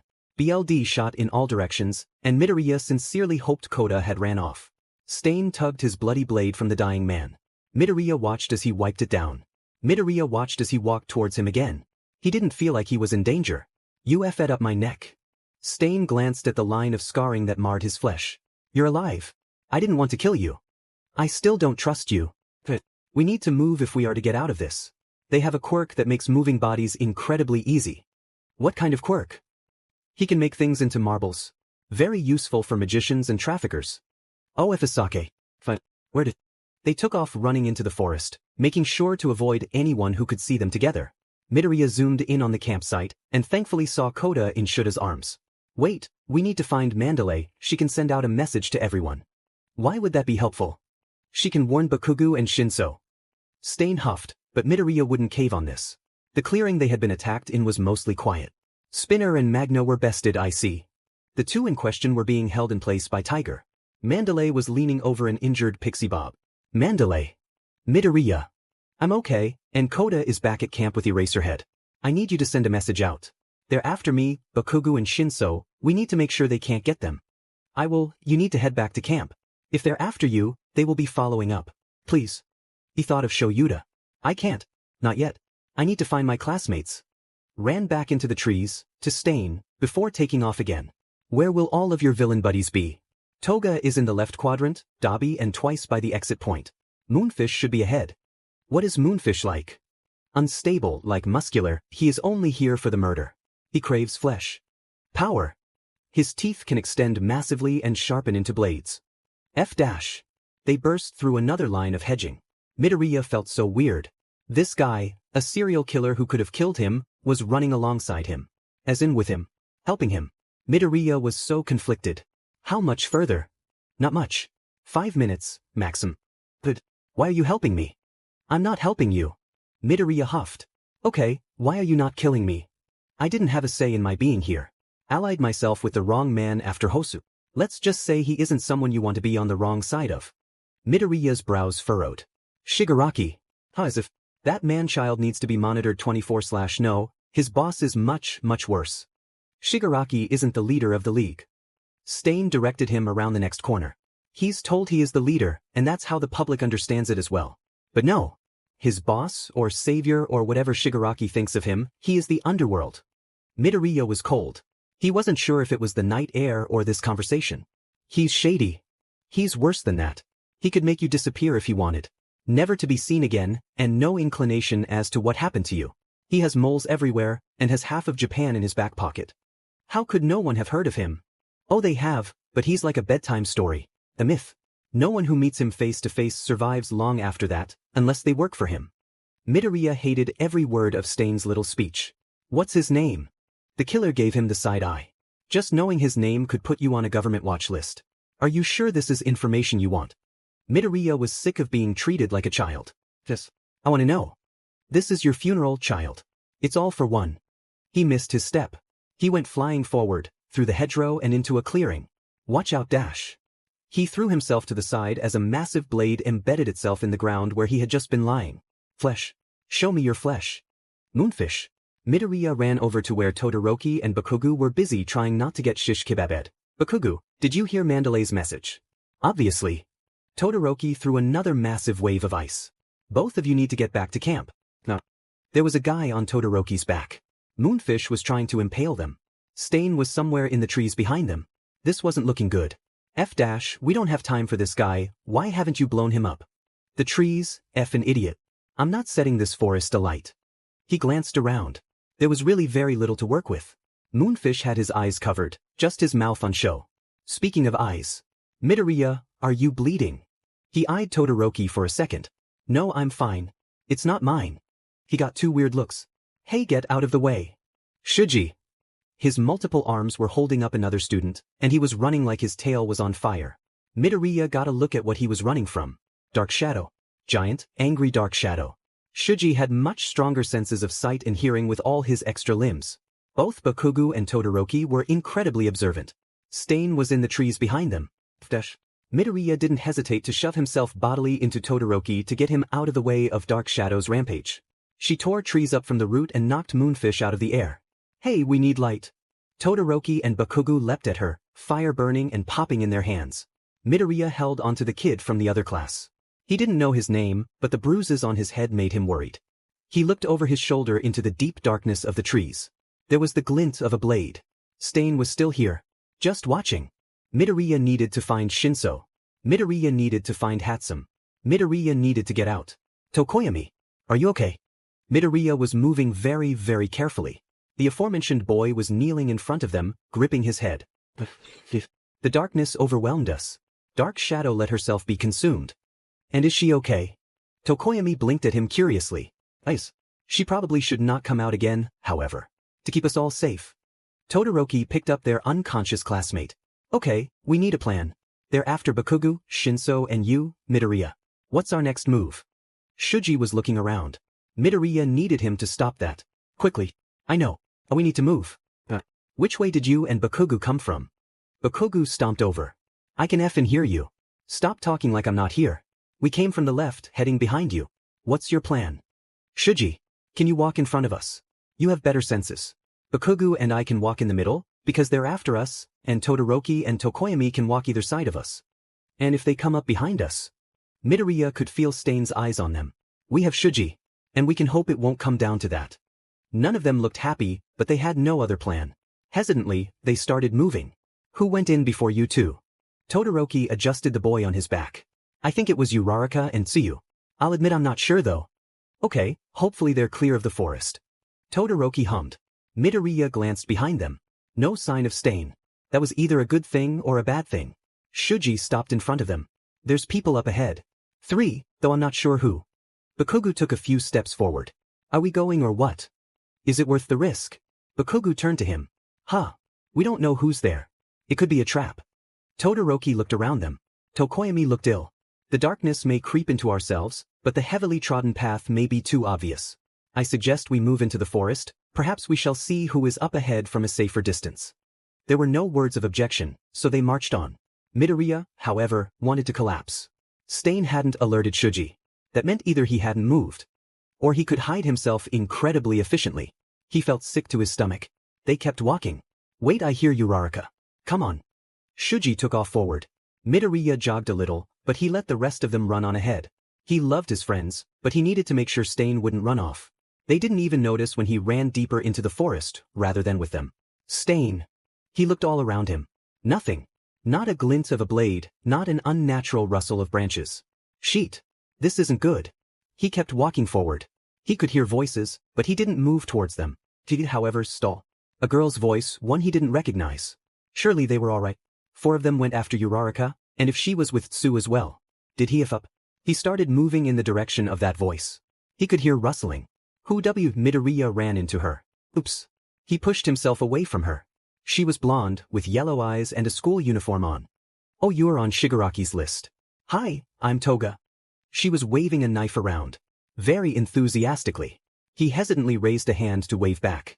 Her eyes focused on his hand. His left hand. Is that BLD? Oh, I want to know what it's like to be in your skin, let's be friends. What? She moved far faster than he had anticipated, and just like before, his left hand was jerked to the side. She was also a lot stronger than she looked. To put it simply, she fully knocked him to the ground. He strained against her grip, but she had absolutely latched onto his arm. What do you want? BLD, I want this BLD and I want to be you. Let me have it dash. She liked his hand before hopping off him, and he watched her collapse into a mass of goo. Midoriya pushed himself to his feet. Running was very tempting. Only, the goo expanded and expanded, until it sluggishly fell off her now much bigger form. Only, she didn't look the same. She looked muscular. It wasn't yours. Boring, I didn't want to be this annoying, ugly weirdo. Midoriya watched as Muscular took a few steps around, in one large circle. He was very confused. The girl, Toga, said she wanted to wear his skin. She wanted BLD. When she got the BLD on his hand, Muscular appeared instead. Oh, if dash. You're a shapeshifter. She paused and looked back at him. Why do you have his BLD? They stared at each other, neither answering the other's question. A spark of recognition formed in her eyes. She collapsed into goo again, and when it fell off, she was back to her teenage girl self. Midoriya definitely still found that weird. But I know you. You definitely do not. No, I do. You're just like. She took a few steps towards him. He had no idea what to do, but he didn't feel like he was in danger. He needed to get out before all this bullshit made him more confused. The Stain video. That was you. She eyed his neck. He nodded. That was you. What? She met his eye. Stainy said you were the only one who could understand him. Stainy. I love Stain, I want to become him. He's like me. Midoriya felt his sweat running along his spine. Right. The only one. I want that. He blinked at her. What do you want? Someone to understand me. Like you did with Stainy. She was a little older than him, probably. Waltzing around with a school uniform on. She was most definitely a serial killer, if the amount of knives she carried around meant anything. She wanted to be understood. She looked lonely. Midoriya mentally smacked himself. But, how does your quirk work? She gave him a suspicious look. You ingested the BLD on my hand, right? Then you turned into him. She gave him another once-over. You never said where you got his BLD from. Did you kill him? No. I was trying to protect a kid he wanted to kill. I fought back and Stain showed up. Stain killed him. Yeah, he did. She hummed. Did you meet my classmates before I crashed into you? Her face brightened. Yeah. Tsu and Ochako. They're my new best friends. I tried getting some of Ochako's BLD, but then a load of party poopers showed up and I didn't want to get killed. So I left. I don't pick fights I can't win. Midoriya was stuck on one part of her statement. Tried getting her BLD. I want to be exactly like my friends. He glanced to the side. Why do you need her BLD to be like her? Well, I don't just want to be like them, I want to be them. I want to see what it's like to be them. Why not just live like you? She paused. Because I have to. I have to have it. He was just now noticing her fangs. Like a vampire's. Do you need BLD? Crave it? Her eyes widened. Yeah. What happens if you don't get it? She looked away from him, pulling a knife out of her sleeve. She just fiddled with it, rather than try attacking him. Don't like thinking about it. That's okay. Do you need BLD? Like right now? There was a look in her face he couldn't identify. You'd let me. But you know how my quirk works. And I'm with the League. He chuckled a little awkwardly. Well, yeah, it might be stupid, but if it hurts you to be without it, it would be wrong to not try to help. She didn't seem to understand what he was offering. Heck, he didn't either. He didn't know how much BLD he actually had, let alone if he could live without all of it. And yes, she was with the League of Villains. Would you use my BLD to become like me? Probably. He barked out a laugh. Okay, bad choice of question. Would you use it to help the League? Toga stared at him. No, I wouldn't. Now it was his turn to be surprised. Why? She looked upset all of a sudden. Other than the League, I think you're the first person to treat me like a person. He felt sick all of a sudden. Stain hated the HPSC. Midoriya was starting to too. He knew, from Stain and from Mikumo and from Kaminari and from his own eyes, that quirk discrimination was a thing. He knew it was so bad that people on both sides of the law could be made worse, or could be unfairly punished. Shinso came to mind. Shinso, who was so insecure in his quirk. Mikumo was quirkless. Bakugu was one of the many people in the world who mistreated the quirkless. And now Mikumo is dead. He looked at her again. What kind of world punishes people like this? Only. The more he thought about it, the more it made sense in his head. Maybe human society could never be at peace with itself. I'm sorry. She looked at the ground. He didn't want to exist like this. He hadn't for a while. She finally looked up at him again. For what? She sounded fed up. I don't know. I'm just sorry that this is how people have treated you. Do you need BLD? Because if you need it, you can have it. She stared at him from under her bangs. It'll hurt you. He smiled. I'm used to it. She frowned. I don't want you to hate me. I've killed people. We hurt people we care about all the time. You just have to keep trying to make it better. And Stain killed people too. He still thought I was the only one who understood him. She took a few steps towards him. He didn't move. She got a lot closer than he was expecting, only she just rested her head against his shoulder. Are you sure? Of course. What are friends for, right? She looked at him, a little surprised. We're friends. If you want to be. She giggled into her sleeves. It's funny. You want to be my friend, even though I'm here to hurt your friends. I'm supposed to bring you to Shigaraki. But instead we're here. I'm a villain, making friends with a hero. He chucked. That is funny. She stared at him for a minute. I don't need BLD right now. Could I take some for later? He shrugged. She pulled out a needle that was connected to her mouthguard. You'll have to take it from somewhere other than my hands, if that's where you were going to. She tapped the needles a few times. Why? I don't have any BLD flow in them. Oh. She pushed the needle into his neck, and he panicked for a second. He didn't move, but the pinch was enough to remind him of Hosu.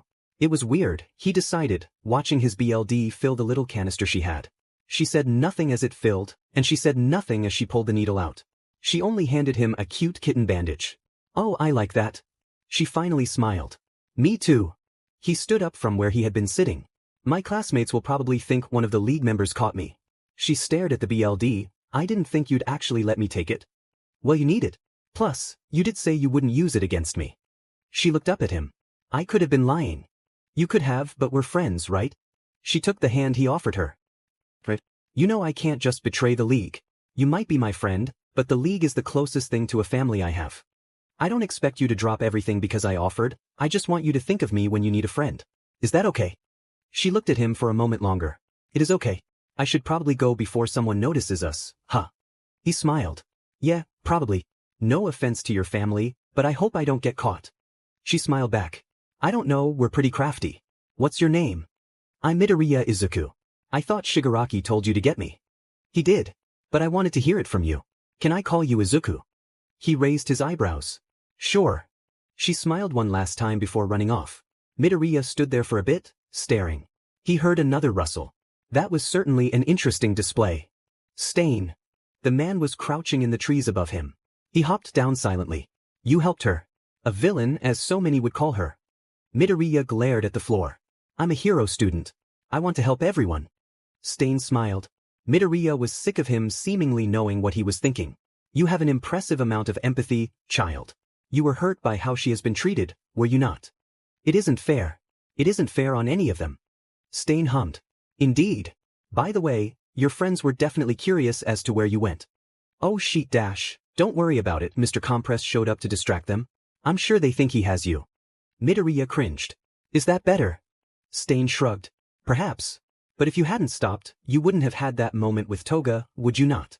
I guess. But now, we need to keep moving. Midoriya thought back to just before the whole moonfish thing. You said his name is all for one. Stain rolled his eyes and kept moving. Yes. And then you nearly blew both of our covers. How would your little hero friends have reacted if they'd seen me? I know, it just caught me off guard. I've heard the name before. I wasn't expecting it. Stain looked minutely surprised. Midoriya could only picture the shock and horror on Uraraka's face. The insane conclusion she had jumped to when he said 3 words. That was all it took for her. He bit his lip. I don't know how you knew that name, but he is a dangerous force you should not be getting involved with. Wouldn't I be getting involved if Shigaraki gets me? Stain stalled in his stride. Midoriya felt cold all of a sudden. What happened? Stain glanced over his shoulder at him. Now that you mention it, before we left base for the forest. The man who set the forest ablaze, Dabi, asked Shigaraki about a member of the list. Midoriya's expression pinched. Who? He said no names, but this person was apparently moved from the kill list to the capture list, all because of All for One's curiosity. Midoriya's eyes widened. Do you think it's me? I mean, it would make sense. I PSS off Shigaraki basically every time I see him, but why would he be interested in me? Stain looked at him with a hard expression. I don't know. And for that I apologize. But we need to keep moving. The League can't know that I'm speaking with you. If we're caught, we have to fight. That's fine by me. I don't want to know what he wants with me. They took off running.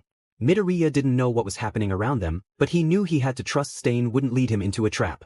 He saw a massive glacier tear into the sky in front of them. Todoroki. Stain spared it a glance. Perhaps Compress got the best of them. The marble guy. He's a highly skilled magician who specializes in the sleight of hand. So what? Are you saying he's taking off with my friends? Stain grunted. It's possible. Come on then.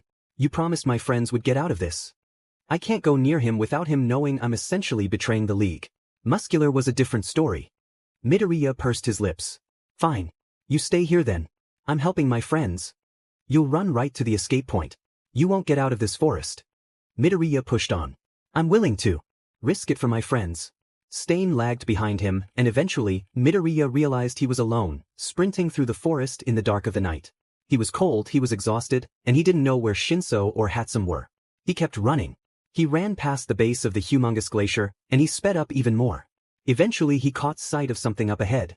The muffled voices pushed him on further.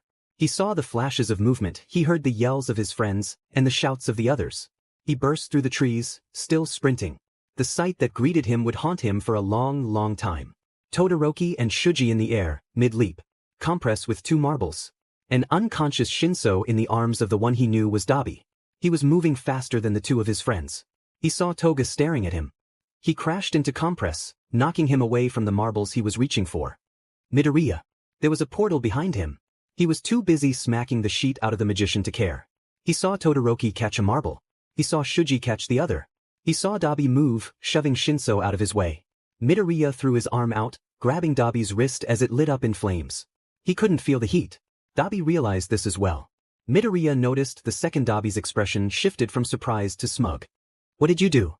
Too late for you to care. Midoriya spun around, not letting go. Todoroki was on the ground. Shuji was being held down by Muscular.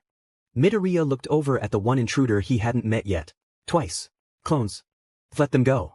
Dabi's flames grew in size, and Midoriya could feel the heat against his remaining skin. He grit his teeth as Dabi pushed against him. He didn't know where Stain was.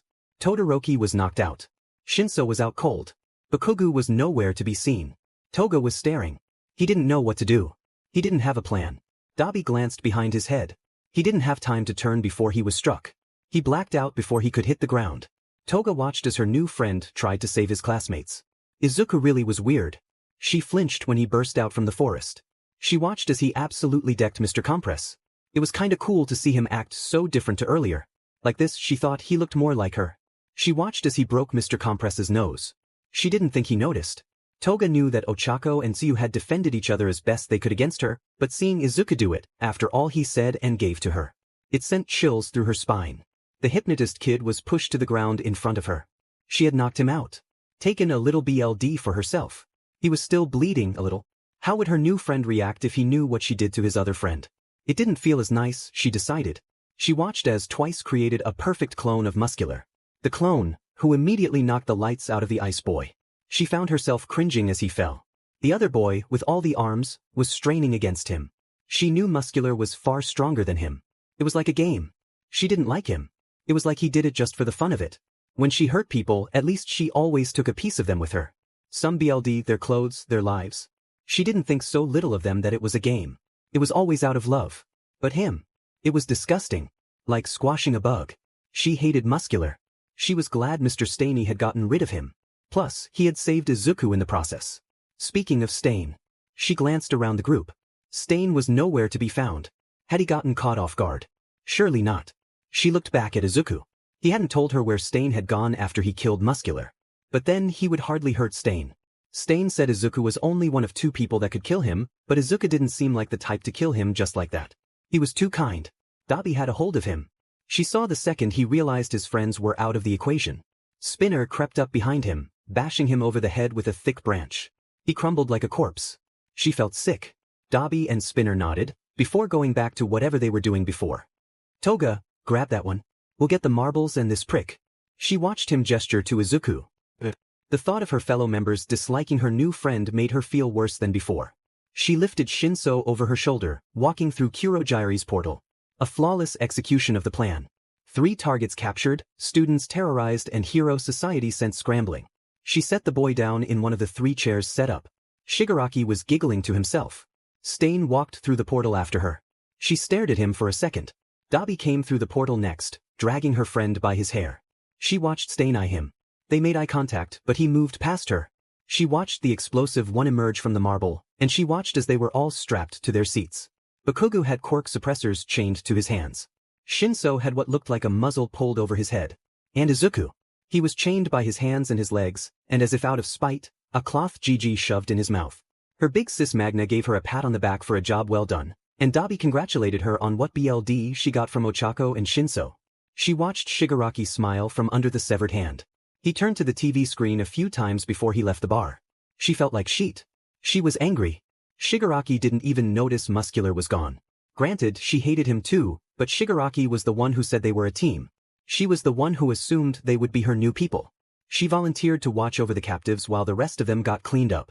She wasn't happy anymore. Aizawa fed up. He mentally smacked himself after Midoriya walked off, but he couldn't say anything without his students realizing they were connected somehow. He led the students into one of the few actual classrooms, and got started on the remedial class. He didn't want to upset the kid, but he hadn't been spending a lot of time around his classmates. If anyone so much as thought there was favoritism at play, they would both be F'd over. But Izuku had looked devastated when Koda lashed out. And to pour salt in the wound he caused, Izuku had called him Aizawa.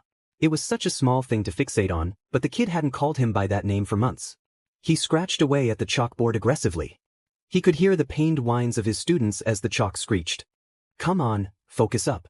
You're all here because you have to learn. The lesson went by slowly. Very slowly. Or at least, it did until Ida crashed through the door. The camp is under attack, we need to evacuate. What? Oh my dash, oh man, are you serious? Aizawa had immediately pushed down his emotions in that moment. Shove it all down and deal with it when his students' lives weren't in danger. What happened and who's hurt? Well, the test of courage activity begun and eventually the forest lit up in blue, they're burning it down. And then, 2 villains showed up at the clearing. Mandalay sent me to warn you. Who's hurt? Ida looked pained to say. We don't know. So many of us had started the test, I'm not sure how many are afflicted. Sheet, thanks Ida. You stay here and keep them here as well. Do not let anyone who comes back get out. I'll send Ken in here to keep an eye on you all. None of the students looked happy, but he didn't want them happy, he wanted them safe. But Sensei Dash. No. This is a serious attack. Do not risk it. He pulled out his phone, calling whatever heroes and emergency services he could as quick as possible. With consent in to watch the students, he ran outside. Worry taking over, Eraser. There was a man next to him. Blue A hand erupted into flames right by his face, and it took all he had to get out of the way of the absolute explosion of fire that followed. His capture weapon held his weight as he hung above the intruder. He let himself fall, flinging his knee into the face of the villain, pushing him to the ground. His eyes were so dry. Can you keep him open, Eraserhead? He grimaced as he blinked, and he had to fling himself back from the licks of flames that followed him. He flung out his capture weapon. It went through him. The man grinned. Aizawa froze. Fire isn't his quirk. Your students are important to you, huh? The man's smile widened. I wonder if you'll be able to keep them all safe in the end. Aizawa watched as he collapsed into a pile of goop. He blinked. Mandalay's voice suddenly rang through his head, twice in fairly quick succession of each other. The first, right after he stood back from the goop. Attention all students and teachers, we are under attack. Please return to base as quickly and carefully as possible. As if on cue, the same kid from before burst through the trees, absolutely sobbing. Koda! What happened? The child ran into his arms, breathing so erratically that Aizawa was about to bring him inside. Midoriya. He's fighting the guy. Come on now, take a deep breath for me. Fighting who? And where? The kid slammed his fists into Aizawa's chest. The guy, the villain that killed my dash. The kid broke out into a new wave of tears, and Aizawa felt cold. Izuku, against a serial killer. Izuku, who was absolutely not as strong as two professional heroes, who died trying. He didn't know what to do. That was, until Mandalay's next message flowed through his head. Attention students and teachers. Midoriya has discovered that the villains are looking to capture 3 students, Midoriya himself, Shinso Hitoshi and Bakugo Katsuki. Please avoid conflict at all costs. He took a breath, just about in relief. His kid was still alive. He got out. Aizawa brought the kid inside, and tore into the forest as fast as he could. He needed to find his students. He needed to find the targets. He needed to find his kid. He hoped he wasn't too late. Stain watched as the boy sprinted further into the foliage. He knew, realistically, his promise was essentially void. There was no way the remaining league members would let him get out, with or without his friends. Midoriya hadn't changed much since Hosu. He still understood the failings of both the media and hero society as a whole. He had a drastically different outlook on life. Stain respected him. He knew not what All for One wanted with him, but it might explain why Midoriya was unlike any other hero hopeful he had interacted with. Or at least validate his reasoning. He had more he had to do tonight. If the league got their hands on all 3 of the targets, UA was finished. There was no way to come back from that kind of public failure. There was more he could do. While he knew UA had produced fake heroes, they also pumped out some of the few true heroes of his time. Take, for example, All Might. He headed in the opposite direction to the conflict. As he moved, he kept a close eye out for students. He knew the league would be congregating at the escape point. He heard footsteps. Leaping up into the canopy of the trees, he watched out for whoever was approaching. A hero. Eraserhead. Stain hadn't read any of the materials Shigaraki demanded of him. He did, however, know who Eraserhead was. Believe it or not, he did know heroes outside the spotlight existed. Eraserhead was notorious among underground heroes for being distrustful of almost everyone. And hey, Stain didn't blame him. His suspicion had probably saved his life a number of times before. He also knew, however, that this was his best shot at getting a message to the heroes. Because F. Shigaraki and All for One and all they did. The fact that the heroes had let them operate this long was a failing of the highest degree. Stain dropped down before Eraserhead passed him, hands up in surrender. W. Stain. He watched the tired man freeze, gripping his capture weapon. Eraserhead. I have a message for you and your heroes. The man looked furious. I'm sure you do, but you can save it for the prison wardens in Tartarus. Stain raised an eyebrow. I wouldn't have my hands raised if I wanted to fight you. I do not. You were there when I said what I did about Midoriya. The man's eyes narrowed. His fury bled into his voice. What does that have to do with anything? Stain, arms still raised, pointed in the direction of the escape point. He is willingly running into a situation he likely will not walk away from. I don't want to hurt your student, Eraserhead.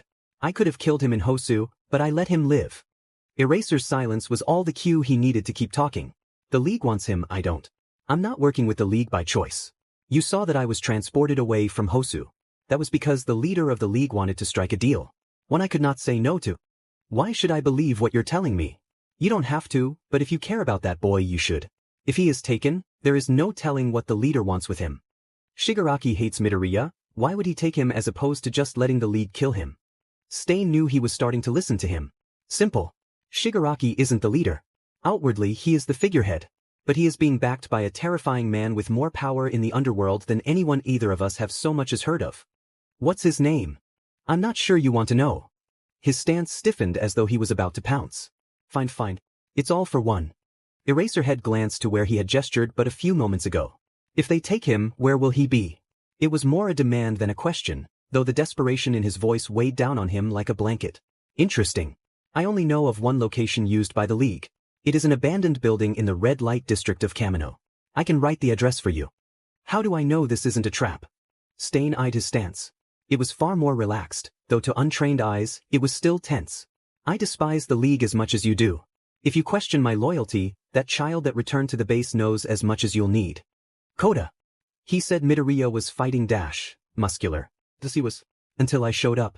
I killed him, his body should still be on the mountainside. There is your proof. The hero eyed him as he pulled out a notebook and pen, pushing them into his hands. His handwriting was like chicken scratch. My superiors might have questions about where I got this. Stain shrugged. Tell them it was in Muscular's pocket. That fool would be the type to carry it around. Eraserhead didn't blink as he walked around him. Stain watched as he ran in the direction of the escape point. He had a feeling it was too late for Eraserhead to do anything. Even with his intel, he doubted anything could be done to save the students quickly. Still, he needed to get out of the forest. Instead of going to the exit point, he left for the entrance spot. He knew he would be able to contact Kurogiri from there. The forest was still glowing blue as he walked through the portal. He had failed the boy. Midoriya's friends were hurt, he was hurt, and he was one of 3 students that were taken. All that was left to their plan was wait for the media to sink their teeth into it. He cursed Shigaraki as he entered the bar. Toga had a faraway look about her. She barely noticed the members walking around her. He eyed Dabi as he dragged Midoriya in by his hair. Stain had grabbed his hair back in Hosu, only he did it to pick him up. Not drag him across the ground. Although he thought, in hindsight, it was the same thing. That boy needed to cut his hair. Toga was looking at him. He met her eye. She held the contact. He needed to leave. She was like him when he was younger. Though, from his understanding of it, she craved BLD like it was a drag. He didn't have that same affliction. He hoped, internally, that Eraser could do something with an address alone. Because if not, he didn't want to consider what might become of the 3. Todoroki came to awareness in a white room. A hospital. He glanced around him, only to grimace at the motion. His head stung. Right, he'd been beaten to the ground by a large, muscular man. His ribs creaked as he sat up. Yaoyorozu was sitting in an identical bed across the room from him. She startled at his movement. "Oh Todoroki, how are you feeling?" He stared at her. "Can you tell me I imagined all of that? Please." Her composure crumbled. I'm so sorry. I can't believe this happened." He didn't know what to say as she covered her eyes. "How long have we been here?" She breathed deeply. 2 days. He blinked. It's been 2 days and they haven't started a search. She shrugged helplessly. "I don't know. I woke up yesterday evening. A ways and I managed to get a tracker on one of the Nomu, but when I handed the receiver over, they said nothing of their plans. So at the very least they know where to go." Todoroki gripped the sheets of his bed. "How is everyone else?" She picked at the bandages around her head. "Mostly fine. A few are still unconscious. Apparently there was a villain with a gas quirk. Plenty of minor injuries and a few unharmed." Todoroki glanced at the door. "Have they visited since?" She smiled faintly. "The class came together to buy us some fruit gifts." His eyebrows pinched. "What's left of the class?" She looked at him, but he avoided her gaze. "What about Hatsum? She doesn't have any fighting training. Was she hurt?" Yaoyorozu tapped her chin. "I'm not actually sure. I didn't notice if she was here yesterday." He hummed. The door slid open, and Todoroki watched as Kaminari stuck his head in. He smiled. "Hey, he's awake. Todoroki, my man, how are you feeling?" The rest of the class piled into the room, some attempting smiles, some neutral and some not even bothering to hide their upset. Ida places a gentle, square hand on his shoulder. "Are you recovering all right, Todoroki?" He nodded slightly. "Yes. Thank you." Mina had a package of fresh strawberries in her arms. She set them down gently on his bedside table. Kirishima was staring into the middle distance. "That really went bad for us, didn't it?" He turned his gaze to Uraraka, whose voice was trembling. He thought, briefly, how this might have gone if no one had been taken. Maybe they all would have laughed it off and moved on. Maybe he would turn to Midoriya and smile, nudge Shinso as he cackled and chuckle as Bakugo growled. Instead, he was overcome with an icy, bitter feeling in his chest. "I had that marble. I had it in my hand. I had Bakugo in my grip and I lost him. I'm sorry." Shuji and Tokoyami exchanged a forlorn look. Kirishima flinched. Tokoyami bowed his head. "I deeply apologize for the trouble I caused you. I am as much at fault as you are." Kirishima's expression darkened more. "It's fine, Tokoyami. I couldn't save him. I couldn't save any of them." Shuji and Ida looked ready to protest, but Kirishima picked that moment to snap. "You can save him next time." Several eyes were on him at once, including Todoroki's own. "What do you mean?" Kirishima stared him in the eyes. It was far more intense than was common for the boy. "I mean, I have a plan. We have to get them back." Ida looked at him aghast.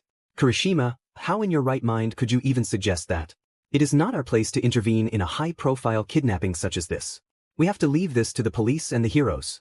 Todoroki watched Ida as Kirishima defended himself. He had been acting a little differently since Hosu. He made more of an effort to be around Midoriya and himself, especially when he got worked up about something or another. Even now, he watched as Ida obstructed Kirishima's view of himself.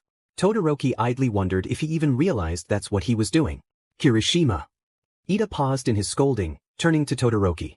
Kirishima was looking at him with a hope that was so tangible, he could almost forget how horrible everything was.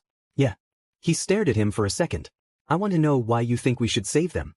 The look Kirishima gave him is downright betrayed. He quickly backtracked. I don't mean I don't want to, but I want to know why you do. Want to? The other boy nodded, and he bit his lip with sharp teeth. Man, I was in the base the whole time. I was sitting around doing jack shit while my 3 bros were snatched. I couldn't do anything. Half the class recoiled at his curse.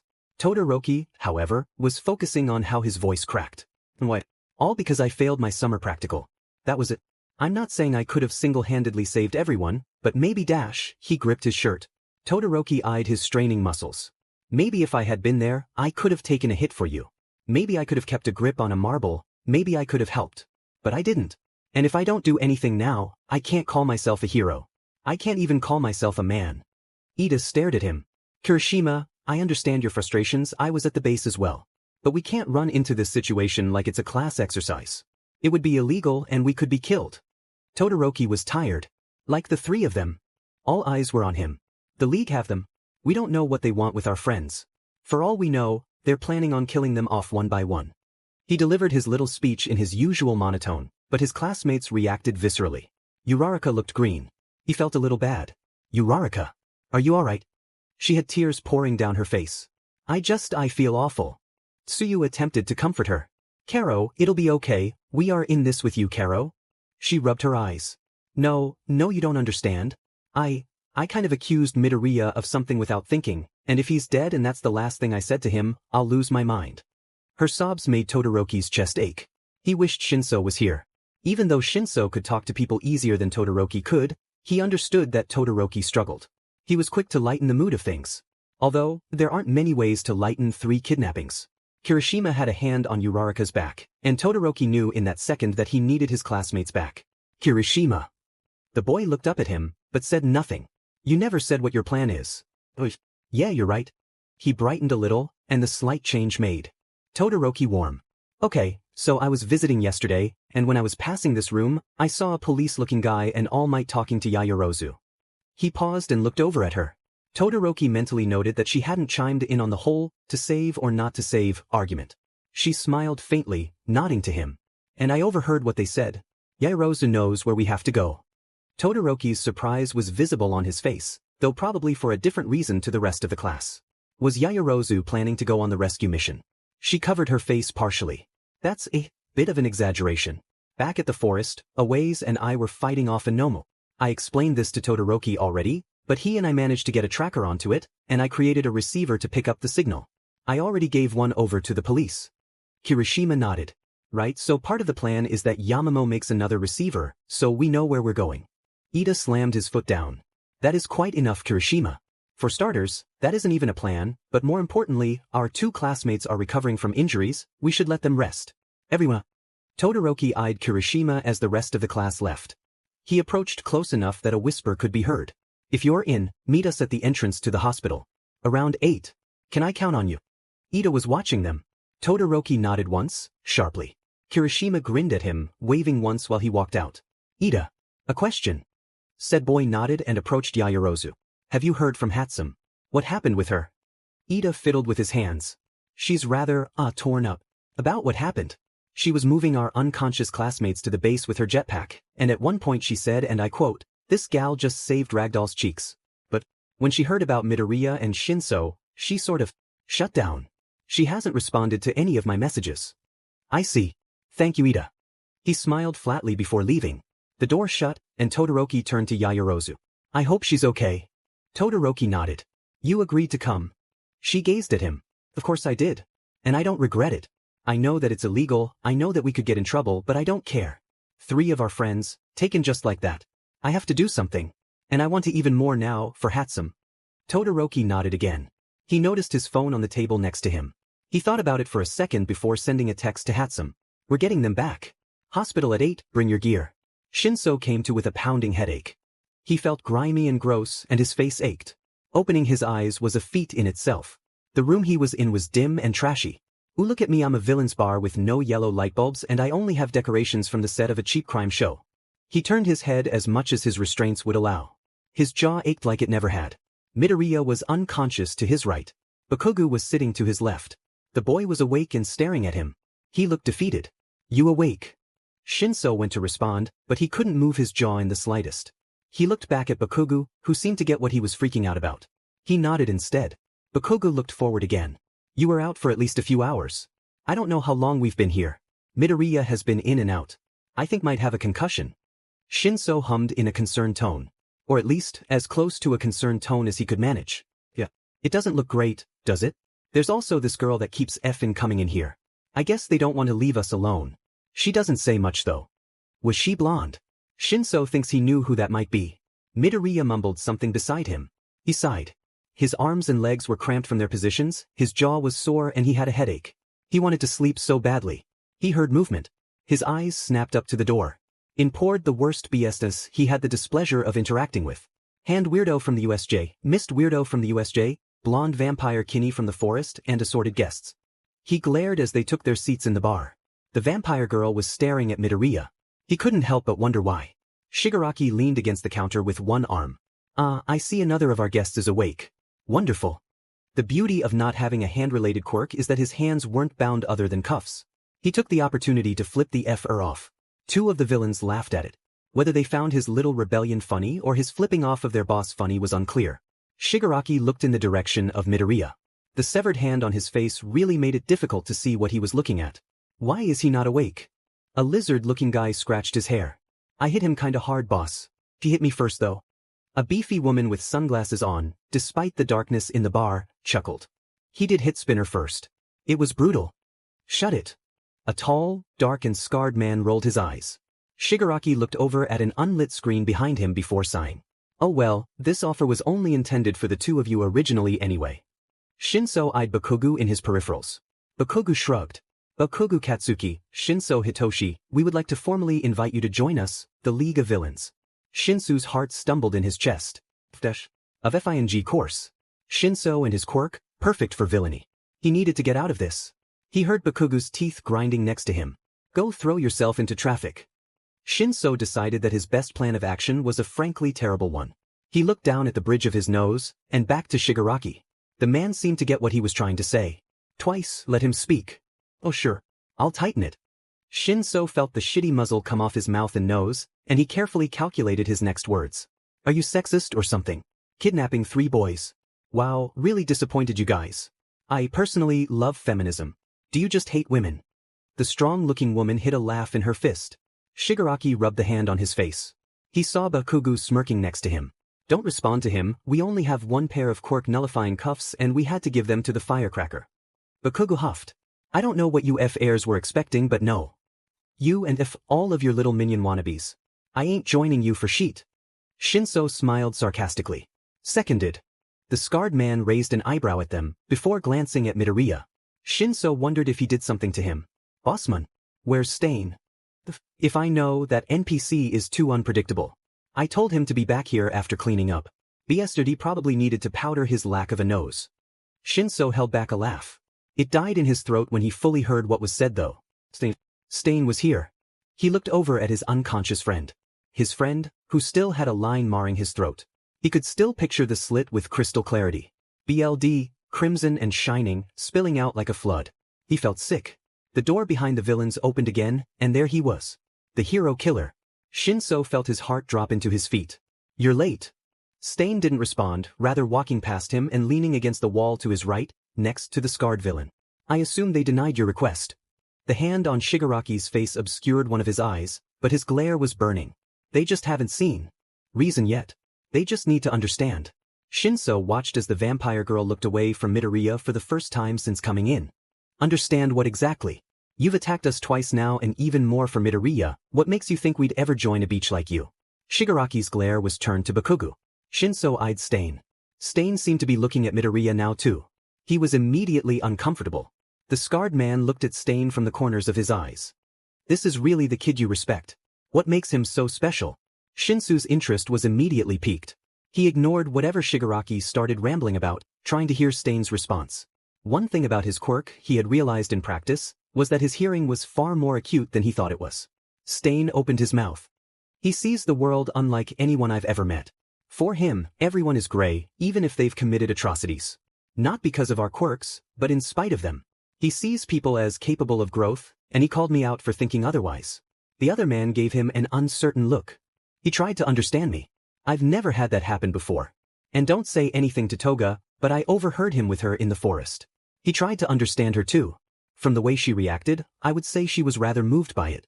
She has been pretty dim and off since we got back. Was it her quirk or just her that he tried to understand? Both. Stain leaned back further against the wall. The scarred man hummed. That is different. Indeed. He has a unique outlook that I cannot figure out. By all means, with a powerful quirk such as his, he should be like anyone else. But he isn't. And he isn't disillusioned by the glory of the Hero Commission, which is almost unheard of in hero students. The man's eyebrows creeped up. Seriously. Stain turned his head to look at the man head on. Dabi, I know you're only here because I am. Do you honestly think Shigaraki will care about what Toga experienced tonight?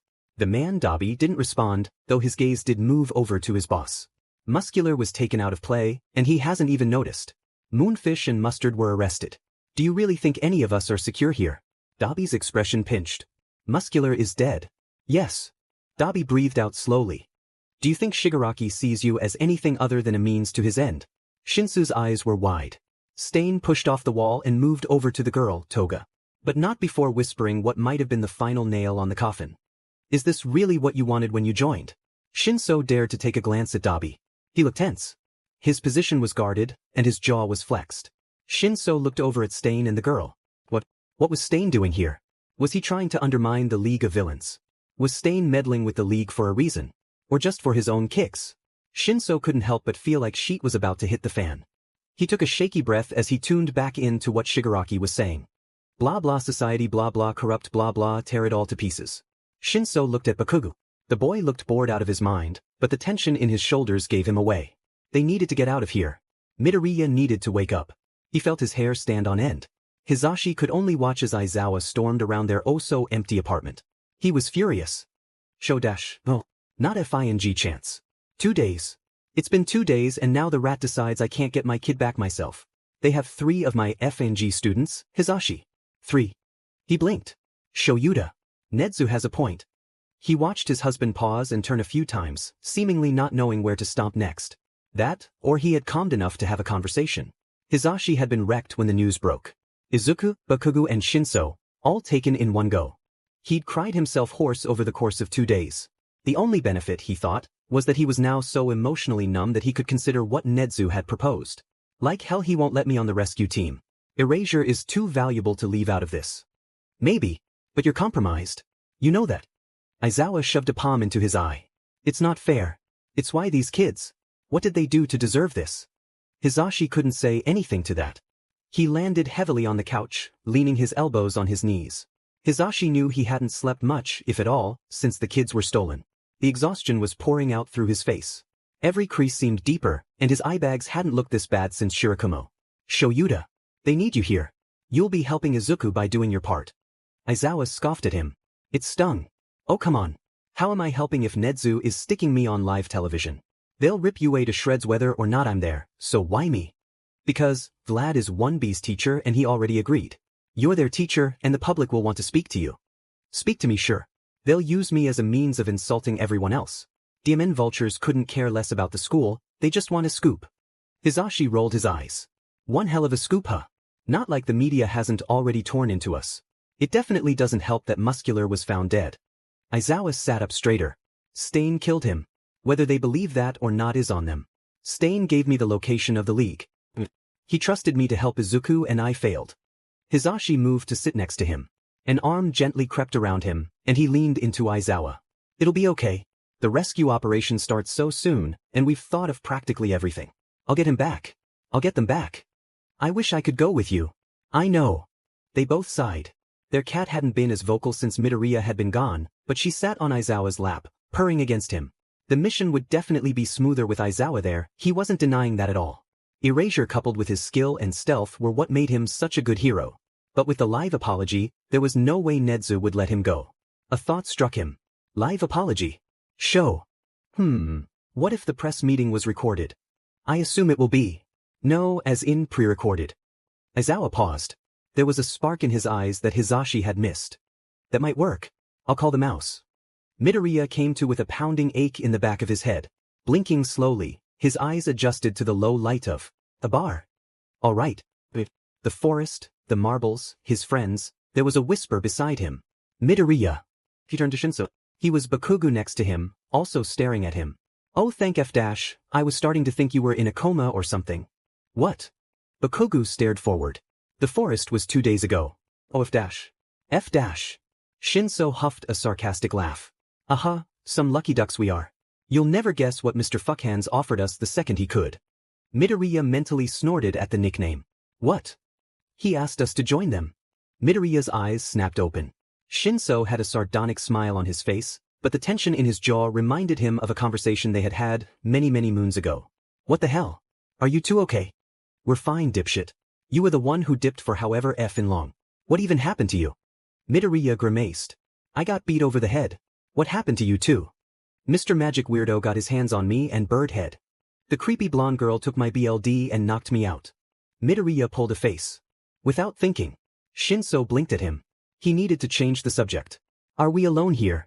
Shinso turned to the door across the room. Nah, at least one person cycles through every few minutes. The dude with the mask was in here a bit ago. I think they were waiting for you to wake up. So someone will be in soon. Both boys nodded. Okay, how the F do we get out of here? Can any of you move anything? Shinso tugged at the cuffs around his feet. Bakugo could barely move his arms. How heavy are those? His brow was tense. Quite. Sheet. Okay, let me just dash. Midoriya knew he could do some weird sheet. He knew Aperture Sheet was weird. Surely, he thought there was some way he could get out of the cuffs they had on him. Or the chains. Something would be nice. Glados. Is there anything you put in me that would help me in this situation? I know you stuck that radio in my finger. Not funny, by the way. Why would it be funny? It was purely to force you to listen to the wonderful music when we wanted you to. Okay, please just answer the question. Obviously. I had access to a lot of unusual and unused items. I wasn't going to let them go to waste. Midoriya stared forward, disbelieving. He didn't know what to say. Are you saying I've had sheet in me that you were just, I don't know, not going to tell me about? Yes. He huffed, rolling his eyes. Bakugo gave him a look. Shinso blinked a few times. Apparently I have stuff in me no one told me about. Shinso and Bakugo stared at each other. You know. Duh, the F kind of question is that? I don't know, I just found out the other day. In the forest. How did you know before me? Midoriya heard the harsh note in his tone. Bakugo figured me out. It had nothing to do with me wanting him to know first. And Hatsum knew before either of you. Don't get petty about it. Give me a second, I need to figure out what tricks are up my sleeve. Whatever. He focused on his hands. There was no feeling in them, still. Even when he concentrated solely on them. Glados. How do I use any of it? Well, it would probably help to know what you're looking for first. Your left pinky finger, focus on that. He stared down at the white appendage.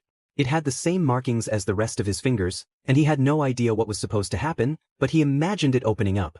He pictured something inside it shifting and moving, as if it was meant to be like this. Slowly, a click sounded from his finger. He watched as a nail file, a small scissors, a screwdriver and a blade popped out, still connected at the tip of his finger. Bakugo snorted. She turned me into a Swiss Army knife. Not just a Swiss Army knife. I can confidently say that you are the smartest Swiss Army knife who's ever lived. Her dry tone set him off. How could he not be the smartest if all the other ones were just knives? He huffed and looked at his cuffs. He was so glad he wasn't in the same cuffs as Bakugo. At least he could move his hands. There were a few visible screws in them, and he awkwardly got to work removing them. How long has it been since the last guy left? Shinso looked at Bakugo. 8.5 minutes. And how long does it normally take? Never more than 17 minutes, sheet. Okay, less than 10 minutes to try and do something. He watched the first screw come loose. You knew that off the top of your head. I've been counting the F in seconds since we got here. Midoriya and Shinso shared a look. Another screw fell onto his lap. When they asked you to join them, did they get violent or anything? Shinso sniffed. Not really. Hand guy said that we didn't automatically agree, and Stain said him the F off by commenting on it. Stain. Shinso stared at him. Yeah. He was there. He was eyeing you like a fox eyes a rabbit. He said some weird shit to the scarred guy, Dabi. Midoriya didn't say anything. As much as he trusted Bakugo and Shinso, they could not know about what happened with Stain. In Hosu or in the forest. A third screw fell to the floor. They wouldn't get it. They didn't get him, they just had a vague notion of what his life looked like. Was like, as much as he wished he could say otherwise, they saw hero society as black and white, even though they were both so close to seeing it like him. Bakugo, fed up because of something he did to an old friend. Thinks he can't be a good hero because of it, to an extent. He has a lot of issues and he's barely beginning to see past some of his preconceived notions of society. Shinso grew up with a quirk that made people see him as other, because he could do things and get away with things that could have him thrown in prison. But he doesn't use it for that. He's disgusted by the thought even.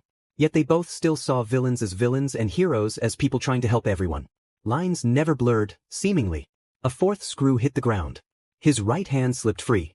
Finally, 5 minutes left. Midoriya managed to get his left hand out with a bit of maneuvering. Despite having the tools, he couldn't really use it on the cuff that was around the same hand. He couldn't bend his wrist in that angle. Maneuvering in this case meant pulling his thumb to a position that should have hurt. Like breaking it. He'd seen it in a show once. Anyway, my legs are still all chained. Is there anything here we could use? They looked around briefly. There really isn't anything useful. What do we do? Bakugo paused. 30 seconds. Oh F dash. Midoriya grabbed the cuffs, twisting the screws out of the left-hand side at an easier angle. The 4 fell quickly, and he slapped the now useless cuffs around his wrists. The metal was just sitting against his wrists. If anyone looked closely, they'd see they weren't tight. Or that there were screws on the ground. And on him. Can you hear if anyone is coming? The 3 of them breathed as quietly as possible, trying to identify any sounds of movement. Midoriya couldn't hear anything over the whir of the small TV in the corner. No sound. What happened after they offered you a position with them? Like after? It was kinda weird. Like, that screen lit up in blue and Shigaraki left with the mist guy. Stain and the creepy blonde left, and Dabi followed them. After that they all kind of trickled off. About 20-ish minutes later, Blondie was back, alone. Stayed for a while. She was staring at you as well. Shinsu's voice died out slowly. Midoriya felt like he was being accused of something. Did she say anything? No. He hummed. Footsteps. There were footsteps approaching them. Midoriya was tempted to fake sleep again, but the door was opening before he could think more about it. Dabi strolled in, later than anyone else had been according to Bakugo. He looked bored and curious at the same time. Midoriya was back in the forest for a second, holding Dabi in place with his bare hands. Dabi stalled when he met Midoriya's eyes. Bossman was starting to think you'd kick the bucket. Oh, he'd love that, wouldn't he? It wasn't a question. Dabi pulled up a bar stool and leaned into Midoriya's space. Fascinating quirk you have there. I'll admit, you caught me off guard in the forest. But tell me, what does heat resistance have to do with teleportation? Midoriya held his gaze, unflinching. If I know. Sure came in handy though when you tried to murder me. Thanks for that. Midoriya watched him raise an eyebrow, slowly. But, don't get what Stain sees in you, kid. What? You're just some reckless prick who got lucky a few times. What is it about you, HM? I'm not someone who likes repeating myself, Dabi. If I know. Don't make me say it again. Dabi smirked, but there was something to his expression. Midoriya could see Shinso in his peripherals. He couldn't make out what look was on his face, but it was different to his normal, bored face. Why are you so interested? And why are you even following Stain? If Midoriya learned anything from the many movies and comics he consumed in his youth, some people took every opportunity to explain their thought process. True, it's usually villains in some cartoon or other, but still. There's a lot I'm interested in, but let's just say, I'm curious about you. As for Stain, he's doing what people are too afraid to do. Challenge people's views. Where he calls fake heroes, crime reduces. Not because villains are too chicken shit to do anything illegal, but because better heroes take the fakes' places. Plus, not everyone is ballsy enough to say point blank who is and isn't a good hero. Midoriya heard this all in Hosu. Paraphrased, obviously, but the same thing. It's still killing. He said he tried the political route first. I don't see you doing that. Plus, not every hero he attacked was necessarily irredeemable. What did Ingenium do? And why would Stain go against his own morals by attacking 3 children in one night? People are more complicated than their ideology. Dabi stared at him for a solid minute. Midoriya couldn't help but wonder if this was an interrogation or something. Finally, he chucked breathily, leaning back. He wasn't lying at least. What? I asked Stain why he thought you were so special. Midoriya felt weird. And he wasn't lying. Nope. You have an interesting outlook. I'll give you that. Midoriya glanced at Shinso. Thanks. Dabi hummed again. I know it's pointless to ask, but I'm guessing you don't want to join us either. Midoriya raised an eyebrow. He didn't really feel threatened, even though he knew Dabi could roast him alive before he could blink. You haven't given me any reason to. Plus you're following an incompetent child who can't make a decision without running to his superior with his tail between his legs. Dabi's eyes widened. He smiled in a way Midoriya didn't like. He shouldn't have said that. Now this is interesting. You know about the big man. Midoriya couldn't think of a way around this. Shinso and Bakugo exchanged glances. Is he talking about F in Kurogiri? No idea. Dabi turned to smile at them. Indeed he is not. I would love to know, however, how you know about the leader. Shigaraki isn't the leader either. Shinso really didn't know when to hold his tongue. Midoriya stared at Dabi, who was leaning back into his space. Want to enlighten me, Stainspawn? Okay, it's a no for that nickname. Dabi just shrugged and quirked his lip. Not wrong though. I heard you and Stain had a pretty fun conversation, back in Hosu. Midoriya could feel Bakugo and Shinso looking at him now. What makes you say that? Well, for one, if you look at the times given in the official report, there's this big chunk between you getting there and the Todoroki brat appearing. And if I'm not wrong, didn't autopsy confirm Native died at some point during that PRD of unaccounted for time? Midoriya's eyebrows lowered. What are you suggesting? It's not a question. Dabi's eyes were glowing. Oh, this is hilarious. Stain mentioned that Muscular was killed in the forest too. And Toga apparently transformed into him, despite him completely refusing to give her his BLD. But when would she have gotten that? Midoriya knew he was wrong in his assumptions. Some of his assumptions. But, hold on AF in second, you flew from the hedges when Moonfish was going apeshit, and you told Todoroki you weren't injured. But you had BLD. What the F is happening? Bakugo was staring at him in abject horror. Shinso looked deeply uncomfortable. Dabi looked over the moon. Did he put up a fight? I bet he did his whole, I'll kill you myself, bit before you offed him, didn't he? Midoriya genuinely was lost for words. I didn't kill him. Then where were you? It was Shinso that asked. Midoriya could see where this was going. He hated it. He hated it. Okay, fine. Did Stain tell you everything? You doing this to stir the pot? Are you curious? Want to see me squirm? Dabi smiled lazily. Maybe and maybe, but would he have a different story to you? Midoriya stared him down. He had a strange sensation while meeting his eye. These eyes felt familiar. A similar deep blue. The same sharpness. Another scarred face came to mind. Say, what lovely eyes you have. Reminds me of a classmate of mine. I'm sure you've heard of him. Todoroki. The mirth bled from Dabi's face. He stared at Midoriya with blank, dulled eyes. There was no emotion in his expression. It unsettled him deeply. Slowly, Dabi's mouth was pulled into a wide smile that pulled on his staples. Midoriya could see his muscle poking through. Yeah, funny coincidence. He emphasized every syllable. Midoriya thought he had struck gold. Midoriya. Shinso was staring at him. Bakugo was avoiding eye contact. What happened in Hosu? Was Stain? Midoriya glared over at Dabi. No way out of this, apparently. Dabi is stirring shit to mess with you both. You want the whole truth. When I got to the alley, Stain had knocked out Ida, and was going to slice him open. I tried to buy time for help to come by getting him to talk. And boy did he talk. Dabi was snickering in front of him. I didn't know Native was there initially. When I noticed him, Stain told me that he had lost so much BLD, there was no way he would survive long enough to reach a hospital. Then he buried a knife in his chest right in front of me. And he told me all the shitty things he did as a hero. The boys said nothing, so Midoriya continued. So we just kept talking. He kept asking me questions and I asked him why he thought murder was the means to his end. After that he just decided he liked me. And he slit my throat to escape. Shinso looked down. And the forest. Dabi looked a little more normal than he did 2 minutes ago. He looked smug and bored again but still tense. Midoriya looked at him.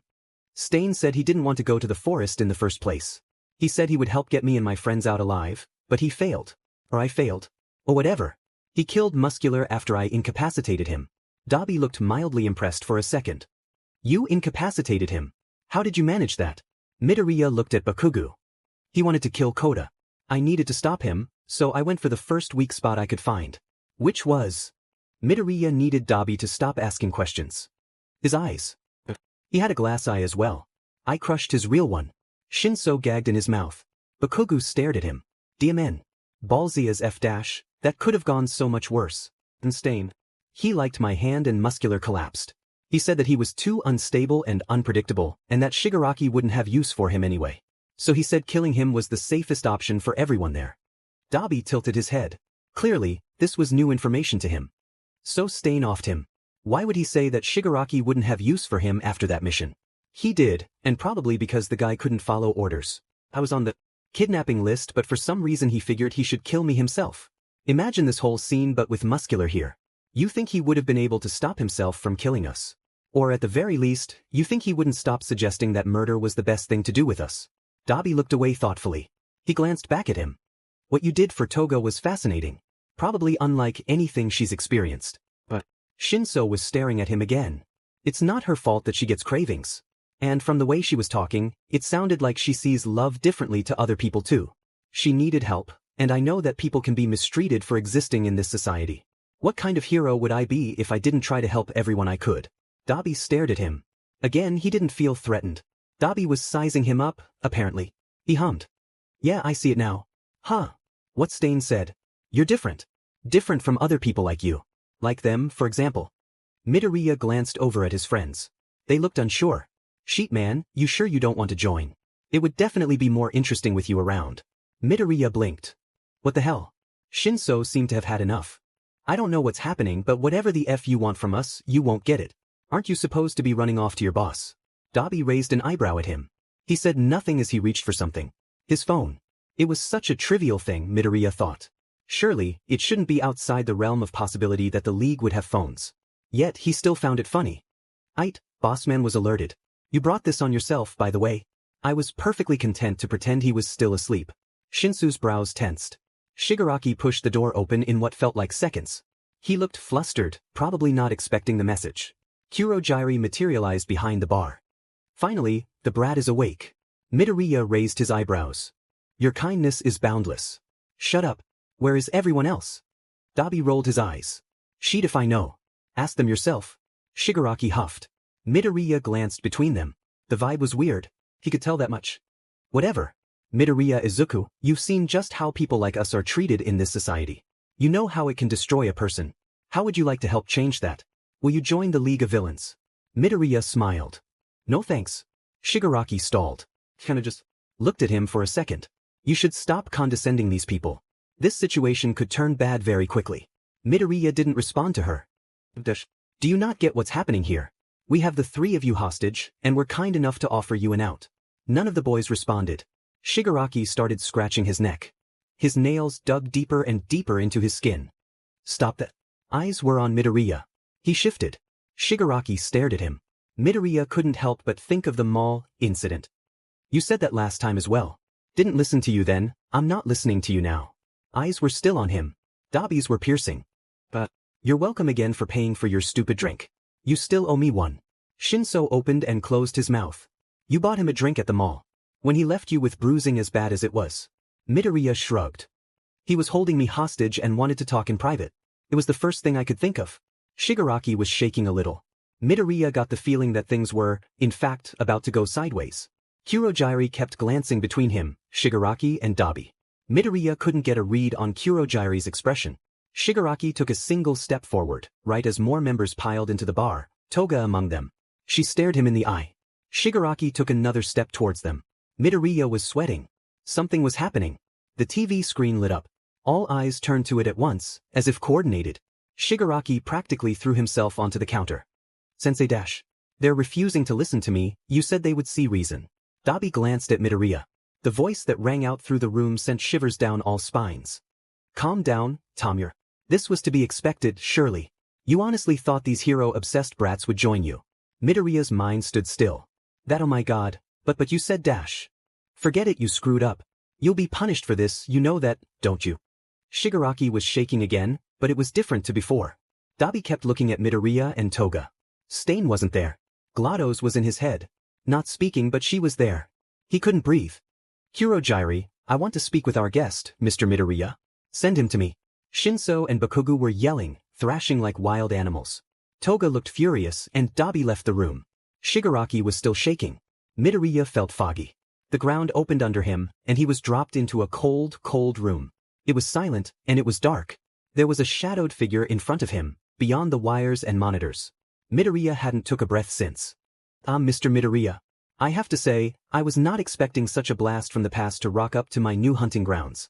How the hell did you get here? Cave Johnson. Cave Johnson. You're alive. Midoriya was staring. He couldn't not stare. The voice was distorted some by the intimidating mask the man was wearing, but there was no way it wasn't him. He laughed once, sarcastically. Wow, that's the first thing you ask me. Christ, how did you survive and no one else did? Oh my, what happened to him? But the tapes in the old part of the facility. You were dying. Moon rocks, poisoning your BLD or something. He leaned on his fist. The simple fact that you're standing here listening to me means you've clearly got something the rest of the subjects didn't, so I'm going to level with you. A few years into the portal research, I got real sick. My body was riddled with disease, and by all means, I was a goner. I threw every dollar I had at those engineers, begging them to find me a solution. Midoriya blinked. He couldn't believe what he was looking at. Now I know what you're thinking. You gave them all the money they could spend and all they came up with was a mask. Off by a mile no.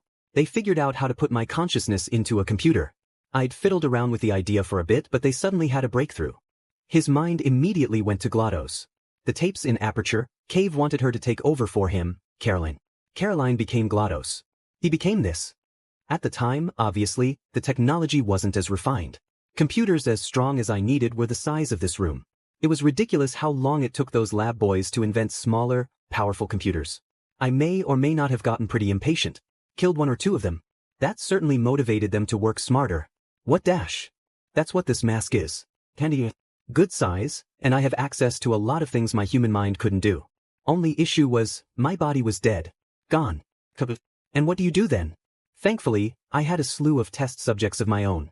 Yeah, it might have been desperate measures at that point, but I was willing to do anything to stay alive. Plus, well, quirks. Who would have thought it? Midoriya's brow pinched. How do you have a quirk? I've heard about All for One. But you were around the same as me. All for One, Cave Johnson tilted his head. Maybe you aren't as brain damaged as I figured you'd be. Turns out, moon rocks contain some pretty potent materials. It wiped the floor with my body, but it certainly didn't do that with other people's. What is he saying? What's I don't know what's happening. Glados' confusion was giving him a headache. What are you trying to say? Well, why slow the spread of evolution, right? It certainly had fascinating implications for the lab boys who lived, along with the test subjects. Back when Aperture Science developed food products, we pumped out anything that we thought would leave an impression. And boy did this one leave an impression. Midoriya felt cold and furious and terrified. What, are you trying to claim that you invented quirks? He threw his head back in a laugh. Invent? God no, there was no way in hell I was about to slap my name onto the very thing that caused the quirk wars. No, I did what any genius would. I took what assets I had left, what tech I could use and what moon rocks the company still had. Turns out I forgot how much of it I bought. When people were exposed to large doses of the moon rocks, they had similar symptoms to me, only more of them survived. In fact, the ones that survived developed fascinating abilities. Midoriya scoffed. What, I'm supposed to believe this? Well, it's the truth. I don't make time for bullshit. I founded a new company, a health company. Now, I started in shower curtain sales and moved to revolutionary breakthroughs in physics. I figured I could make this work. And I did. Next thing I know, I'm rolling out the newest and hottest vaccine on the market for children's health. Pretty much 4 in 5 hospitals around the globe are using my products, and I have the largest sum of profits in the field.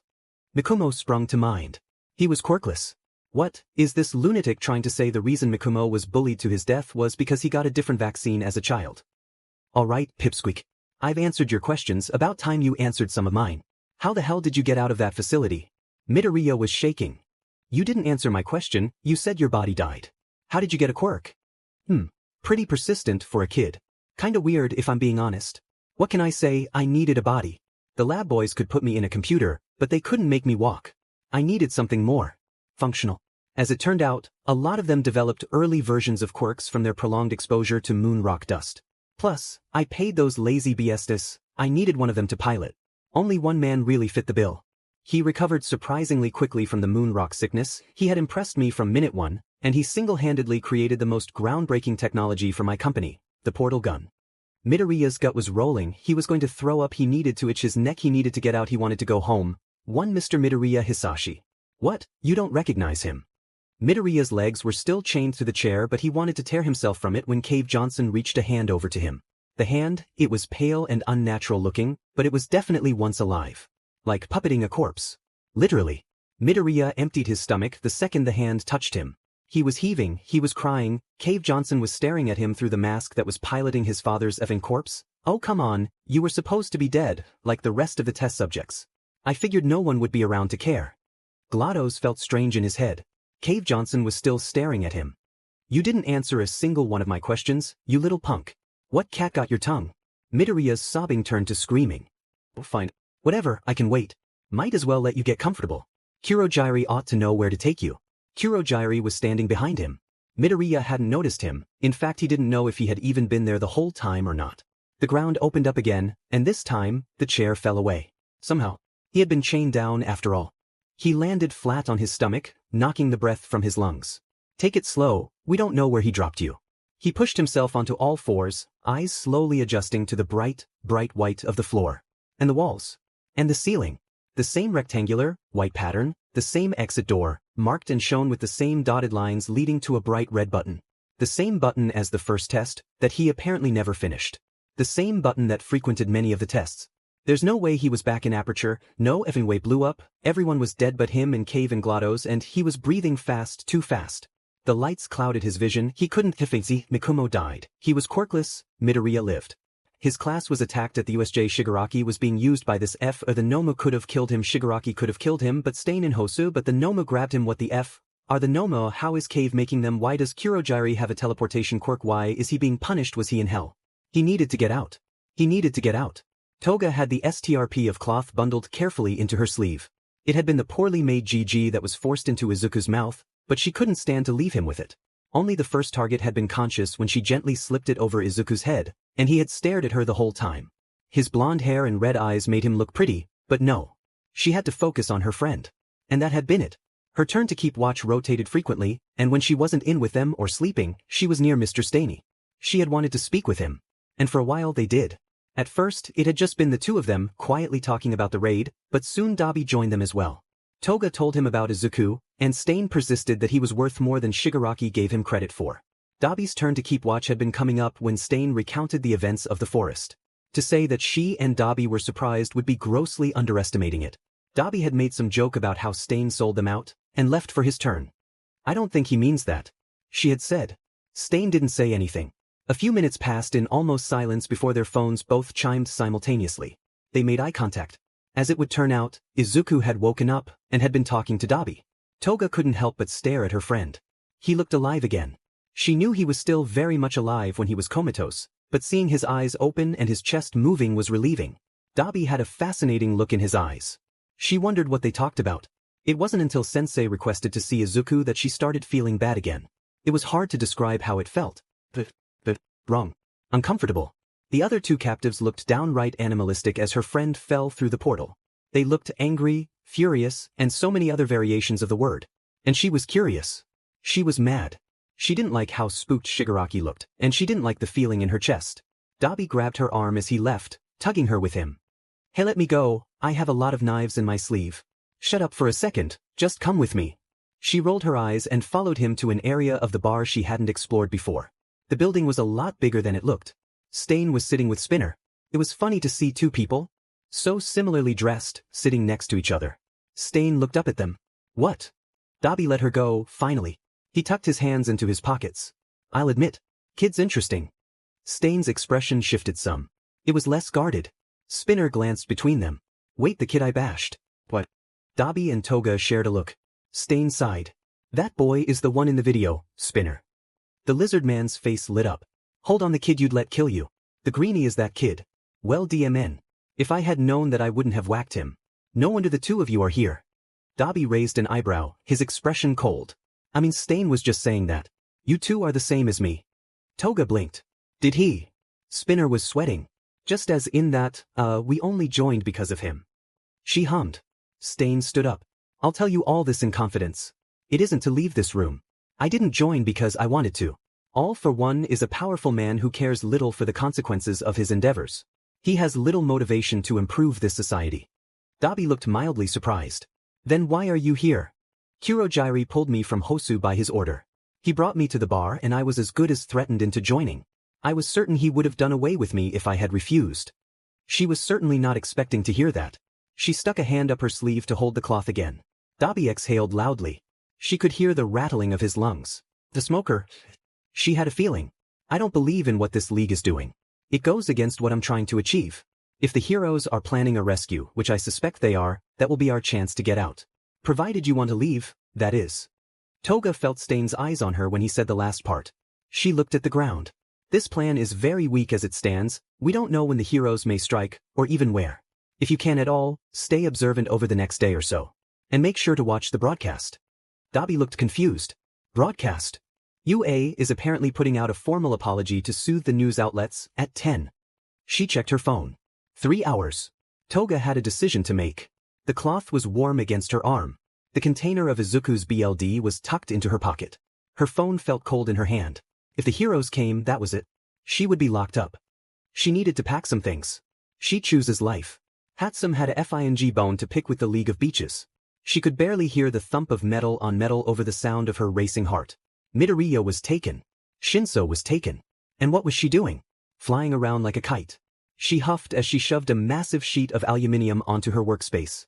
She needed better tech. Something that could help. She knew she had helped out some bit. Her jetpack let her guide people from the air, and she got ragdoll away from one of the Nomu, but what else? Todoroki and Shuji managed to save like 3 students between them. Yaoyorozu made a tracking device. She was actually really proud of Yamamo for that, but DMN it she was said. When she got the text from Todoroki, she knew there was only one thing she could do. She pulled a protective mask over her face as she sawed and hacked away at the sheet. He said to bring her babies. And boy would she bring them. She was working on baby number 12 when she realized she needed to go to the hospital. 7:35. They were supposed to be meeting soon, and she still needed to pack her stuff and get over there. Luckily, her pure genius meant everything was collapsible and could fit in her handy satchel. No backpack this time, she thought as she ran out the door. Her jetpack would likely be more useful. Plus, she had more babies that had never been tested before. This would be a great opportunity for her to prove her genius. The caffeine in her BLD wasn't enough to stop her breathing as she reached the front of the hospital. Todoroki and Kirishima were already there. Hatsum, I'm glad you decided to come. Did you bring your stuff? She took a deep breath before nodding to Todoroki. Kirishima looked uneasy, but excited. More like nervous actually. Big Red, hold this a second. She passed him a small device. What's it do? He clicked the small button on the side, and it unfolded itself into the size of a TV remote. It's a stun gun. It'll administer a controlled shock if you push that button while holding it to something. It's not on though. He blinked. Interesting. Where's everyone else? Kirishima glanced back at the hospital doors. Yaoyorozu is still being checked out, but she should be here soon. Uraraka is on the bus headed this way. Hatsum's eyes shot up to him. Uraraka. Todoroki looked at her. Kirishima didn't know what to do with the taser. She volunteered to come. Pretty manly of her. Huh. Todoroki leaned a little closer to Hatsum. Is there something wrong with that? She looked in the direction of the bus stop. I don't really know. Midoriya said she made an unwarranted accusation. I thought it was weird. But what am I saying? That's good. Her power will come in handy. Todoroki thought back to their hospital visit. Uraraka had seemed upset. Very upset actually. Did he tell you what she said? She mentioned it back in the hospital room. She stared off into nothing. It's not really my place to say, but it did hurt him. He said he didn't know what could have caused her reaction. The 3 of them shared a look. Hatsum went back to digging in her satchel. Kirishima glanced over her shoulder. Wow, you sure brought a lot, dude. She blinked at him. Todoroki told me to bring stuff, and I need to get them back. I already had most of this lying around and I had time to bang out a few new babies. Kirishima smiled at the phrasing. The gentle swoosh of the hospital doors had them all looking up. Yaoyorozu had a bag over her shoulder and bandages around her head. Yamamo, are you okay? What happened to you? She waved off Hatsum's concern. Nothing too bad. Awaze and I went head-to-head with a Nomu, and I'm embarrassed to say I took some damage. Nothing I can't handle. Hatsum smiled. Todoroki watched her. He could practically hear the gears in her head shifting. Yamamo, you wouldn't happen to be able to make me a really strong battery, would you? I made some new babies today, but I realized I forgot a power source for one of them. Please. Todoroki looked over at Yaoyorozu. She was giggling into her hand. Of course, what size? Hatsum snatched the device from Kirishima. Yaoyorozu took a look at the back, and with barely a second of thought, pulled a perfectly shaped battery out of her forearm. Hatsum shoved the battery in the stun gun, quickly tightening the screws again. She tossed it back to Kirishima, who looked a little more nervous to be holding it. Okay, what's the plan? Todoroki only told me the meeting spot and to bring my gear. Kirishima glanced up from the stun gun. When Uraraka gets here, we'll be getting the first train in the direction Yaoyorozu says the tracking device is. Speaking of, Yaoyorozu pulled a small gadget out of her bag. After looking at the screen for a moment, she put it back. The Kamino direction. Possibly within Kamino Ward. The other three nodded. That train would be arriving soon. I'm so sorry I'm late. All eyes turned to Uraraka. Todoroki watched as she jogged over, adorned in dark clothing. Sorry, my bus was delayed. Did I miss anything? Todoroki noticed how Hatsum was eyeing her. He cleared his throat. Not really. We're getting the next train to Kamino. She nodded, taking a deep breath. Will we start heading to the station so? That is quite enough. Todoroki spun around. He met a furious Ida's eye. What do you think you're doing? Do you realize the trouble you'll all be in? Kirishima and Hatsum voiced their protests. Yaoyorozu tried reason with them, and Uraraka was backing her up. Todoroki watched them all for a second. Thinking about the situation of their captured friends, fighting like this seemed pointless. He was sick of it. Ida, you realize that you should be dead, right? The group went silent. Ida was staring at him with a pained look. Excuse me. Todoroki didn't blink. You should be dead. If Midoriya hadn't bothered to look for you in Hosu, you'd be dead. Buried. That's it. Ida looked upset, but Todoroki needed to get on that train. If Midoriya hadn't shown up, or if he didn't convince Stain to let you live, you'd be dead. Dead with months. He knew he was dumping a lot of new information on their classmates, but all he could think about were his friends and Midoriya and Ida not letting them go. Todoroki, what could you possibly be expecting me to say to something like that? I know I should have died. I owe Midoriya a huge debt. Then help us. He saved you, now you save him. Come with us. You can keep us in check or whatever it is you want. Just let us go and save our friends. I can guarantee that you won't be able to stop us. Ida was staring at him with an increasing intensity. But Todoroki wouldn't back down. He'd faced far harsher stares than this. Ida was the first to break eye contact. He glared at the ground. Fine. I'll come with you, but there is to be no fighting. That is non-negotiable. The sighs of relief were audible. Todoroki nodded sharply. Let's go then, we have a train to catch. Aizawa was sick of this stupid fang tie. It was too tight and it was making the cheap, scratchy fabric of his button-up dig into his neck. Hizashi smiled at him from the back of the room, and he decided to only look at him as much as possible.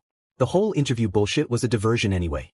Record it now, play it later to convince the League of Villains that the teachers were occupied. Including All Might. It was a risky play, specifically if the League didn't watch it. But it was worth the risk if it meant catching those BSTRDs off guard. He was getting his kids back tonight, He and Hizashi and Izuku were going to go home, eat Izuku's favorite food and watch a movie before passing out on the couch again. Yes, that's the plan. He wouldn't accept anything less. Unless, of course, Izuku wanted to do something else. Whatever the kid wanted, they would do. He blinked slowly. He hadn't applied his eye drops in a while, and he could feel his retinas drying up. The last of the reporters were sitting down, and Netsu was sat primly in the center of the panel, Vlad on his left, himself on his right. Midnight and All Might flanked either side of them. Netsu clapped his paws together. All right, I believe that is everyone. Now, any questions before we begin properly? A few hands went up. Netsu nodded to the reporter closest to him. Will the questions be moderated or unmoderated? Moderated, of course. That was a condition for all news reporters and gossip columnists present today. Aizawa had to hide a smirk at the phrasing. To say that UA had been criticized would be a joke. No, the school was absolutely ripped to shreds.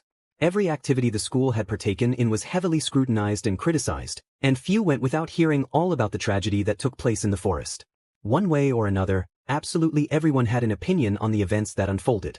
Aizawa tuned back in when Netsu gestured to the cameras. Lights, camera, action. Good evening to all, I am Netsu, principal and coordinator of UA.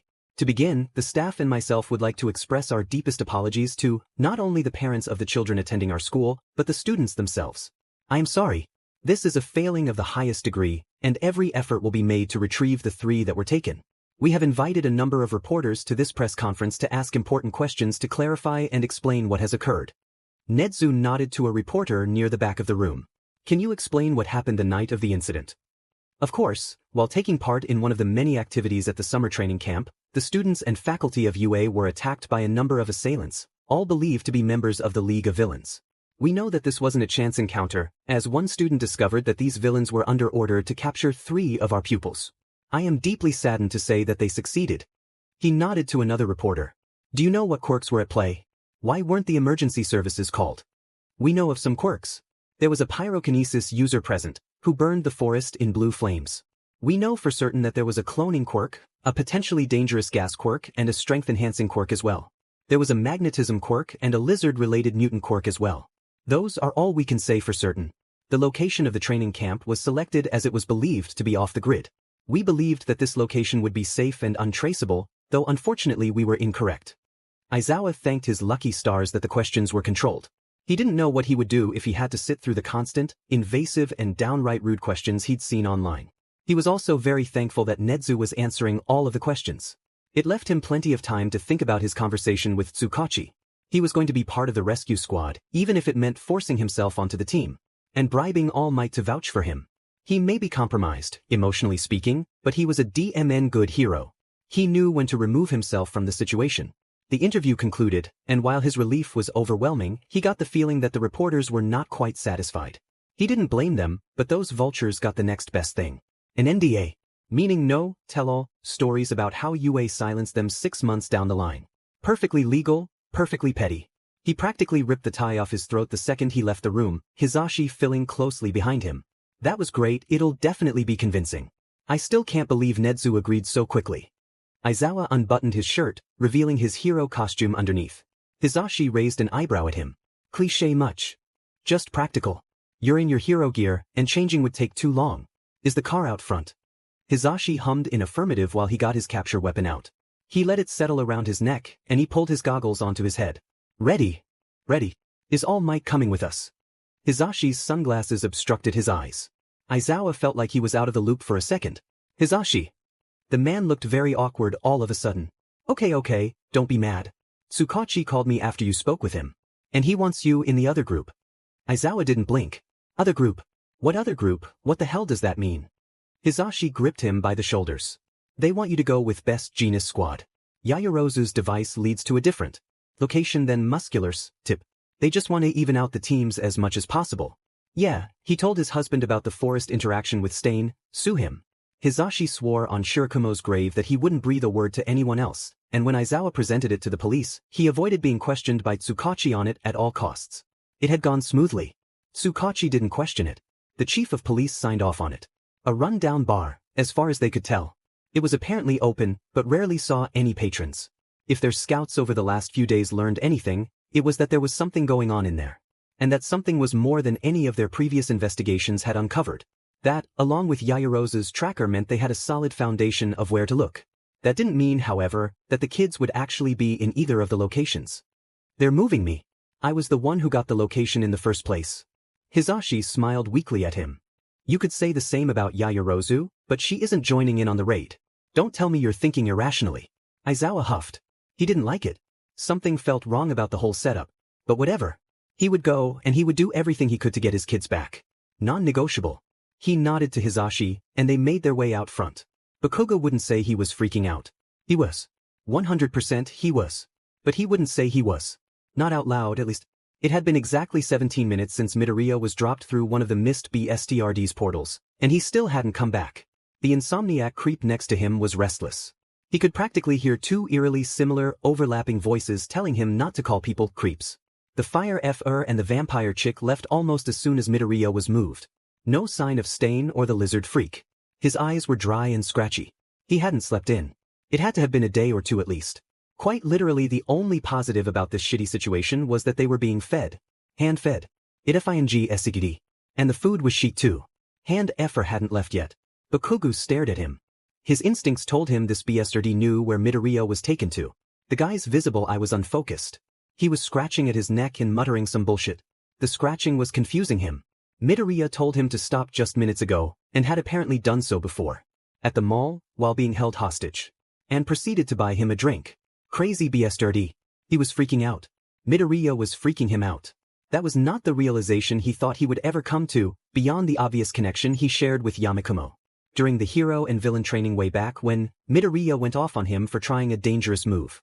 Sure, Bakugo was freaking out back then as well, but the immediate unsettling feeling at being yelled at was definitely weird. In the USJ, Midoriya apparently knocked some prick's nuts out, if Icy Hot wasn't DNG around with him. Some FING attack, just weird. Midoriya gaggled with Stain and Hosu for some indiscriminate amount of time, if Fire FR was to be believed. A hero died in front of him. That had to be wrong, right? Midoriya didn't deny it though. In the forest, he apparently ripped an eye from a living man's skull. An eye. Blinding him, effectively. And proceeded to let Stain kill him. And not only that, he didn't come clean about it until confronted. Plus that vampire chick had been staring at him a lot. He couldn't help but connect the dots. As weird as it felt. As wrong as it felt to paint this guy as a villain. The guy, who looked near identical to his something. Ex-childhood friend. Old punching bag. His victim. He shook his head. No, his intuition was too good for that. He would have known if Midoriya was dirty. Plus, Midoriya had way too much to hide to try and join a villain group like this one. Locked up and tortured for nearly 200 years was more than enough of a villain backstory though. He growled at himself again. But then, if he wasn't associated with the League, why was he so well connected with them? Blondie had ignored him and Eyebags completely. Fire Effa was only interested in their reactions while he interrogated the nerd, and Stain. Stain was a wild card. The weirdo liked Midoriya for reasons he couldn't piece together. But it would make sense. The nerd wanted to be a hero, but kept doing things in extremes. He had a civil conversation with both Stain and Shigaraki on separate occasions. He blinded a man, and he witnessed 2 killings without stopping them, or even being honest with how it went down. He grunted. The restraints they slapped on him were making his hands cramp. When did Midoriya start looking so great? It was like he didn't care about the heroes and villains in equal amounts. Which in hindsight he supposed made sense. If Midoriya was actually older than Quirks, he wouldn't have had the same notions of right and wrong drilled into him from BR. As long as Bakugo could remember, heroes were the idols everyone looked up to. They were the shining stars of society, and as long as he knew that heroics was a feasible path, he knew he would be the greatest hero alive. That gave him pause. Midoriya really was different from them. From everyone. He didn't have that same notion. He didn't have the same view of the world. It put a lot of things in context. An embarrassing amount of things. He knew he would have figured it out eventually, but he kind of wished he had sooner. Maybe Midoriya wasn't so much allied with them as he was protecting himself and others. If he didn't have the same intrinsic understanding of the heroes versus villains mentality, presumably he would do whatever he could to protect people. He stared at the ground. Morality is a beach. He sighed and glanced at Eyebags. What? He huffed. Nothing. Where do you think they took him? Eyebags looked over at Shigaraki. The BSTRD was still scratching. It was getting unsettling. Who knows? If we're lucky he's still alive. Bakugo's head ached. What? Why the f would you say that? The poor sucker glared forward. Think about it. The apparent leader of this group decides he wants to talk to the UA student alone. That Sfanji villain could only want so much from him. Bakugo stared at him. The guy was angrier than he'd ever seen him. He only saw himself, in a way. He hummed. Shigaraki was still standing there. Hey fuckface, what time is it? Shigaraki barely spared him a glance. Awfully rude way to ask a favor, brat. Shigaraki awkwardly took out his phone, looking at the screen around the hand. He said nothing but he typed something out quickly and grabbed a TV remote. The screen in the corner of the bar lit up, but it was out of Bakugo's view. He and Eyebags listened as Netsu started apologizing. They stared at each other. More villains piled into the bar. Blondie stared at where Midoriya had been with a note of finality in her gaze. Bakugo wondered what that meant for him. There was only one thing that was really certain, he thought. Things were going to get really bad for him and Shinso. There was no way they'd be let go, and as much as he wished he could blow this whole place up, his bindings were sealed tight. The train to Kamino Ward was busy, but not packed. The group managed to get a table seat, and they were all very quiet. Uraraka figured the reality of the situation they were in was starting to sink in. She looked out the window. The first thing she would do when they got them back is apologize to Midoriya. She knew she overreacted. She knew there was so little weight to his utterance that he couldn't possibly have known about him. But then he had a dream, apparently. It was so unbelievable that she honestly believed it. How else would he have known about the vestiges? She hadn't even seen them herself, but she knew about them. All Might spoke so fondly about the holders, like they were family. So why did she feel like Midoriya had more of a connection to One for All than her? She could feel Hatsume's eyes on her. She got the feeling Midoriya told her about what she said. But she didn't expect Hatsume to glare at her so openly. She glanced at her. She wasn't glaring. She was just looking. Uraraka cleared her throat. What's the plan when we get to Kamino Ward? Yaoyorozu rubbed her chin. Kirishima glanced at Todoroki before speaking up. Well, we'll need disguises.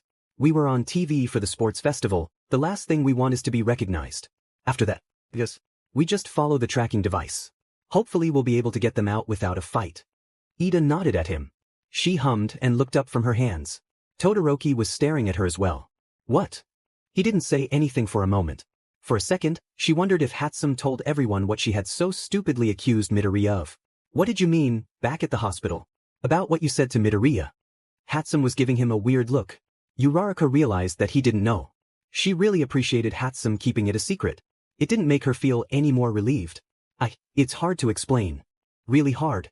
No one was supposed to know about One for All. All Might was very clear about that. But then again she did spill some of it to Midoriya. She sighed. When we were prepping our dinner on the last night of training camp, Midoriya said something that I misinterpreted. Stupidly. I jumped to a huge conclusion and I feel horrible about it. Ida blinked a few times. How huge a jump? Uraraka needed to get it off her chest. It felt crushing to have this in her head for the last 2 days. Knowing that Midoriya, Shinso and Bakugo could be hurt or in more danger made the crushing sensation worse. She didn't care if they hated her for it, she needed to tell someone. I accused him of working with the League. There were many horrified looks thrown her way. Ida and Yaoyorozu looked like she insulted their families. Kirishima looked confused and angry, Todoroki's brows were tight and Hatsum was just staring at her. Hatsum put down the gadget in her hands. How did he convince you otherwise? She didn't even want to think about it. She felt like a monster. He said he had a dream that confused him and that he had been acting weird because he just learned how. She needed a second. No one spoke, just stared. How his family died. There wasn't a sound out of them for a solid minute. She didn't think they were even breathing. Hatsum was the first to crack, "Oh my effing dash. Language." She rolled her eyes furiously at Ida. "Oh come on, get the stick out of your butt. Don't you see what's happening here?" Ida stared at her for a moment. Well, actually. All eyes turned to Ida. The temperature had dropped noticeably. Todoroki didn't acknowledge the looks he was getting. In the hospital, after the attack, I couldn't help but notice who visited him. Just Aizawa-sensei, present Mike and his aunt. She was kind, and they seemed very close. At the time, I wondered if he had an unhealthy relationship with his family, but now. The mood was utterly dampened after that, not that it had been particularly like before. Hatsum sighed. I won't get into it for Midoriya's own privacy, but he has had it bad. More than just this. He's lost so much more than his family. He's getting help, but he's so much worse off because of it. Todoroki was glaring at the table. And then he got kidnapped. Hatsum nodded solemnly. Their train arrived to Kamino a few minutes ahead of schedule, and they made quick work of their disguises. The discount shop was incredibly useful in this regard. The cheap, but effective, costumes made them pretty unrecognizable. That, and their ridiculous behavior. Uraraka found herself giggling at Ida's attempt at character work. Hey, we're prowling for hot chicks. Kirishima leaned forward in his stride. Namit, you gotta put more charm into it, you're not hunting people. They kept walking. Yaoyorozu gave them direction after direction.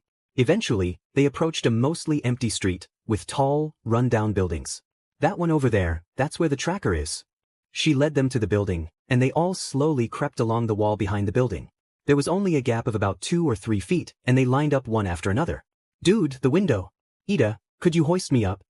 Hatsum patted her arm a couple of times. Can you lift me? I want to see. Uraraka tapped her with all her fingers, and she slowly let her rise up.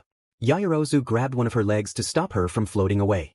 The two of them were lifted up, and Kirishima pulled out binoculars from his back pocket.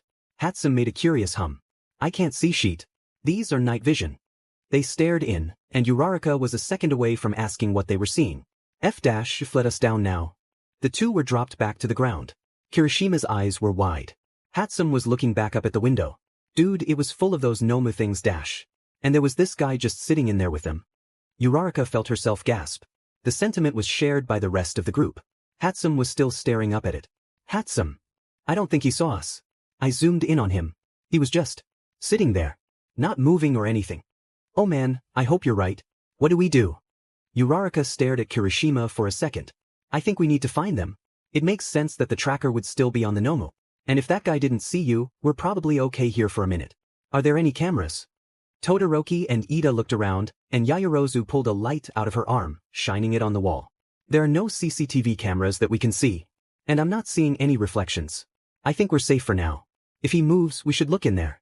Even if they're not here, we might learn something useful. Ida was opening his mouth when the massive sight of Mount Lady cast a shadow over the large street. Hatsum stared up at her. Oh sheet. The heroes dash. The group ducked down as much as they could. For a second, all that could be heard was the footsteps of the heroes, and the pounding of BLD in their ears. Then all hell broke loose. There was a massive crash, and the wall they were hiding behind was half missing. All wide-eyed, They snuck glances over the wall at what carnage was unfolding.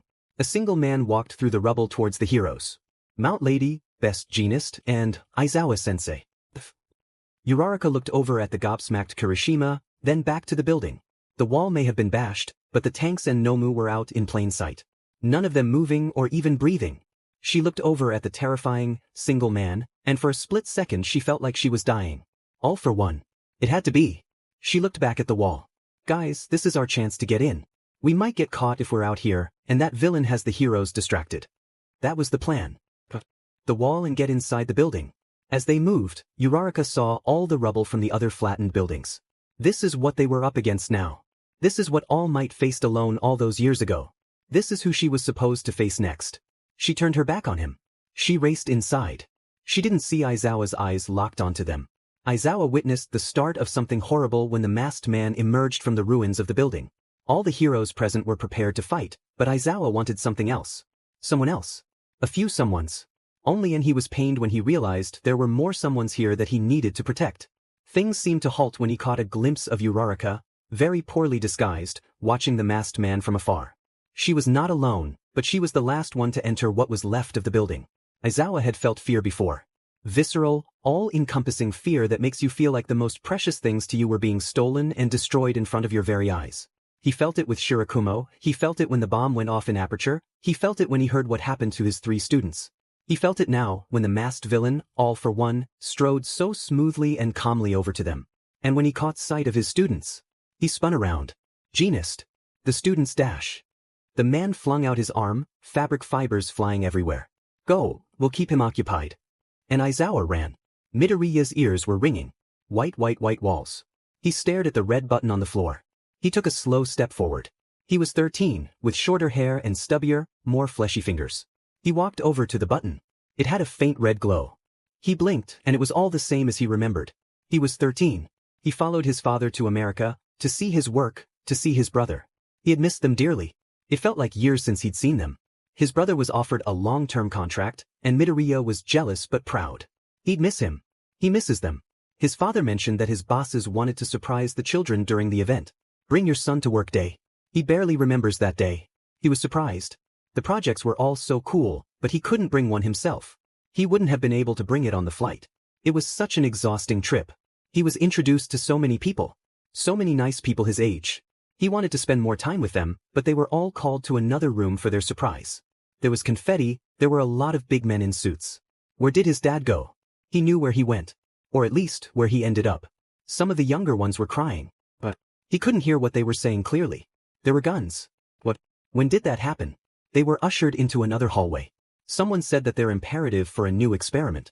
Needles, there were a lot of needles. Someone poked his arm. He looked down. A needle, some fluid was squeezed into his veins. What? He was pushed into a tube or capsule-looking chamber. When can I go back to my dad? His voice sounded different to how he remembers it being. A man in a white coat smiled at him. Don't worry, in no time at all. He saw black and blue and then white. He was 13, begging for his father, his brother, someone. He didn't know where he was, he does. He didn't know what he was doing, he does know. Now he does, at least. His eyes were wet, but his sight was clear. He held up his hands. His head ached and pounded, and his hands were a tan shade he could have sworn was wrong. There was a block on the ground. He reached out for it. It didn't feel right. He was holding it up, it was in his grasp. Why did it feel wrong? He let the block fall onto the button, and the door in front of him opened. This couldn't be right, he never finished it. Finished what? He blinked. The door was still there. His hands were white. His fingers were bare of flesh. He stumbled through the door in his haste, blinking more and more as he took in the scene. He was 14. He had done this test before, he knew it. It was so familiar, like the back of his hand. He looked at his hands. One fleshy, with less fat on them than before, one holding a portal gun. He remembered this. Remembers. The gun raised, and a portal flew out from the barrel. Momentum tests were some of his favorites. He liked them. Before he hopped, he eyed the portal gun. It wouldn't come off when he tugged at it and tugged at it. He shivered. It wasn't supposed to be that hard to let go. One of his hands wound its way into his hair. It was shorter than it used to be. He breathed. He leapt. The ground came up to meet him, and he missed the portal. He landed on his feet. He blinked. His feet were white. Were they supposed to be white? He raised the cuffs of his orange jumpsuit. What? He wasn't wearing that to see the boots. Aperture Science long fall boots, the ones Glados gave him recently. Recently? Wait, that's not right. He looked up and shot another portal. He had to complete the test if he wanted to go back to sleep. He was so tired. How long was he asleep for? He tried again, this time flying through the portal, landing neatly on the platform. He clicked a red button on a small podium and another block fell from the ceiling. He held onto it with one hand and hopped through the same portal again, this time soaring even higher. He clipped the ledge as he landed, and the block fell from his grasp. He brushed off his knees as he pushed himself to his feet. He was out of practice. What? He'd been doing this for days, right? He looked up. He was 15. His chest ached with a pain he hadn't thought about in a while. Had he felt it before? That can't be right. He looked down at his hands. What? Familiar for all the wrong reasons. He looked at his feet. The same boots as last time. He still has his legs. Still. He looked around. Another test he had done before. When had he done this one? He thought Glados was meant to be talking to him. She was supposed to be insulting him. Where was her voice? Why would he know that? He needed to finish, he wanted to get back to Rhett and Wheatley. He angled a block, redirecting a laser towards its receiver. A swirling, blue tunnel turned off, and he hopped through the newly cast portals. The light platforms caught him easily, and he ran along the path. The door finally opened. About DMN time. He looked around again. Wasn't Glados going to say something? Where was the elevator? What? Where was it? Where was she? The next test was ready. If Glados wasn't going to say anything, he might as well just get on with it, right? No, this isn't how it was supposed to go. No, it's all wrong. Why is it wrong? Midoriya, you need to calm down. That's wrong, that's not what she said. Sis. What's happening? He blinked. He needed to finish this test. Then he could go back to sleep. Shinso was sweaty, tired and panicking. Midoriya still wasn't back. Bakugo was being weird. Shigaraki was being especially weird. Netsu's stupid apology set him off. How could they not have started searching yet? 2 days and nothing. Seriously. Midoriya was gone, still. For all he knew, his best friend was dead in a ditch somewhere. Midoriya, who knew that Shigaraki wasn't the actual leader of the league, somehow. Midoriya, who he just found out was literally from the past. As in, completely separate to himself. As in, should be dead with years. Unsettled him deeply. Plus, with Stain buzzing around the league members stirring up doubts, Shinso got the feeling something was going to happen. And when the whole band of villains had piled in for the end of the broadcast, he felt especially nervous. He made eye contact with Bakugo. Shigaraki huffed what might have been a laugh. Twice, let them out of their cuffs. All eyes were on him as he scratched and scratched. Dabi and Toga gave him weird looks. Shinso noted that they were distinctly distrusting looks. We're trying to recruit them, not punish them. If we want them to join, we have to treat them like equals. Right? Sure thing, boss. This is really weird. The second his shackles were loosened, he was on his feet. Bakugo shook out his hands as he stood. Defensive positions were taken by both of them. Shigaraki had the gall to roll his eyes. Relax, we aren't going to fight you. Bakugo let a few small sparks light up his palms. Yeah, well we just might. Where the F is Midoriya? Shigaraki glanced at Kurogiri. The bartender was scrubbing a spotless glass. He cleared his throat. Sensei requested I move him to another location. Shinso's eyes widened. Why just him? What the F do you people want with him? Shigaraki's BLD red eyes were sharp as they landed on him. I wanted him dead. Don't go pinning this change on me. Stain looked over at Shigaraki for the first time since returning to the bar. What? When we first met, you specifically told me not to kill him. Shigaraki glared over at him. Yeah. Because we wanted information that you refused to get. I wanted to kill him myself. Shinso was getting very, very uncomfortable. There was tension building in the room. Shigaraki wouldn't look at Stain. Dabi and Toga were glaring at him openly. Spinner had a hand on the hilt of his blade. To put it simply, Stain, Dabi, Toga and Spinner all looked set at Shigaraki. Shigaraki, who looked ready to commit a felony. Bakugo nudged his arm. They couldn't get out of this without a fight. No way these villains would let them leave. He leaned into his stance. Bakugo did the same. A few pairs of eyes were on them. Toga had a blade in her hand. Shigaraki was itching again. There was a knock on the door behind them. Everyone went silent. All eyes were on the door. Pizza DLVOI. Nobody moved. Shinso and Bakugo stared at each other. Slowly twice crept up to the door. Smash. And then the wall caved in. All Might, Kamui Woods, Ed Shot and some old-looking hero flew in, knocking out the villains left and right. The old man went for Dabi, but 2 blades were thrown at him simultaneously. Someone. Secure the hero killer.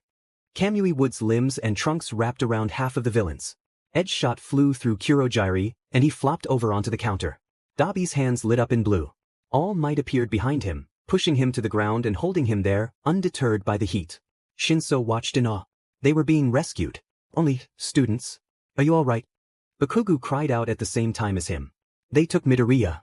The smile on All Might's face faded. He turned his ire towards Shigaraki. Where have you taken him? Shigaraki's eyes were absolutely burning with hatred. He was shaking in the wooden binds, but he couldn't move. Thingy All Might. I'll kill you and anyone else who tries to stop me. I'll kill you. All Might's grip on Dabi loosened, and a lot happened in an instant. Dabi lit up in azure flames, throwing off the number one, whose hair immediately caught fire. He burned away the bindings on Stain, Toga and Spinner. The three, along with him, immediately fled through the side door.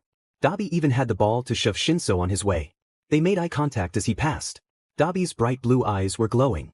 All Might, hair now only smoldering, had a hand on the comm in his ear. Endeavor. For villains fled the bar. Are your team ready? All Might's face dropped at the response. Shinso felt cold. Bakugo was still next to him. All Might. Nomu are being released onto the other team as we speak, but don't worry, it's under control. We'll be talking these foul villains into custody and you two are safe. Those four won't make it far. What happened to Midoriya? Shinso stuttered over his response. Bakugo spoke for the two of them. The BSTRD on the monitor wanted to talk to him, and the portal beach moved him somewhere. He hasn't been back since. It's been hours. All Might's face got more severe. What, guy on the monitor? Shinso found his voice. The leader of the league. The real Leah Dash. There was something in his throat. Something what? He couldn't speak, he couldn't breathe, it was crawling up his neck. Bakugo was shaking next to him. The villains, still covered to the necks in wood, were experiencing a similar phenomenon. All Might's face dropped completely. No. He reached out for them both, but Shinso's vision was blocked by thick, black sludge as he hacked and coughed. He felt the ground fall out from under him, and he landed somewhere cold. Bakugo cursed as he landed in front of him. They both shot up to their feet, taking in the situation. Best Jeanist, Mount Lady, both down. The buildings around them were brought to the ground. A giant, flat pile of rubble was all that was left. Is this Kamino? There were constant screams and cries from the few buildings not completely flattened. Shinso felt his legs shaking. There were a few villains missing. Namely, the four who fled the bar. Shigaraki ran up to the tall, terrifying and imposing man ahead of them. His tall frame was made all the more intimidating by the black mask covering his head. His suit was unbuttoned, relaxed. Shinso thought he was going to die. He felt a crushing, horrific sense of fear come over him, and his heart was pounding in his chest. They found the bar. The members, those treacherous BS artists, ran off. Please, Sensei, what do I do? The tall, horrid man laughed and laughed, its sound booming and echoing through the ravaged buildings. His voice was raspy, but there was something off about it. Tamura, this is just the start for you. Please, do you have no faith in what I've taught you? So what do I do? The man cast a massive hand over Shigaraki's messy hair. Take your leave here. Start again, and build up as much as you need to. I've given you all the resources you needed until now, you know what to do with them. Shigaraki's floundered. But Sensei, what about you? But nothing, Tamura. I might see you again, then again I might not. Don't waste what I worked so hard to cultivate in you. The villain aimed a hand towards the unconscious Kurogiri, and right as he was about to do something, All Might came crashing onto the ground in front of him. The shockwaves sent debris flying past them. Shinso held up an arm to cover his eyes. Bakugo grabbed Shinso's sleeve, tugging him back from the two superpowers. Shigaraki's eyes were on them in an instant. Magna, twice, someone. Stop them. Shinso only really noticed after he said that, but most of the league was gone. Most of their heaviest hitters, anyway. Bakugo grabbed the back of his hoodie and let out a string of blasts, propelling them through the air. It was a funny sensation, being tugged into flight by the back of his neck. They landed heavily, a few hundred meters away from the conflict, and the second they touched down, they kept running. And running. Why the F did those four dip? Shinso gasped for breath. He pushed his legs faster. Sheet, I have no idea. Do you think they're looking for Midoriya? Bakugo's face morphed in a way he didn't like. He was starting to gasp now too. OF- maybe? Just cheat. Keep running. Can you hear sirens or anything yet? Shinso forced his legs to keep going. He could hear screams, shouts, the echoing noise of impact, and a distant ringing of an alarm. His legs were on fire. I think we're getting closer. Regardless, we're away from that shitshow. Is anyone following us? Bakugo glanced behind them quickly, not slowing in his pace. Not that I see. We shouldn't slow down yet. Shinsu's lungs were burning, but he kept on running. He needed to get out. Defendi finally, is that the police? Shinso focused on the site in front of them. There was more rubble, more desolate buildings, and a police barricade. His eyes lit up for the first time in 3 days. I think it is. Come on, have they seen us? I have no idea. Set off some explosions like a flare or something. Bakugo held up his right arm, letting off some moderately sized blasts. The bright oranges and yellows lit up the dark of the night. There was a flashlight pointed in their direction. They waved like maniacs. The sound of a megaphone crackled as a voice rang out. Bakugo and Shinso, you're safe now, this is the police. Shinso smiled. They got out. But 2 of them got out. His run slowed as they approached the barricade, immediately being met by officers and paramedics. Bakugo, what about Midoriya? The other boy glared at the ground. I don't like it, but we have no idea where he was brought. There's nothing we could have done for him. Bakugo looked pained to be saying it. Midnight met them after the paramedics looked them both over. Boys, are you both alright? She put a strong hand on both of their shoulders. Shinso was shaking. We left Midoriya. 2 sets of eyes were on him. We left him. She stared at him. His face was burning. She held both his shoulders, leaning down to make eye contact with him. If he wasn't on the battlefield with you, there was absolutely nothing you could have done. You were right to leave when you could. We'll find him. All Might won't let that BSD get away with taking you all like this. Shinsu's eyes were watering. He covered his face with his hands. She was right, of course. They both were. They might have gotten out, but All Might was still fighting. Midoriya was still missing. She squeezed his shoulders lightly. They might have gotten out, but it was far from over, yet. Todoroki ran into the building the second it was suggested. There was no time to waste if the 3 were here. He pushed past the feeling of dread that built the second that man emerged. Whatever he was looking to do, Todoroki wouldn't be the one to stop him. He knew that much. The room was full of shattered tanks, with brain-dead Nomu lining the walls. Uraraka was the last in, and they all immediately split up to investigate the building. Kirishima shivered as he passed him. This place is giving me the creeps, man. What are we even looking for? They're not here. Hatsum was tapping away at the monitors lining a full wall. The keyboard clicked as she typed. Todoroki hesitated to ask. Did you find anything? She glared at the monitor. Nothing yet. This guy has too many passwords. I have a virus that can probably decode most of this, but it doesn't exactly work instantly. He nodded. Might as well keep looking. Files and files with nothing but redacted text and strange medical language. He shut the filing cabinet with a huff. Yaoyorozu made a surprised noise. I think I may have found something. It looks like a keypad of some sort on this one, conveniently empty wall. Suspicious. They crowded around it. Very suspicious, I wonder what the code is. Hatsum appeared behind them. Let me at it. She stared at it for a few seconds. Okay, some of the numbers have started to fade, meaning those are the ones pressed most often. Ida adjusted his glasses. Which numbers? She squinted at them. 1, 3, 4 and 9. Uraraka tugged her hair. So, a birthday. A date of some kind. Hatsum hummed. I'm not sure how many attempts we have. Last thing we want to is to set off an alarm somewhere. Let me write some combinations out. Todoroki watched as she scribbled some arrangements of the digits. 1349, 3194, 9431, 1943, 1934, 1439 he hummed. If it's a date, the numbers don't line up perfectly with any month and day combinations. It could be a year, but it would have to be an old one. Ida eyed the keypad. There seems to be the most sheen on the numbers 1 and 9. Perhaps sweat or grease. That may mean those 2 come first. Yaoyorozu hummed in agreement. Hatsum stared at the notebook, crossing out all but the 2 that started with 1 and 9. 1943, 1934, 9143, 9134 Uraraka glanced behind them. Oh Hatsum, the computer thing is almost finished. Hatsum handed her notebook to Todoroki, and he kept staring at the keypad. What the F dash? The group looked over at Hatsum. She was hunched over the keyboard, staring at the monitors. Todoroki eyed the screens as he moved over to her. Something wrong. Hatsum stood up straight. I was so sure my code was right. But that can't I don't get it. Half of that BSDRD's files are tax fraud and the other half are all about a company that vanished hundreds of years ago. He looked at her. Really looked at her. She looked terrified. How do you know it's a company? She couldn't take her eyes off the screen. It was a prolific engineering business that made incredible progress in the field of experimental physics. I'm an inventor. I came across them when researching for my own inventions. But why would that villain have files on it? Why would he even know about it? She sounded further away than she was. Hatsum. She shook her head, shoving half her arm into her satchel. A USB-looking device was clutched in her hand as she removed it. I'm saving these files. No one question me. Ida. Try 1943. Said boy opened and closed his mouth. What makes you think that is correct? Her fingers flew over the keyboard. It's the year this company was launched. Todoroki felt like he was missing something huge. What does that have to do with the password? What does that have to do with our friends? She stared up at him. Illuminated in the green of the screens, she looked haunted. I have a hunch. A hunch I really don't like. It wouldn't even make sense. But it's not my place to say. Todoroki's expression pinched. There was a click and a hissing noise. It worked. Come here, the wall is moving. They crowded around, staring as the wall retreated, opening to reveal an elevator.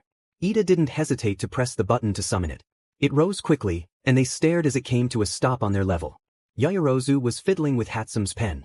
What do we do? What if it's a trap? Kirishima bit his lip. We gotta. The guy definitely didn't think anyone would be coming in here, if the Nomu and the stuff on the computer mean anything. He marched in without wavering. He and Hatsume followed soon after. The rest joined them. Todoroki cast his gaze over the inside of the elevator. There's only one button. Uraraka bit her lip. Meaning there's only one destination. The group shared a glance. Kirishima held his finger over the button. No going back. Not without them. He pressed it. Nothing happened for a moment. The sliding of doors drew their eyes. Two glass doors slid shut, doors Todoroki hadn't even noticed. There was a bang. They shared glances. Another bang. Another. A door was kicked in ahead of them. Aizawa. They made eye contact with their teacher. He stared at them in abject horror for a second. The elevator moved down. He rushed to the doors, but the elevator was far too quick for that. They all stared as he went out of view above them. Uraraka held onto Yaoyorozu's arm. Sheet. We're so getting expelled. Kirishima stared up. He seemed really rattled. Oh man, I hope this takes us to them. They all stared forward. Todoroki steeled himself for what was to come. If it was a trap, he wouldn't go down without giving these BSTRDS a piece of his mind. The elevator started slowing down. They stood still. No one breathed. The doors slid open. There were bright, white walls and flooring with a high ceiling. Todoroki was the first to take a step out. There were no signs of anyone being here. No obvious ones, anyway. He glanced around. There were more white panels as far as the eye could see. On the far end of the room, there was a giant, red button. And a door. Do we just keep going? Hatsume walked up behind him. She looked like she was seeing a ghost. Yeah, we have to. Midoriya might be here. The rest of them followed baying her. Ida leaned over her shoulder. Just Midoriya. She nodded, slowly. Surely, he's the only one who could possibly be here. She said nothing more. Todoroki made eye contact with Ida. He shrugged. Hatsume kept moving. The room was long, but it didn't take too much time to cross it. They stared at the button when the door didn't open for them. That easy? Just push a button. Kirishima scratched his neck. When no one responded, he shrugged and took a step onto it. The door slid open. Kirishima smiled and moved to go through it. The door shut the second he stepped off. What the hell? Hatsume stared. It's a pressure plate. Is there something to weigh it down with? Uraraka picked up a block, half her height, and carried it over with her quirk. She dumped it on the button, and they all rushed to the door. Crossing the threshold, something came over Todoroki. Wait. They stalled, glancing between him and the door. What's wrong, dude? He stared at the floor. Do you feel that? Vibrations. Small, almost unnoticeable vibrations. Indeed, it would appear the floor is shaking ever so slightly, however we should continue on. Ida went to take another step forward when the vibrations increased 1,000-fold. A giant shadow passed over the door, and almost as soon as it started, the vibrations stopped. Todoroki rushed through the door. It was another white room. There were glowing things and more bricks and other stuff he couldn't even describe. What is all of this? Why would that villain have all of this in his basement? Hatsume was still looking around like she had just experienced colors for the first time. There was a sound. Todoroki spun around. Something flew through the air above them. He followed its movement with his eyes. Another block. Where was it? Green. Green hair, green shirt. Midoriya. He ran in, everyone else hot on his heels. Todoroki stared as Midoriya froze. He didn't move. Todoroki slowed down as he got closer. Midoriya. Are you okay? The boy didn't take his eyes off the cube that landed in front of him. It had a different design to the rest of them. Where the rest were white with blue-gray accents, this one was white with pink accents, and a large pink heart in the center of each cube face. Midoriya picked it up, staring at it. Hatsume stared at him. Greenie. He blinked again, shifting the block in his hands. Glados said these things couldn't talk. Todoroki blinked. Midoriya hadn't looked at them yet. Todoroki took a few, cautious steps forward. Midoriya. The boy's eyebrows raised at the block. How do you know my name? Why can you talk? You couldn't talk before. Before when? I know your name because we're classmates, Midoriya. Todoroki was getting increasingly concerned. Midoriya wouldn't look at him. No, I haven't been to school in a while. And before last time I saw one of these. Has this one happened already? Midoriya had seen one of these before. When the F would he have gotten the chance? Hatsum was breathing faster now. Greenie. Where are we right now? The boy furrowed his eyebrows. Aperture Science. I figured you'd know that. Though I still don't know why you're talking. Hatsum grabbed the other side of the block. Midoriya's gaze didn't waver. She was shaking. Okay, and what did Glados do to you? He blinked at it. How do you know she's done things to me? Hatsum's expression was dark.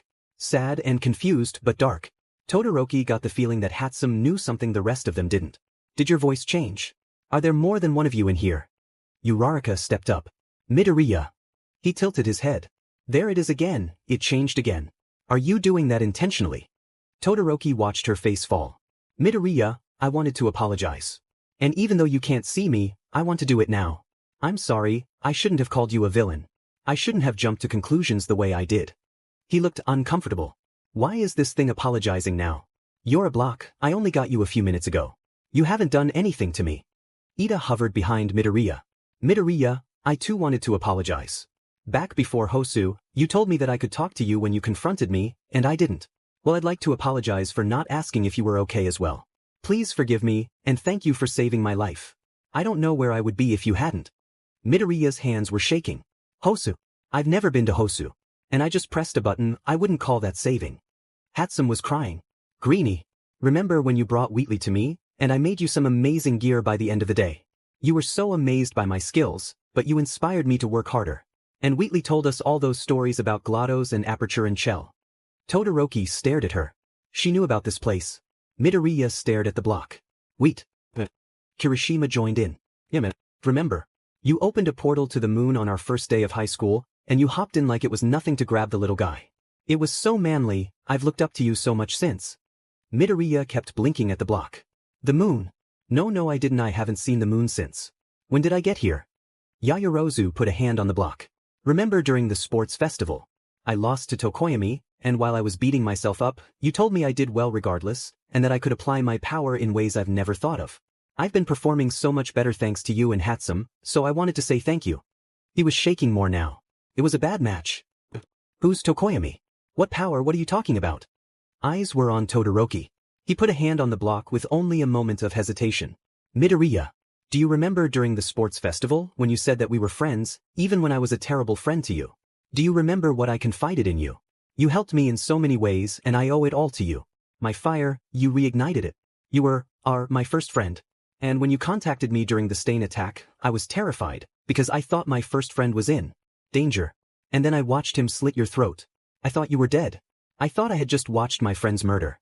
Midoriya blinked and blinked. And no, that isn't. One of Midoriya's hands drifted to his scarred neck. Todoroki couldn't tell if whatever they were doing was working. A door opened behind them. What the hell do you think you're all doing? You all need to get out now. Yaoyorozu ran over to him. Sir, we're sorry we stepped out of line, but we found Midoriya. Todoroki watched their teacher stall. What?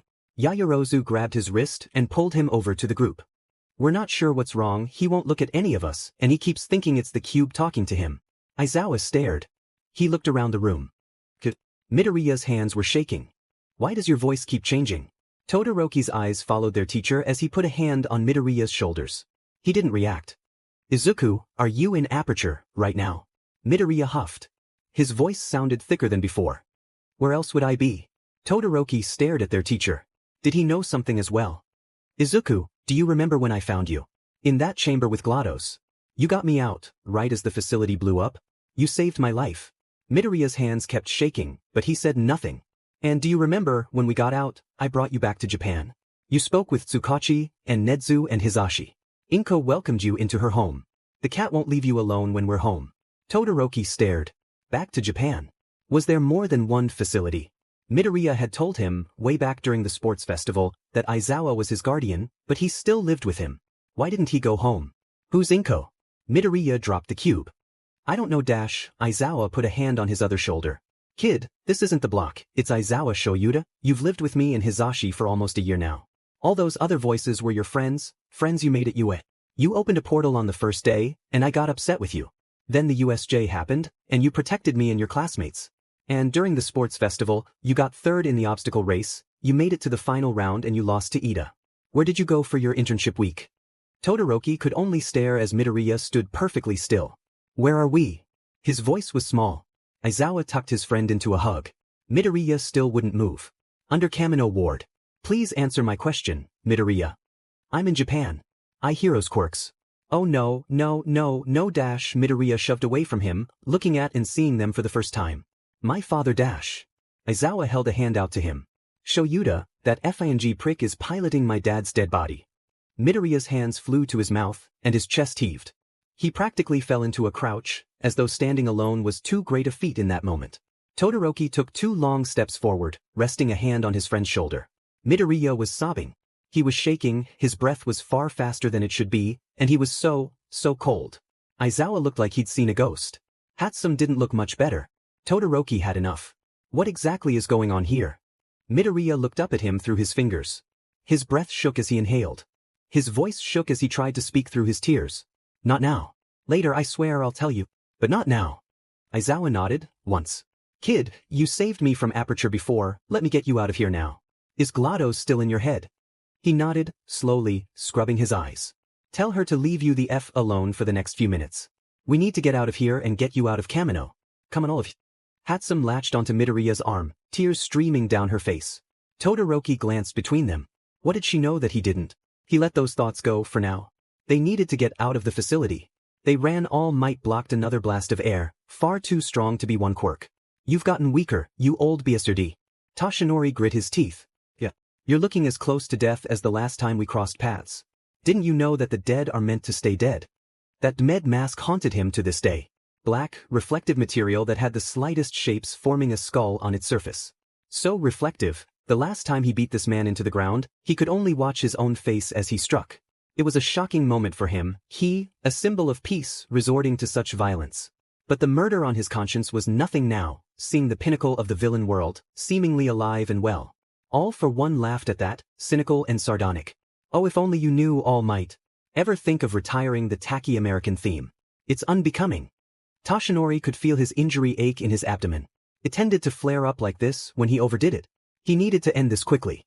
He raised his arm to punch. What have you done with Midoriya?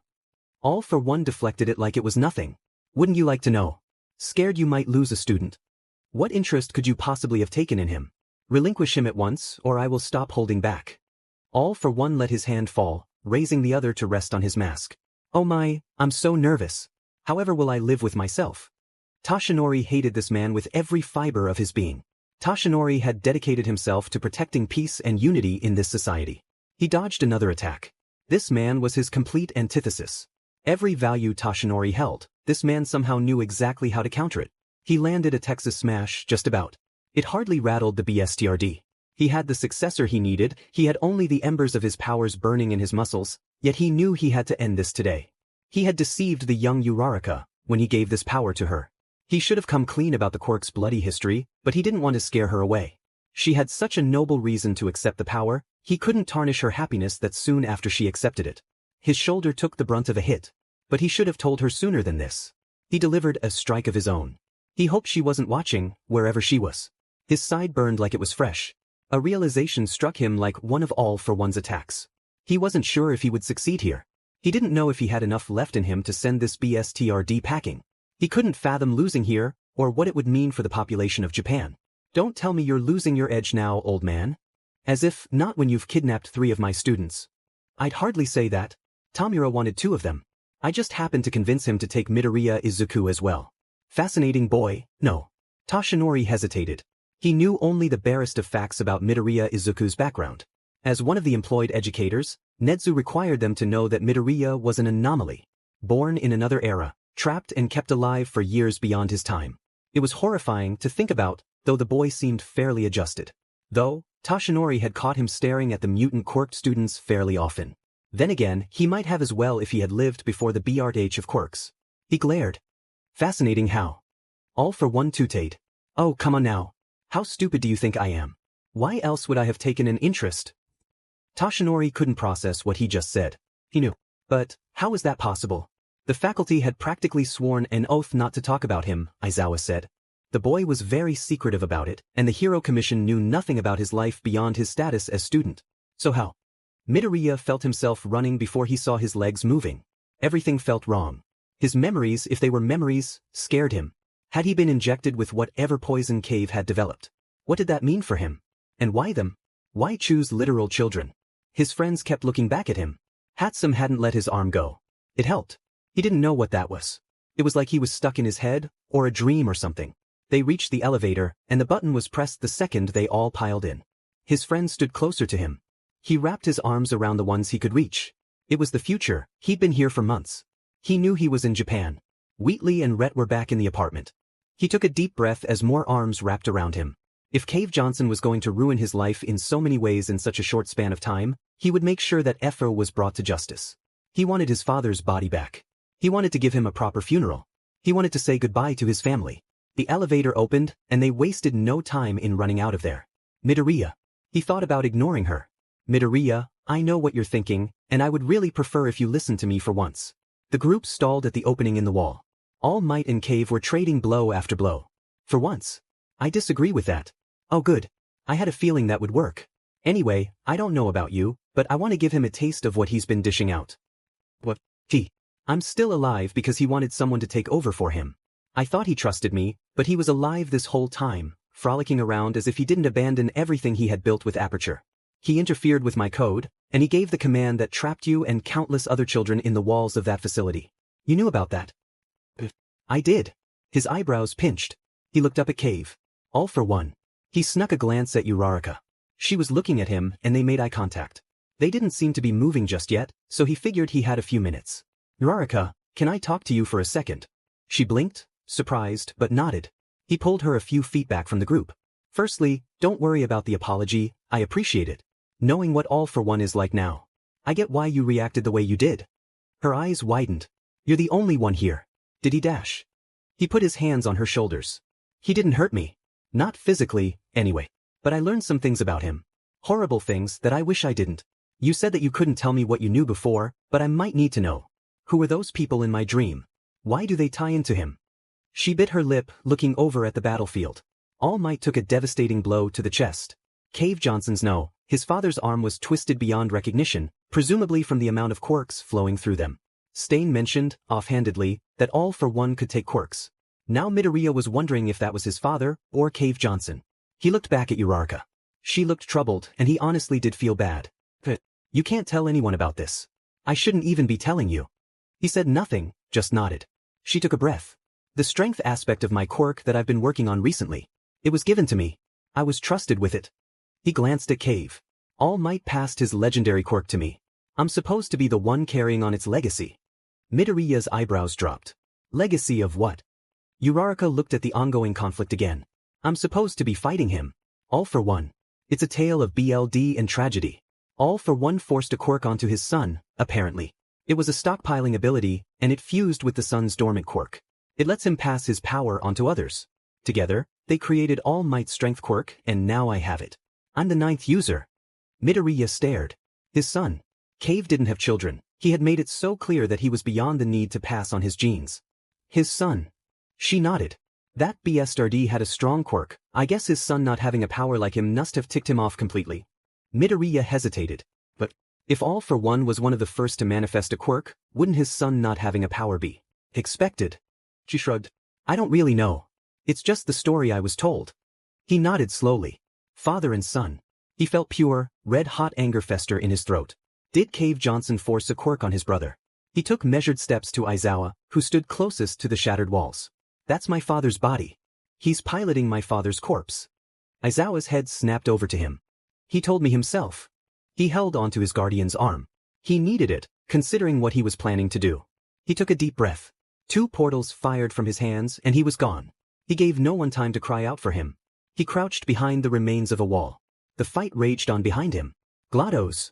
Do you have a plan? Sort of. What exactly are you thinking? Your thoughts are too vague to parse out. He hesitated again. Back in the forest. Shinso had me under a trance. That was you that moved my arm, right? I believe so. Can you do that again? You know this technology better than me. Plus, you put it in me. I'm sure there's stuff you haven't told me about. Wanna be the one that rips him a new one? He could feel her pause in his head. You'd let me. But he smiled. I have no idea. I still don't trust you. But I know that you know him. What do you say? I'm not even sure how I did it last time. Well, Shinso had me under his quirk. I had no control over my body. What if I go to sleep? You think you'll be able to enter a REM CYCL with that kind of pressure on your mind? He paused. Meditation. I just need to relax enough to let go, right? She didn't grace him with a response. He sat cross-legged on the uneven ground, and he let his eyes close. Focus, patience, tranquility. Dr. Shinso had given him some tips for meditation, but he hadn't used any of them until now. He took a deep breath and let it out slowly, listening only to his own breath. The sounds of the fighting and the echo of screams faded away, and he focused on the static of his head. The cool breeze sent shivers down his spine, and he broke into goosebumps. He felt his hair stand despite the cold. Another breath, and he retreated further into his mind. He pictured a scene, one that he had dreamed about. Himself, cast in a spotlight, surrounded by 8 figures out of sight. A gigantic version of Rhett behind him. He tried to imagine he was there, looking around in a circle. Was his brother here? He stopped in his gaze. A silhouette drew his attention like a magnet. Straight but wild hair. Tall, stocky frame. None of the others struck him like this one. In his mind, that assured him that what Uraraka had said was somewhat true. Cave Johnson did force a quirk onto the son of the man he was piloting. His brother, who had developed a quirk. He wondered again what that meant for him. He felt something change. He felt different. It was an indescribable feeling, but Glados seemed to get bigger. Much more. They opened their eyes. They were seeing double of the same thing. Their mind focused on one. Cave Johnson. And ever so slowly they stood. As one in the same. They crouched in place suddenly, unused to the sensation of sharing one vessel. Their thoughts aligned, and it felt more natural all of a sudden. Balancing is stranger than we thought. The voices in their head overlapped. They felt an agreement in their minds. They turned to face the group who'd saved them. Their expressions couldn't be discerned, but midder Glados they got the feeling they were not exactly pleased that they had left so abruptly. They couldn't agree on how they both felt about it. It gave them a headache unlike any they'd ever had. They both knew, as if instinctively, to focus on something they could agree on.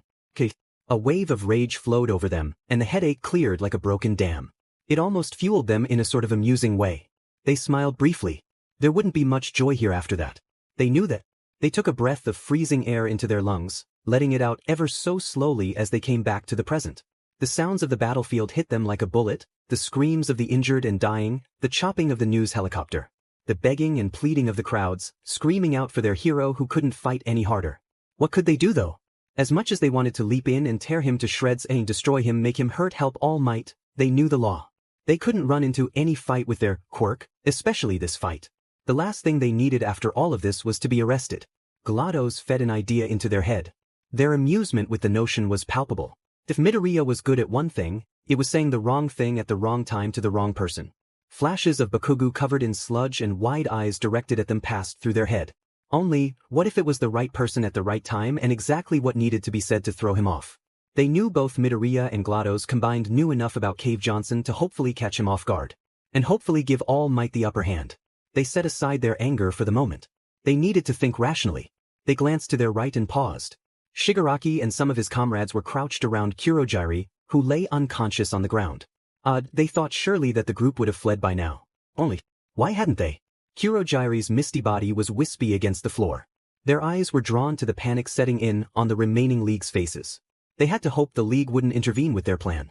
Hope was something they had found hard to come by in the last few months. They were surprised that the feeling was mutual between the two halves of the whole. They turned their eyes back to the battle raging on ahead of them. All Might was looking. Weird. Cave, the BSRD, somehow managed to look smug even while being punched. They couldn't hear what was being said, but they could tell that Cave was spewing insulting bullshit from the way All Might was moving. Glados fed another thought into their mind. Static filled their head, loud and startling, but it soon calmed. You're getting weaker, All Might. And your ego is getting too big for your body, all for one. They blinked. Midoriya's surprise gave them a headache. But they could hear them. Their mind was half filled with a bout of anger and confusion on Midoriya's side, and they has to close their eyes with the pain. Cave. They opened their eyes again. Would Cave even hear them? He will. Their thoughts held more of Glados' voice than Midoriya's. Their nose stung as they took a deep breath of the cold night air. Hey fuckface. Their voices felt like a shock wave to their own ears, and both Cave and All Might looked in their direction. Along with the League, Midoriya's friends and the news helicopter. Oops. What's wrong, Cave? Thought you wouldn't see me again. Their two voices wove together into one, projecting across the battlefield as if they had spoken through powerful speakers. What the hell dash? The two superpowers were listening to them. Everyone was listening to them. All Might took the opportunity to land another blow. Who the hell said that? They stood up taller. They knew they were too far away to be seen properly. They knew it didn't matter. Something wrong, Mr. Johnson. They watched in sick glee as Cave Johnson had to fight off attack after attack while trying to locate the source of the voices. The news helicopter was closer than before. They could feel the wind disturbing their hair. It was a distantly familiar feeling for one of them. It was totally normal for the other. It seemed stupidly dangerous to get this close to the battle, but at least they had the air. They turned back to the battle. All Might was trying to dodge a powerful hit. Neither Midoriya nor Glados knew how long the two had been fighting for, but both were visibly shaken from the other's attacks. Cave struck and All Might had to block. They instinctively held an arm over their eyes to shield from the cloud of dust just blown about, and when the dust settled, they saw something unprecedented. All Might, or at least part of him. A lanky, skinny and ill-looking man stood in his place, with BLD pouring out from his side and his mouth. They froze. Everyone froze. For the first time in days, it felt like the world was silent. Cave Johnson laughed. His laugh was booming, echoing around the horrid remains of what was an industrial area. All Might's stature weakened further, as if he was struggling to stay on his feet. It didn't seem that unbelievable, they thought. Cave gestured broadly to the man, then to the cameras and everyone around them. Look at you, All Might. Nothing but skin and bone and a whole lot of attitude. Take a look around, now everybody can see what a joke you've turned into. Oh, how the mighty do fall. They felt a rage stronger than before. All Might was seemingly the only person, bar Uraraka, who had the power to stop this devil. They needed to buy All Might time. Time for what? Recovery? Hardly. They had never seen All Might look so small in as long as they'd known who he was. He could never bounce back from this. But maybe he had more fight in him. They had to hope. They stood up taller. Midoriya felt Glados tugging further at his mind, as though she was trying to take over the control outright. He felt a moment of panic, but something more human whispered to him, "Trust me." And so he let it go. Midoriya felt like he was floating out of himself, forced again to watch through a screen, as though he were under Shinsu's quirk. Glados' voice was the only that could be heard when his mouth next opened. "Sir, Mr. Johnson, please, I don't want this." No, listen to me, I do not want this. Caroline. You wish. Cave was turning frustratedly, unable to find the source of the voice yet again. Glados is what I am now. Genetic life and disk operating system. That's it. Because of you. Midoriya could feel Glados surrounding him in his head. It was like she was glowing brighter and brighter the more emotional she was getting. Cave finally looked at them. It was a lot more confusing now that they weren't fused in his head. What the Midoriya Izuku? That literally cannot be who is talking right now, is it? She moved his hands up, he felt them float up against his will. His hands, so pale they were reflecting the moon's light, for Cave to see. For all to see. Glados was making a spectacle out him.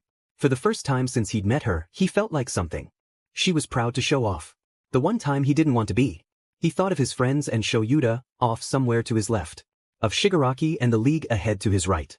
Cave Johnson and All Might looking on, one far more despairing than the other. The news helicopter, broadcasting live to who knows how many. He wasn't sure if they could get audio, but he knew either way it would look bad for him in the aftermath. He hoped Inko wasn't watching. He felt stuck in his own head. He pushed back against Glados, but she was too much for him to break through. She opened his mouth again, and this time the differences between their voices felt all the more clear. You are a demon coward, Cave. I was happy working for you up until the very end, I respected you, I supported every one of your ridiculous, nonsensical ideas, but most of all I was enthralled with your passion for the science. Look at you now, a sad sack of a thing who just won't let the past die. Cave could be seen blanching from however far away they were. I won't let the past die. Look at yourself, woman. Aperture blew up, this brat got out by dumb luck apparently, but you somehow got yourself into his body and, unless I'm interpreting this wrong, are doing the exact thing I am, you filthy hypocrite. Midoriya could feel her frustration and fury blowing up inside of him. At least Midoriya is still able to live as himself. What, you think piloting a dead man makes you morally superior to myself? You killed him for his body and his power. Midoriya couldn't see Cave well enough to tell what his reaction was, but he got the feeling that eyes would have been rolled. Oh, and I'm so evil, right? Hey Caroline, how'd this boy end up with portal guns for arms, huh? You think you're so much worse off now, as if. He's the future of humanity. Quirks, as they became so ridiculously known as, are beyond the scope of what humanity was capable of 200 years ago, its evolution. Midoriya felt his body freeze. He didn't know if it was him or Glados causing it. That's different and you know it. You convinced everyone you were dead and your engineers forced me to live forever in that body. My only purpose was to test and test and test all technologies that you wanted. That body poisoned my mind, just like you wanted it to. Meanwhile you ran off like a dirty coward to try and salvage your disgusting legacy. He cackled at that, taking a deep breath as he adjusted his collar. There she is. You were always a DMN stubborn woman. And those engineers didn't just screw you over, I was stuck in a computer the size of a small country. I couldn't move, while you, at least, had the handy-dandy body made for you. And need I remind you, you worked on that DMED portal gun long after I'd given up on it. We were a company, I needed results and profit. Screw profit, you were as much in it for the science as I was. You bought millions of dollars worth of moon rocks when the company was on the verge of collapse. The last thing you wanted before the illness killed your body was to become a technology that didn't even exist, yet here you are, saying it was all growth and economics. You were never a liar, Cave. A crook and an exploiting fool, yes, but never a liar. Cave seemed to be shrugging. What are you trying to achieve with this? You think you can just guilt me into giving up what I've built? What the hell happened to your brilliant mind? Midoriya tried focusing on All Might, through the haze of what was supposed to be his vision. The man still looked horrible. Weakened, frail and tiny. His suit was hanging off him. It made Midoriya picture a child. A photo, upon Inko's wall. Wild black hair, bright red eyes and a brighter smile. An All Might Ansi meant to be worn for years to come with how big it was. A sorrowful sight for the hero. It made Midoriya wonder if this is why Uraraka got his power. She never explained how or really why, just that she had. And that there was a legacy of BLD and pain attached thanks to Cave Johnson. And Midoriya had a connection to it. Through his brother. 8 people in a circle, one familiar. Midoriya paused. Did his brother die knowing that Cave was in control of their father's body? Did he think he cut off his thoughts there? All Might. He was breathing heavily from what he could see.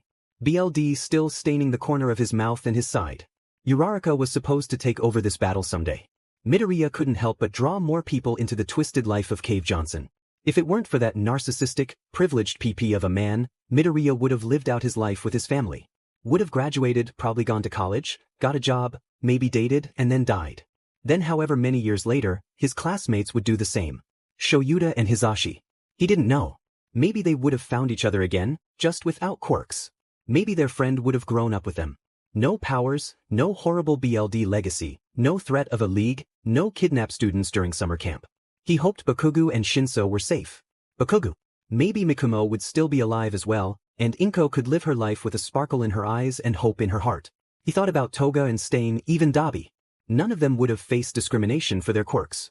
Dabi maybe not so much, but if Midoriya was right in assuming his heritage, he may have ended up down the wrong path anyway. Midoriya watched All Might breathing harder. He could see him working up to something. He wondered briefly if he would ever feel normal after this. After everything. He looked at the hands Glados was brandishing. His body, but not his real. His life, not even his, in truth. In truth, he still felt like he was stuck. He hadn't felt such an overwhelming rush of sadness since learning his whole family were long dead. He still felt trapped. Still, he couldn't even control his breathing to try and calm down. He wanted to cry, but Glados was in control. Not him. Glados. He wanted out. He wanted his body back. He wanted to feel like his life was his own. He looked at All Might again. The man's breathing had slowed again, purposeful. Midoriya tried to tune back into the back and forth screaming match between Glados and Cave, but he didn't want to relive any of his time in Aperture. Their two voices were very nearly too much for him. Midoriya needed to get out if All Might was about to pull something. He heard whistling. Humming. He heard a melody. A familiar one. It was coming from the direction of the League members. Glados turned his head towards the sound, likely surprised as well. Shigaraki, Magna and Mr. Compress were all looking at Kurogiri either joy or confusion. Fair, considering he'd been out could this whole time. Strange, because why would he be humming? And why would it be one of Glados' songs he was humming? His eyes moved back to Cave against his will. He needed to get out. He felt Glados agreeing with him. She loosened her control on him, little by little. He felt himself regain feeling in his face, his chest, his legs. He was in control. Sorry. I never thought I would have the chance to tell him what pain he caused me. Midoriya didn't respond. He did, however, start looking for an exit. He could run, but the likelihood of the League chasing him or Cave going for him were too high for his liking. He was running out of options and time. What could he ice? He looked to his left, and the entire plain was sparkling and frosty. A giant glacier spread out in front of him. A ramp, right as he was about to run, something blue and orange poured out over the glacier. He recognized those colors. He recognized those liquids. He felt Glados tugging on his mind in reaction. The gels. He didn't know where the F they came from, but if there was one thing he could do right about now, it was escape. He ran at the steep slope of the glacier, the orange propulsion gel speeding him up beyond anything short of bullet. Right as he neared the peak, he got ready to jump onto the blue repulsion gel. It felt eerily similar to an old test, but there was so much adrenaline pumping through his chest and brain that he didn't care. He hopped onto the gel and he flew. It was a different sensation to the momentum tests. There were so many of those that they became mundane. But this. He felt the cold night wind in his hair, the rushing air past his ears, the burn in his cheeks. He felt alive. He was flying away from the battlefield. Away from the conflict. Midoriya. He saw brown, pink, and dark blue flying towards him. Uraraka's bob was to miss, and Ida's engines were glowing. Hatsum was screaming, so way easier to notice her. Her jetpack was glowing from the engines, not unlike Ida's legs. And Eraserhead's capture weapon was half wrapped around Uraraka's leg. Midoriya reached out for them. 3 hands touched his. They pulled him closer, and then they were drifting back to Earth. They were talking, yelling, crying, but he was just holding on to them. He smiled into the bundle of hair in his face. Hatsum's jetpack was not meant for 4, but it did comfortably slow their descent. Midoriya was being clung to as they fell, like a hug. He felt warm despite the cold summer air. Midoriya lowered himself slightly to break their fall. It wouldn't have been a rough landing, but he didn't care. He wanted to do something for them. As soon as all legs were firmly planted back on the ground, a shock wave blew past them, stronger than anything they had felt until now. All Might was above all for one arm blown up to its previous size and musculature, with a fist firmly planted in Cave's face.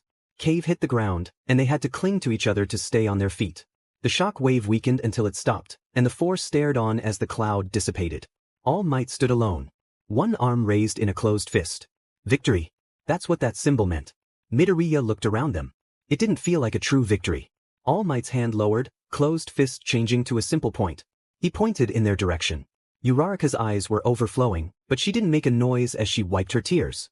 There was an uproar of cheers. So intense and laden with relief and celebration. Midoriya's eyes were on Cave. That was his dad's body. Cave's mask was cracked. Was that it? Was Cave just gone? Midoriya felt a hand on his shoulder. He turned and Shoyuta was there. And Yamamoto, and Todoroki, and Kirishima. He managed to smile. Shoyuta pulled him in for a tight hug. He clung back. I'm sorry, kid. Midoriya sniffled. For what? Shoyuta sighed into his shoulder. For camp. For not letting you play with Koda. For letting you get taken. Everything. Midoriya choked on a sob. It's okay. Really. All right. The hug lasted approximately another 6 seconds, before Shoyuta pushed him away by the shoulders and glared him down. What the hell were you thinking teleporting into that? Midoriya smiled. He patted his guardian's forearms. Later. I'm safe, we're all safe. Cave is down. Shoyuta took a long, deep breath before he dropped his glare. Later. Midoriya turned to his friends. They all looked teary-eyed. Thanks for saving me. He was dog-piled quicker than he could blink. He didn't bother trying to move, he just accepted the hugs. They didn't pull away for a long while. Midoriya was held in a hospital for a night with Bakugo and Shinso, despite no major injuries. Other than his head. He was pretty sure Spinner gave him a concussion. His dreams were vague and uncomfortable, and he woke up consistently during the night. There was only one dream he actually recalled. The battlefield, Cave and All Might fighting. All Might falls and doesn't get back up. His dream self hadn't hesitated. A portal was shot at the moon. Another beneath Cave's feet. He let the man BSED out, closing the portal shut just after his shoulders passed the threshold. The sickening noise it made as his heat was cut from his body haunted him in his waking hours. That dream had scared him. Badly. Because part of him wished he had done that. Slice off his dad's body and let Cave's computer mask be all that the police had. He wanted to bury his father. Shoyuta said he had already mentioned it to Tsukachi. Midoriya took mentioned to mean demanded. He appreciated it though. It had been a long and awkward walk back to the police lines, because Midoriya didn't want to talk about what had happened, meanwhile everyone else did. Midoriya hadn't gotten a moment to himself since he was kidnapped, except for now. In the hospital room with his 2 friends. He hadn't properly spoken to them yet either. The police had pulled him in for questioning the second he stepped foot in their vicinity, and the questions just didn't end. He tried answering as best he could, but they were so repetitive and he was so exhausted he couldn't think. It wasn't until Tsukachi showed up that he could finally breathe. Tsukachi called him brave, and told him to try and take a nap before they came up with more questions to ask. He'd also given him a snack bar and an electrolyte drink. He didn't manage to sleep, but the mental time out was enough. All Might, all banged up as he was, had come into the police station to speak to the three of the kidnappees in person. The three of you were very brave, you nor myself will forget it. And Midoriya, thank you for distracting that monster. I don't want to know how it might have gone without you there. He had said it with a smile, but the thought made Midoriya feel ill. All Might probably thought he was going to die out there. He shuddered. When the police were finally satisfied with their statements, they released them to the local hospital. Many faces had passed through the room, mostly Nezu and Tsukachi, but also Shoyuta and Hizashi as well. The two had tried not to linger on Midoriya, but at this point, Midoriya figured they probably didn't care about subtlety anymore. Especially since they'd openly group hugged him in the room with the very much awake Shinso and Bakugo. Neither asked any questions, but he could tell they were brimming. Dr. Shinso was another face that passed through, for her son firstly, and her patient secondly. She wished them both luck with the rest of the day before she had to leave again. Bakugo's parents were both exactly what Midoriya expected and also the exact opposite. The one thing he did realize is that Bakugo was the spitting image of his mother. The two were practically identical, in both appearance and attitude. Inko had joined them for the visit, and he was hugged for at least 10 full minutes. He also pretended not to notice the deeply curious looks Bakugo's parents were giving him. But anyway, here he sat in the middle of the night, finally with some time to himself to think. And breathe. Shinso shuffled across from him. Shinso. He got a mumble in response. I don't know what happened to the two of you after I was moved, but I'm so glad to see you.